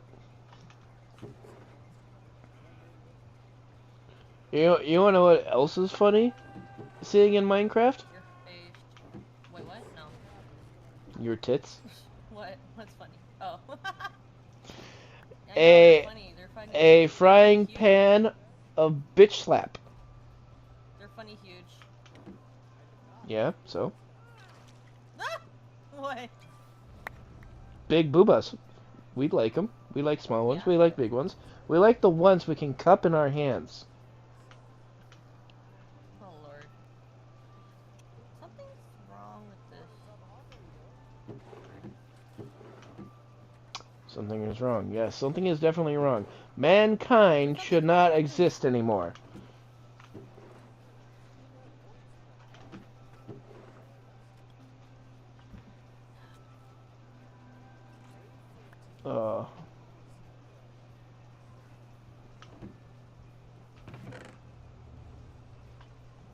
I truly wonder what the fuck is making this lag so much.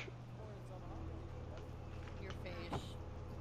If it really was my face, then good God, this server needs an upgrade. Oh. Your dick. Okay. Well, if it's my dick, then it needs a bigger output because I'm giving it something way too big. Damn. Damn, Mike. I'm a dragon. I am big by birth. Okay. And you give no fucks. Too much is too big is too much. Well, we know what she wants. She wants a little doggo to. Average size dick, 9 inches. I'm just kidding. Yeah, if it's over 6, it's a growth spurt. That's the joke. You fucking bitch. Yeah, well, at least it's not elephantitis.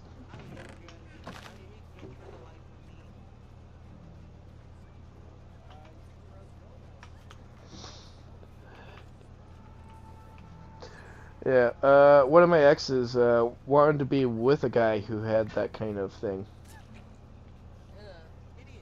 Yeah.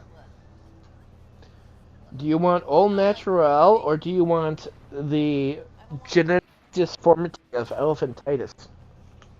I don't even know. I don't want too big or too average size. Alright, bend over.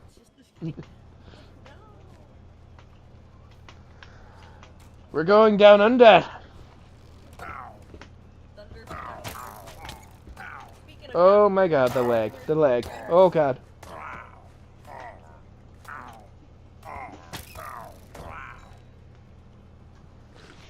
What are you doing, kids? Get off the table. I still don't see a downside to Oh. Now, looking at these parents standing in front of me, I rejected them right there in front of all the media. Flat out refused to go with them. Sorry, but I'm an orphan. I don't have any family left. The second I said that, every camera in the room snapped toward me. My mom was bawling, death gripping my hand. Why? I'm your mother. Why won't you accept me? Do you know how long I've been looking for you? You were stolen from the hospital. Do you know how worried I was? I haven't had a single good night's sleep in all these years. You're rich people. Big-time tycoons. Finding me should have been a piece of cake, right? So why'd you only show up after I became the top scorer? We really have been looking for you all these years. We only just recently got word about where you were. Don't you already have an adopted son? Why bother looking for me? Is it because I'm a good student who'd make you look good, so now you want to claim me? If you've really been searching all these years, then how come I've never seen a single missing person ad about me? Not in the papers, not on TV. The media smelled blood and shoved their mics right into the couple's faces. Mr. Moo, Mrs. Moo, could you tell us, how exactly have you been searching for your child all these years? In the end, I still went home with them. Let's be real. Everything in this world is fake except money. You can beef with anybody, but don't beef with money. But unlike last time, in my past life, they took full control and arranged everything for me. This time, I got ahead of them in front of the media. So instead of bossing me around, they were actually tiptoeing around me. At the mansion, Heartless enthusiastically introduced Sheepdog to me. Xiaofan, this is Xiaoquan, he's your brother. Looking at Sheepdog reaching out his hand with that fake smile, I turned to Heartless. So this is the kid you adopted to replace me? She froze up, totally flustered. Then I turned to Bio Dad, Mu Chungwo. Skip the introductions. I only came back because you promised me a better learning environment. If you can't deliver, I've got zero interest in staying. We've been apart over... I was a broke kid who scored first in the entire city on the entrance exam. While the media was interviewing me... I have a little dragon in my outfit. You found the remains like of a dead god.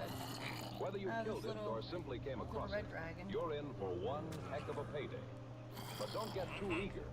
Even in death, the forms of gods are frightfully hazardous things to feast upon. Before you let your greed get the best of you, remember the DEAD, Deceased Deity Extraction Process. D, determine. First, determine what type of god you're dealing with. Is it a true, false, or pseudo-god? What was its domain of power? Learn as much as you can about the thing in front of you before diving in. E, evaluate. Based on what you learned, evaluate the potential risks. Are you dealing with unstable, latent, divine... Goddamn leg. Fuck off. ...within the remains of a true god's physical form? Or the grief-maddened... No! ...defeated false god? Oh my god, this fucking leg. Beyond their way to collect what remains of their invested power. The possibilities for danger are practically endless, so take your time. A, adapt. Adjust your strategy based on your evaluation, and don't attempt to loot the deceased deity if you find... Fucking 58 levels gone in one fucking bullshit leg spike. Suck it, bitch, get harpooned. ...annihilates you in the process. D, decide. Once you have a plan, decide what you're doing, and stick with it. Who's got a fucking leg machine? Good God. Previously powerful beings will be further unsettled by indecision. Any dithering or wishy-washiness could cause a localized causality spasm, potentially erasing you and your prize from existence. Good luck out there, and happy looting. This has been an educational broadcast by the Pale Lodge. Congratulations, you found the remains of a dead god. Whether you killed it or simply came across it, you're in for one heck of a payday. But don't get too eager. Even in death, the forms of gods are frightfully hazardous things to feast upon. Before you let your greed get the best of you, remember the DEAD, Deceased Deity Extraction Process.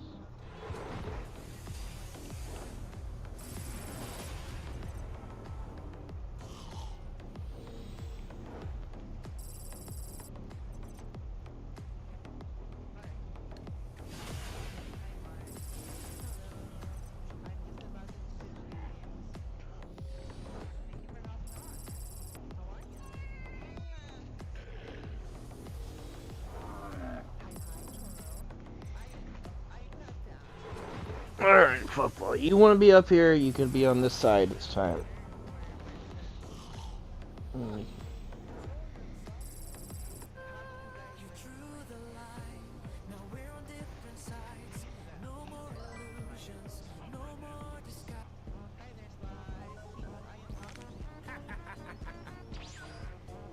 Morning. Grape juice. My drink of choice. I can't believe that some people actually drink grape juice. Oh no!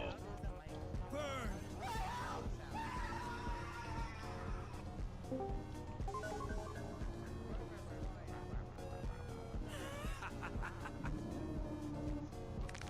Afternoon. My parents helped my brother buy a house and told me to rent somewhere. Saul used my savings to buy my first property, then kept buying more. When he asked about my house, I said, which one? My parents always said they didn't have favorites. Then they handed my brother, Leo, a check for $150,000. I was sitting at the same dinner table when it happened. They were celebrating his big step into adulthood. Leo was 27, still living in their basement, and had just landed a mid-level marketing job. I was 25, working 80-hour weeks in data, analytics, and living in a studio. Apartment that smelled like damp carpet and ambition. We want Leo to have stability, my dad said, sliding the check across the table. The market is tough. This covers his down payment and closing costs for that suburban colonial he liked. I looked at the check and at my mom. And what about the inheritance split we talked about last year? Or the help you promised me when I graduated? My mom didn't even look up from her salad. You've always been the responsible one, Elias. You have a good head for numbers. You'll figure it out. Besides, Leo needs the help more. You can just rent somewhere for a few more years. It's not a big deal. Rent somewhere. Those two words became the fuel for a very cold, very quiet fire. I didn't argue. I didn't scream. I just nodded, finished my water, and left. I went back to my studio and pulled up my spreadsheets. I had $45,000, saved from 2 years of aggressive penny pinching. It wasn't a house in the suburbs, but it was a start. While Leo was busy hosting housewarming parties and buying a riding lawnmower he couldn't afford to maintain, I was moving. Not into a house, but into a beat-up duplex in a developing neighborhood. I lived in the bottom unit while renovating the top unit myself on weekends. I learned how to lay tile, how to fix a P-trap, and how to ignore the sound of my brother's voice on the phone, bragging about his new granite countertops. 2 years later, I refinanced that duplex. The neighborhood had spiked. I used the equity to buy a 4-unit apartment building. I didn't tell my parents. When I saw them for Christmas, I wore the same old hoodie. I drove my beat-up Honda. I let them lecture me about how I should save more so I could eventually stop renting. Leo's house has already appreciated by 10%.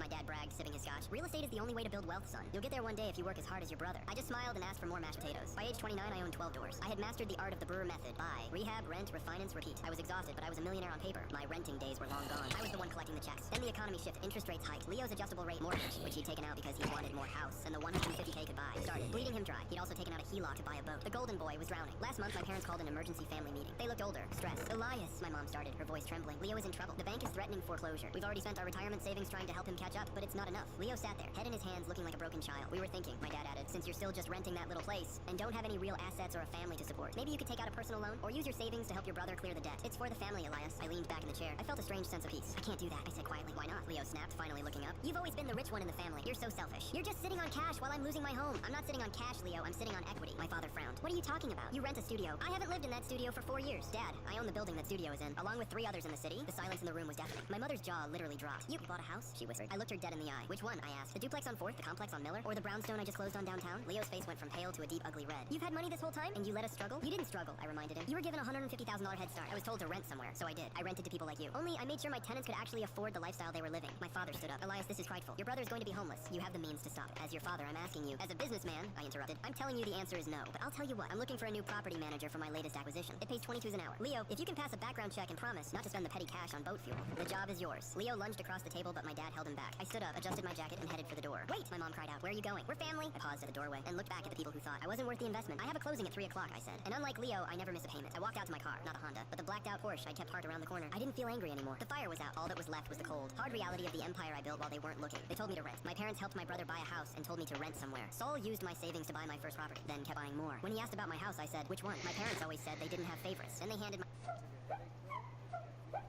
My younger sister falsely accused me when she was 16. I accepted a plea deal to avoid prison. 10 years later, her husband uncovered the lie that destroyed my life, and the truth completely shattered hers. When I was 20, I signed a plea deal for something I didn't do. The alternative was 20 years in prison. My 16-year-old sister Jessica accused me of things so vile, everyone looked at me like a monster. We used to be close. I fixed electronics in my room, old radios, broken cassette players. Jessica would help me, holding wires while I soldered. She was the only one who understood. I kept my door locked to protect my equipment. That locked door later became evidence of secrecy. Everything changed when Troy Beckett started circling her. He was 18, drove a black Mustang. I caught him pressuring her to skip class. She's 16. You're 18. You see the problem? He shoved me. I shoved back harder. Rumors started. People said I was too protective. Jessica stopped talking to me. One night, Pokemon community game A wild houndour appears catch it using Poke Catch. Winners revealed in Your sister 90s. reported inappropriate behavior. She says this has been going on for years. What? No, that never happened. They showed me photos of my workbench, soldering irons, zip ties for cables. Looks like restraint gear. They didn't believe me. My attorney laid it out. Trial and lose 20 years or plead guilty. Probation, registration, no prison. After 3 sessions, I broke. 5 years probation. My name on a public registry. My parents didn't show up to sentencing. Jessica didn't either. I couldn't live near schools or parks. I found a basement studio. No windows, mold in corners, $700 a month. Every job application. Have you been convicted of a felony? I check yes. Watch faces change. Applied to over 100 jobs. Both callbacks rescinded after background checks. I worked night shifts at a warehouse. Minimum wage. When word got around, coworkers stopped talking. I ate lunch alone in my car. 5 years of survival. Then, 10 years later, I got a call. Ronnie, I'm Kyle, Jessica's husband. I found something you need to know. We met at a coffee shop. I thought Jessica was cheating. I went through her laptop. He slid a folder across. Messages between Jessica and Brittany. Do you ever feel guilty about your brother? Jessica, sometimes, but it's been so long now. Brittany, I can't believe your parents believed you. You made it all up because you were mad at him. Jessica, I know. Troy dumped me, and I was pissed. Ronnie embarrassed him. I didn't think it would go that far. Brittany, your brother went to jail. Jessica, just probation. Brittany, will you ever tell the truth? Jessica, are you kidding? My parents would disown me. Kyle would leave. I'm taking this to my grave. My hands shook. There's more, Kyle said. Diary pages from when she was 16. Her confession in purple ink. I filed for divorce, but you deserve this. To clear your name, I hired Tilly. She specialized in wrongful convictions. The DA fought us every step, but Tilly tracked down Brittany, got experts, built a case they couldn't ignore. At the hearing, Jessica testified. First time I'd seen her in over a decade. Color drained from her face. Tilly put her on the stand. Pokemon community game Houndour escaped. Yes, she whispered. No I made one up. caught I was it. Angry and stupid. I'm sorry. The judge looked at her with disgust. Do you understand what you've done to this man? Jessica couldn't answer. My conviction was overturned. My name removed from the registry. That night, a letter arrived. My father's handwriting. A few lines about Jessica coming clean. Taped inside was a check for $50,000.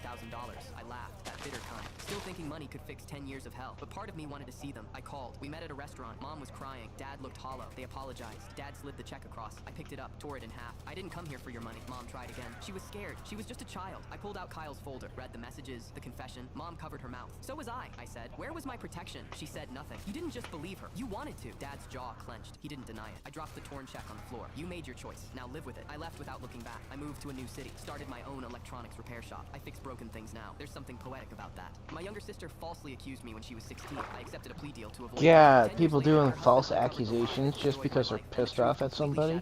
It's fucking disgusting. Plea deal for something I didn't do. The alternative was 20 years in prison.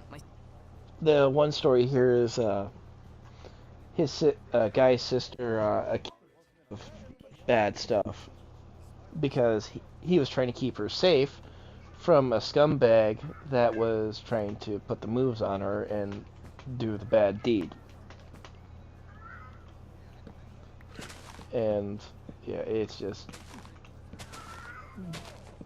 oh, fucking people are stupid. The R word. Yes, I know. Meow meow.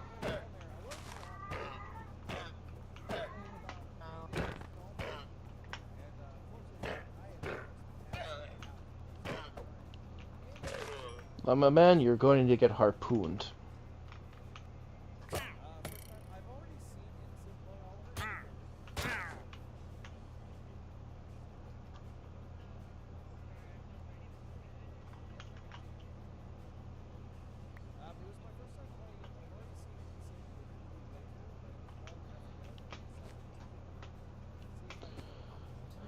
Oh, I need to find some diorite.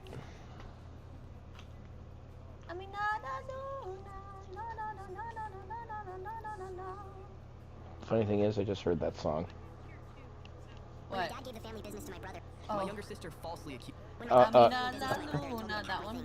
Yeah. 6 months later, he called me in tears. I let it go to voicemail. I'm 30 now, and I still remember that night like it happened yesterday. We were sitting around the kitchen table. Mom made lasagna, my favorite, which should have been the first red flag. She wouldn't look at me. My brother Zach was grinning like he'd won the lottery. Dad cleared his throat and said, "I've made a decision. I'm officially transferring Taylor and Sons to Zach, effective next month." Then he turned to me. "And Mason, you'll need to vacate the apartment above the shop by the end of the month. Zach needs the space for his new office." I'd spent 12 years there. 12 years working 70-hour weeks, fixing hydraulic lifts on Sundays, driving 5 hours round trip to pick up rare GTO parts because Zach was too busy in Tahoe with his girlfriend, posting Instagram stories about grinding. I didn't yell, didn't ask why, didn't beg, just stood up and walked out. That night, I packed everything I owned into my truck, left before sunrise, found a studio apartment 2 towns over for $850 a month, and took a job at Miller's Auto, our biggest competitor. The manager there, Carl, actually listened to me, asked for my input, valued my ideas. 3 months in, he promoted me to lead technician, then shop supervisor at $68K a year, $15K more than Dad ever paid me. For the first time in my life, someone saw what I could do. I started a side project too, a YouTube channel called Wrench and Rust, just me in my garage, rebuilding classic engines, showing people how to bring old cars back to life. First video got 47 views, second got 89. My mom and my girlfriend, probably. Then I posted a 1972 Challenger rebuild time-lapse with a voiceover about my grandfather teaching me to change oil when I was 8. It hit 800,000 views in a week. Within 4 months, I had 217,000 subscribers. Tool companies started sending me free gear. A parts supplier out of Detroit offered a sponsorship deal worth $8,500 a month. Yep. Like, to place something in Power World, you have to right-click, but then if you right-click, that's to break something in Minecraft. No, right-click, I mean left-click, right? Left-click is the break. But if I were to do that... We're in trouble. The shops, I don't know what else to do. Please, I drove to the old neighborhood the next morning. Didn't go to the shop. Just parked across the street by the diner where mechanics used to grab lunch. The lot was empty. Half the bays were dark. The Taylor & Son sign looked faded, rusted at the edges. A for lease sign sat in the window of the parts room. I ran into Pete, one of the old mechanics, coming out with a to-go bag. He saw me and froze. Mason? Thought you vanished, kid. I asked him what the hell happened. He looked around like someone right here, then leaned in. Your brother bled the place dry, man. Fancy launch parties charged to the business account. Paid some marketing consultant 40K who turned out to be his girlfriend's cousin. He hasn't paid suppliers in 4 months. Customers are pulling their card left and right. It's bad. My stomach dropped. Keep going. Your dad's scrambling. Tried to take out another loan, but the bank said no. Word on the street is they're 3 months from foreclosure. Maybe less. That's when I made some calls. First, I called Melissa, the shop's accountant for 15 years. She'd always been straight with me. She told me everything. Zach drained $127,000 from the operating account over 5 months. Took out a second mortgage on the property for $85K and blew it on rebranding and Instagram ads that went nowhere. And Mason, he's blaming you. Telling your dad that debts were from your old supplier orders. Your unpaid invoices. I sat there, phone pressed to my ear, feeling something cold and sharp settle in my chest. Then I called a landlord, Mr. Costa, the guy who owned the building my grandfather built a business in. Zach's 6 months behind on rent, he said. Sounding exhausted. That's $18,000. I've been patient because of your grandfather got rent. I'm done, Mason. I can't carry this anymore. I asked him a simple question. What would it take to buy the property outright? Are you serious? Very. 2 weeks later, the paperwork cleared. I bought the building for $340,000. Most of my savings, a small business loan, and every dollar from my sponsorships. I changed the locks, took down the old Taylor & Son sign, put up a new one. Same building, same garage door, same oil-stained concrete grandpa poured in 1983, but a different name, Wrench and Rough Restoration. This morning I was in the shop at 6 a.m. Heard a car pull up outside around 7:30. I looked through the bay window with my dad standing on the curb in his old work jacket, staring at the new sign. He looked smaller than I remembered. Older, shoulders slumped. He didn't knock, didn't call out. Just stood there for 5 minutes, hands in his pockets. Then he got back in his car and drove away. He didn't open the door, didn't wave, didn't say a word. Because some things don't need fixing, they just need to be rebuilt. When my dad gave the family business to my brother and told me to pack my things, I didn't argue, just left. 6 months later, he called me in tears. I let it go to voicemail. I'm 30 now, and I still remember that night like it happened yesterday. We were sitting around the kitchen table. Mom made lasagna, my favorite, which should have been the first red flag. She wouldn't look at me. My brother Zach was grinning like he'd won the lottery. Dad cleared his throat and said, I've made a decision. I'm officially transferring Taylor & Sons to Zach, effective next month. Then he turned to me. And Mason. My parents always said, your sister needs more support because life is harder for her. When I built a 6-figure business, they demanded I make her equal partner with 50% ownership. I said, not happening. My parents always said, your sister needs more support because life is harder for her. When I built a 6-figure business, they demanded I make her equal partner with 50% ownership. I said, not happening. Growing up, I heard the same excuse every time Aubrey failed at something. She needs extra help. You're naturally good at things. She has to work harder. Never mind that I studied until midnight while Aubrey partied. Never mind that I worked 2 jobs through college while Aubrey dropped out twice on their dime. It was always Aubrey needs more. Aubrey deserves another chance. Aubrey's trying her best. I stopped expecting fairness at 16, moved out at 18, put myself through business school while working full-time. I watched them bail Aubrey out of credit card debt 3 times, co-signed 2 car loans she defaulted on, pay her rent for a year when she needed to find herself. Last year, I finally did it. Launched my marketing agency, landed my first major clients, hit 6 figures in revenue by month 8. I was 29 years old, and it was the first thing I'd built that nobody could take credit for. I posted about it on social media, proud as hell. Mom commented within minutes. So happy for you, sweetheart. Let's have dinner this week. They showed up at my office 3 days later, both of them, plus Aubrey, who I hadn't seen in 4 months. Red flag. We sat in my conference room, the one I decorated myself, and Dad cleared his throat like he was about to announce something important. We've been discussing your success, he started, and we think it's time to bring Aubrey into the business. I blinked. Excuse me? Mom jumped in, voice careful. As an equal partner, 50% ownership, 50%. She needs stability, and you two could do this together. You've always been good at business. She's good with people. Perfect combination. Aubrey doesn't know anything about marketing, I said slowly. Dad waved his hand. She'll learn. You can teach her. Besides, it's only fair. We helped you both equally growing up. This way, you're both set up for success. Equally? I repeated. You paid her rent for a year. You've given her over $40,000 that she's never paid back. You co-signed loans I told you not to. That's different, Mom said quickly. She needed more support. You were always self-sufficient. Because I had to be, I shot back. Because every dollar you had went to bailing her out. Aubrey finally spoke. Don't be bitter. This is a good opportunity for both of us. I bring different skills. What skills? I asked. Name one business you've successfully run. She flinched. That's me. It's a question. Dad's voice hardened. This attitude is exactly why we're concerned. You're becoming selfish. Family supports family. I agree, I said. Which is why I paid for your anniversary trip last year, when Aubrey borrowed the money you'd saved. Which is why I co-signed your medical loan when Aubrey's credit was too destroyed to help. Which is why I've never asked for a single dollar back. Mom's face went cold. We're not talking about the past. We're talking about Aubrey's future. She deserves this chance. She deserves a job she applies for and earns, I said. Not 50% of a business she contributed 0 hours and $0 to building. It's just business, Aubrey said. Don't make it personal. It's my business. I stood up. I took the risk. I worked 80-hour weeks. I maxed out my credit cards when banks wouldn't give me loans because I had no cosigner. This isn't a family project. It's mine. Dad's face went red. If you do this, don't expect us to be there when your business fails. Good thing it won't fail, I said, walking to the door. Since I'm the only one running it who knows what they're doing, they left furious. Mom said I'd regret pushing family away. Dad said pride comes before a fall. Aubrey called me a selfish bitch on her way out. The family group chat imploded. Aunts and uncles I barely knew suddenly had opinions about my character. My cousin said I was abandoning family values. I muted them all and kept working. 4 months later, Dad called. Aubrey had started her own consulting business with money they'd loaned her. It failed in 6 weeks. Now they needed $8,000 to cover her business debts. Can you help your sister out? I laughed. Put that in writing and send it to my accountant. Oh wait, you don't have my accountant's info. Probably should have gotten it before assuming I'd hand over half my company. Last month, Mom texted. We're redoing our estate plan. You're getting less since you don't need help like Aubrey does. I replied, makes sense. Give her my share. She'll blow through it in a year anyway. Then I went back to my office, the one with my name on the door, and signed my biggest client yet. Sometimes the best partnership is the one you have with yourself. My parents always said, They're cutting the... Oh, that's funny. Person gets parents said, we're cutting your inheritance and giving it to your sister. That's fine. She'll blow it all and waste it all within a year. While I'm making millions off of my company that I worked my ass off for. While she doesn't work for anything. Because she's a skank. David was dying of syphilis. To break up with his girlfriend, he lied to Lily, telling... My fiance asked for a break right before her 6-week girls trip. When she got back, she expected a wedding. That's a red flag. I'd been with Brooke for 5 years, engaged for 8 When months. someone The wedding was asks set for a break. Book, deposit down, invitations already sent to 120 people. Then in June, she sat me down on the That's an couch with instant that red face flag full of, oh, she wants to go have sex with other people before becoming a stable woman, and then think, I should have just kept being single. It's like, no, don't worry, you'll be single for the rest of your life. She'd planned a trip to Europe with 3 of her college friends. I'd been fine with it. She worked hard. She deserved a vacation. But a break was something different. I asked her what a break meant. She said it meant no checking in every day, no expectations, no pressure, just time to be herself before she became someone's wife. I asked if a break meant seeing other people. She went quiet for about 5 seconds too long. Then she said, I don't plan on it, but I think putting rules on a break kind of defeats the whole purpose. Something clicked off behind my eyes. Not anger, just a clear, clean understanding of what was happening. She wanted permission to do whatever she wanted for 6 weeks and come back to a wedding like nothing happened. I said okay. Her whole body relaxed. She'd expected a fight and was thrilled she didn't get one. She kissed me on the forehead and said, this is going to be so good for us, babe. You'll see. She left 4 days later. I drove her to the airport, carried her bags to the curb, hugged her, and said have a great time. She smiled, squeezed my hand, and walked through the doors without looking back. I watched her disappear into the terminal. Then I drove home and sat in the driveway for a long time. I went inside and started making calls. First I called the venue, canceled the booking, lost the $4,000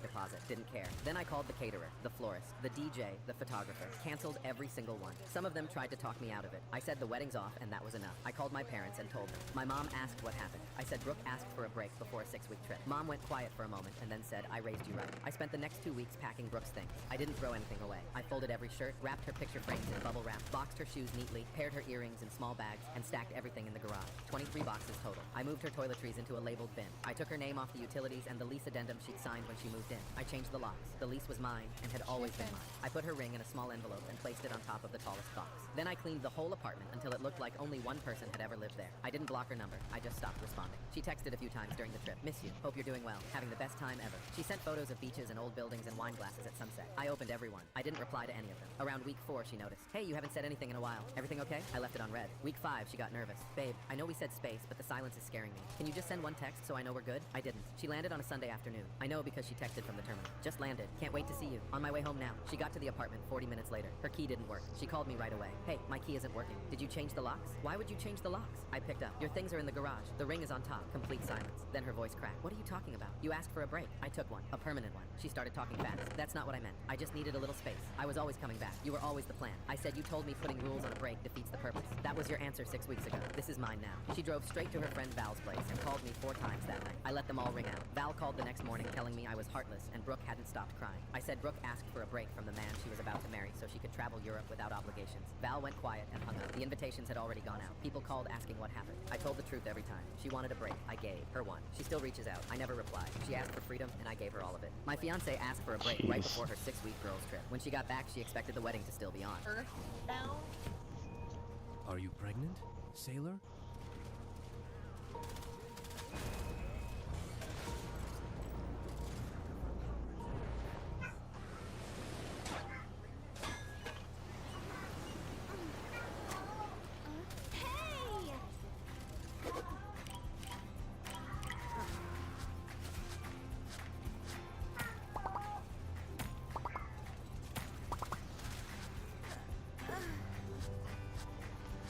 Will you stop using your claws to hold on? Jeez, you don't need claws to hold on.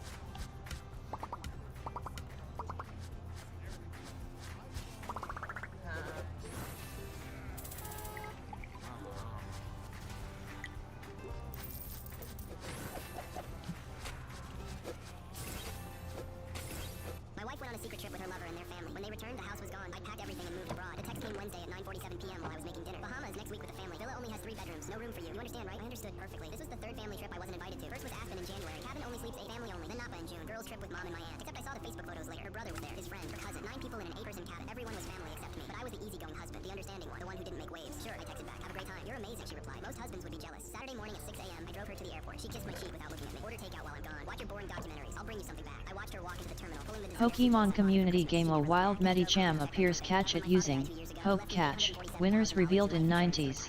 My wife insisted we combine our finances. Show we're a real partnership, she'd said. That's what married people do. The balance showed $340,000, $500,000 gone. I went through the transaction history. Regular transfers out, $5,000 here, $12,000 there, $8,000, $15,000, all to an account belonging to someone I'd never heard of. The name meant nothing to me. I found the emergency key to her locked office, the one she always kept private for work. Bottom drawer of her desk, under old marketing proposals. I found bank statements, a bank account in her name only. Regular deposits from our joint account matching the withdrawals I'd seen. Regular payments out to the same guy. Underneath everything, I found a photo. My wife in a bikini, arms wrapped around a man I'd never seen. Turks and Caicos. On the back, in her handwriting, to my love, July 2023. July 2023. The week she told me she was at a business conference in Miami. Her iPad was still logged into her messages. I found the thread labeled with just an initial. Missing you already. Last night was perfect. Same. Can't wait until next week. He's being his usual oblivious self. I swear he'd believe anything. That's what makes this easy. He's so trusting. 7 days in the Bahamas. Just the family. Are you sure the villa has enough room? When I said no room for my husband, I meant no room because you'll be there. Dad booked 3 bedrooms. You'll stay in mine. They all think you're my brother's friend. What about when he finds out? He won't. He doesn't ask questions. By the time he figures it out, I'll have enough money saved to leave him. Almost $500,000. Another few months and I'll be ready to go. I sat there until 3 a.m. taking screenshots of everything. At 7 a.m. I called a lawyer my best friend recommended. A divorce specialist with a reputation for destroying cheating spouses in court. By 11 a.m. I was in her office showing her everything. The bank statements, the transfers, the photo, the messages. Your wife has stolen $500,000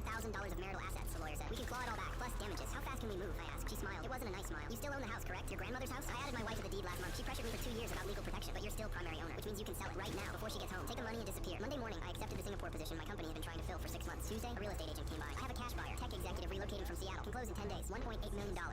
Wednesday at 10 a.m. the sale closed. Wire transfer hit my account at 11:47. I took my half, $925,000. The transfer Pokemon community game Medicham escaped. No one caught it.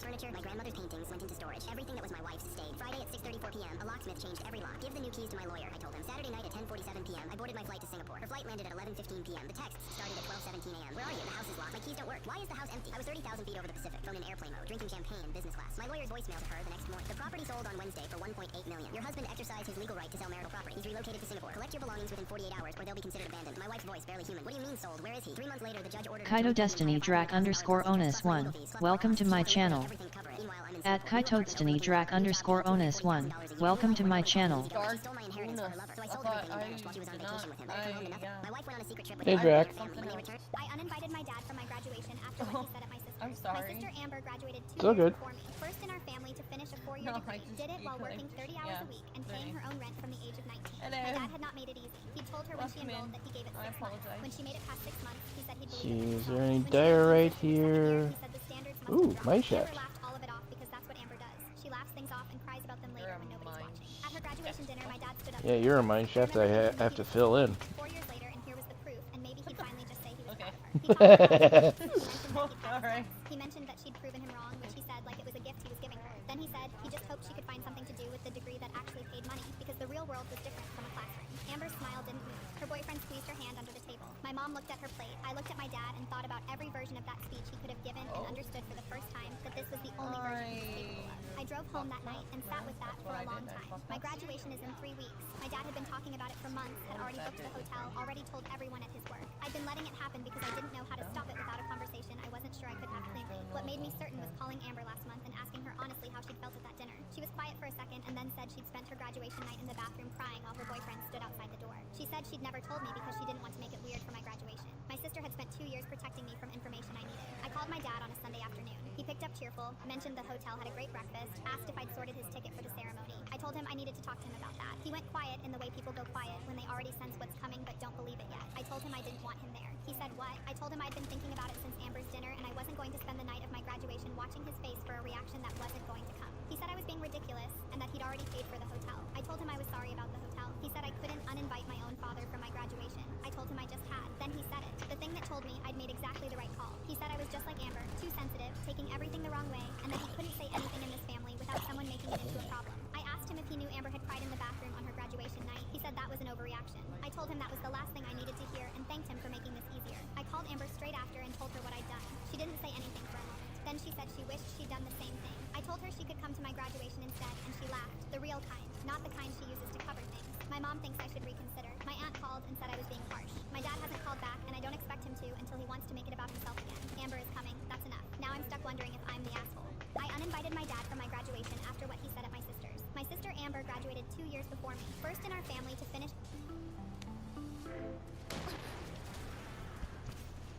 お前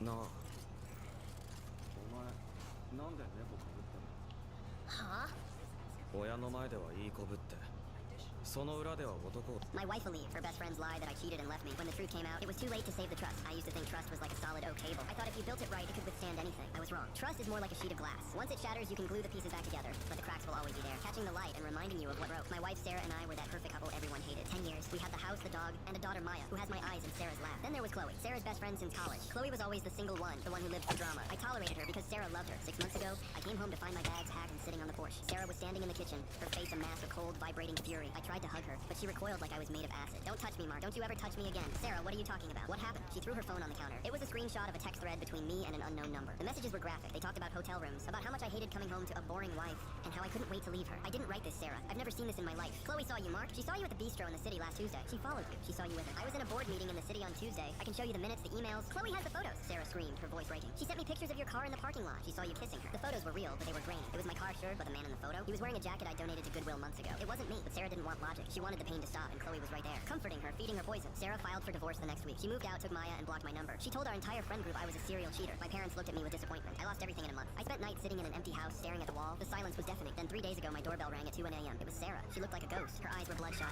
and she was shaking so hard she could barely stand. I found it, she whispered. Found what, Sarah? Go home. She held out her phone. It was a video. Chloe had left her iPad logged into her iCloud at Sarah's new apartment. Sarah had found a folder. In that folder were dozens of apps for fake text generators. There were photos of me from years ago, cropped and edited. And there was a video of Chloe, drunk, filming herself in her car, laughing into the camera. I did it, Chloe said in the video, her voice slurred. I finally got him out of the way. Now it's just us again, Sarah, just like college. I saved you from him. The betrayal hit me like a physical blow. Chloe hadn't just lied. She had systematically dismantled my life because she was obsessed with having a friend back. Sarah fell to her knees on my porch. She was sobbing, clutching my jeans. Mark, please. Oh God, please. I'm so sorry. I should have believed you. I was so hurt and she was so loud. Please come home. Let's cancel the papers. Let's go back. I looked down at her. This was the woman I had promised to protect. The woman I would have died for. But as I looked at her, I felt nothing. No spark. No rush of relief. Just a cold, dead weight in my chest. I can't, Sarah. She looked up, her face twisted in confusion. But I know the truth now. I blocked her. I'm calling the police for the harassment. We can fix this. You didn't just believe a lie, Sarah, I said, my voice sounding like it belonged to a stranger. You threw me away. You didn't give me a chance. You let a third party into our marriage and let her burn it to the ground while you watched. I was scared, she cried. You were supposed to be my partner, I replied. When the world accused me, you were the one person who was supposed to stand by me. Instead, you were the first one to hand out the stones to the mob. Mark, I love you. Think of Maya. I'm thinking of Maya. I want her to grow up knowing what respect looks like. And this isn't it. I gently reached down and uncurled her fingers from my leg. The divorce is final in 2 weeks, Sarah. Keep the house. Keep the furniture. You already kept my reputation for 6 months. Please, she sobbed. I'll do anything. Therapy, anything. There isn't enough therapy in the world to make me forget the look of pure disgust you gave me when I begged you to trust me. I said, you killed the man who loved you. I'm just the ghost who's left. I stepped back and closed the door. I heard her screaming my name from the porch. I heard her fist hitting the wood. I walked into the kitchen, sat down in the dark, and finally, I cried. Not because I wanted her back. Because I realized that the hardest part of being betrayed by a liar is realizing that the person you loved was willing to believe them. The glass was gone. There were no pieces left to glue.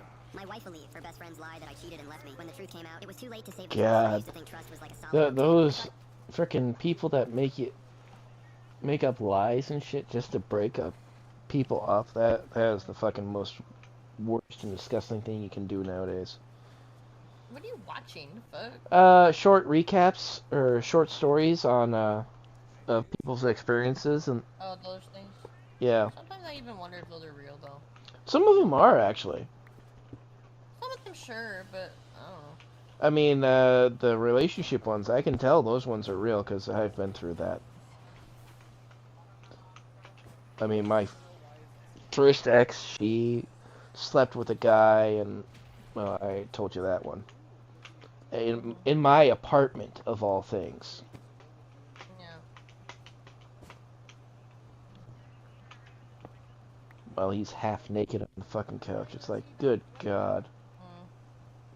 Yeah. And then she walks away like nothing happened. It's like, yeah.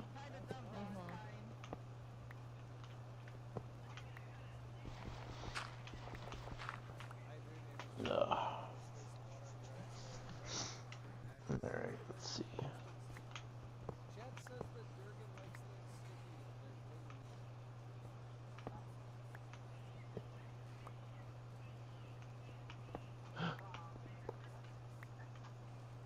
Ooh, I found a bat backpack, another thing of gloves. Ooh, ring of fire. Ring of fire protection. I'm just gonna keep bringing the price up since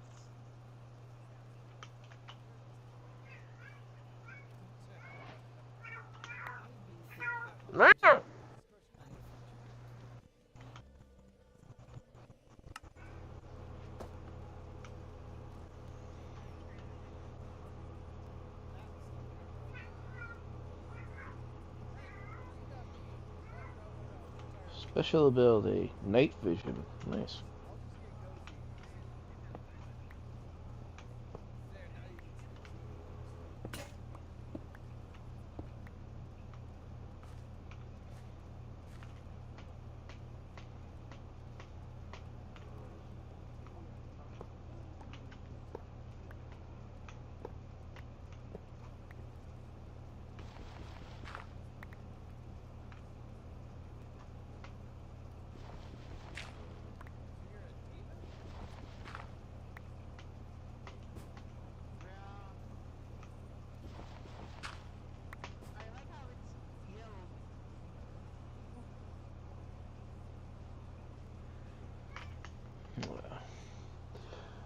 Oh. If you built it right, it could withstand anything. I was wrong. Trust is more like a sheet of glass. Once it shatters, you can glue the pieces back together, but the cracks will always be there, catching the light and reminding you of what broke. My wife Sarah and I were that perfect couple everyone hated. 10 years. We had the house, the dog, and a daughter Maya, who has my eyes and Sarah's laugh. Then there was Chloe, Sarah's best friend since college. Chloe was always the single one, the one who lived for drama. I tolerated her. My fiance demanded I buy her kids the same stuff, so I exposed the money she hid from me. My fiance lost it because I bought my daughter 5 pairs of running shoes, and she decided that meant I had to start providing the same way for her 3 kids too. My daughter runs cross country and trains hard, like 75 to 80 miles a week. Her doctor said she has to rotate shoes and replace them often, or she could end up with stress fractures. So I took her to a few athletic stores to try on brands and find what fits right. She chose 4 pairs for training and 1 pair of racing spikes. It was $320. Not cheap, but it's part of her sport. We got home around 5 p.m. with the bags. My daughter was excited, opening boxes and explaining which shoes were for trails and which ones were for the track. My fiance gave this tight smile, nodded, and walked away. Later that night, around 10:30, she finally snapped. You really spent over $300 on shoes while my kids are stuck in worn-out Walmart sneakers? I reminded her we had a clear agreement when we moved in together. I pay for my kid, she pays for hers. She said, we live together. When you do that for your kid, my kids notice. They feel less than. I told her, your kids don't even run. They come home, shut their doors, and sit on their phones. She shot back. That's not the point. I asked her, when's the last time your kids even talked to me? I brought up the pizza night when I bought food for everyone, and they didn't even come downstairs. I brought up their birthdays when I gave each of them a gift card and got no thank you. She went silent, then turned cold. After that, she barely spoke to me for 2 weeks. Couch sleeping, leaving rooms, the whole silent treatment. Even when I tried to talk, she'd just stare at the TV like I wasn't there. Yesterday was my daughter's conference meet. She ran her best time and qualified for the state championships. When she finished, she grabbed me in a hug and said, I did it. Her coach called after the race and said she has real scholarship potential if she keeps this up. So I took her out to celebrate, just the 2 of us. Dinner was $85. On the way home, we stopped at an electronics store because her Nintendo Switch had died the week before. It wouldn't charge, and the screen stayed black. I told her to pick a new one and 1 game. With a case and screen protector, it was about $350.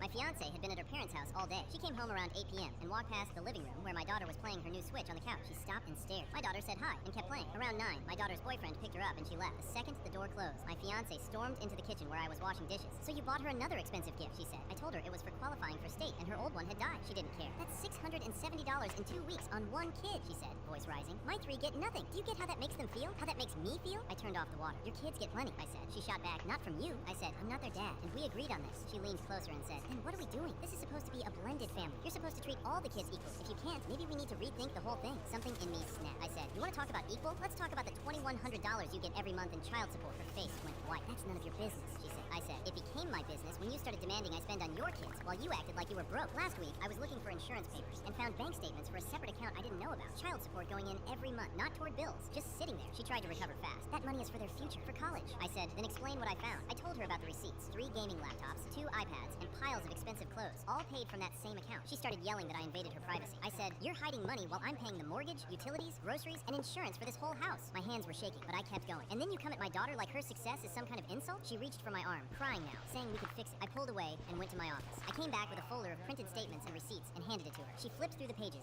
sobbing, and kept saying, I made a mistake. I said, you've got until Friday at 5 p.m. to move out. You and your kids can take everything you bought. I'm done funding this while you hide money. My fiance demanded I buy her kids the same stuff, so I exposed the money she hid from me. My fiance... Hello.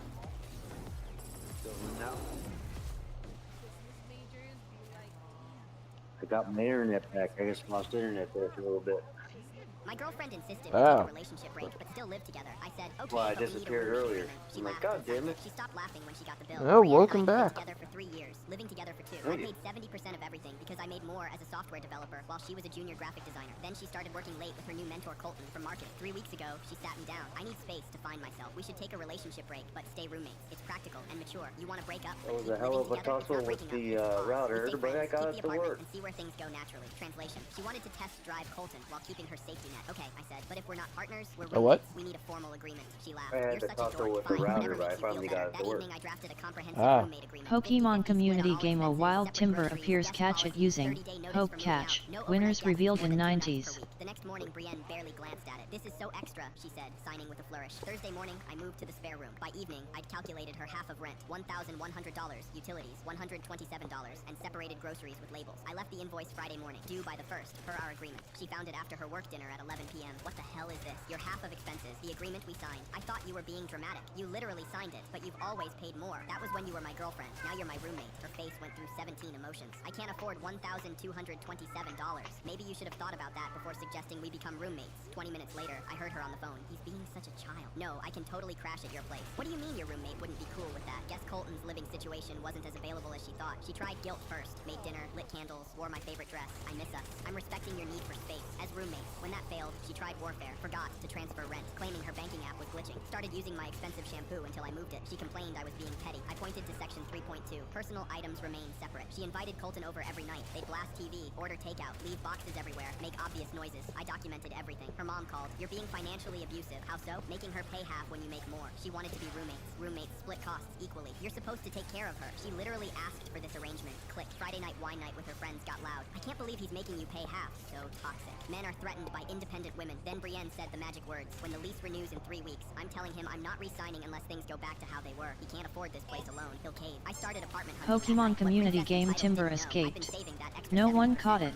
Monday morning, I put down a deposit and sent formal notice. Per our roommate agreement, this served as my 30-day notice. She burst in. What the hell is this? Section 8.1. You can't just leave. I can't afford $2,200 alone. Maybe Colton can move in. Her face went pale. He has a lease. The beautiful irony? I found a roommate, Colton's ex, Reese. He'd been pulling the same break but live together scam on her. We compared notes. The timelines matched perfectly. Moving day arrived. When movers took the TV, she freaked. That's ours. I showed the receipt, my name, my credit card. We shared it. You wanted to be roommates. Roommates don't share TVs. As movers loaded the last box, I handed her a final invoice. $2,847 for unpaid rent, utilities, food, damages, and noise violations. You're insane. I'm thorough. 6 months later, she texted, I realized I messed up. You were amazing, and I threw it away. Can we talk? I replied, per our agreement, all communication should be about outstanding debts only. You still owe $3,247 with interest. She blocked me.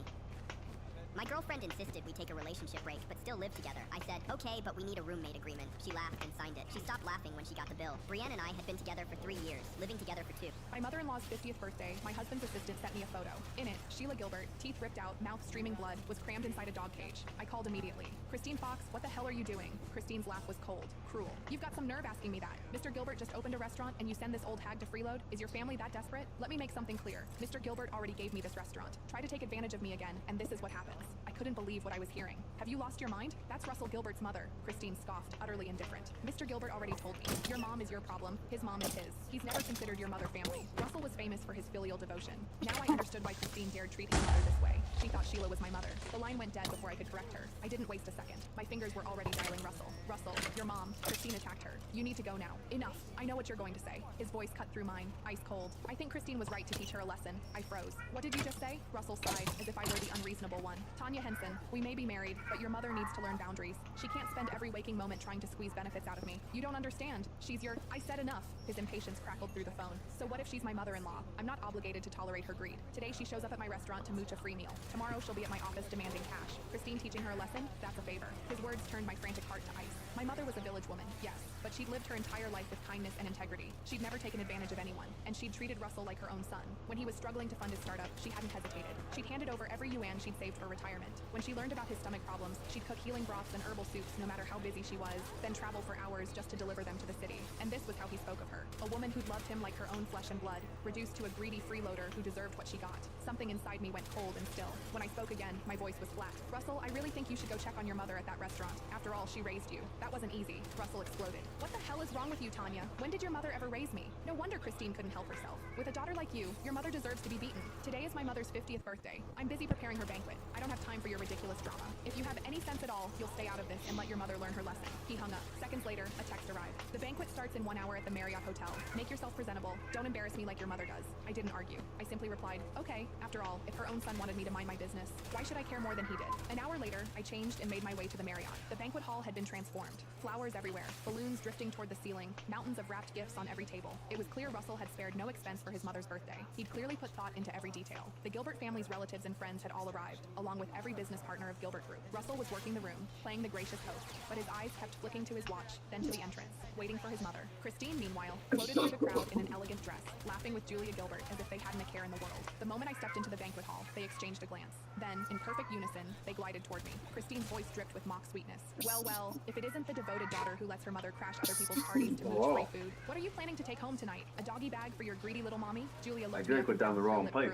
Tanya, you married my brother. The least you could do is stop embarrassing the Gilbert name with your family's pathetic habits. People might start thinking we took in a whole family of beggars. The guests nearby caught every word. Whispers rippled through the crowd, each one sharper than the last. I heard someone was mooching at Stylo. My mother-in-law's 50th birthday, my husband's assistant sent me a photo. In it, Sheila Gilbert, teeth ripped out, mouth streaming blood, was... That class is why I have no respect for bureaucrats.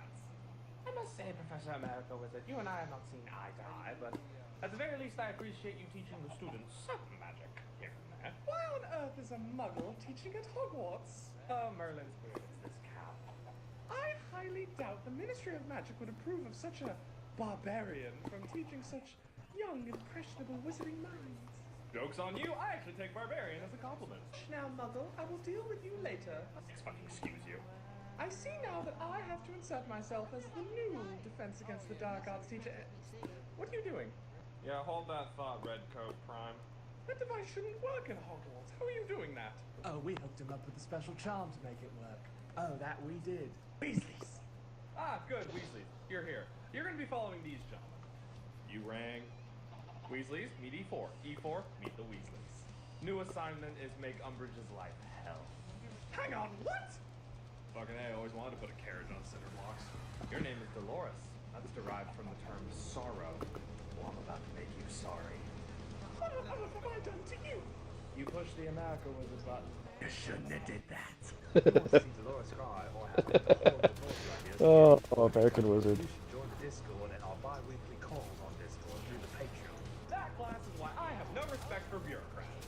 I'd probably do the exact same. I walked into my mom's kitchen and saw my 7-year-old scrubbing the floor on his knees so his cousins could sit at the table and eat pie. I didn't yell. I didn't negotiate. I grabbed his hand and left. The next morning, an officer showed up on her porch with a notebook. I was holding the groceries she'd texted me to bring, like I was her delivery guy. My sister's kids were laughing at a tablet, plates in front of them, pie on their forks. My son had no food. His plate was flipped upside down at his place setting like he didn't qualify. I saw my son's knees pressed into a folded towel. His hands circled the tile with a rag. Cleaner had turned his knuckles red and raw. Behind him, my niece and nephew ate pie and laughed. My mom, in her Hasson grandma apron, said, "Scrub properly." Then she added, "You're here to help, not eat." The table was for the kids who belonged. The floor was for the kid who helped. I froze in the doorway for 4 seconds, and 4 seconds was enough for 30 years of "that's just how she is" to die. Looking back, I'm sick at how often I called it discipline when it was just favoritism with chores attached. I knelt and took the rag. "Get up, buddy. We're leaving." He blinked. "But I'm not done yet, Dad." "You're done." My mom snapped. "Where are you going?" He wasn't finished. My sister, 10 feet away on the couch, scoffed. "You're leaving over a little chore?" I walked out anyway, buckled my kid into the car, and drove off. For once, the groceries stayed on the counter. On the ride home, he sat quiet, hands in his lap, shirt smelling like harsh cleaner. I couldn't tell if he was scared or just used to it. "How long has Grandma made you do that?" I asked. "Every time," he said. "I help first, then I can eat if there's food left." "If there's food left," I repeated, and my stomach turned. "What do your cousins do?" "Play or eat," he said. "Grandma calls them sweetie. She calls me boy." Boy. I kept wondering how many times I'd handed him over because it was convenient. At home, I washed his hands and the cracked skin stung under warm water. He didn't complain, he just watched like pain was normal. "She says I have to help because I'm different," he added. That word sat in my chest like a rock. That's when I realized he'd stopped asking to go there weeks ago, and I'd pretended it meant he was growing up. A memory hit me so hard I had to grip the sink. I was 9, in that same kitchen, scrubbing tile while my sister sat at the table with juice and cookies. My mom used to say, "You don't sit down until it's done." This was the moment I understood she never stopped the pattern, she just found a new kid to put on the floor. And I handed her mine because I needed childcare and didn't want to look too closely at the price. That night, after he fell asleep, I called my ex because she'd warned me and I brushed her off. She didn't sound surprised,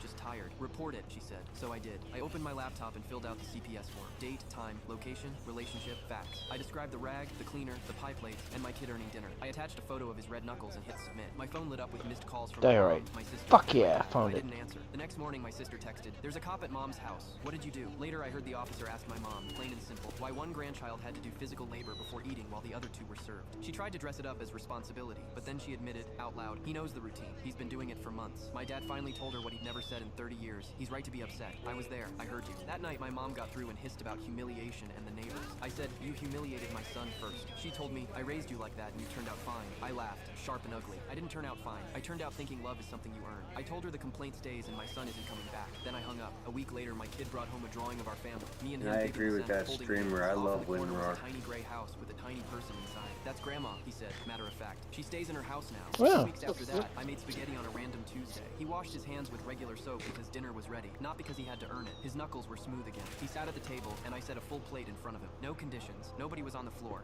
I walked into my mom's kitchen and saw my 7-year-old scrubbing the floor on his knees so his cousins could sit at the table and eat pie. I didn't yell. I didn't negotiate. I grabbed his hand and left. The next morning, an officer showed up on her porch with a notebook. I was holding the groceries she'd texted me to bring, like I was her delivery guy. My sister's kids were laughing at a tablet, plates in front of them, pie on their forks. My son had no food. Kaito His plate Destiny was flipped 6 upside Raiders down from and his face Tiger was have red. joined. I saw my son's Botrix official at Tiger, thank you for raiding me with 6 spectators. Hey, Frosty Tiger! Tools. Welcome to the So stream, 3 bud. at Tiger is raiding in from streaming Thank you for Abiotic your Factor. raiding party. Here's a shout out Streamlabs for Tiger ya. just raided the channel with 6 viewers.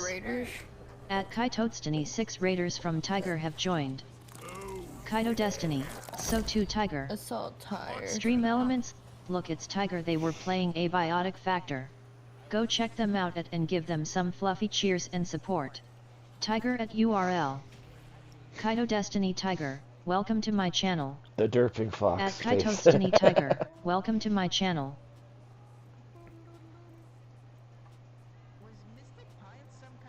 Well, Tiger, I hope you're doing well. Hope all your streams are going good and your cat fell asleep and just Tiger, rolled so off. how goes the crafting of mines?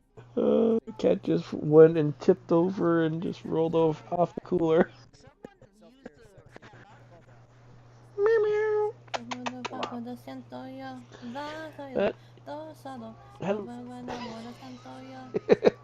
But hello and welcome, Raiders. Hope you're all doing well. Please enjoy your time here.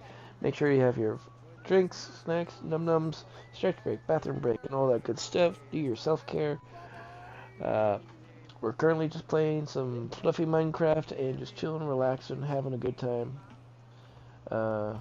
Playing on a mod pack called All the Mods 9. And just hanging out in a friend's Discord, chit-chatting, and socializing in some random funny way. Yeah. Tiger nice.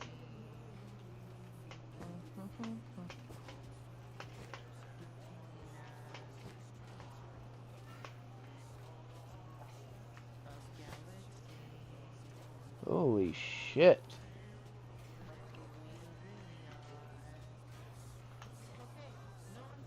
I'm looking at this and I'm thinking Ark Survival Ragnarok map. What? Ragnarok? Yeah. That's how the way this freaking cliffside is. Where is that in Ragnarok? Yeah, this looks like the north side of the map, going into that cave by the castle. Back in Evolved. Yeah. I lived in that castle. Oh, the leg.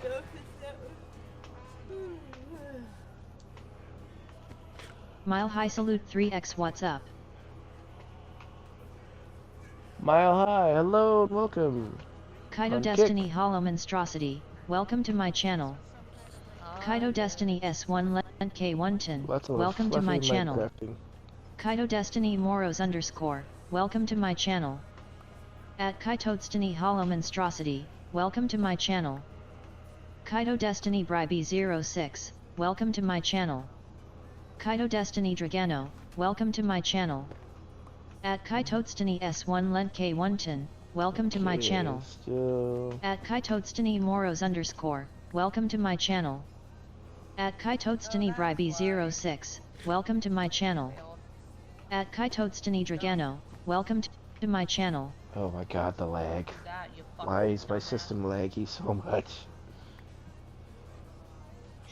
Okay, now I just need dripstones. And I can have my unlimited lava system.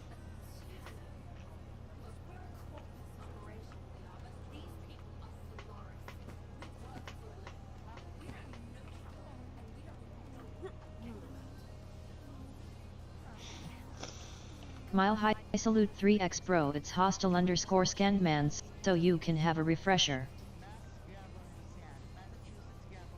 Yeah, it's me. Oh! Oh! Okay, yeah, sorry. I see a name there, I see a name there, they're all different. It's I'm taking a moment here, but... Pokemon Community Game a Wild Punchame appears catch it using There's a reason Poke why I Catch. have different Winners names. revealed in 90s. Yep. I'm Tiger, hiding from Poke people, Shack. that's pretty much why. I don't want people to know what names I stream on because they come on and start yelling random negatory stuff on it and then I Tiger, get banned again. Poke Catch I Great don't want Ball.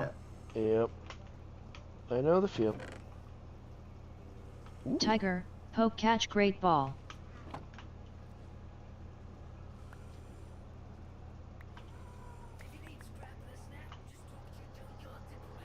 Oh. Oh yeah. Oliver, quit it with the claws. Fuck. I don't need any more punctures in my frickin' arm.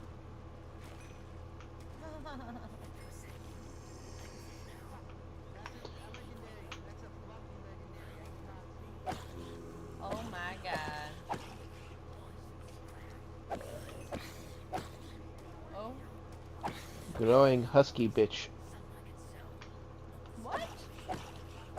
You're a husky bitch. What? Husk. Husky. No. Zombie. I'll make you unhusky. Okay, good, because I want to lose some weight anyways. Yeah, don't worry. I'll make sure you lose Pokemon that. Community Game Punchame escaped. More ways than one. No one caught it. Kaito Destiny Lucifer _ Fallenster. Welcome to my channel. Oh, the Lord ain't gonna help you, At sweetie. Kaito Destiny Lucifer _ Fallenster. You- Welcome to my you'll, channel. You'll be praying for the Lord after I'm done with you. I've been trying to get in my pants all day. I don't need to try. Oh, God. He's very horny. I'm a dragon. I got 3 horns here. Of course I'm horny. Moringy. I have 1 horn. You don't see me fucking saying shit. You don't have to. Magically strokes himself. We're kind of like, you know. We're random, silly, and crazy in a good way. Yeah. We're just having fun talking. Dude, I could make custom fucking pictures and I'm happy. Yep. In Minecraft. Yep. Look at, I have a little, I have my You got the crate thing, don't you? No, I have the Bibliocraft. Remember Bibliocraft? Oh. Bibliocraft is so good. Yeah. Yeah, look at, I found out how to do custom paintings and look at, I have the Shine Wolf thing. Stream Elements, feel free to come in and join the fun for crazy adventures through the worlds. URL. And I put my little banner, like right here. My little character, she's so cute.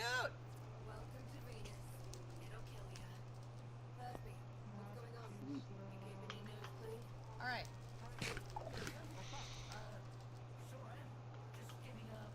I'm gonna put fucking more now. Okay.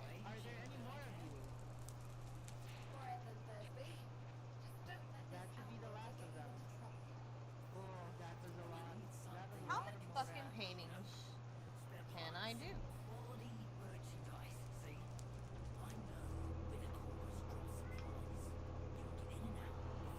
Okay, let's see.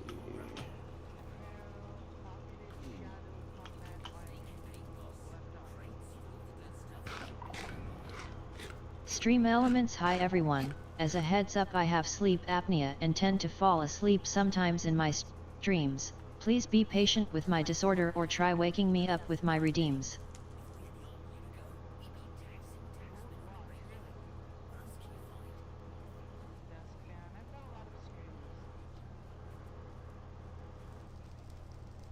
It's time for a dead battle!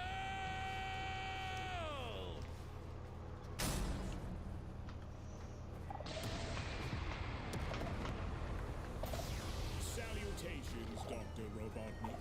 Your reputation precedes you. Bring me your strongest fighter, or face...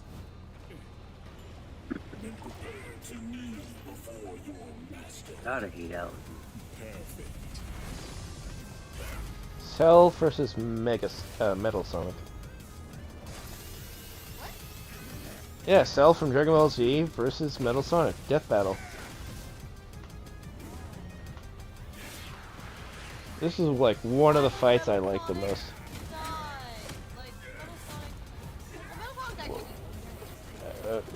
Well, Metal Sonic has died a few times, but it's always been brought back.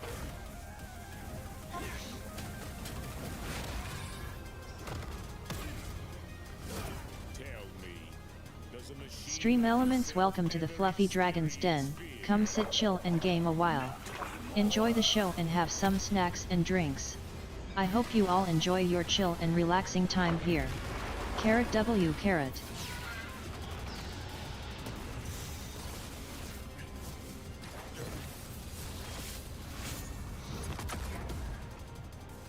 Wisebot 8 viewers, plus 5. Alarm clock 8 hours 35 minutes and 53 seconds.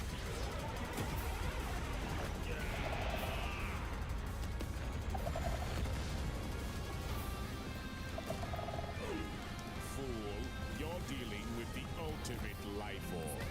I already possess this data. Observe.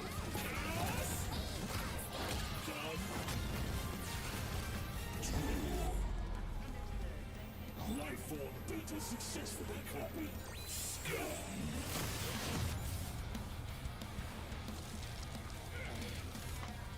It'll take more than that to kill me, puppet!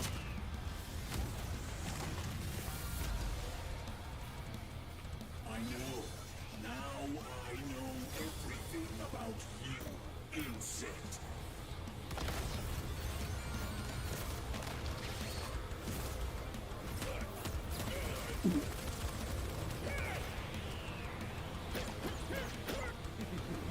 You need to make an allergy pill that actually fucking works. Oh god, that would be great. I know, right? My eyes would stop being bothered. Wouldn't have to feel all sneezy. Don't you dare.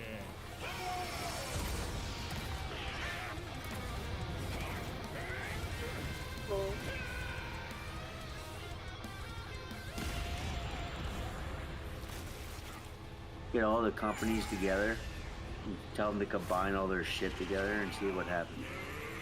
Yep. Like one big giant pill. Yeah. Ooh, I thought No, it I was mean just like a make a big pill and then find a way to minimize it. If you want all of them, See if you can crush it up and put it into a capsule. Or something like that.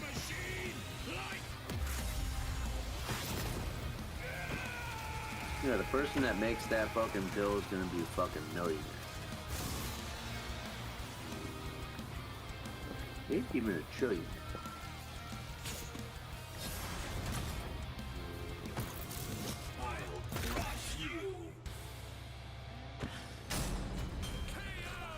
So, now Metal's got all the powers of the Chaos Emeralds and the Z Fighters? Well, that world's fucked. Our bad. Cell may have been one of the greatest threats in Dragon Ball Z, but Eggman's I live in like the worst spot for allergies too. I live in fucking farm country. speed, abilities, and adaptation. First up, who was the Every time they plow their fields, I get it. surprised that any version of Cell was gonna be way more powerful than base Metal or Neo? Even just using the manga, blowing up a solar system is far beyond the level of power output Metal can match. Without his stronger forms. With them, the power gap entirely reversed. Not only could Metal match Cell's solar system busting or scaling from Frieza, but he could surpass it with the universe-destroying power of the Emeralds. But hang on, Wiz. Those Namekians said that Cell was strong enough to threaten a universe on his own. They did, but they didn't specify how, and there's nothing suggesting he can destroy it in one go. Especially since it's only brought up theoretically and without any time frame. Even being generous and assuming he could just blow it up, final bosses like Time Eater and Solaris can destroy the wider multiverse, and Super Neo Metal would scale to them. Metal Sonic takes the edge in strength. And with Sonic characters being known for their speed, you might think that was an easy win for Metal. At his max speed in his super form, he should be comparable to entities like the Time Eater, who in Shadow Generations can destroy entire universes in seconds. By using the radius of the observable universe, we can estimate the Time Eater's destructive wave traveled at about 180 quadrillion times faster than light. Certainly impressive, but let's compare that to Goku's flight from heaven to hell shortly after the Cell Games, which covered roughly a universe in distance at approximately 180 quadrillion times faster than light. Hey, just like Time Eater. The difference, though, was that Goku was in his base form, way slower than Super Saiyan 2 Gohan or Super Perfect Cell. Factoring in Super Saiyan multipliers, Super Perfect Cell can move upwards of 100 times faster than that, and so 100 times faster than Metal Sonic. Somehow, Cell takes the edge in speed. You know, the thing Metal was designed for. Wasn't expecting that. Let's see if any of their abilities could tip the scales. They shared many of the same powers, like telekinesis, force fields, and energy projectiles. Of note, though, Cell's regeneration was clearly superior, able to fully heal from a single cluster of microscopic cells. On top of that, Cell's Saiyan genes would let him grow in power every time he almost died, and his Cell Juniors gave him the numbers advantage. And considering Super Neo Metal had a time limit, Cell would have a big advantage in a battle of attrition. But with Chaos Control, that became a lot tougher. Cell and his juniors had no way to deal with Metal boosting his speed or stopping time. Yeah, hello. So that countered Cell's speed advantage and left him open. And with Silver's psychokinesis, or the Emerald spatial distortion, Metal could seriously impair Cell's healing. So it helped that Cell could fall back on his martial arts abilities in a pinch. Despite effectively being a newborn, Cell's genetic instincts Welcome to our madness. most skilled warriors back to back to back. Metal may have copied Eggman's brains, but he definitely isn't as good of a fighter. The Sonic heroes haven't trained like the Z fighters, and Metal's been beaten by all of them a bunch of times. So all that in mind, abilities is roughly a wash. Which leaves us with the one thing they're both known for. Their capability Sorry, that's to my evolve ADD and talking. become more powerful in response to their opponents. Gotta go wee hee hee. I can be in the middle of a conversation, all of a sudden I'm like, hey look, something shiny. Ooh, quest for the shiny continues. I was actually at a furry convention, and that was the theme. The quest for the shiny. There we go.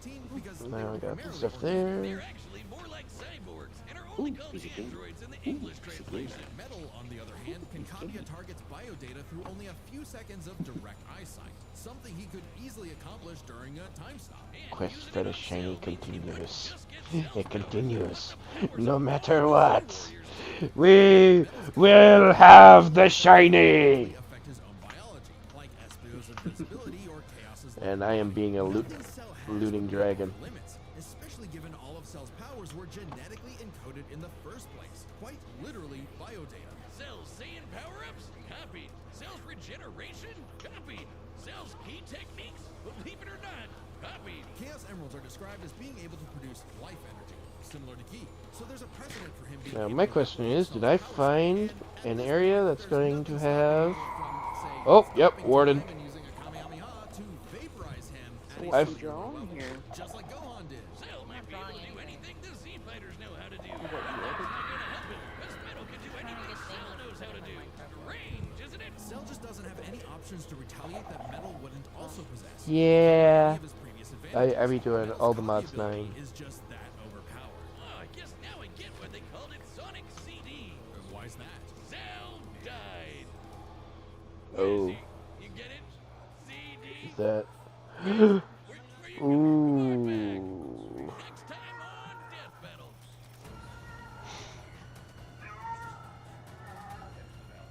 Ah, okay.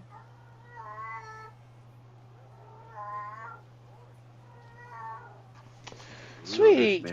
Oh my god. I gotta fix their perch spot. Who the hell's messaging me? Wait, huh?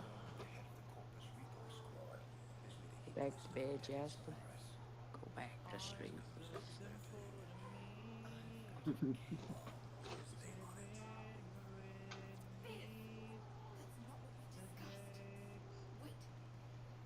Oh man, we're all starting to act weird. You can all tell we're getting tired. Yeah, in some manner. I just stay quiet and get grumpy. I just kind of zone out. I'm tired and hangry. Don't look at me like that, Jasper.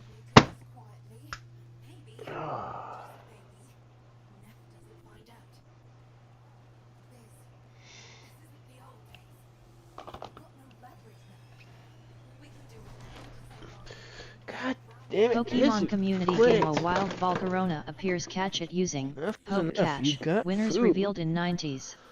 Oh, my legs. Ow! The claws? Oh, no, I stood up. My legs weren't ready.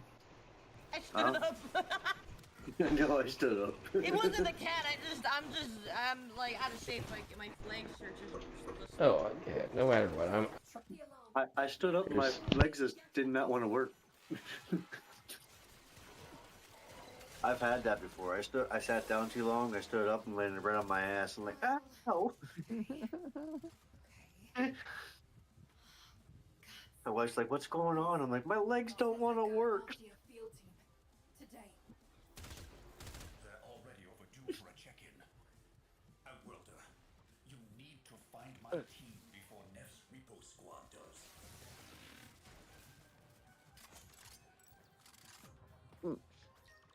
I am comfy.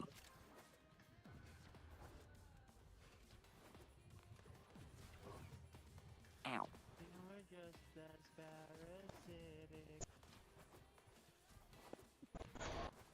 Is this why you guys are... Yeah, that's what you're doing. Okay. This makes more sense now.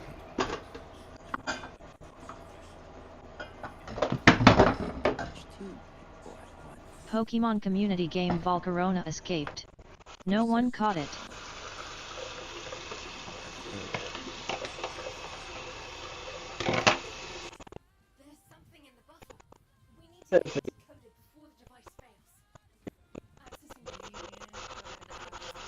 Apparently they want to put their paw in the dish and just lick their paw.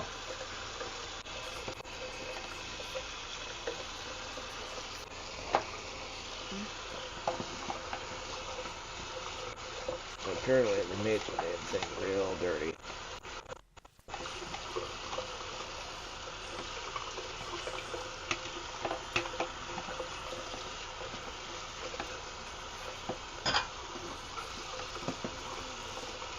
Kaito Destiny Lunoxisl, welcome to my channel. At Kaito Destiny Lunoxisl, welcome to my channel.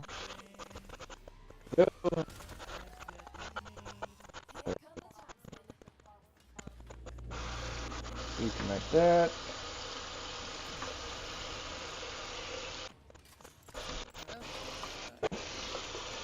Take that, clean the filter.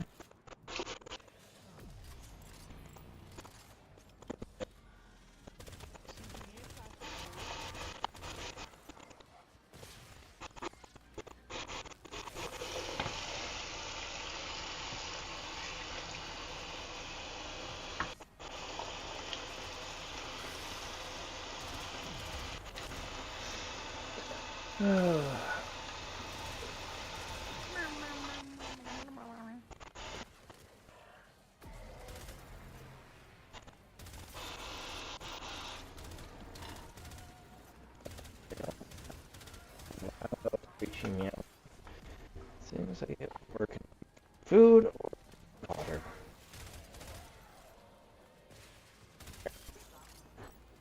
Cold water. Sounds like you're walking through a desert right now. Water.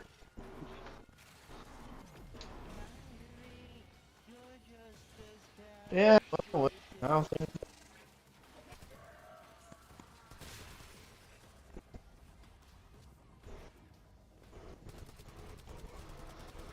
Where do you think you're going, cat? Outside. You got mine outside. They're as soon as the door opens, they're afraid. They run and hide. My cat makes it about as far as the front door, sticks his front paw out there, goes, nope, turns around, walks back in. Yep. Huh. Might have the audacity to try to open the cabinets. Little shitheads. Oh yeah, my cat does that too. He opens the cabinet and gets into the dog food and pulls it all the way down onto the floor for the dog to eat. Yeah. So we had to like padlock the door shut with baby things. Yep. Child protection. Never thought I would have to do that for a cat. Oh, yeah, I did that at my old place.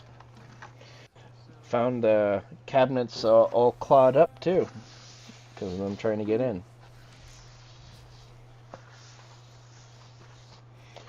And now, standing up, I'm making some food for me, some actual food.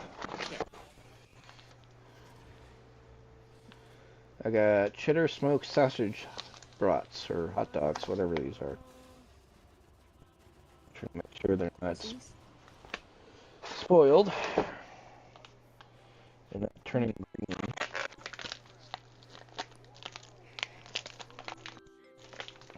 Because we're going to do the whole microwave it and just be done.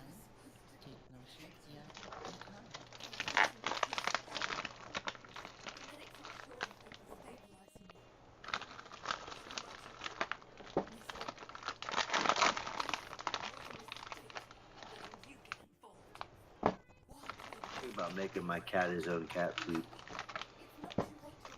Find some salmon and just cooking it up and add some stuff in for him.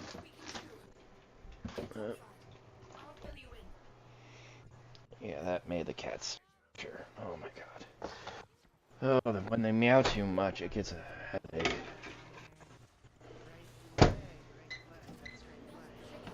Alright. My hands. Mine only meows because he wants to be near me. He can't come outside because he gets it. We're close to the highway.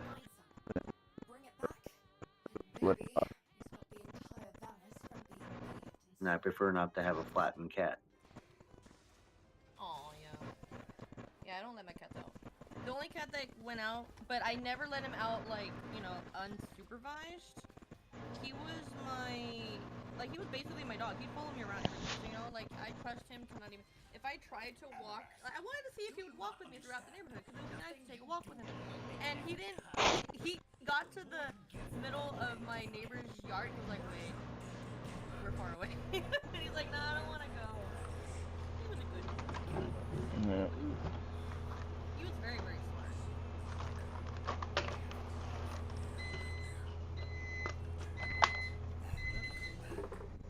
My sister's cat ended up running away, going over like just 5 blocks down to a neighbor's house, having sex with another cat, had babies, and brought every one of the babies back to the house.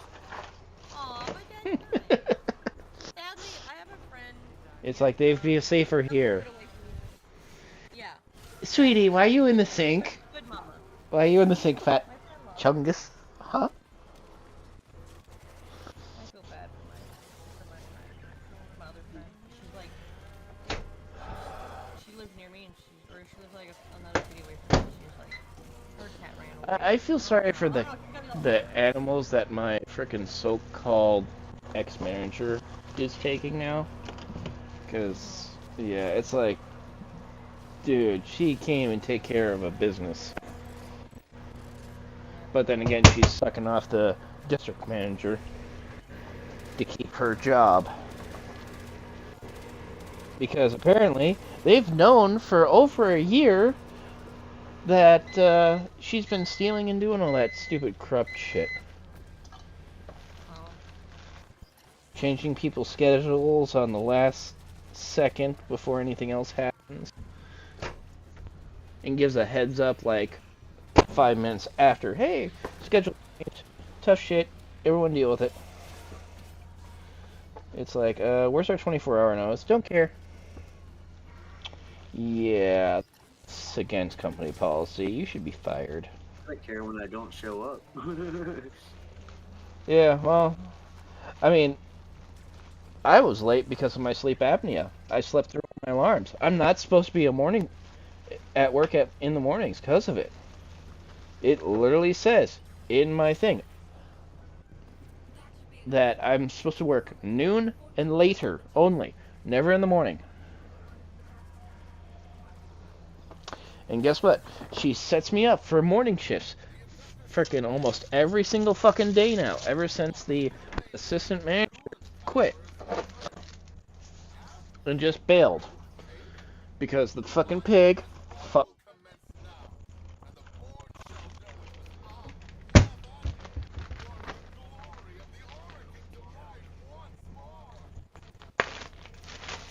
I should have just fucking snapped and told that stupid cow to get on her fucking knees and get the assistant manager back.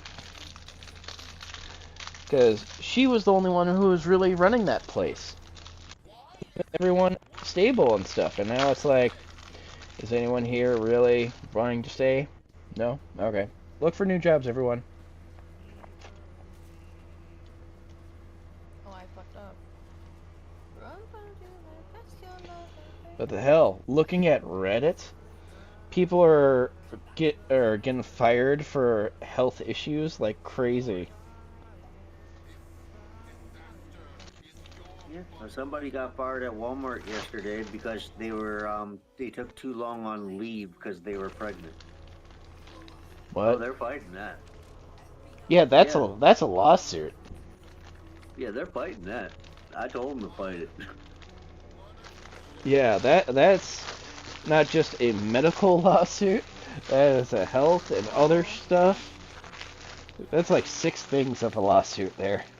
I'm like, fight them. Fight Yeah. them. Every time somebody sues Walmart, I get back pay. Fight them. Yeah. I tell people when they're like, I'm going to sue Walmart, I'm like, do it. I get money. Do it.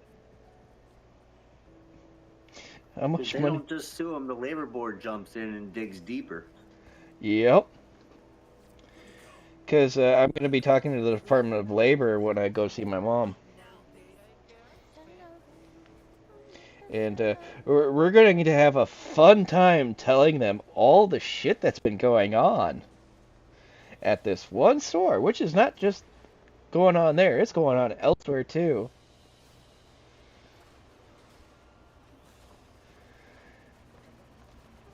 Because hell, if people are talking on Reddit like crazy of the shit that's been going on for me, and going like, yeah, you need to call the ERC, the Employment Resource Center. And it's like, yeah, we've talked to them plenty of times. Every single time I get is some Islamic person who cannot speak English.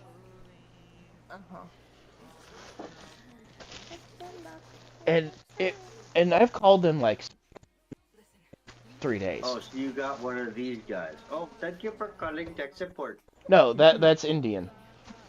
Racist. That one's Indian. No, I'm talking about the terrorist people that think they can just... Yeah, they're more like... Yeah. And you're calling me racist? You're calling me racist?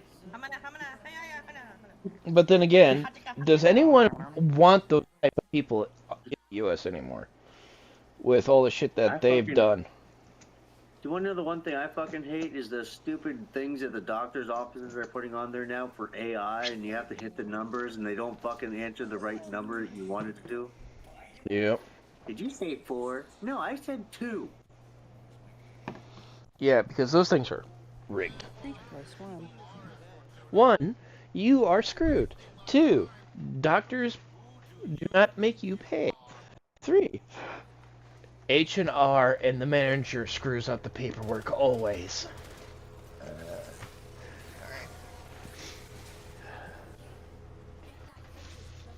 Or 4, H&R and management will falsely accuse you of sexual conduct. 5. No fucks to give. Yeah, that should have been part of 1. We just wanted to make you listen to all of it. Mm-hmm. They ended the recording. Ah, sorry. Too late. Hangs up.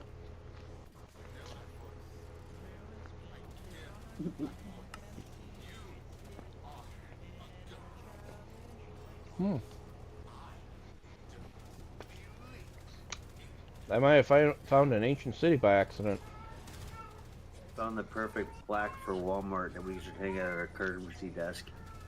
It's a plaque with a fake grenade on it, and you're allowed to pull the pin out, and nothing happens. And he goes, pull the pin for the next one in line.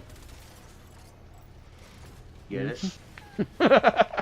Pokemon community game A wild Flapple appears. Catch it using Poke Catch. Winners revealed in 90s. It has the ability that you can put graffiti in it, so when it explodes, it can shoot graffiti on the person. Mm-hmm. It's funny. I bought one. I tried mine on my wife. It was funny. Oh wow, grenade. Build a 3CD. Oh, for my dad, we filled it with milk.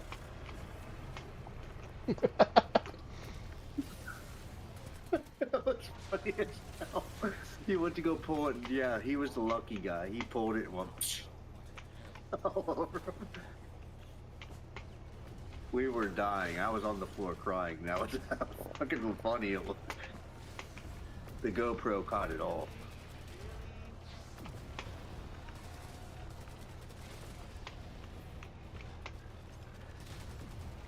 Oh yeah, we played pranks on each other at this house.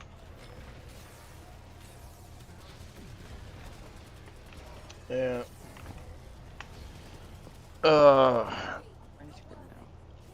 My eyes. What's that ice cream?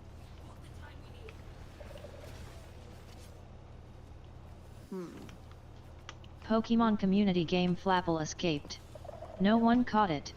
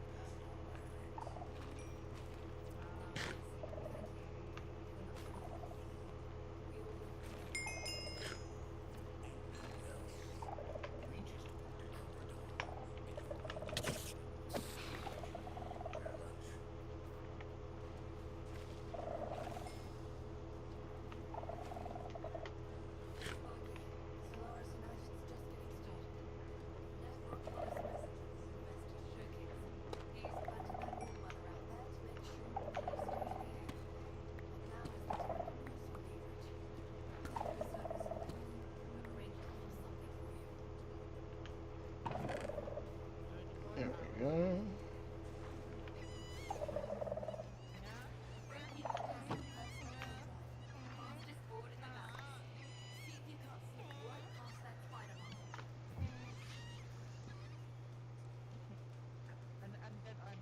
Oh, I didn't realize Metal ended his stream already. Which quest is it? Meow, meow, meow, meow.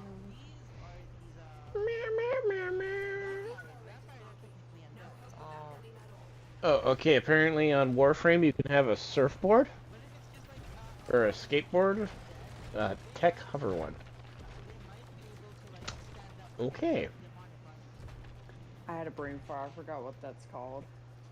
From Warframe. Yeah. Hoverboard.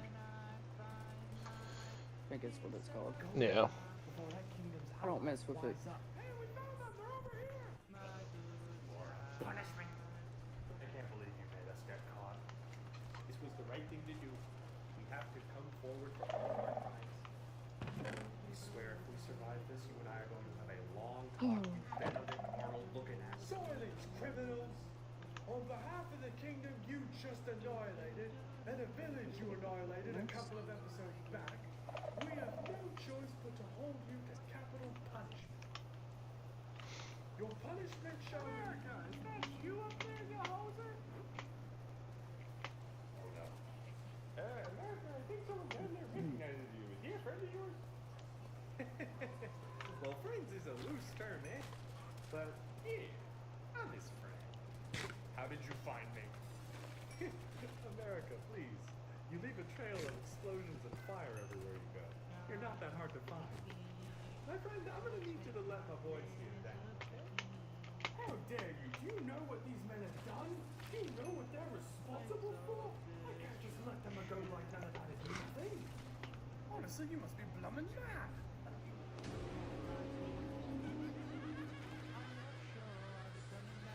Alright, I think I've made my point. You're free to go. Yes, significantly worse. Pathetic, looking mother. I'm hungry. It's been a while since we ate. You know, on account of the angry mob. Oh, well why didn't you say so there? Oh damn. Somebody just got banned in somebody's server. It just came across my screen. Woohoo. Don't touch that. He spilled food everywhere. What the hell? It says, AJ, you just got blessed. Okay. No grenades. This is banned. Yeah, wizard, word of advice, don't accept cans of food from Canada. He likes this whole thing. Apparently somebody did something in this stream. Boy, you better handle all your home. I cast trench broom. I'm sorry, can we get back to the grenade thing? Why don't you hold that thought for just a second? Excuse me there, Mr. Buckerman. Yes! I was just wondering, have you ever heard of... Wizard, we should go. Agreed. Canada, you with me? Right. What's going on?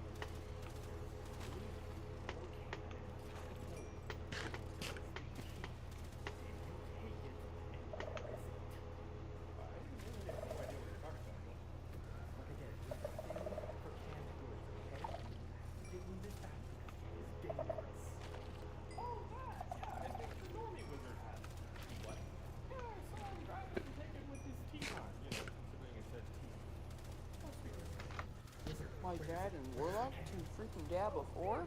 The fuck?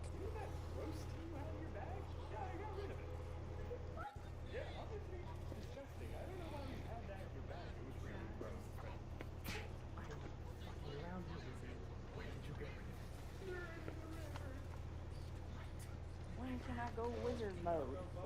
I think I know where it is. Where? Oh, they just give me a date. Oh, crap.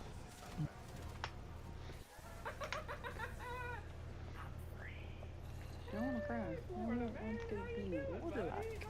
You want Jasper? Hey, come back. No, no, no. I see that. No, Well, I imagine you weren't thirsty at least. There isn't a second guy I've seen intimidate you, and you still want to be a snarky bitch?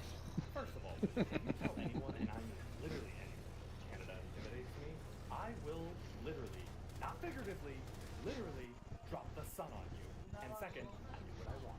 Canada, do you have any thoughts on this? Nah, but I ain't in this episode. There's a reason I'm so far north and it stayed far away from that guy right there. Honestly, if America had just thrown those guys at the enemy in World War I, Geneva probably would have been written about him and not me. Well, I cast Gator arms. Wait, what? How did he do that? Florida man. Everything he says defies all logic and reason. I once saw you summon an entire group of dudes to do unmentionable things. Oh, bugger. And you draw the line at this? You turn someone's arms into alligators? Didn't think so. Finally, I have you all to myself. What to do next? America, I'm afraid. What do we do? Hang on, I'm trying to think of something. Can you think a little bit faster? That smile is getting more and more deranged. Oh, you don't have to worry, little wizard. I'm gonna deal with you last since you let me out.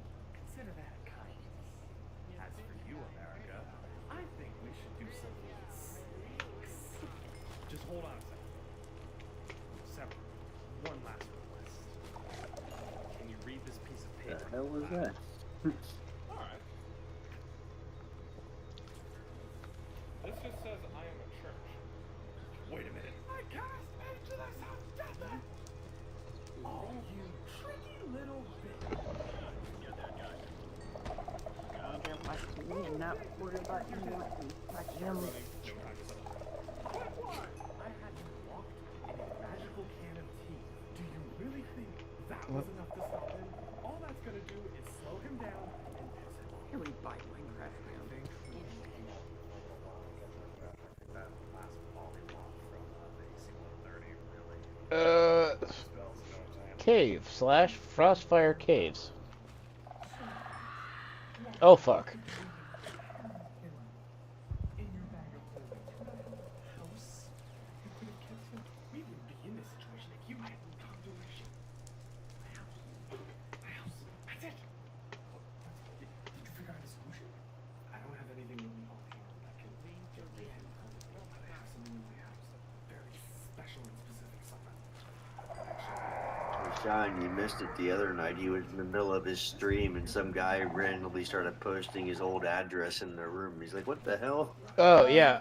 I don't really care. I told I her mean, about like, that. I care because, like, that sucks for you, but it's like, bro, like, just fucking ban him. Yeah,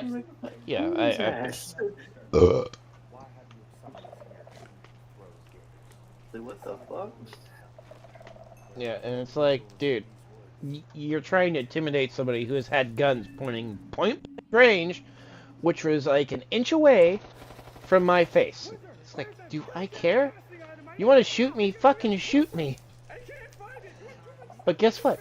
Just so you know, I got guns ready for you too, motherfucker. This is America. Fuck yeah! Lick my butt and suck on my balls. How would you like You don't- sucking my balls, Miss Casey? We don't need to send military over there to do our war for us. Just send them some rednecks over with their weapons. We'll take care of it. Yeah.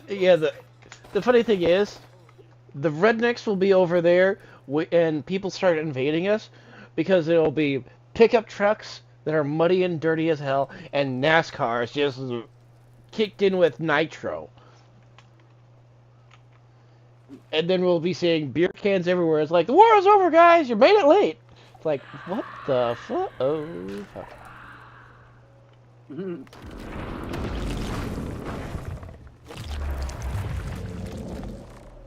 And, okay, Warden, hello, goodbye. I go this way.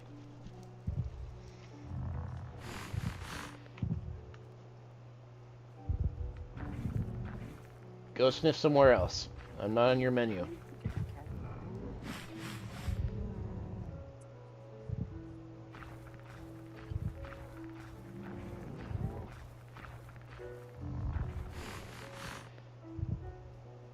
My cat's at the door meowing. Time to come to bed, Dad. Been out there long enough.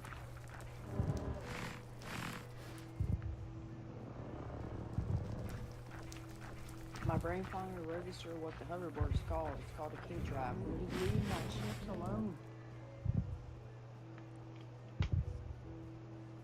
Ah. That's good to know.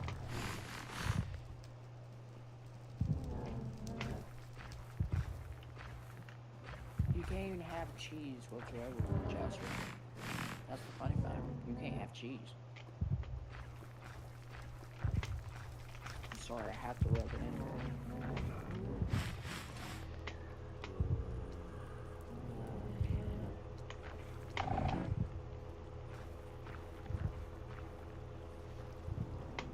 Hey, Warden, there, go have fun with the Nazi zombies. Oh, no, I broke it.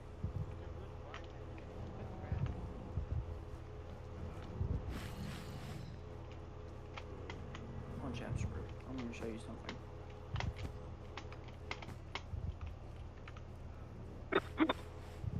If I'm able to.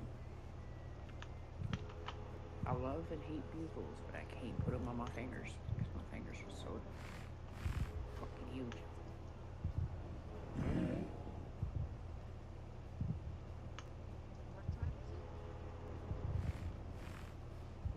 If you was human, Jasmine, you could have Google on your fingertips. Shit. Yep.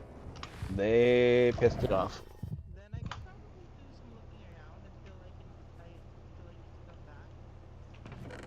Okay, where's the Scud Storm?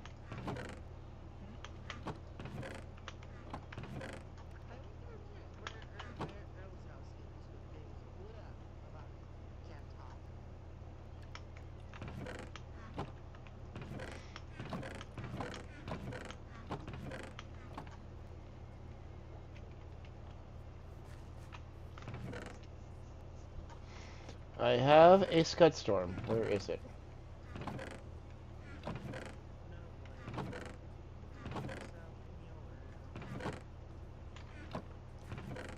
Pokemon community game A wild Golett appears catch it using catch. Winners revealed in 90s. No, stop licking my fingers. No.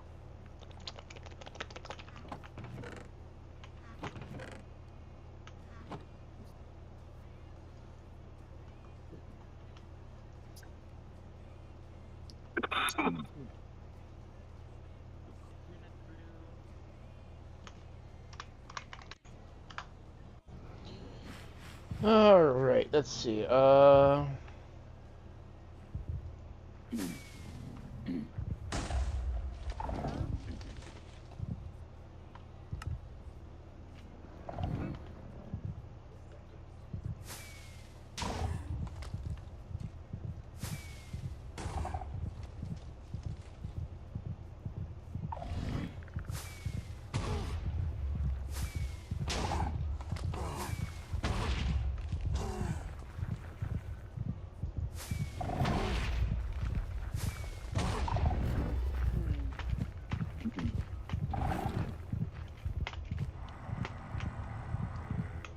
You ain't getting me, you frickin' no-hide motherfucker.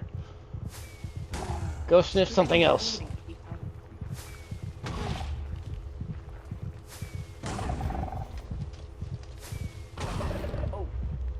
Pokemon community game Golett escaped. No one caught it. Only what good way to kill a warden? Use ranged tactics. And stay 30 blocks out of its range. I win, bitch! Oh, I need, like, gentle, please. Gentle? I'm sorry, I cannot be gentle with this bitch.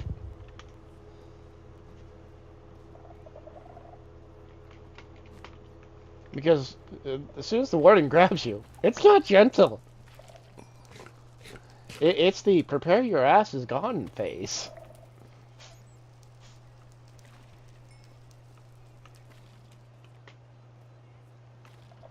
Shit, I forgot. I need boosters. We're gonna go wee. Exactly.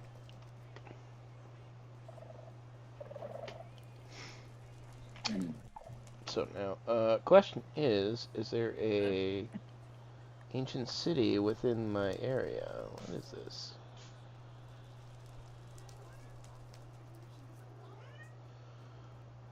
Oh, you're going back to sleep right there? Yes, be a good bean.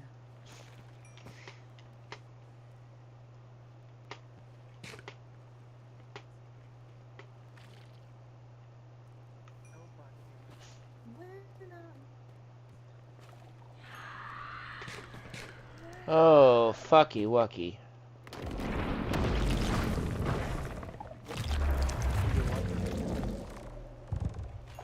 Hi, bye. What if the warden wants to give you a hug? That is not a friendly hug. That is a hug of death.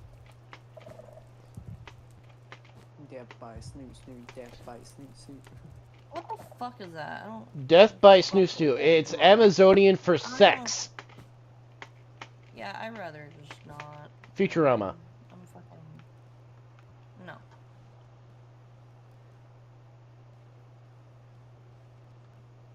Fucking green laser, be gone.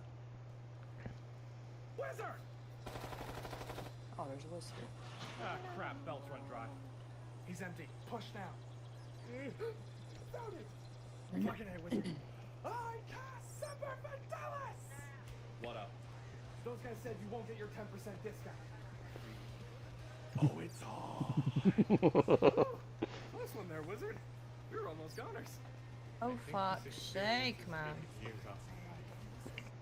not hearing much bangs anymore. Do you think they finally stopped fighting? Ah, well, they have been moving for quite a while now, and we're pretty far away. Honestly, they probably just came to a consensus, you know? They're pretty chill bunch of dudes. Either way, that should have slowed Florida down tremendously, so we're not too far away from my house now, so it's not too much longer. Yeah, you didn't actually say much about what the item is that can stop Florida, so what's up with that? Well, it's less an item and more like a series of smaller items that help summon a very, very powerful summon. Honestly, the only summon I think can actually go toe-to-toe against Florida. Well, we haven't seen him for a while. Are you sure he's still even chasing us? Oh, he definitely is. He never lets go of a grudge, but the problem with Florida Man is alongside never being able to let go of a grudge, he's also very easily able to get distracted. The hell do you mean you don't sell ammunition? What kind of establishment is this? Sir, this is a restaurant. Yeah, and we're on... Uh-oh, what happened to Metal? Wait, was I supposed to be doing that? What? What? Yes. He was on. He's not anymore. What happened? I don't know. It's 4:30 a.m. That's right, I wanted Waffle House. Wait. Ah, damn it all. Where is it? Wizard, any luck? I'm thinking about heading to bed myself. Trust me, I'm falling asleep. Normal peach? Suggest that again and I will smack you silly, okay? Just Something I barely ever get. Right, jeez. Ah. Wait, not that closet! What? Oh, hi, can I come out now? Why do you have a dude in your closet? It is not a person, that is a summon. A summon we do not talk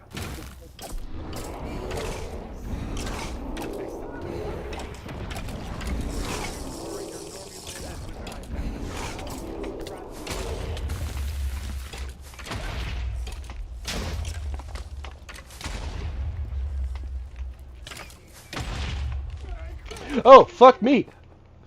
Oh wait, I'm lava proof.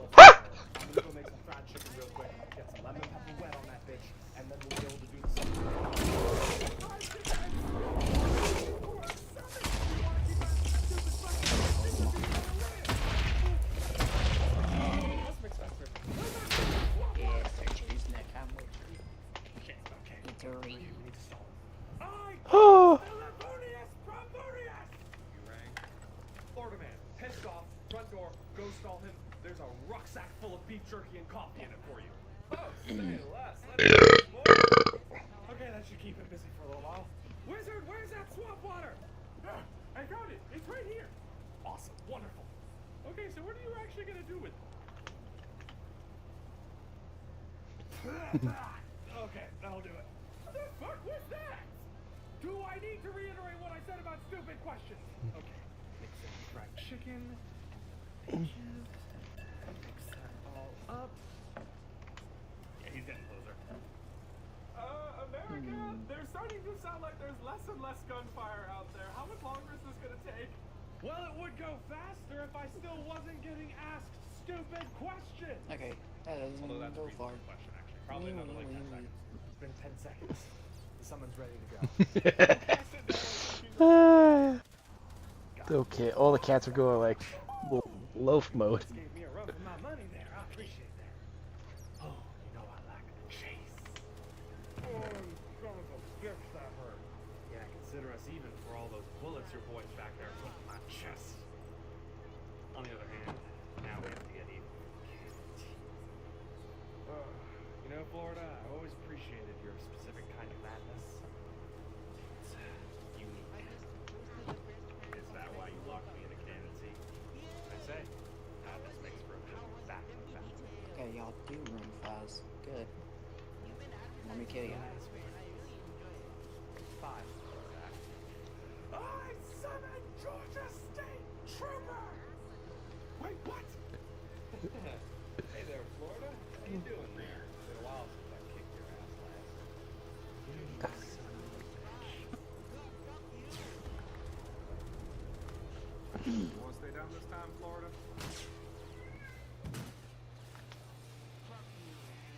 just hit me with a Dodge Charger? You're damn right. Oh, this next level. Yay. I'm about to turn you into gator food. Oh. You have the right to remain silent. What AI do you use? Oh, he's for fun? To make pictures. Are we done? My bones are powder. He's finished. Who, me? Kaito. Yes? What's Ooh. the AI that we use to play around with the pictures?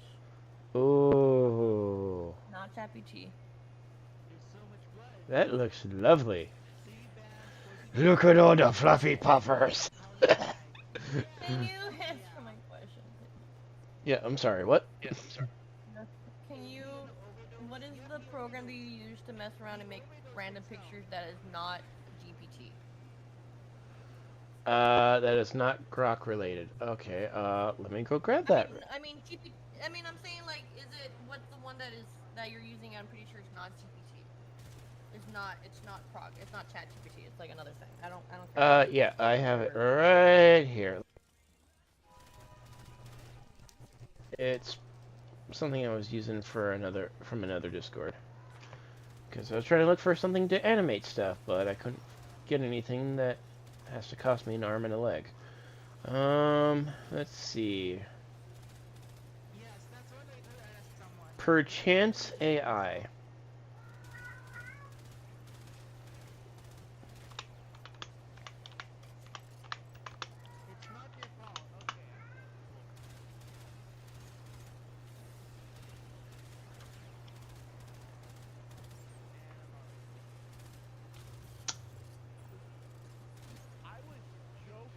Alright, ladies and gentlemen, I'm heading to bed. Have a good night, guys and girls. Well. Good night. Night, well, yeah, mine got. Oh, that's right. Here, I'll copy this and I will send it to you.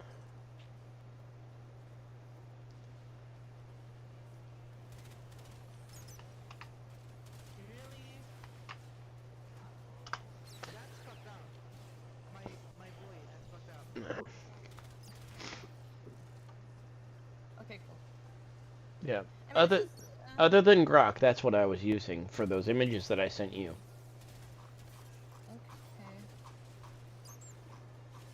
Or that one image I sent you. I don't even know what to do. I wanna know. What the fuck? Experiment, have some fun with it.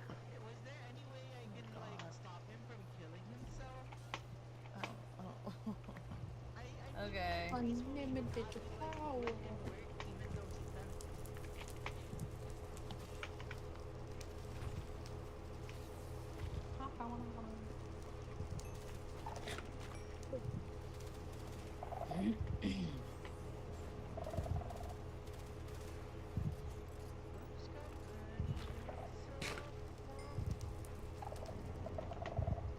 What the fuck? Oh, hell no. Fantasy painting, do that.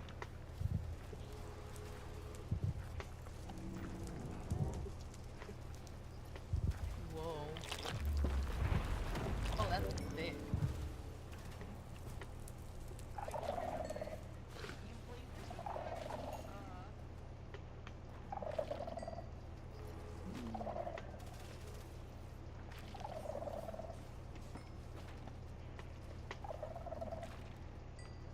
Ooh, this is kind of cool.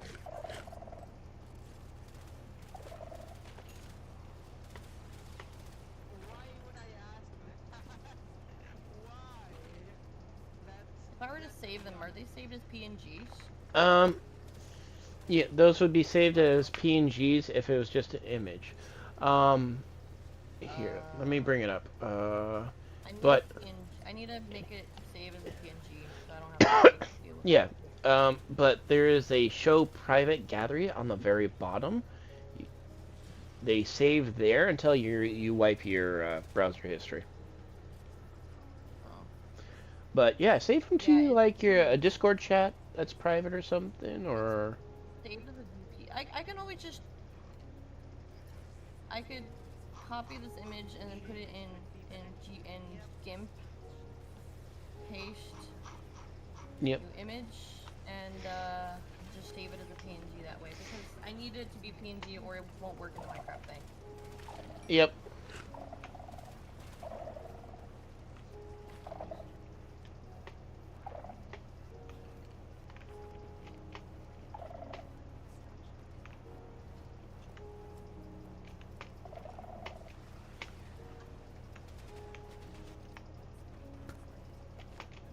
Pokemon community game A wild Meditite appears catch it using Poke Catch, winners revealed in 90s.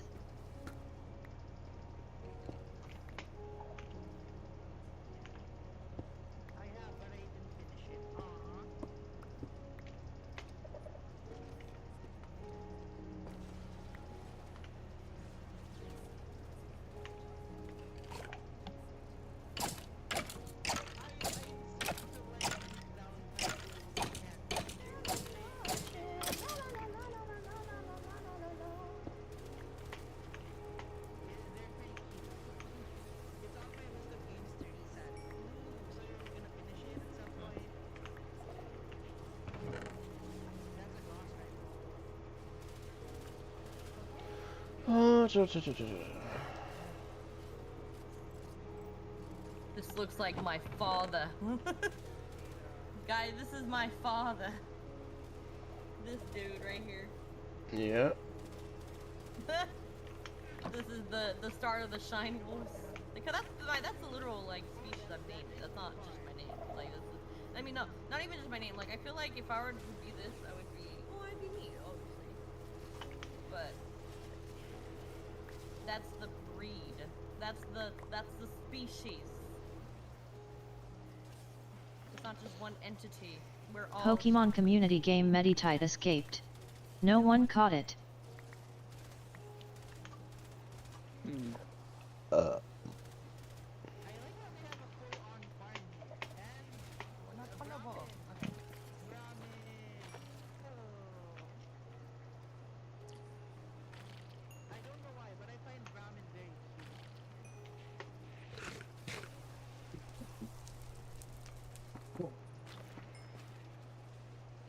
Egg. Eggy.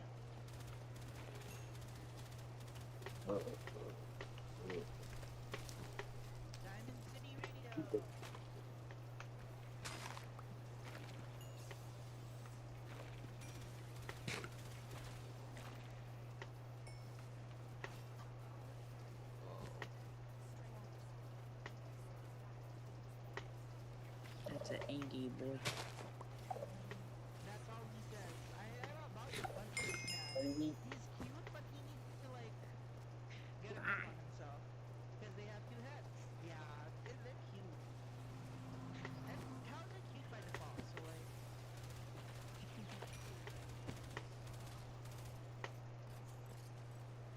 I forgot to check if I have a purple compass to find an ancient underground city.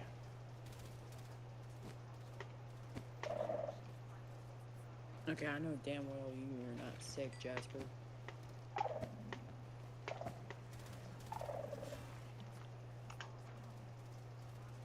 Oh. Oh.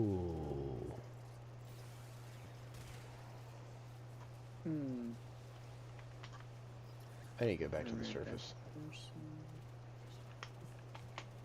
He's fire. He gave me fire.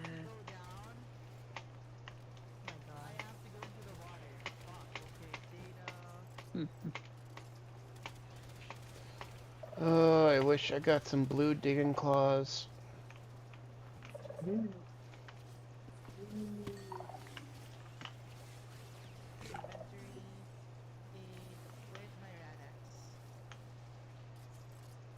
Okay.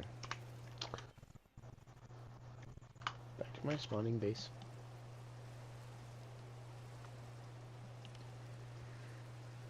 Sorry, not sorry, but, you know, North and South don't really mix too well, so it was for the best that he and I didn't interact.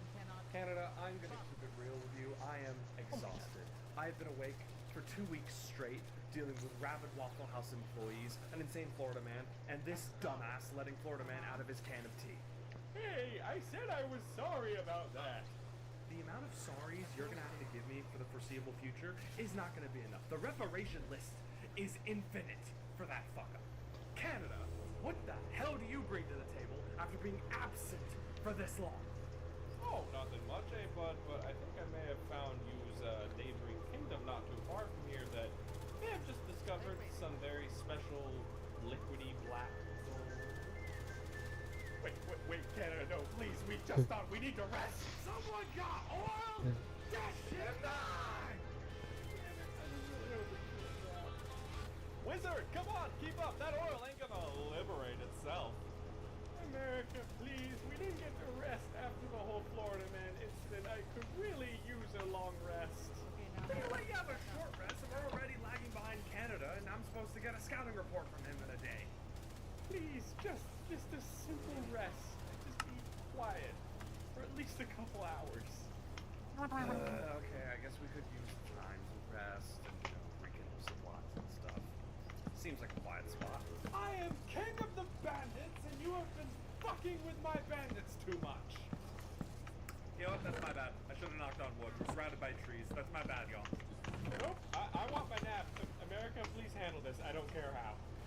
Oh, wow. Never thought I'd hear you say that. All right, listen here, you bung-eyed little... I challenge you to a duel.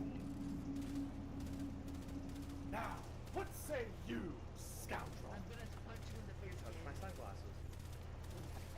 Okay, and? Shit. I cast rods from God. Rods from what? This gun, what I get my hand in the I'll learn somehow. I'm excited. Oh, is this the place, Canada? Oh yeah, but this is it, eh?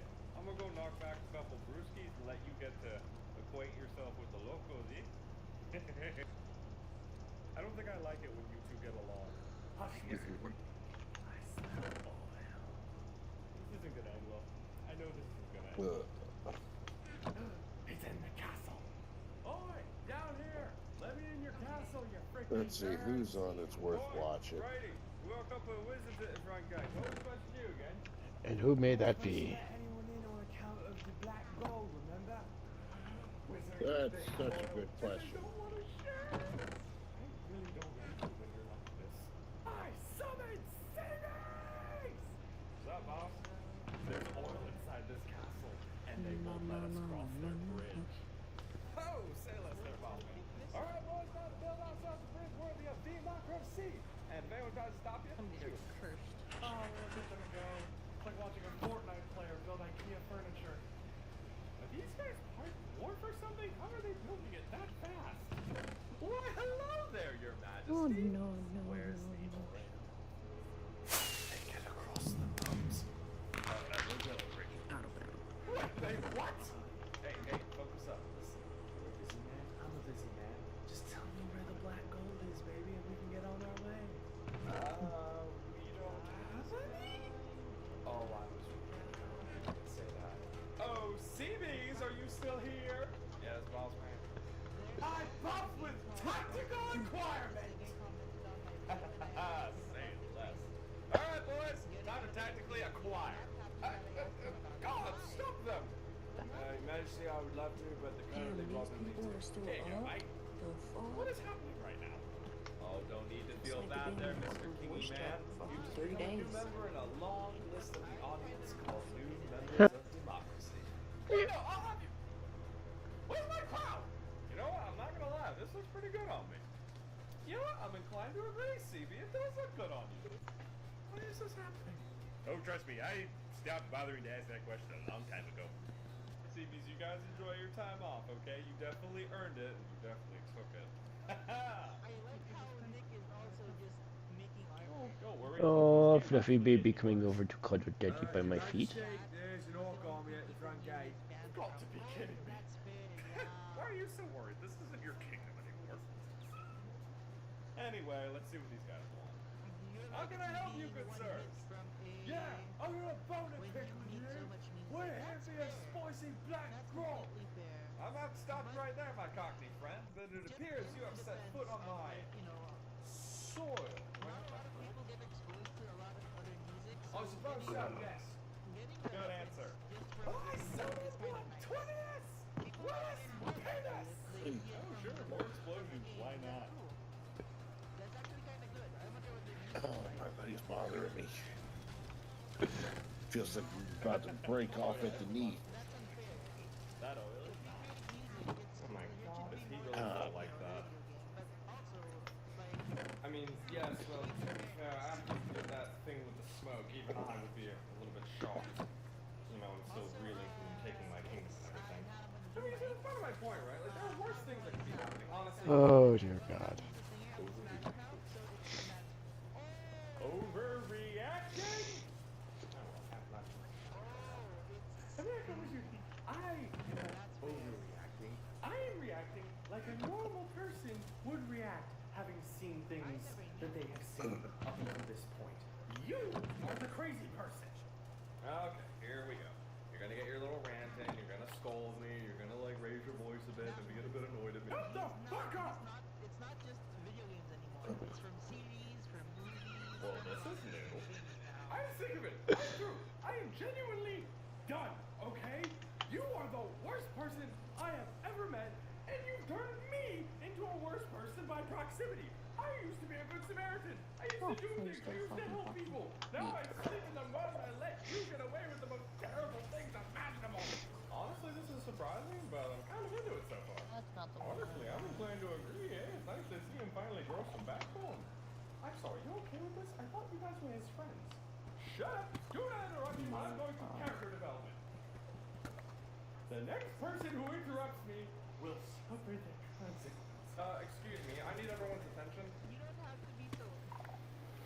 I cast fireball!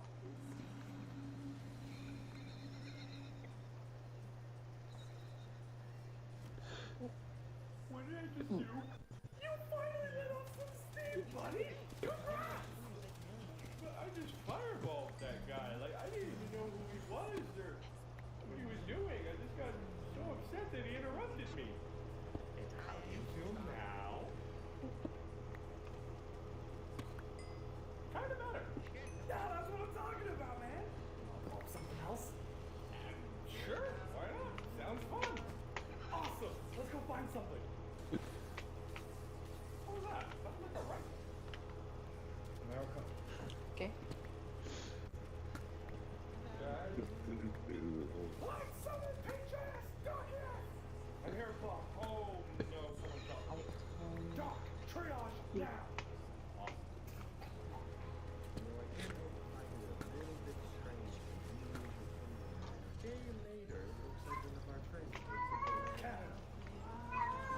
Meow, meow, meow, meow, meow.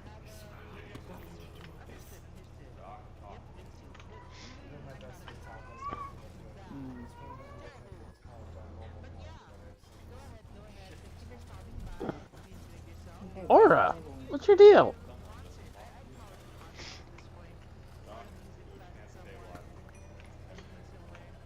Oh, you're just going to walk away. He's bleeding.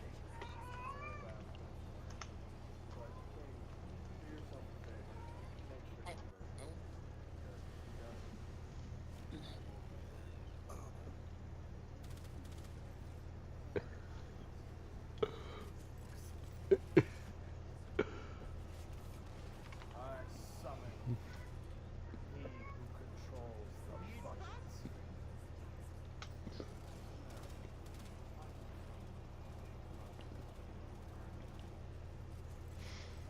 Why did it get so goddamn quiet?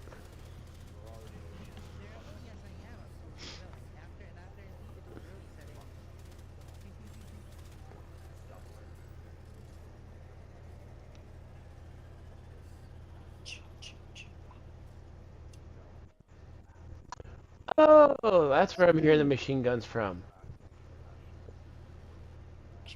I forgot my friend is, one of my stream friends is doing Warhammer, or Warframe. Blech. Warhammer? I didn't know Warhammer was a Warframe. Oh. Bro's dead.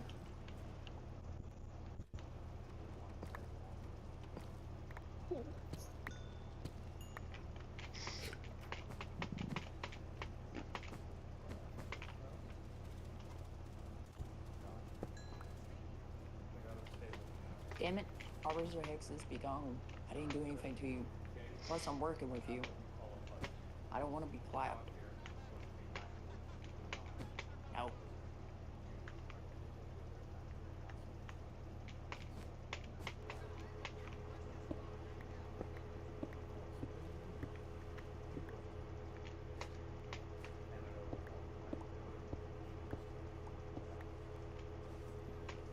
Oh, another one bites the dust.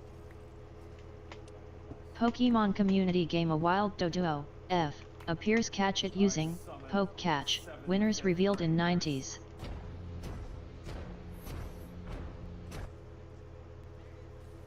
Boss, got something for you. We got 3 sets of tracks back here. One of them is unmistakably Canada. Let's see. Kitty cat, coming over to cuddle me. Oh, my baby girl doing. That's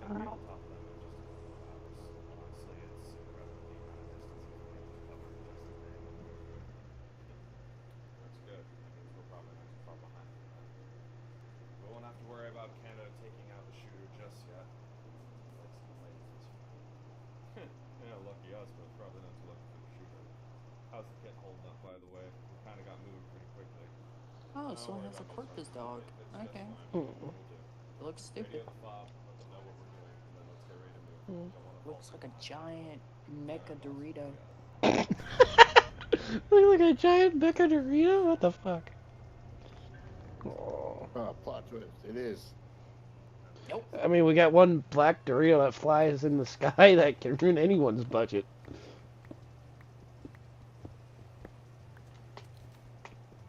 You absolute failure! I cannot believe you missed! I said I was sorry! Pokemon community game Doduo, F, escaped. No one caught it. Okay, you gotta admit it was kind of cool. Shut it! And to top it all off, you dropped your rifle in the mud! I swear when we get back to the camp, you are never gonna hear the end of this. Sir, what's wrong? Do you not feel that overwhelming impending sense of doom and hatred? Joke's on you, you're gonna get attacked by the Arbor of Hexes again. What? Stop talking. Get back to the camp. We're being followed. I'll try and hold them back. Oh, I didn't have to do that.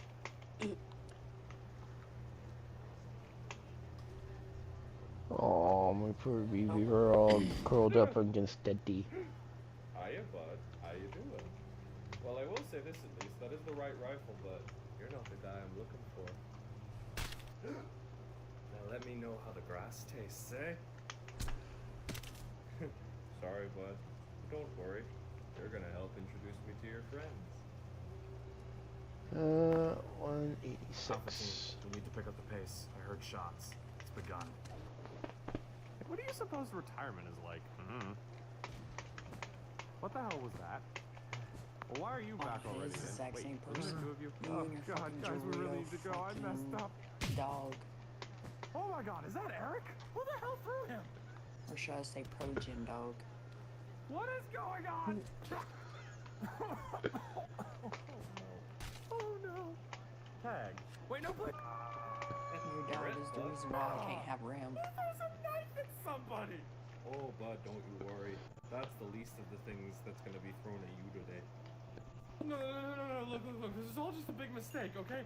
I didn't mean to shoot the excitable wizard, okay? I meant to shoot the guy in the sunglasses. Oh, bud, believe me, I would love to hear you beg and squeal to high heaven.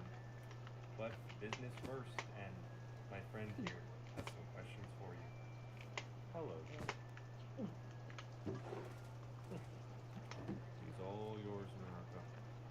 Now, before things proceed any further, you and I need to have a conversation. Oh, baby girl. My baby girl. Oh. Look, I can admit my wrongdoings for what I've done. It was an accident, I swear.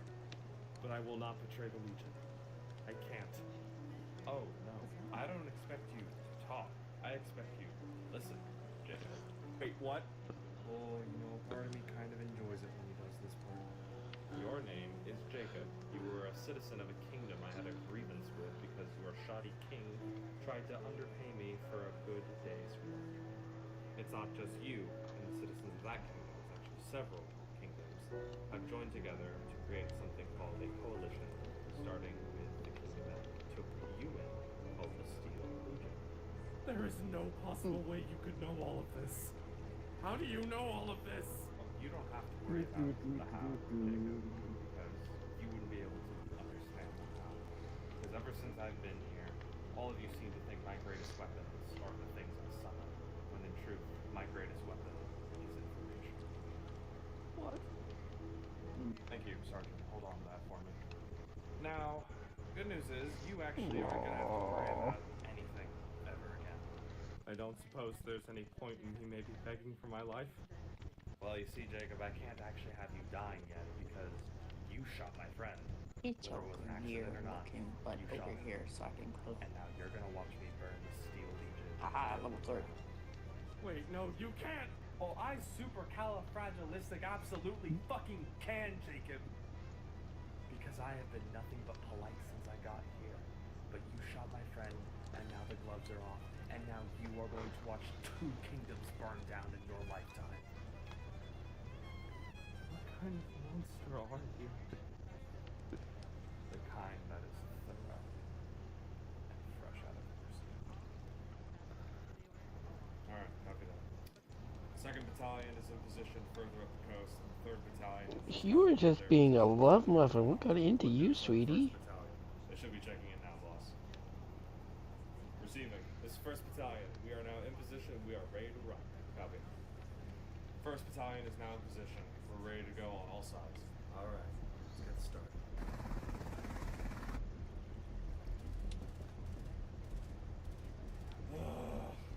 So bored. Alright, copy that. Air support's now on deck, boss. They're waiting on your instruction. Eagle 1, this is AW. Come in. Eagle 1, receiving. Got a target-rich environment for you down there, Eagle 1. I expect a nice, loud wake-up call. Copy that. Danger close. Wait, what's that?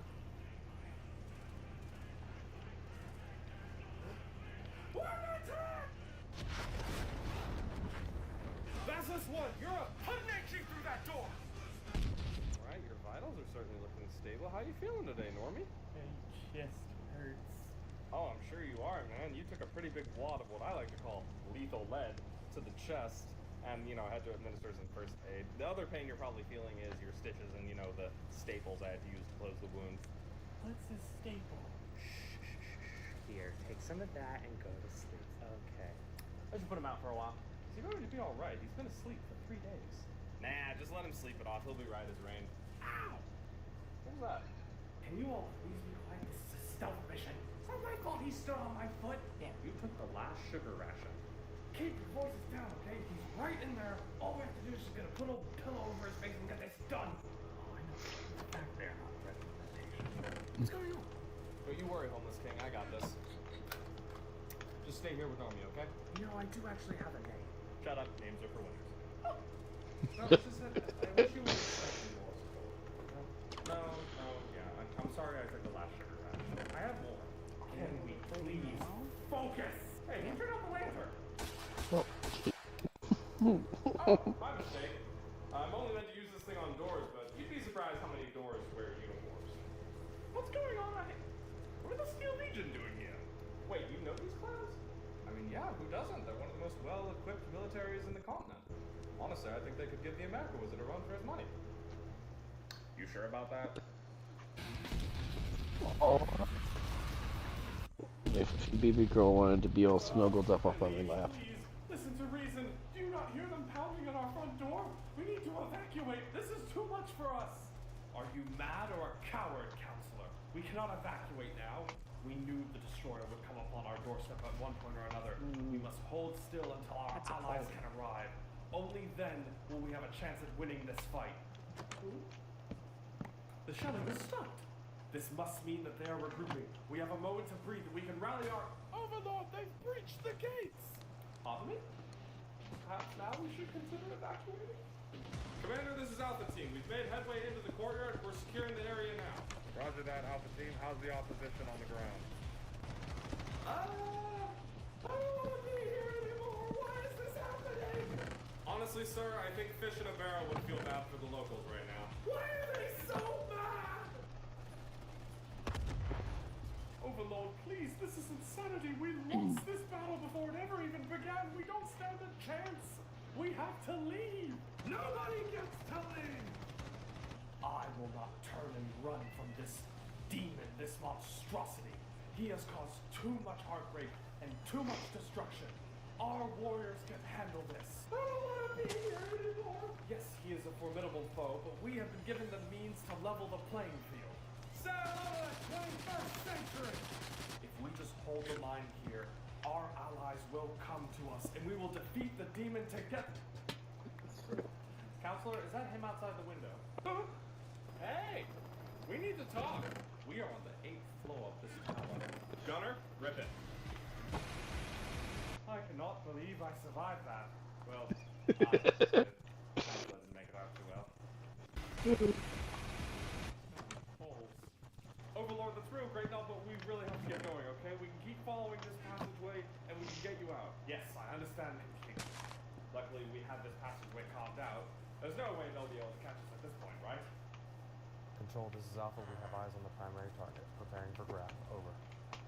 So, Greg, I actually have to ask, are you looking forward to retirement after this? Throwing flashbang. Me too.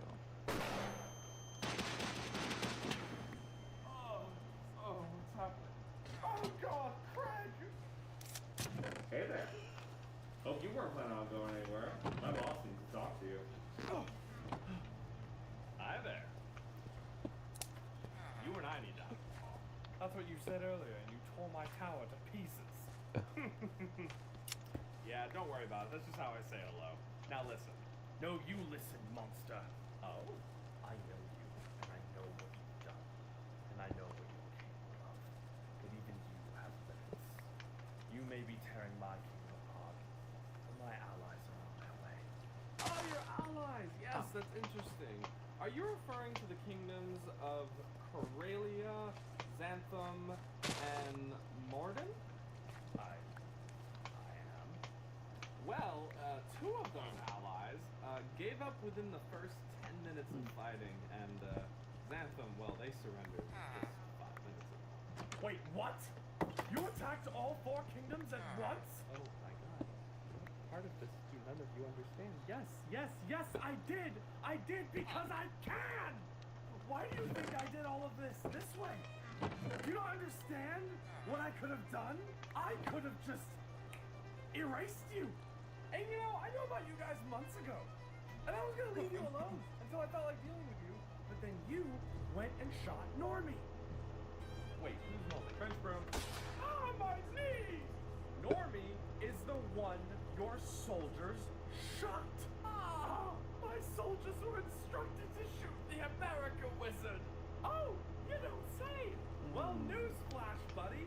Maybe next time you give your warriors new technology, you should probably train them longer than a week to use it.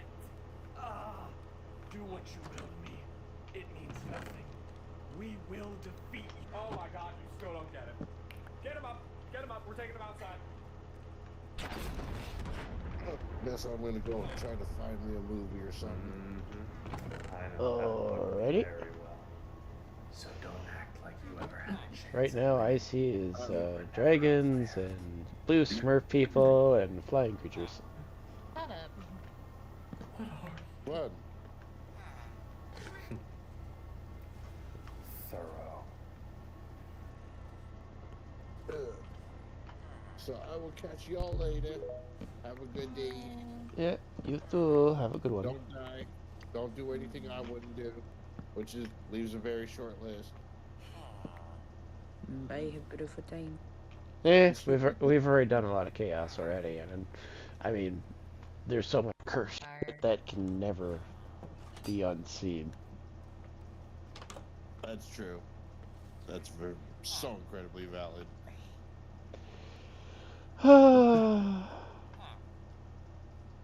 Anyway, later, y'all. Yep, daters.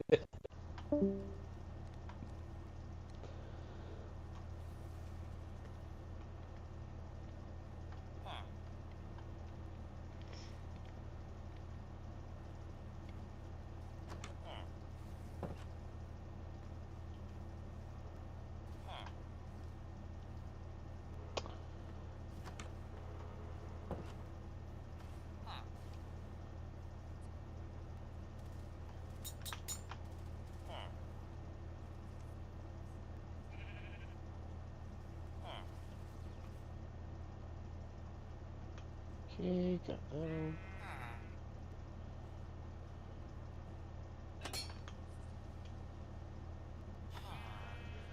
Oh, let's see, what do I got here?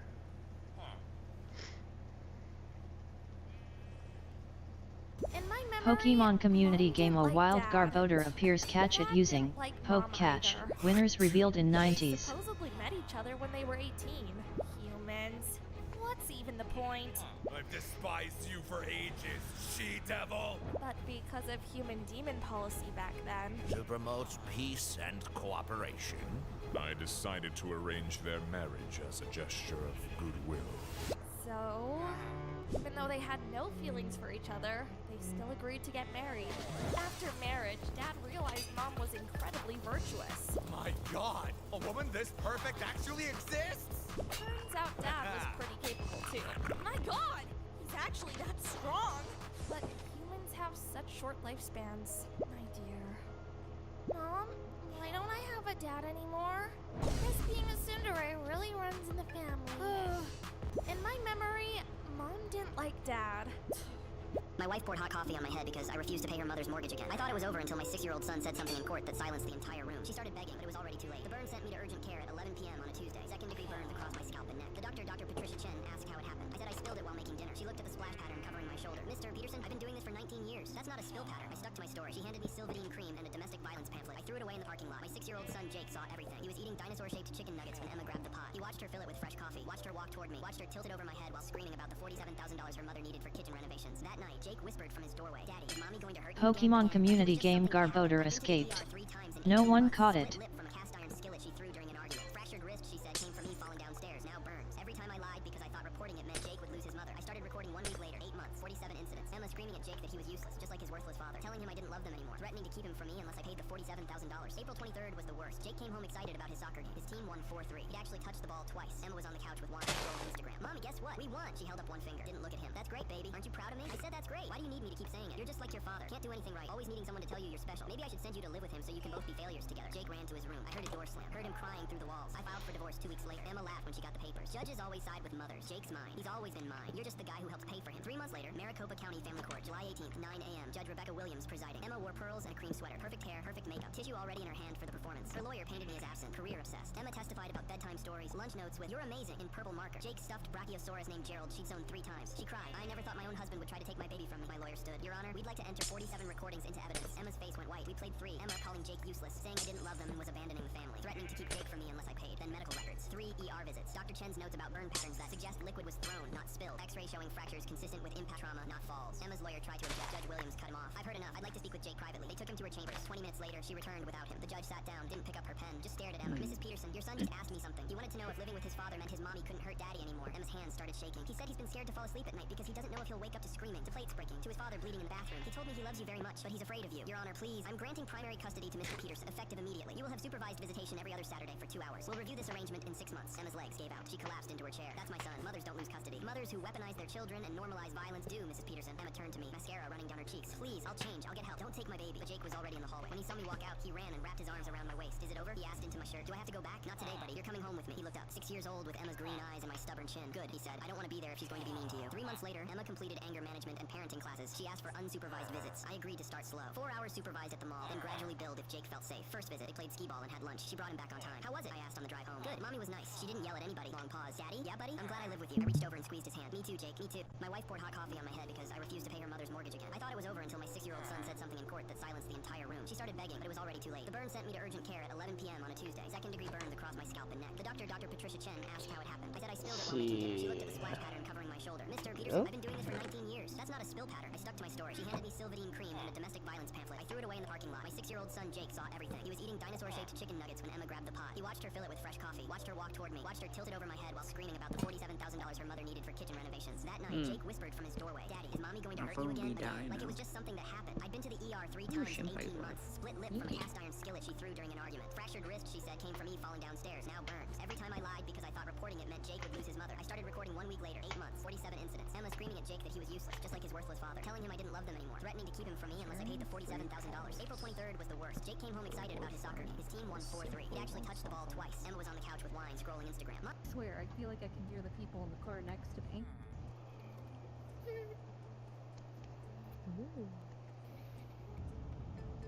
Whoa, whoa. My family got $60 million from the demolition payout. My mom split every last cent between my 3 sisters. Didn't leave me a single dime. And the very next day, she called me out of nowhere. Son, Mom's not feeling too well lately. Mind if I come stay with you for a few days? I laughed to myself. Money's gone now. And suddenly, she needs someone to take care of her. Now Before she could finish, badges. I cut her off.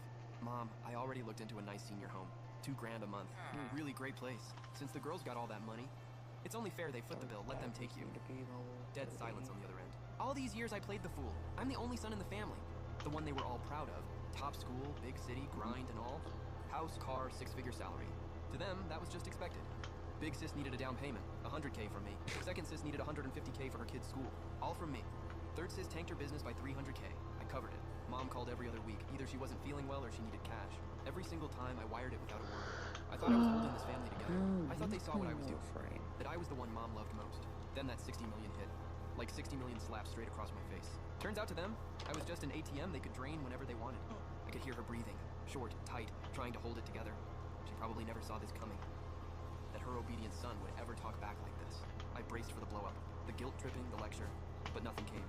A few seconds later, she slammed the phone down. Line went dead. I glanced at the call log, then blocked her number without a second thought. After that call, I felt something I hadn't felt in years. Relief. Like a boulder that had been sitting on my chest for years finally rolled off. The study door creaked open. My wife, Fang Ya, walked in with a cup of hot tea. Who were you talking to? Didn't sound like it went well. I took her hand and walked her through everything. The money split, the phone call, all of it. She didn't get angry. Wasn't even surprised. Just let out a long sigh. I always knew this day would come. It's fine. If it's over, let it be over. Whatever you decide, I'm with you. That warmed my heart.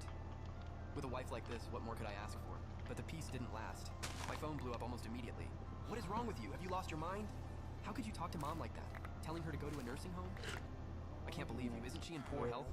Wouldn't a place with professional care be perfect then? That's your mother. Taking care of her is your job as her son. Ha! When Big Sis pocketed $2 million from the payout, where was all this talk about son's responsibility?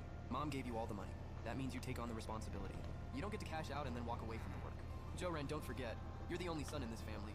Just because I'm the son, I'm supposed to let you bleed me dry? Let me be clear. As of yesterday, I'm done playing that role. I hung up. Not 5 minutes later, an unknown number called. Second sis, Joe Hui. Ran, why are you being so difficult? Mom worked so hard raising us. Yeah, she did. I had no problem with her keeping 6.5 million for herself, but she gave the rest all to you. That's because she loves her daughters. Right, she loves you. So what about me? You're a grown man making 6 figures. Petty enough to fight your sisters over money? That's embarrassing. I'm not fighting over money. I'm fighting for respect. For the heart that got played and tossed in a corner. Joe Hui, save it. That doesn't work on me. You're going to break Mom's heart. The moment she decided not to leave me a single cent, my heart was already broken. I hung up again. Next was third sis, Joe Yan. She's got zero chill. Call connected. My family got 60 million from the demolition payout. My mom split every last cent between my 3 sisters. Didn't leave me a single dime. And Gotta get a Valentine's Day gift for Shiro. Now, where? It took me 5 years to find out. My brother said, no hard feelings, after announcing his engagement to my ex-fiancée at my birthday dinner that I paid for, $4,200.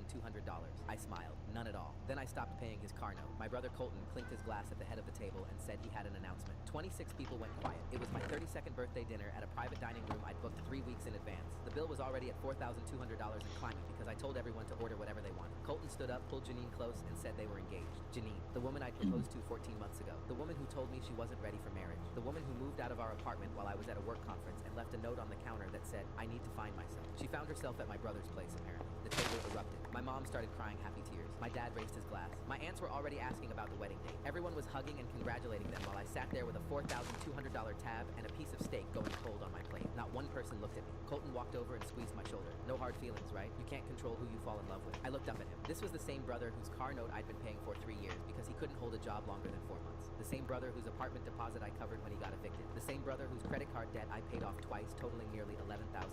I've been carrying Colton financially since he was 22 because Mom always said family takes care of family, and I was stupid enough to keep believing her. I smiled at him. None at all. I meant it too, because I was done. Monday morning, I called the bank and canceled the automatic payment on Colton's car note. $487 a month I'd been sending for 36 months straight. That's $17,532 of my money sitting in his driveway. Then I called his landlord because I'd been co-signing his lease and supplementing rent by $600 a month since he only made enough to cover half. I removed myself from the agreement. Then I called the phone company. Colton had been on my family plan for 4 years. I removed his line. By Tuesday afternoon, my phone was blowing up. Colton called from Janine's phone since his was already disconnected. What happened to my phone? I removed you from my plan. plan. You should get your own, but I can't afford that right now. That sounds like something to discuss with your fiancé. He got quiet, then his voice shifted. Is this about the engagement? I thought you said no hard feelings. I don't have hard feelings, Colton. I just don't have your bills anymore either. He hung up on me. 2 weeks later, his car got repossessed from Janine's driveway. He'd missed the first payment in 3 years because he didn't know the amount, the due date, or even which bank held the loan. He called me screaming. They towed my car in front of Janine's neighbors. That's what happens when you don't make your car payments. You were paying my car note, and now I'm not. Mom called 30 minutes later already crying. Why are you punishing your brother? He found love. You should be happy for him. I am happy for him. I'm also happy for my bank account. He needs that car for work. Then he should make his payments. You're being petty and cruel over a woman. I'm being financially responsible. For the first time in 3 years,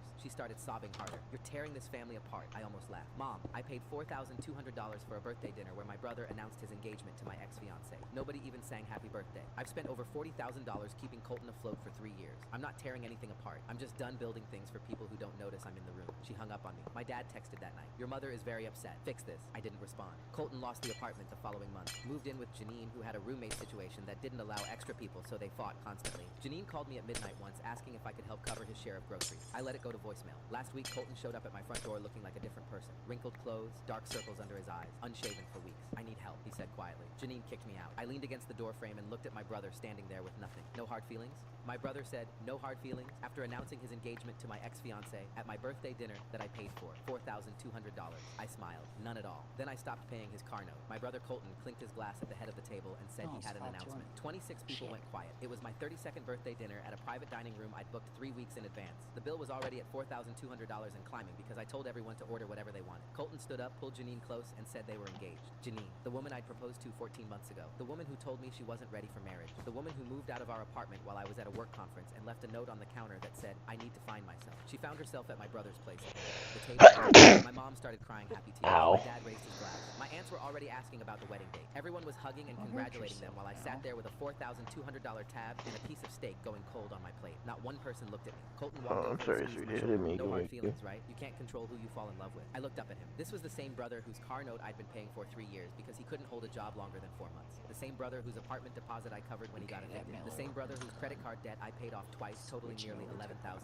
I've been carrying Colton financially since he was 22 because mom always said family takes care of family, and I was stupid enough to keep believing her. I smiled at him. None at all. I meant it too, because I was done. Monday morning, I called the bank and canceled the automatic payment on Colton's car note. $487 a month I'd been sending for 36 months straight. That's $17,532 of my money sitting in his driveway. Then I called his landlord because I'd been co-signing his lease and supplementing rent by $600 a month since he only made enough to cover half. I removed myself from the agreement. Then I called the phone company. Colton had been on my family plan for 4 years. I removed his line. By Tuesday afternoon, my phone was blowing up. Colton called from Janine's phone since his was already disconnected. What happened to my phone? I removed you from my plan. You should get your own, but I can't afford that right now. That sounds like something to discuss with your fiancé. He got quiet. Then his voice shifted. Is this about the engagement? I thought you said no hard feelings. I don't have hard feelings, Colton. I just don't have your bills anymore either. He hung up on me. 2 weeks later, his car got repossessed from Janine's driveway. He'd missed the first payment in 3 years because he didn't know the amount, the due date, or even which bank held the loan. He called me screaming. They towed my car in front of Janine's neighbors. That's what happens when you don't make your car payments. You were paying my car note, and now I'm not. Mom called 30 minutes later already crying. Why are you punishing your brother? He found love. You should be happy for him. I am happy for him. I'm also happy for my bank account. He needs that car for work. Then he should make his payments. You're being petty and cruel over a woman. I'm being financially responsible. For the first time in 3 years,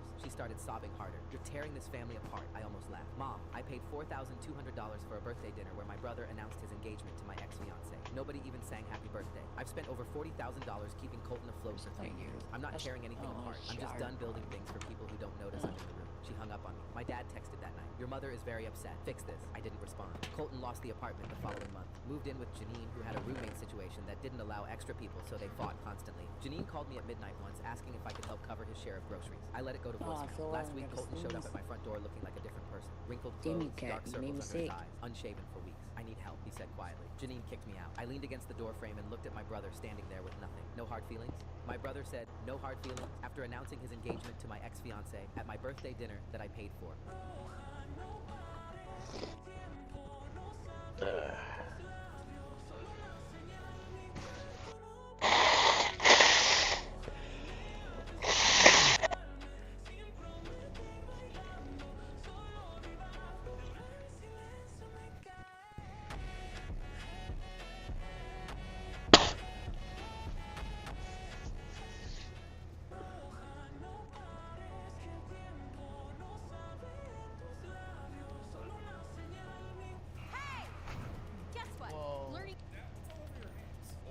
grease and a little bit of automatic transmission fluid. Why?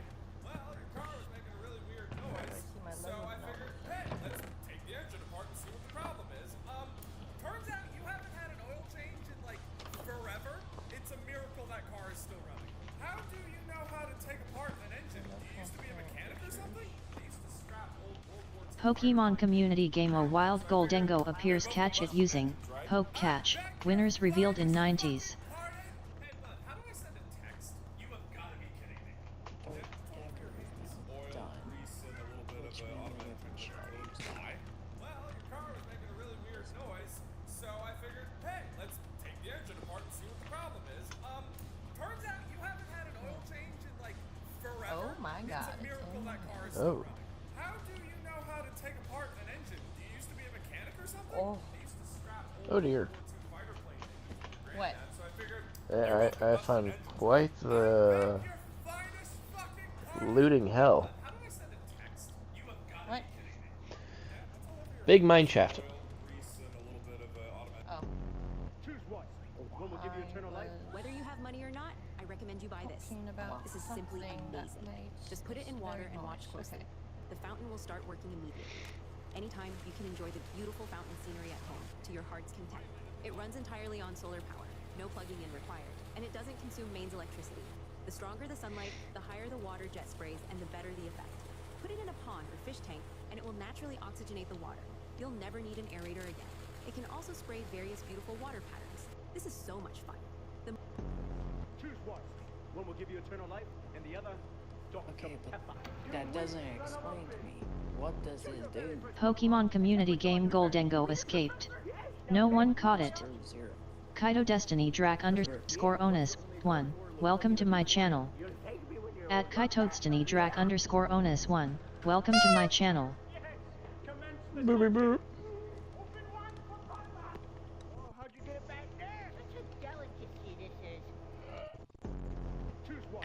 One will give you eternal life, and the other, Dr. Pepper. You weak son of a bitch! Choose your very first Pokemon to take with you on your journey. You mean it, Professor? Yes. Now pick. What are my options? Professor? Yeah? Was there only a Gardevoir, a Lopunny, and a Vaporeon? You'll thank me when you're older. Professor! Yeah. Yes. Commence the touching. Open wide. Whether you have money or not, My mother-in-law burned my passport in front of me just before our family trip. Wow. To start your journey, you either get a Gardevoir, Vaporeon, or a Laperi. Choose wisely.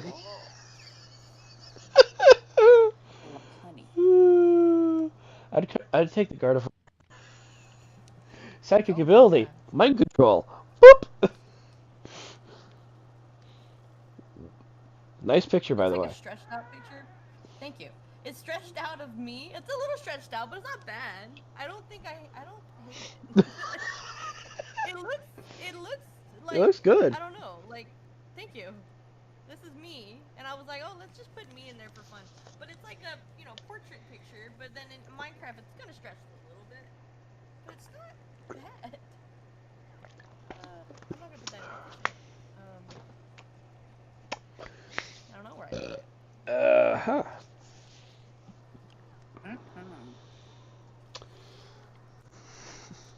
Kitty, kitty, kitty, kitty, kitty, kitty. Wisebot 8 viewers. Yeah, Alarm clock the 10 banner hours 18 came out minutes and great. 44 seconds. Fucking awesome. Oh, lost him. Well, he kept saying random shit anyways. I was like, I wasn't even paying attention.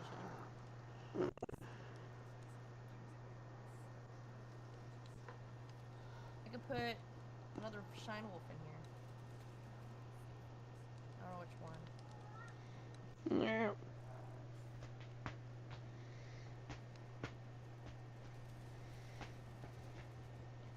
Oh, did it not transfer? Quit Oh, scratching because my I chair. don't have a thing. I'm dumb. Transfer. Oh, yes.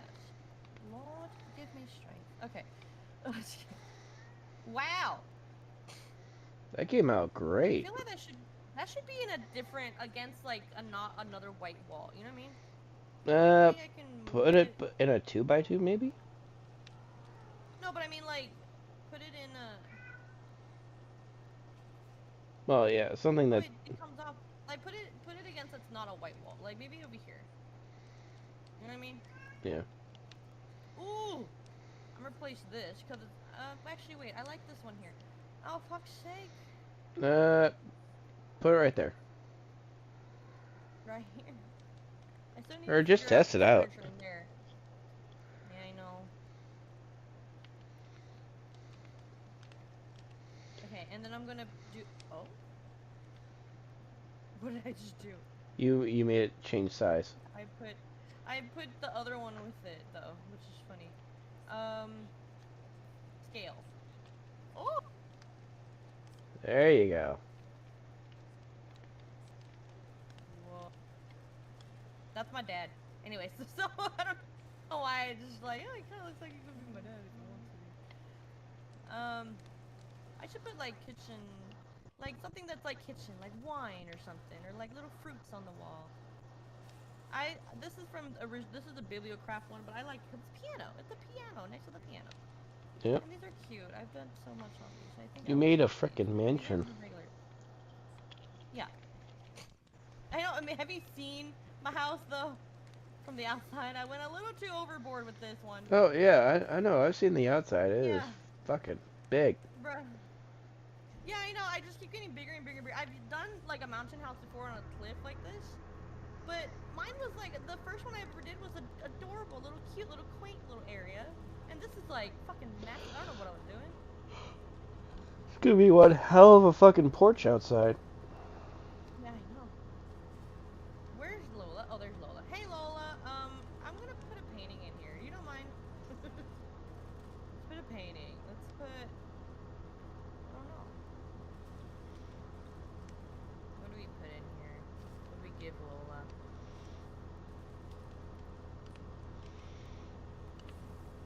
Maybe Hogwarts? Maybe she likes Hogwarts. I don't know. No claws on the mouse pad.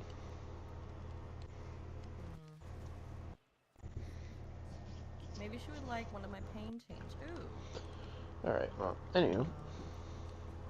I've looted this village, I've taken the villagers, and put them in my magic pocket.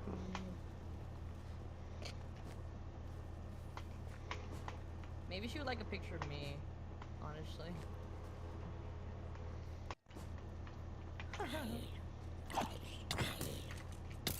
Because she loves me so much. I saved her.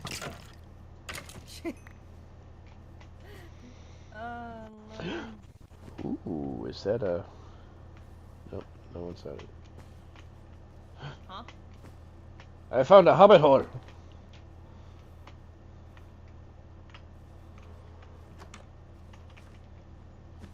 There you go. She loves me because I saved her. Ow, ow. There you go. Cat claws. So not Cat eagle fish to go fucking around. claws. Oh, this is the same picture. Let's change that. There we go. And let's do... Going now. Actually, let's give it a frame.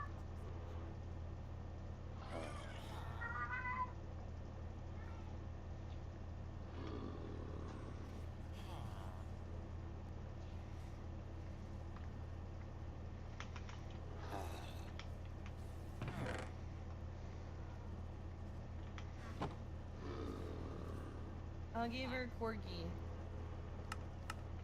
Oh. I'm gonna give her the corgi one. Oh. Does it need to be on this though because it's bigger? Oh no, it's not. Oh my god! Okay, okay, let me... Give me that. Give me this. No! Freaking...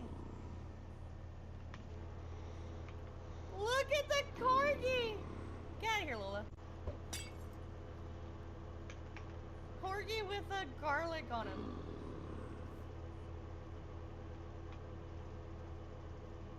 Oh my god. I'm gonna have to fix these with frame, but that's fine. Maybe I can do this. Oh. Get rid of that from you.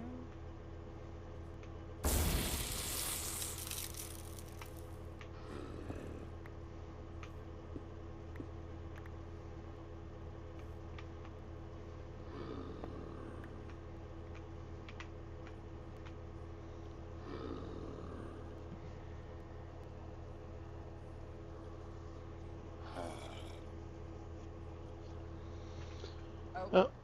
No, I just wait for this, I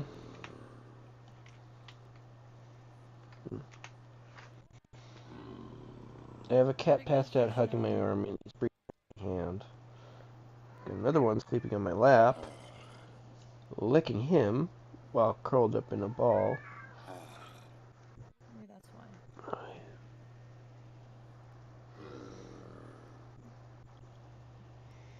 Oh. Hey, nice. You got border frames.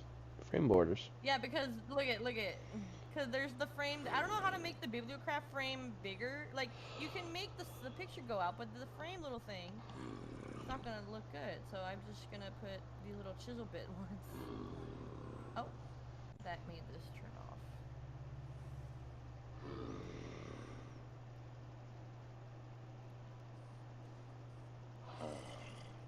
And then I need a bottom one.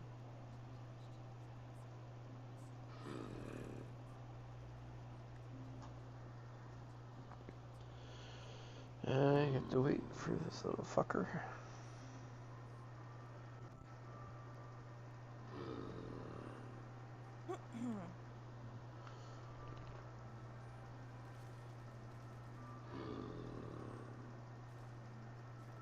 Oh, fuck.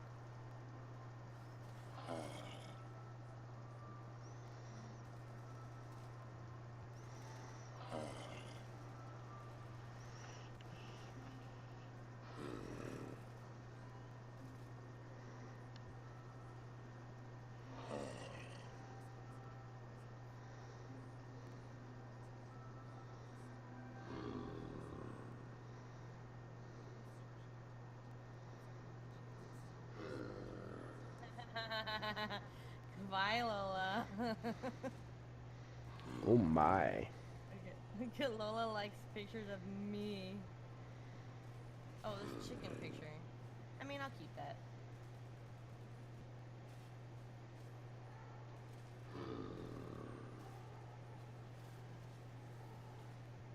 Yeah, I don't know how to make that a little better, but it's like I don't know how to make the frame aspect ratio. Oh god. No. Oh god. What did I just do? Oh lord. No. Fix it. Oh, Jesus. Okay. Hide frame. Oh. Oh, I could have done that. Oh. I could have done that. Okay.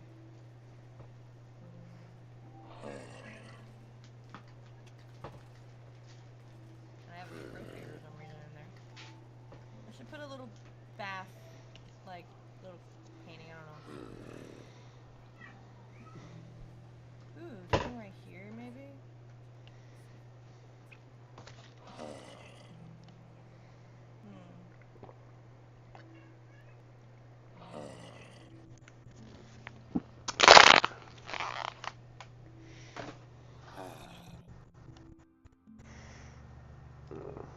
Apparently this is where Scarlet likes to be the most, right on my lap. Look at this is an actual painting I painted, like in real life. Nice. Yeah, it's so cute. Oh my god, I don't like how low it is, but it's cute.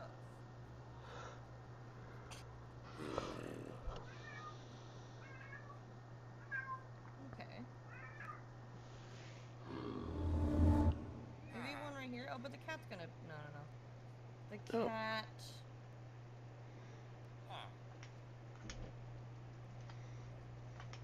Maybe put one in my room.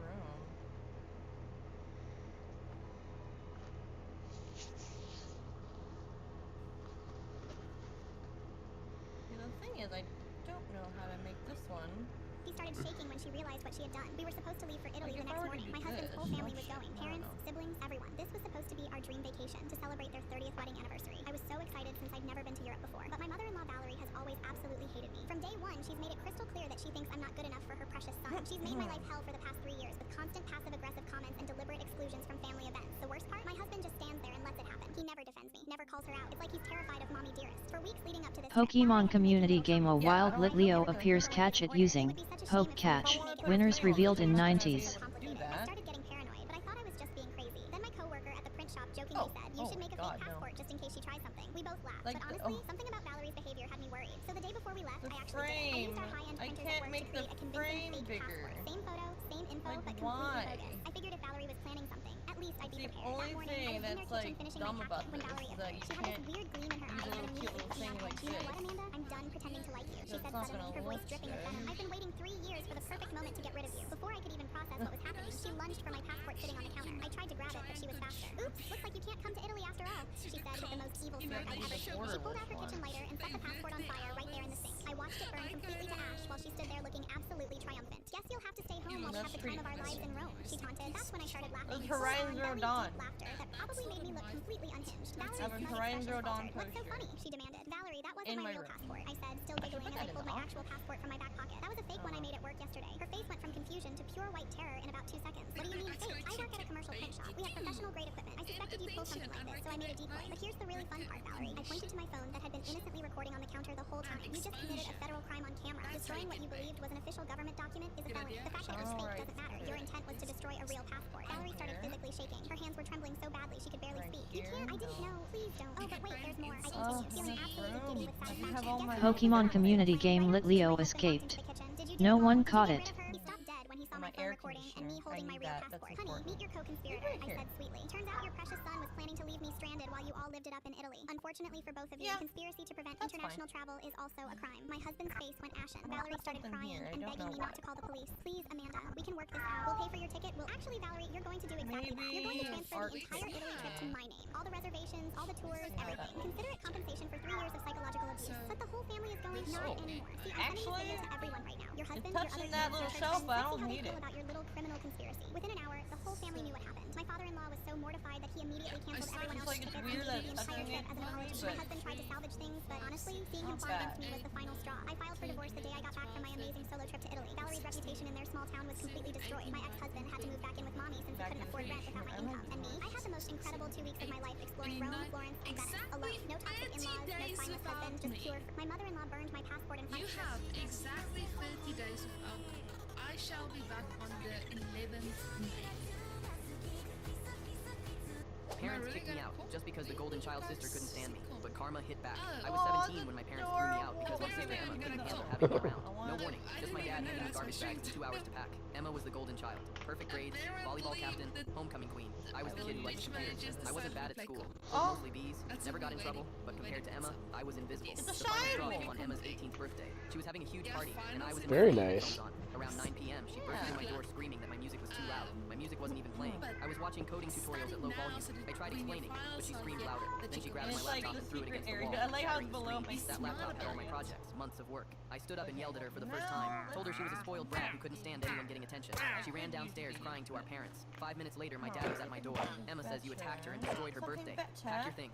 You're done here. I tried to explain what actually happened, but he wouldn't listen. My mom stood behind him with her arms crossed, shaking her head like I was some kind of monster. Emma stood there smirking behind them. I said, what about school? I have 6 months until graduation. My dad's face was stone cold. You should have thought about that before you ruined your sister's special day. We've given you chance after chance, but you clearly don't respect this family. Chance after chance, I'd never been grounded. Never been perfect. Stretched out Never did Aloy. anything except exist in the same house as She's not this bad precious looking, Emma. though. I packed everything I owned into Real 4 tall. garbage bags in my backpack. I didn't have a car, didn't have money, didn't have anywhere to go. I called my friend Jake, and his mom picked me up. She cried when I told her what happened and let me stay in their guest room. I finished high school at Jake's house. My parents never called. Emma posted photos of her new bedroom, which used to be mine, redecorated with a chandelier. I worked 2 jobs and saved every penny. Got into community college and kept working. By 20, I taught myself advanced coding and landed a tech internship. By 23, I was making 6 figures. Meanwhile, Emma's perfect life started falling apart. She went to an expensive private college that my parents paid for and flunked out after 2 years because she spent more time partying than studying. She moved back home with no degree and no job prospects. Last month, I got a call Aloy from my guarding mom. the First area. time I'd heard her voice in 7 years. She was crying, saying they were in financial trouble. They'd taken out a second mortgage to pay for Emma's college,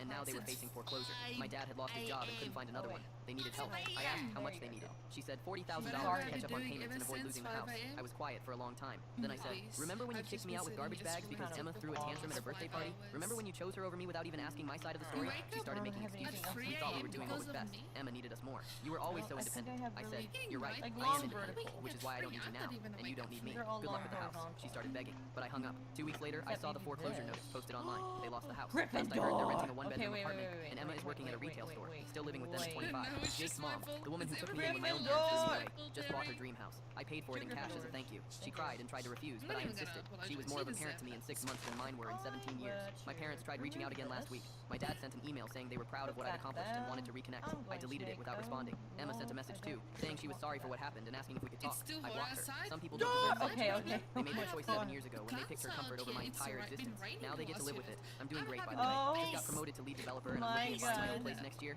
Turns out being kicked out was the best thing that ever happened to me. It taught me that the only person I can really count on is myself. And Jake's mom, of course. She's the real MVP. Parents kicked me out just because the golden child sister couldn't stand me. But karma hit back. I was 17 when my parents threw me out because my sister Emma couldn't handle having me around. No warning. Just my dad handing me garbage bags and 2 hours to pack. Emma was the golden child. Perfect grades, volleyball captain, homecoming queen. I was the kid who liked computers. I wasn't bad at school. Pulled mostly B's. Never got in trouble. But compared to Emma, I was invisible. The final straw came on Emma's 18th birthday. She was having a huge party, and I was in my room with headphones on. Around 9 p.m., she burst through my door screaming that my music was too loud. My music wasn't even playing. I was watching coding tutorials at low volume. I tried explaining, but she screamed louder. Then she grabbed my laptop. You have holes or cavities? They're the same size because I don't know.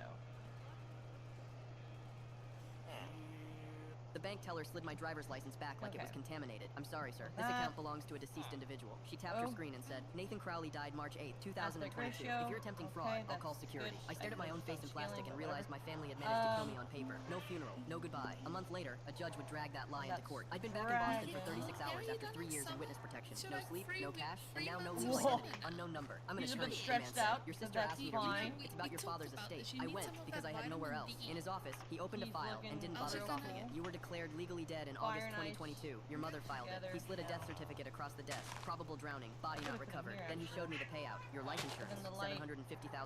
Your mother collected it. And my dad's estate had been divided without me like I never existed. My stomach turned. How do you mourn a son and cash his check? I asked. Did anyone report me missing? He hesitated. The report says you were depressed, drinking, talking about ending things. I let out a sharp laugh. That's not me. Looking back, witness protection silence was the perfect cover for her. The attorney warned me, if you're really Nathan, this is fraud, insurance and estate. I left and called the emergency number I'd kept in my head for 3 years. An FBI agent answered and went hard when I said where I was. Boston? You weren't authorized. Someone told me I was. Don't contact your family, he said. I'm coming. We met in a cafe. He confirmed my identity, promised federal letters, and looked me dead in the eye. Your mother will fight. She'll say she thought you were dead. I couldn't help it. She got rich off my death. He didn't disagree. Then we bring you back the right way. A few days later, I sat with my lawyer and a stack of federal proof DNA, fingerprints, affidavits. We filed to overturn the death declaration. The bank unfroze what it could. I had about $11,000 left. Everything else had been swept to my mother as executor. Gone. Court day. My mother walked in wearing pearls like armor. My sister sat behind her, staring at the floor. Their lawyer stood and said, Nathan Crowley died 3 years ago. This man is an imposter. My mom took the stand and knocked her on like she was signing another form. Slow motion. My throat tightened. My lawyer asked for medical records of depression. None.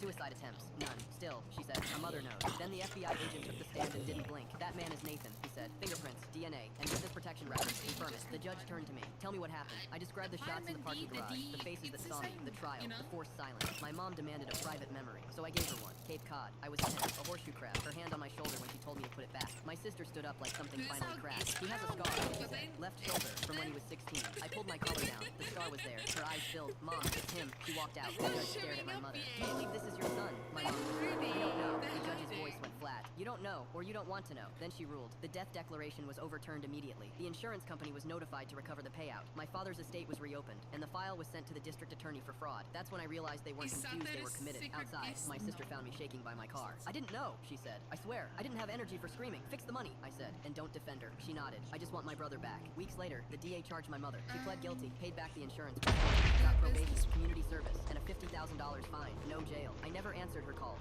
I never opened her letters. Some bridges don't heal, they burn. 6 months later, I had my job back in a real apartment again. Then an unknown number rang. Task Force, the voice said. Some Donovan associates are making noise. Be careful. I stared at the city lights and felt that old vigilance crawl up my spine. I'd already been dead once. I wasn't letting anyone do it twice. The bank teller slid my driver's license back like it was contaminated. I'm sorry, sir. This account belongs to a deceased individual. She tapped her screen and said, Nathan... Tomorrow morning, the investing. Her male best friend mocked me at dinner. She could do way better than you. I shut him down in front of everyone. She snapped, apologize or we're over. So I chose the nuclear option instead. For 3 years, Anna and I built something real. I'm a lawyer. She was a paralegal going to law school. I was paying her full tuition, bought her a car, owned the house we lived in. But there was always Leo, her platonic soulmate from college. A broke graphic designer who made undermining our relationship his personal mission through subtle digs disguised as compliments. He'd constantly bring up her ex-boyfriend. Remember that camping trip with Alex? You can't plan moments like that. You need someone who gets your free spirit. The message was always the same. I was boring. He was the gatekeeper to her exciting past. Anna defended him religiously. He's just being Leo. He was there when Alex broke my heart. At my dinner party celebrating the biggest case win of my career, Leo got drunk on my expensive wine and decided it was performance time. He started lecturing about creators versus suits, looking directly at me. Then he turned to Anna with fake concern. I just hope you're happy, Anna. Jack stable, reliable, a provider. He said reliable like it was a dirty word. He paused, looked me dead in the eye, and smirked. But you've got to admit, she could do way better than you. The table went silent. My friends looked ready to launch across the table. Anna just stared at her plate, embarrassed, not mad at him. The lawyer in me took over. I put my fork down slowly and fixed my eyes on Leo. That's a bold claim. What does a better man for Anna look like? Be specific. Leo wasn't prepared for cross-examination. Someone more on her level, a creative who gets her. I see. So you're the gold standard. Let's examine that. I leaned forward. Anna's in law school, a top-tier program I'm paying for completely. What have you invested in her future? Leo's face went white. Let's talk about that car she drives. I bought it. You have a convertible that breaks cars.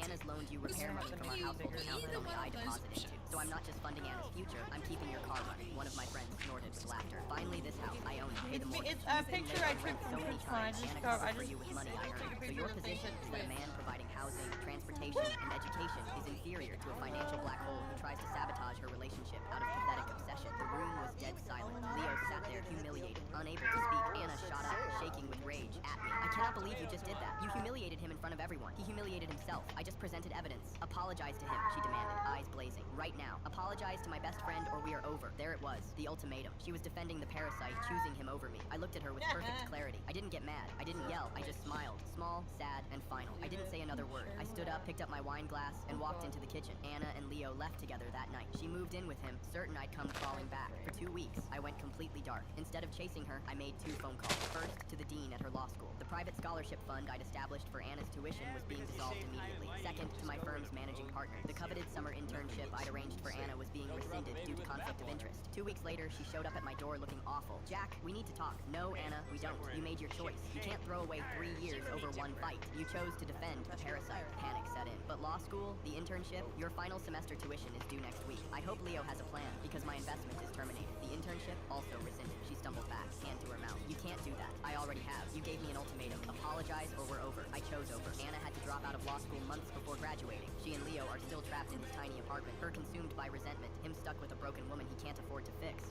Her male best friend mocked me at dinner. She could do way better than you. I shut him down in front of everyone. She snapped, apologize or we're over. So I chose the nuclear option instead. For 3 years. Alright, professors, it's Triwizard Tournament season. Oh, this is my first one of these. I'm really excited.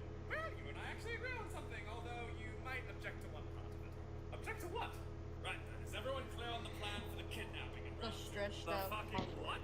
Of course, America wasn't this your first one. Do you have your school-issued shiesty? I know, right? School-issued balaclavas, and yet we still have to buy our own feathers. What's the matter, America? I thought you'd be up for this. I mean, it's questionable, but I ain't no bitch. But, there might be a small problem in this plan. What's that? Well, I couldn't help but notice the list included Ron Weasley and Hermione Granger, both of whom are in my class. Oh, why would that be a problem? Oh? No. Oh my god! Like a Texan who never invested. It's Hogwarts.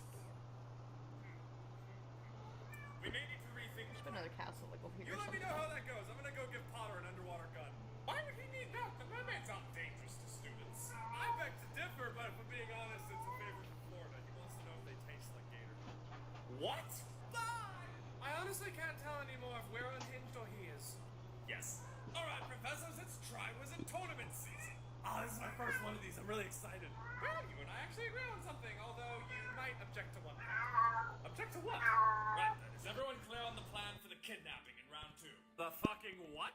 Of course, America wasn't this your first one. Do you have your school-issued shiesty? She stares at me after meowing after I... Balaclavas, and yet we still have to buy our own feathers. What's the matter? Or like the dog. I mean, it's questionable, but I ain't no bitch. But there might be a small problem in this plan. We really fucked up this time. We produced way too much. The new intern at the company had been bumming rides home with me My wife refused to prepare dinner because I needed to act more like a real man.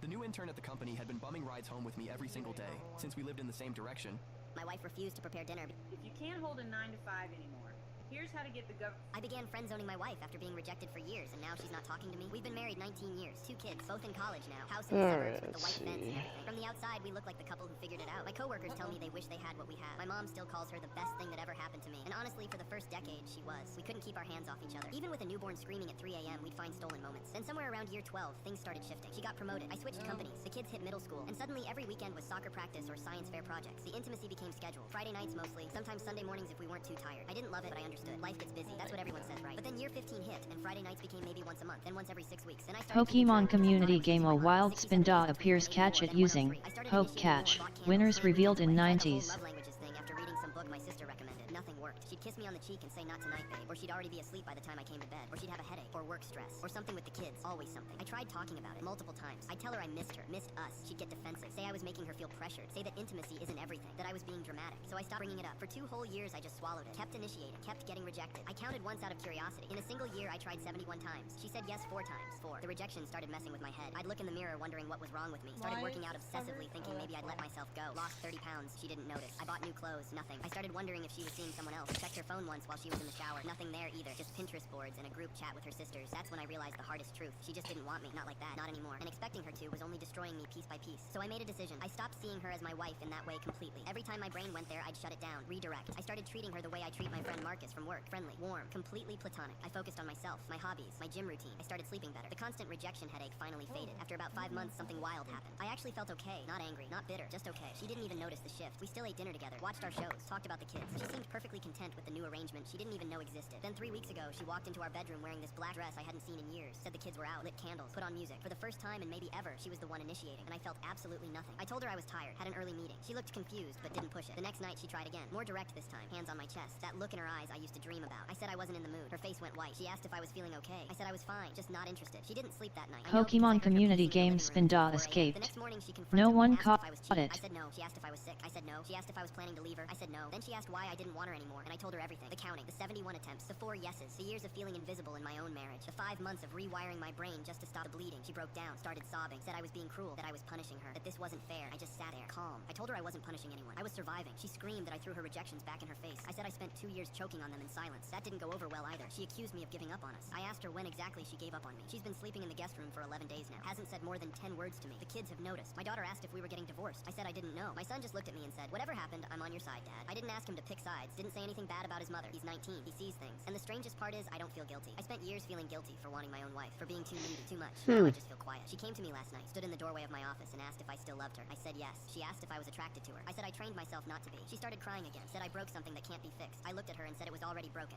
I began friend-zoning my wife after being rejected for years, and now she's not talking to me. We've been married 19 years, 2 kids, both in college now. House in the suburbs with the white fence and everything. From the outside, we look like the couple who figured it out. My coworkers tell me they wish they had what we have. My mom still calls her the best thing that ever happened to me, and honestly, for the first decade, she was. We couldn't keep our hands off each other. Even with a newborn screaming at 3 a.m., we'd find stolen moments. Then somewhere around year 12, things started shifting. She got promoted. I switched companies. The kids hit middle school, and suddenly every weekend was soccer practice or science fair projects. The intimacy became scheduled. Friday nights mostly. Very Sunday nice. mornings if we weren't too tired. I didn't love it, but I understood. Life gets busy. That's what everyone says, right? But then year 15 hit, and Friday nights became maybe once a month, then once every 6 weeks. Then I started keeping track because I thought I was losing my mind. 67 days between, then 84, then 103. I started initiating more. Bought candles, planned weekends away. Tried the whole love languages thing after reading some book my sister recommended. Nothing worked. She'd kiss me on the cheek and say not tonight, babe, or she'd already be asleep by the time I came to bed, or she'd have a headache, or work stress, or something with the kids. Always something. I tried talking about it multiple times. I'd tell her I missed her, missed us. She'd get defensive, say I was making her feel pressured, say that intimacy isn't everything, that I was being dramatic. So I stopped bringing it up. For 2 whole years, I just swallowed it, kept initiating. My family drove 5 hours to rescue me from my failed life. My sister went live for 12,000 viewers.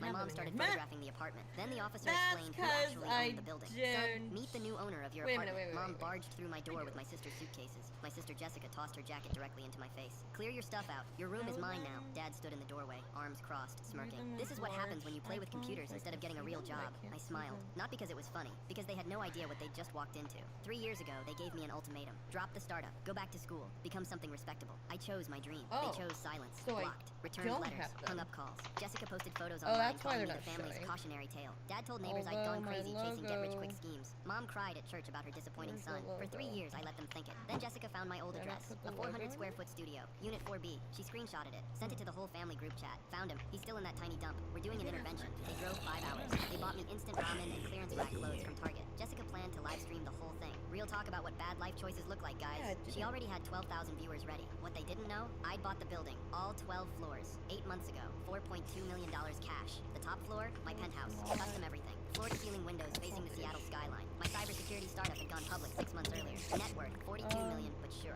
Come save me, guys. I watched them on my security cameras. Dad pointed at the building and laughed. 12 floors of low-income housing. Should have intervened sooner. They marched to Unit 4B with the confidence of people who think they're right about everything. They weren't. Sarah lived there now. A PhD student. Quiet. Paid rent early. Never bothered anyone. They shoved past her without even asking her name. Mom started photographing Sarah's kitchen. Smaller than our closet. No wonder he's failing. Dad opened her fridge and started criticizing her groceries. Jessica went live. Aura, you don't need to start it up. Guys, the comments exploded. Sarah locked herself in the bathroom. I could hear her crying through the audio feed. That's when I called the front desk. Marcus, don't let them into any other units. And get Officer Davis on the line. Officer Davis was already on his way, because Sarah's boyfriend was a cop, and Sarah had already called him. I took the private elevator down. When the doors opened on floor 4, Mom saw me first. There you are. Look at this place you're living in. We told you. This isn't where I live. Dad laughed. Stop embarrassing yourself, Charlton. Officer Davis stepped forward. Mr. Jameson, he turned to my family. According to city records, your son owns this entire building. He purchased it 8 months ago. Silence. Jessica's live stream kept rolling. 12,000 people watched her jaw drop in real time. That's impossible, Mom whispered. I pulled out my phone, showed them the security app. Every camera, every floor, every moment of what they'd done to Sarah. I've been watching you for 2 hours. Dad grabbed my phone, stared at it. His face went pale. This has to be fraud. Sir, Officer Davis said calmly, would you like me to explain the charges? Breaking and entering, harassment, filing a false emergency report? Jessica finally turned off her live stream. Too late. The clips were already spreading. Officer Davis looked at me. Mr. Jameson, do you want to press charges? I looked at my family. Mom clutching her target bag. Dad holding job applications from Spokane insurance companies. Jessica watching her follower count collapse in real time. They came here to humiliate me in front of the world. They handed me the camera instead. I took a slow breath. Officer Davis, my phone buzzed. A news alert. Breaking. Viral family intervention video reveals Seattle Tech CEO worth $42. Police called. Charges pending. I looked up at my family. Then I smiled. Let me think about it. Full story linked on the channel below. My family drove 5 hours to rescue me from my failed life. My sister went live for 12. And now a deep dive from AI Chan, the know-it-all from the 5th dimension. Konnichiwa! Hello, Mr. Gray!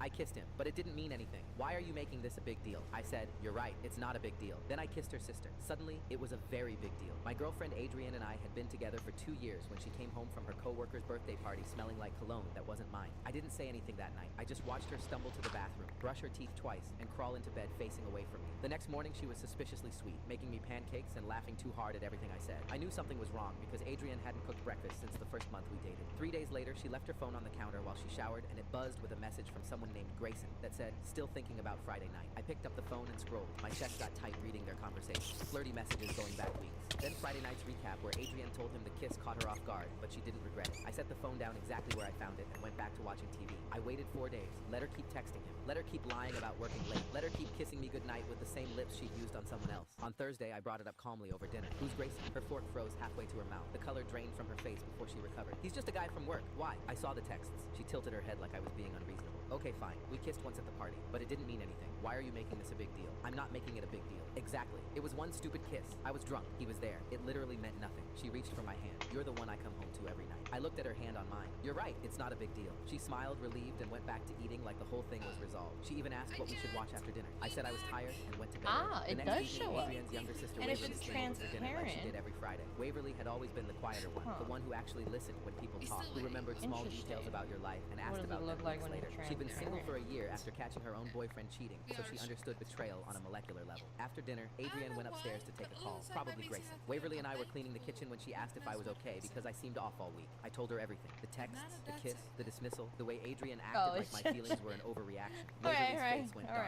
She said it didn't mean wait a anything. minute, Her exact hide words. frame. Waverly shook her head slowly. That's what they always say. I looked at Waverly for a long moment. She looked at me. Can I try something? It's just I like asked. it's What? I painted kissed on her. the Right in the kitchen with the water still running. You got a logo spray. Before pulling away with wide eyes. That's when we heard the gasp. Adrienne was standing in the doorway with her phone still in her hand, face twisted in horror. What the hell are you doing? She screamed so loud the neighbors probably heard. Kissing your sister, I said calmly. But it doesn't mean anything. Why are you making this a big deal? Her face turned a shade of red I'd never seen on a human before. She looked at Waverly. Are you serious right now? My own sister? Waverly crossed her arms. You kissed another guy and told him it meant nothing. He's showing you what that feels like. That's completely different. How? I asked. Because Because she's my sister. You did this in my house, in my kitchen, and you kissed someone else while wearing the necklace I bought you for our anniversary. But that didn't mean anything, right? Adrienne started crying. Not sad crying, but furious crying. The kind where someone realizes they've been beaten at their own game. She called her mom. She called her friend. She posted a story about being betrayed by the two people closest to me. Within an hour, I had 17 missed calls from people calling me disgusting. Her mom left a voicemail saying I was dead to their family. Not one of them mentioned what Adrienne did first. Waverly texted me that night after Adrienne kicked us both out. For what it's worth, you proved your point. I moved out the next day. Adrienne spent 2 weeks telling everyone she was the victim, until Waverly showed their mom the screenshots of Adrienne's texts with Grayson. The phone calls stopped after that.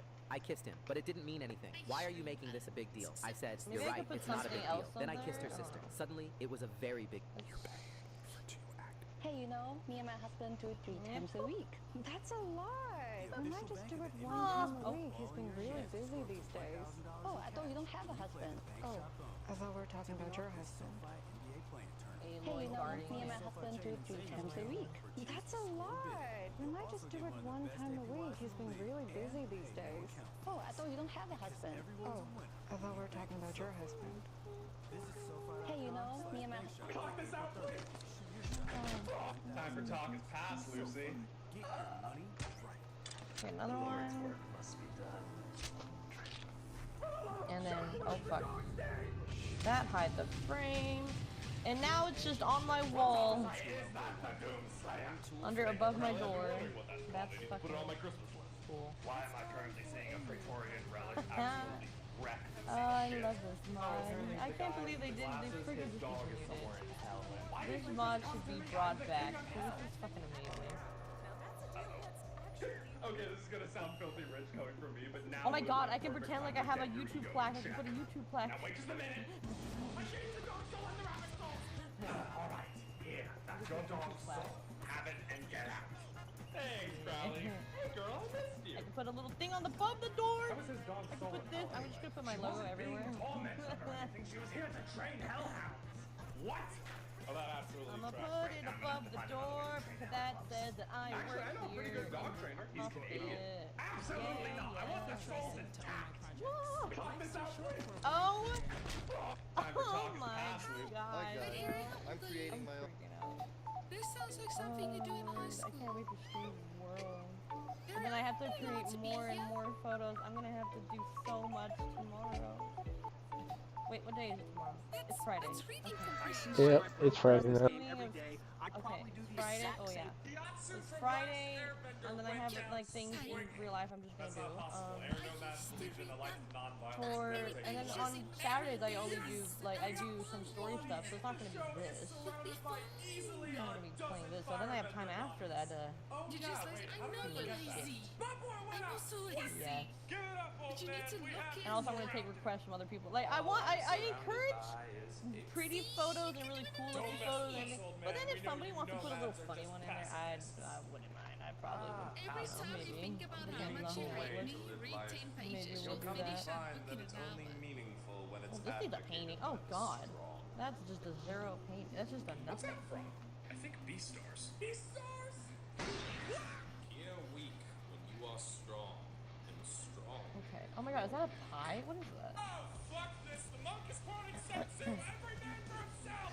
The answers are last airbender. My mom kicked me out 9 years ago to please my stepdad. Now she's demanding I name my daughter after her. My dad died in a truck accident when I was young. He was working constantly, saving money to buy us a house so he could divorce my mom. She was cheating on him with my now stepdad, bringing her boyfriend home while dad was I on need the to get road. like After some Dad basic passed, ass my paintings stepdad that moved I don't in. want to At have first to. he Like, I acted don't need cool, to show. but slowly started telling mom he didn't want to raise a kid that wasn't his. They'd argue about it right in front of me. One day we fought because she took my savings and gave it to my stepdad. That's when she exploded. You're useless. I don't want you here anymore. You're just a bad reminder of your dad. Next day, my clothes were thrown outside. When I tried to go in, my stepdad blocked the door. You don't live here anymore. I moved in with my grandma, finished school, went to college, got married. Hadn't spoken in 9 years. Then grandma told her I was having a daughter. Mom called the next day. I've always dreamed of having a granddaughter named after me. I'm happy my dream will finally come true. I'm not naming my daughter after you, I said. said. That's ridiculous. Everyone respected the tradition. It's your obligation. You don't mean anything to me Father. anymore. Since you want to be difficult, I'm coming to your house to settle things and demand my rights. She hung up. Grandma called right after. Your mom's serious. She's on her way. Honestly, I wanted her to come. I was ready to say everything I never got to say. Hours later, her car pulled up. She stepped out with that same arrogant look. My stepdad beside her with his smug grin. They knocked like they had the right to be there. So are you going to let us in or settle this here? She snapped without even a hello. Come in, I said firmly. But it's not going to go the way you think. She sat down like nothing had changed. Let's get straight to the point. You're going to follow tradition and name your daughter after me. I laughed bitterly. Do you have no shame? After kicking me out, calling me useless, taking everything I had, now you think you have the right to demand anything? She looked shocked. I'm your mother. You owe me respect. What tradition? I cut her off. The tradition of destroying your own family? You chose him over me, even when you were cheating on my dad. Remember that? The man who died while you couldn't wait to bring this guy into the house. I pointed at my stepdad. You think I don't know what really happened? Dad worked himself to the bone saving money for my future while you were meeting your boyfriend behind his back. She stood up furious. You don't know what you're talking about. I did what was best. You chose your father even after he died, she screamed. I chose my father because he was the only one who truly loved me. He died trying to give me a better future while you destroyed everything he built. My stepdad finally spoke. I did what I had to do. You were never my son. We were all better off once you left. Better off for you, I corrected. But this is my house, my family, and you two have no place here. My wife appeared, holding my hand. You two need to leave. Mom looked at me, expecting me to change my mind. You're going to regret this. No, I won't. I have everything I need right here, and you two are not part of it. I opened the door. Without another word, they walked out. Pokemon community game a wild sand slash appears catch it using poke catch. Winners revealed in 90s.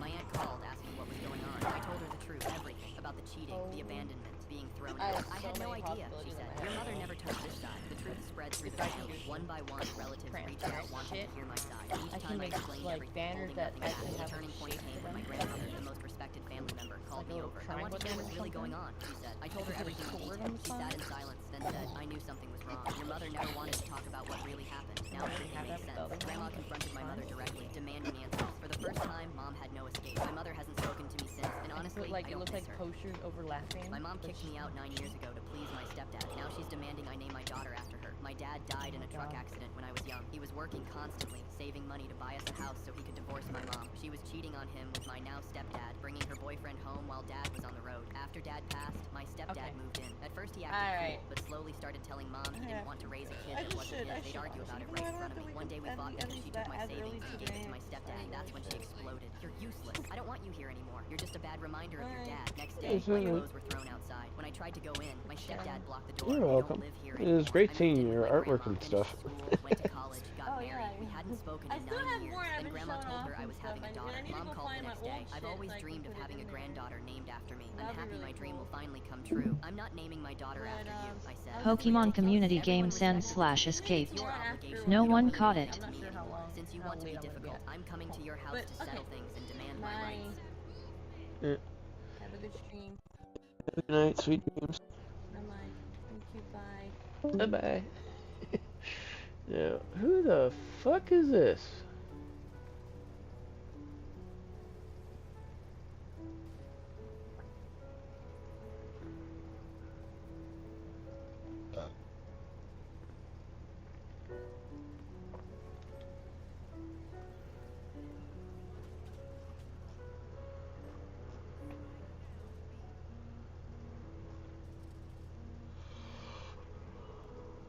Who?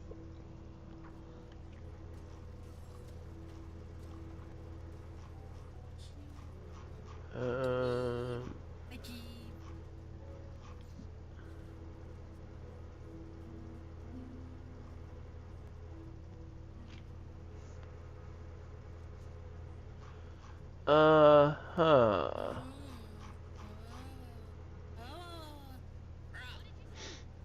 I hate these people that are mumbling into the fucking mic.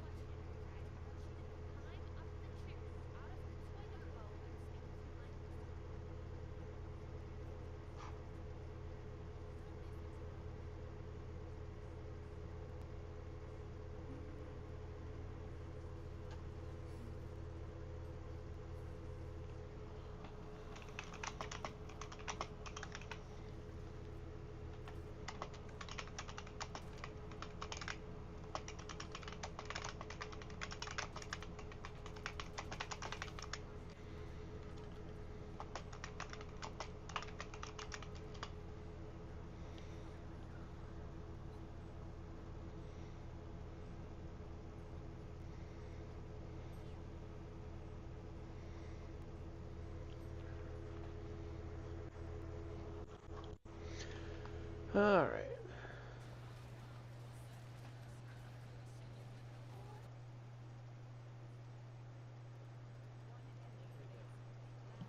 All right.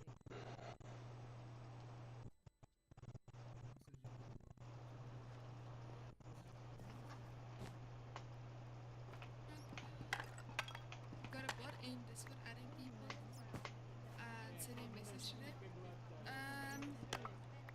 Send me a screenshot of it. Send me a screenshot of the name. I will ban it. Oh my god, I understood him for the first time. I'm so proud of you. You got this. Come on, buddy. Just a few more sentences.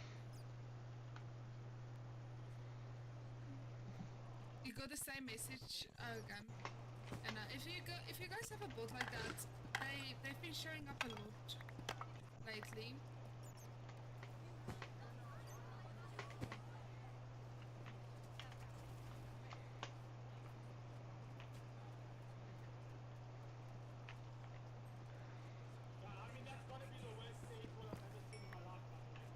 I want to.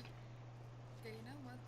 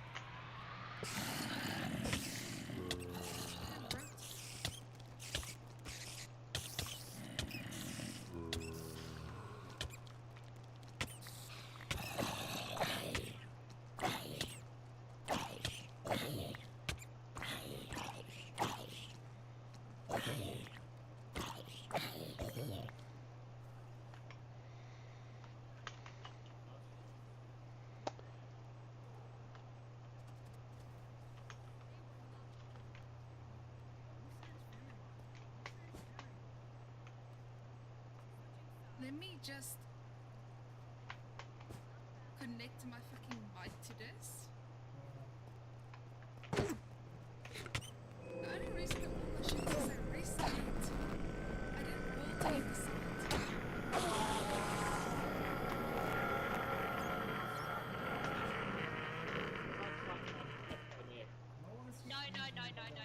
Listen. Really, I'm gonna need this better. Why? No. Shut up.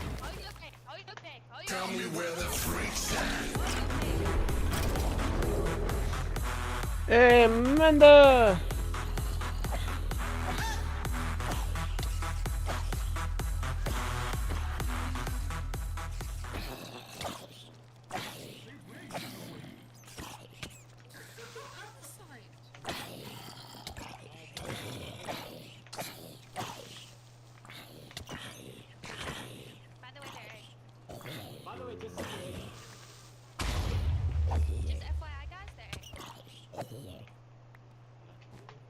How you doing, Amanda? I'll give you a shout out here in a sec. Just make sure. Yeah. I hate this game so much.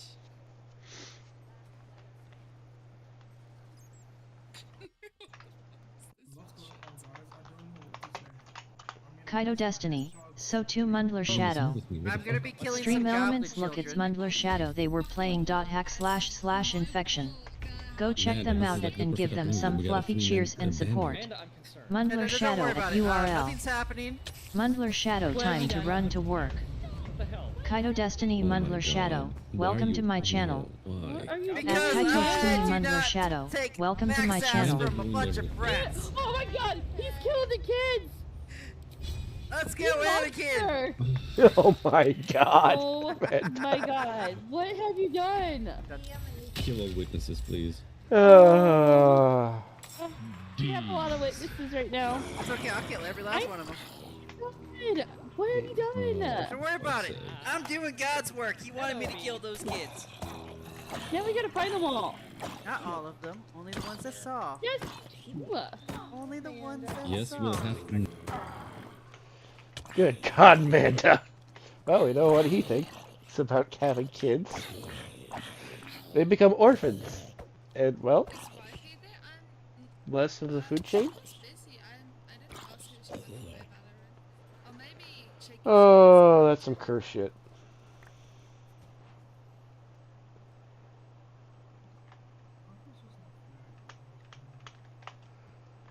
But Amanda, I do hope you have a great, wonderful time at work. Be safe, take care. Stop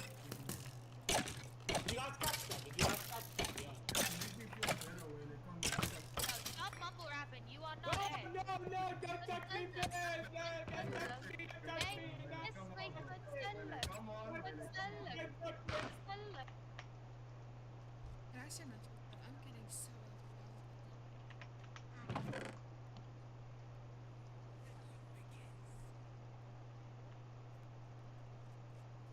What the fuck are you mean? You're hearing nothing anymore. Oh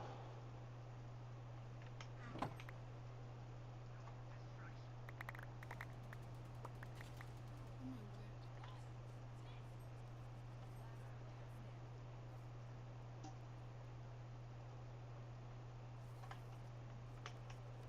word. Okay.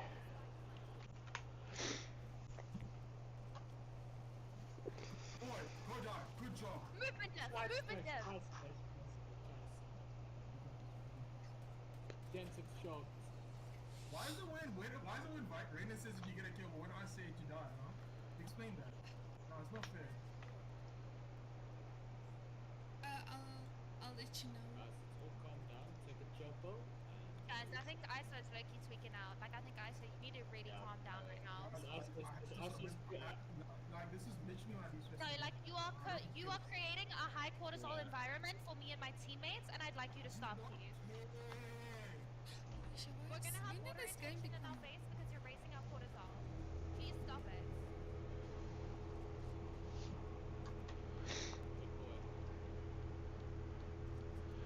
Oh.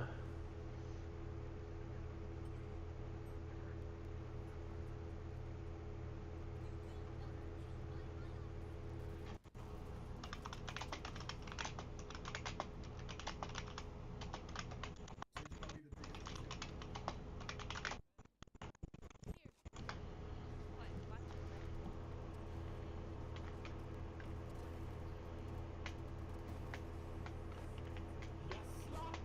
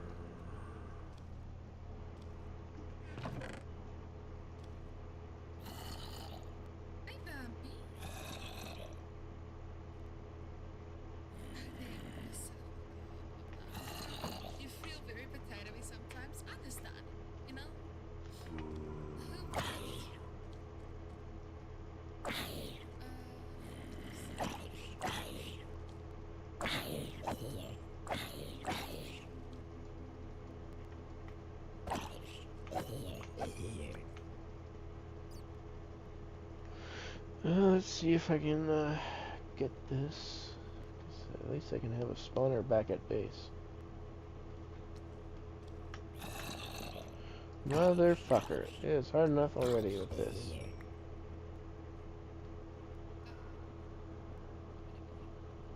Is indeed so now because I've turned them. Oh, but why is my. There you go. Sorry.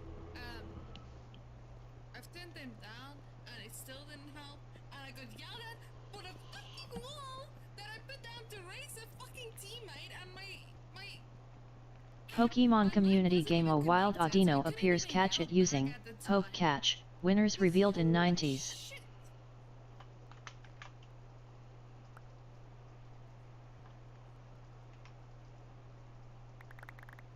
The skill was in I can't read that, Zap. Let me get the rest of these. Thank you. No, it's like I was getting so fucking mad.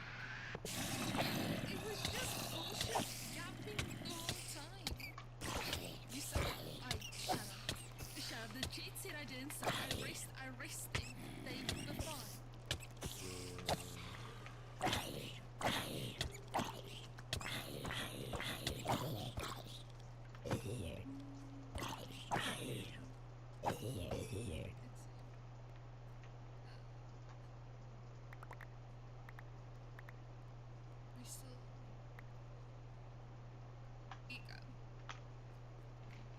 Yeah, for a fucking swift play, it's not fucking loud. Like, it's not needed. Like, I appreciate when people talking the game, but either be one of two things. Either be useful or be funny. If you are just gonna be loud, why? Pokemon community game Audino escaped. No one caught it. Abby, it's you again. Abby, Vampy.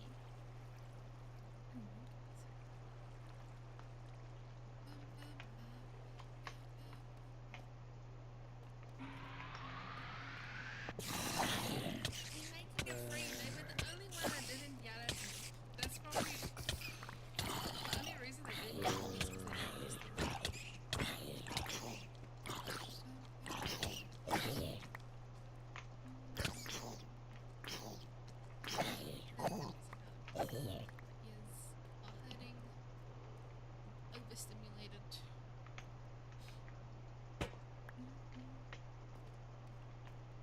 Also,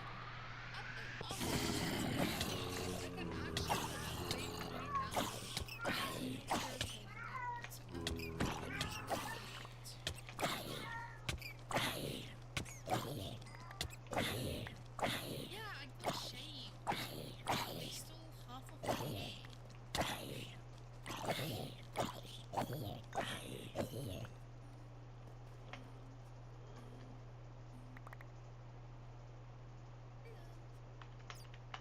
Yeah, sure.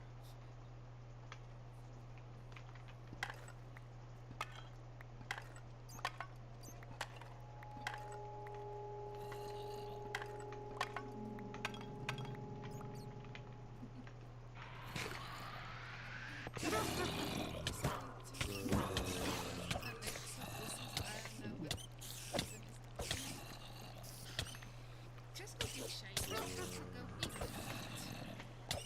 Fucking move!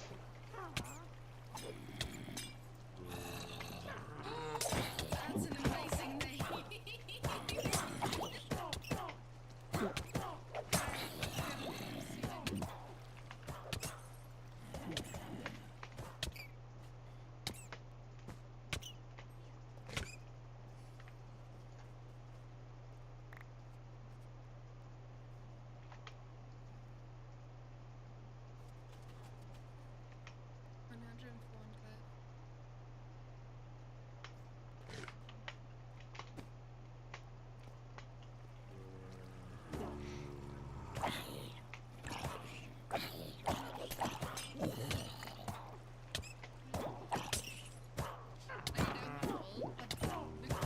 Jesus, I'm so you can recreate a certain president's video on Twitter.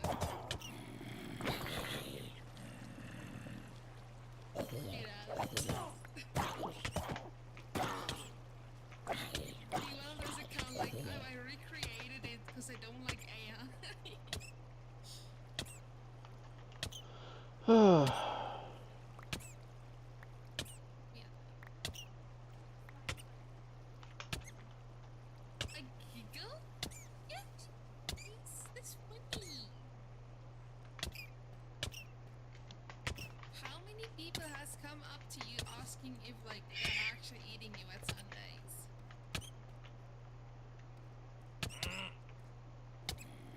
You wore a YMH crown for a modernized art photo session.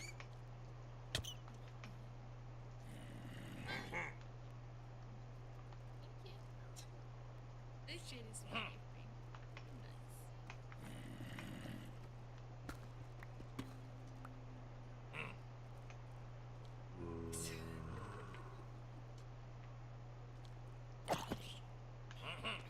Can you put that on a CV? Hire me because I look like Jesus.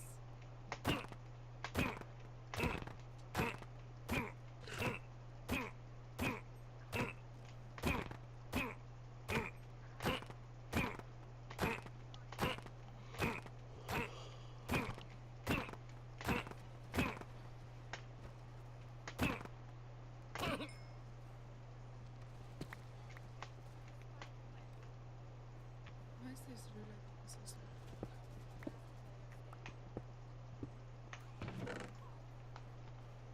Alright, nothing is booby trapped.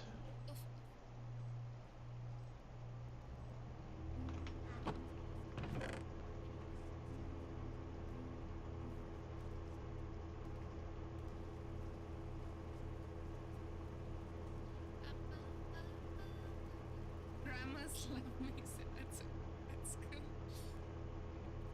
Are you into the? Is it a gulf? Is it a gulf? Are you into the gulfs? You just have like your own army of grandmas. Do they send you cookies?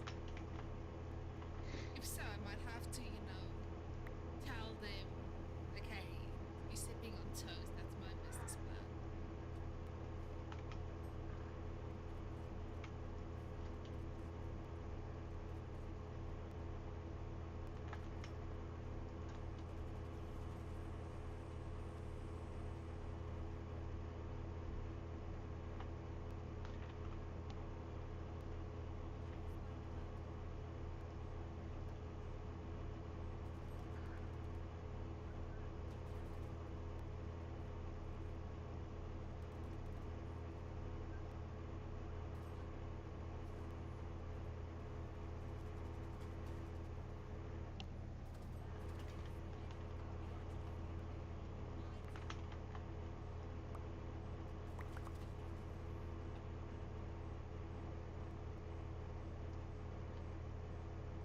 That's good stuff.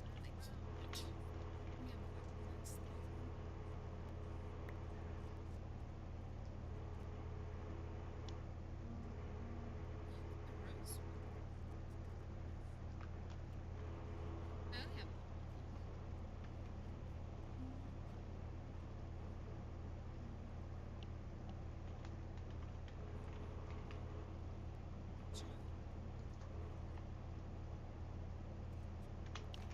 How come you play Valorant and not Marvel? I play a lot of Marvel, and I haven't played as much Valorant as I would have liked to.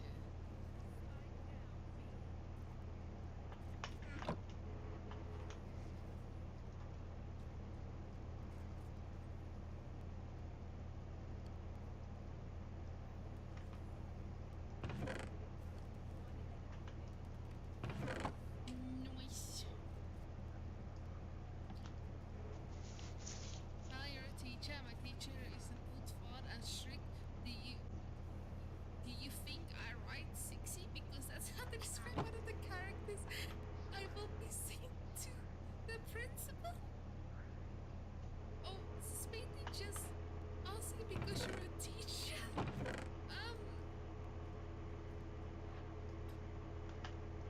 Instead of sexy, use attractive. And also, I work with preschool. The only way you get in trouble by me is if you start eating my Play-Doh. Even though it's safe to eat.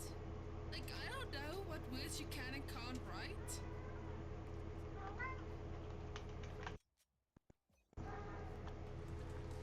Good luck going after our fans. We have a Hunter's meal at McDonald's. You mean Soldier Boy's breakfast meal? Ours has an onion McShaker fries. Ours has hash browns.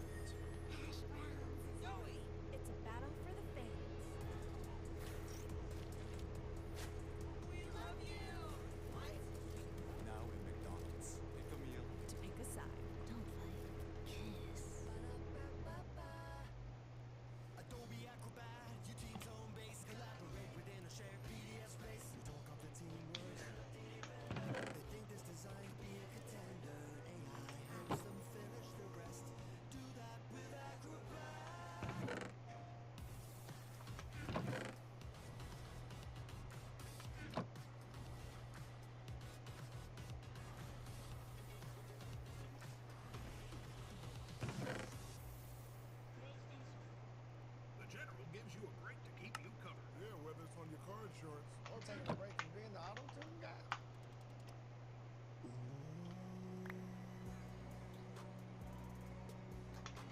For a great low rate, call with a job. Give me another.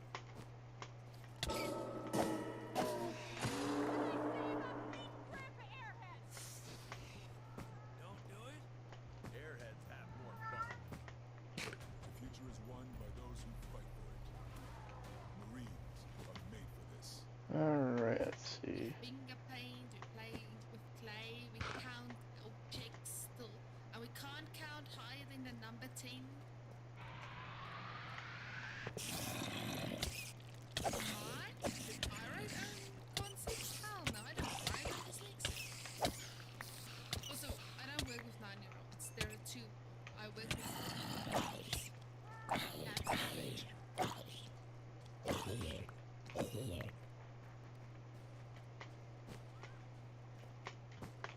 On top of the books. Okay, I've traveled quite a bit.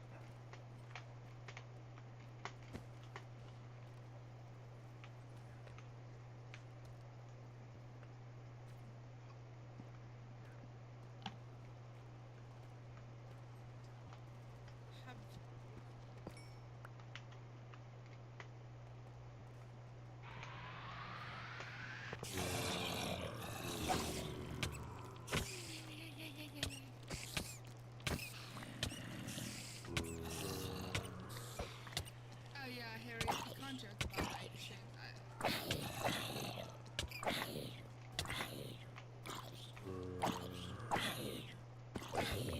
So they are of age, they just make that joke. So just making the joke back. I forgot about that. I've just been letting them be.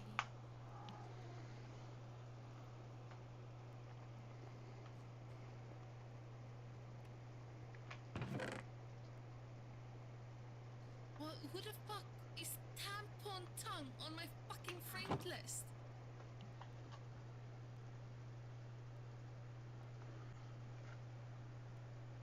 Yeah, sorry, it's a Twitch thing. If I say I stream for mature audience, you can't even joke about the age thing.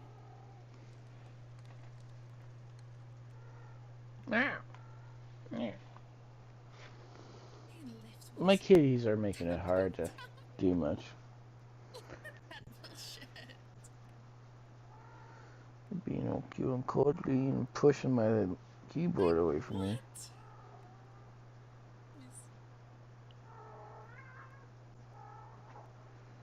Although your sister's being annoying as hell.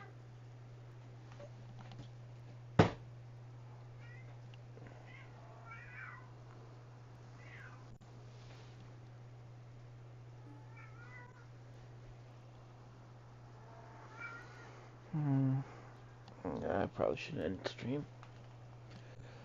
I'll keep on building and whatnot, but I just can't focus with stream for now. I guess my eyes are just losing it. Yeah, now informed that if it happens again, there will be consequences. So, ladies and gentlemen, I will disconnect myself here from my Discord. And we will find ourselves a raid target, so please enjoy the music here.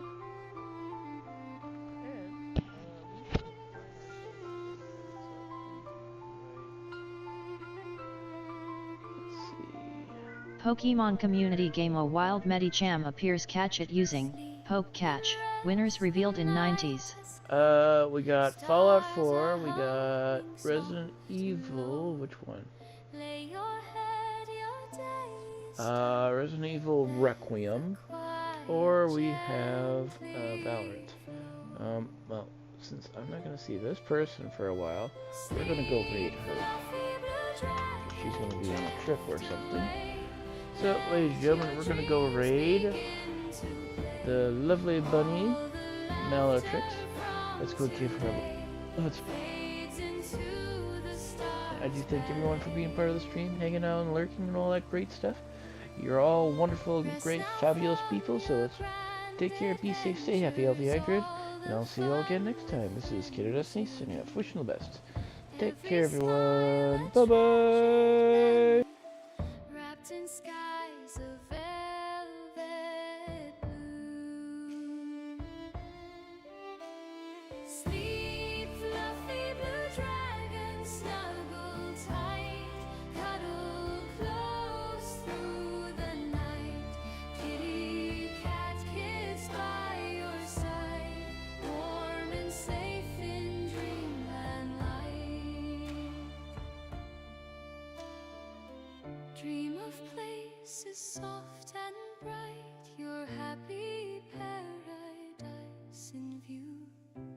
Clouds of comfort, skies of light, waiting there to welcome you. Sleep, sleep, let the time drift by on a gentle lullaby.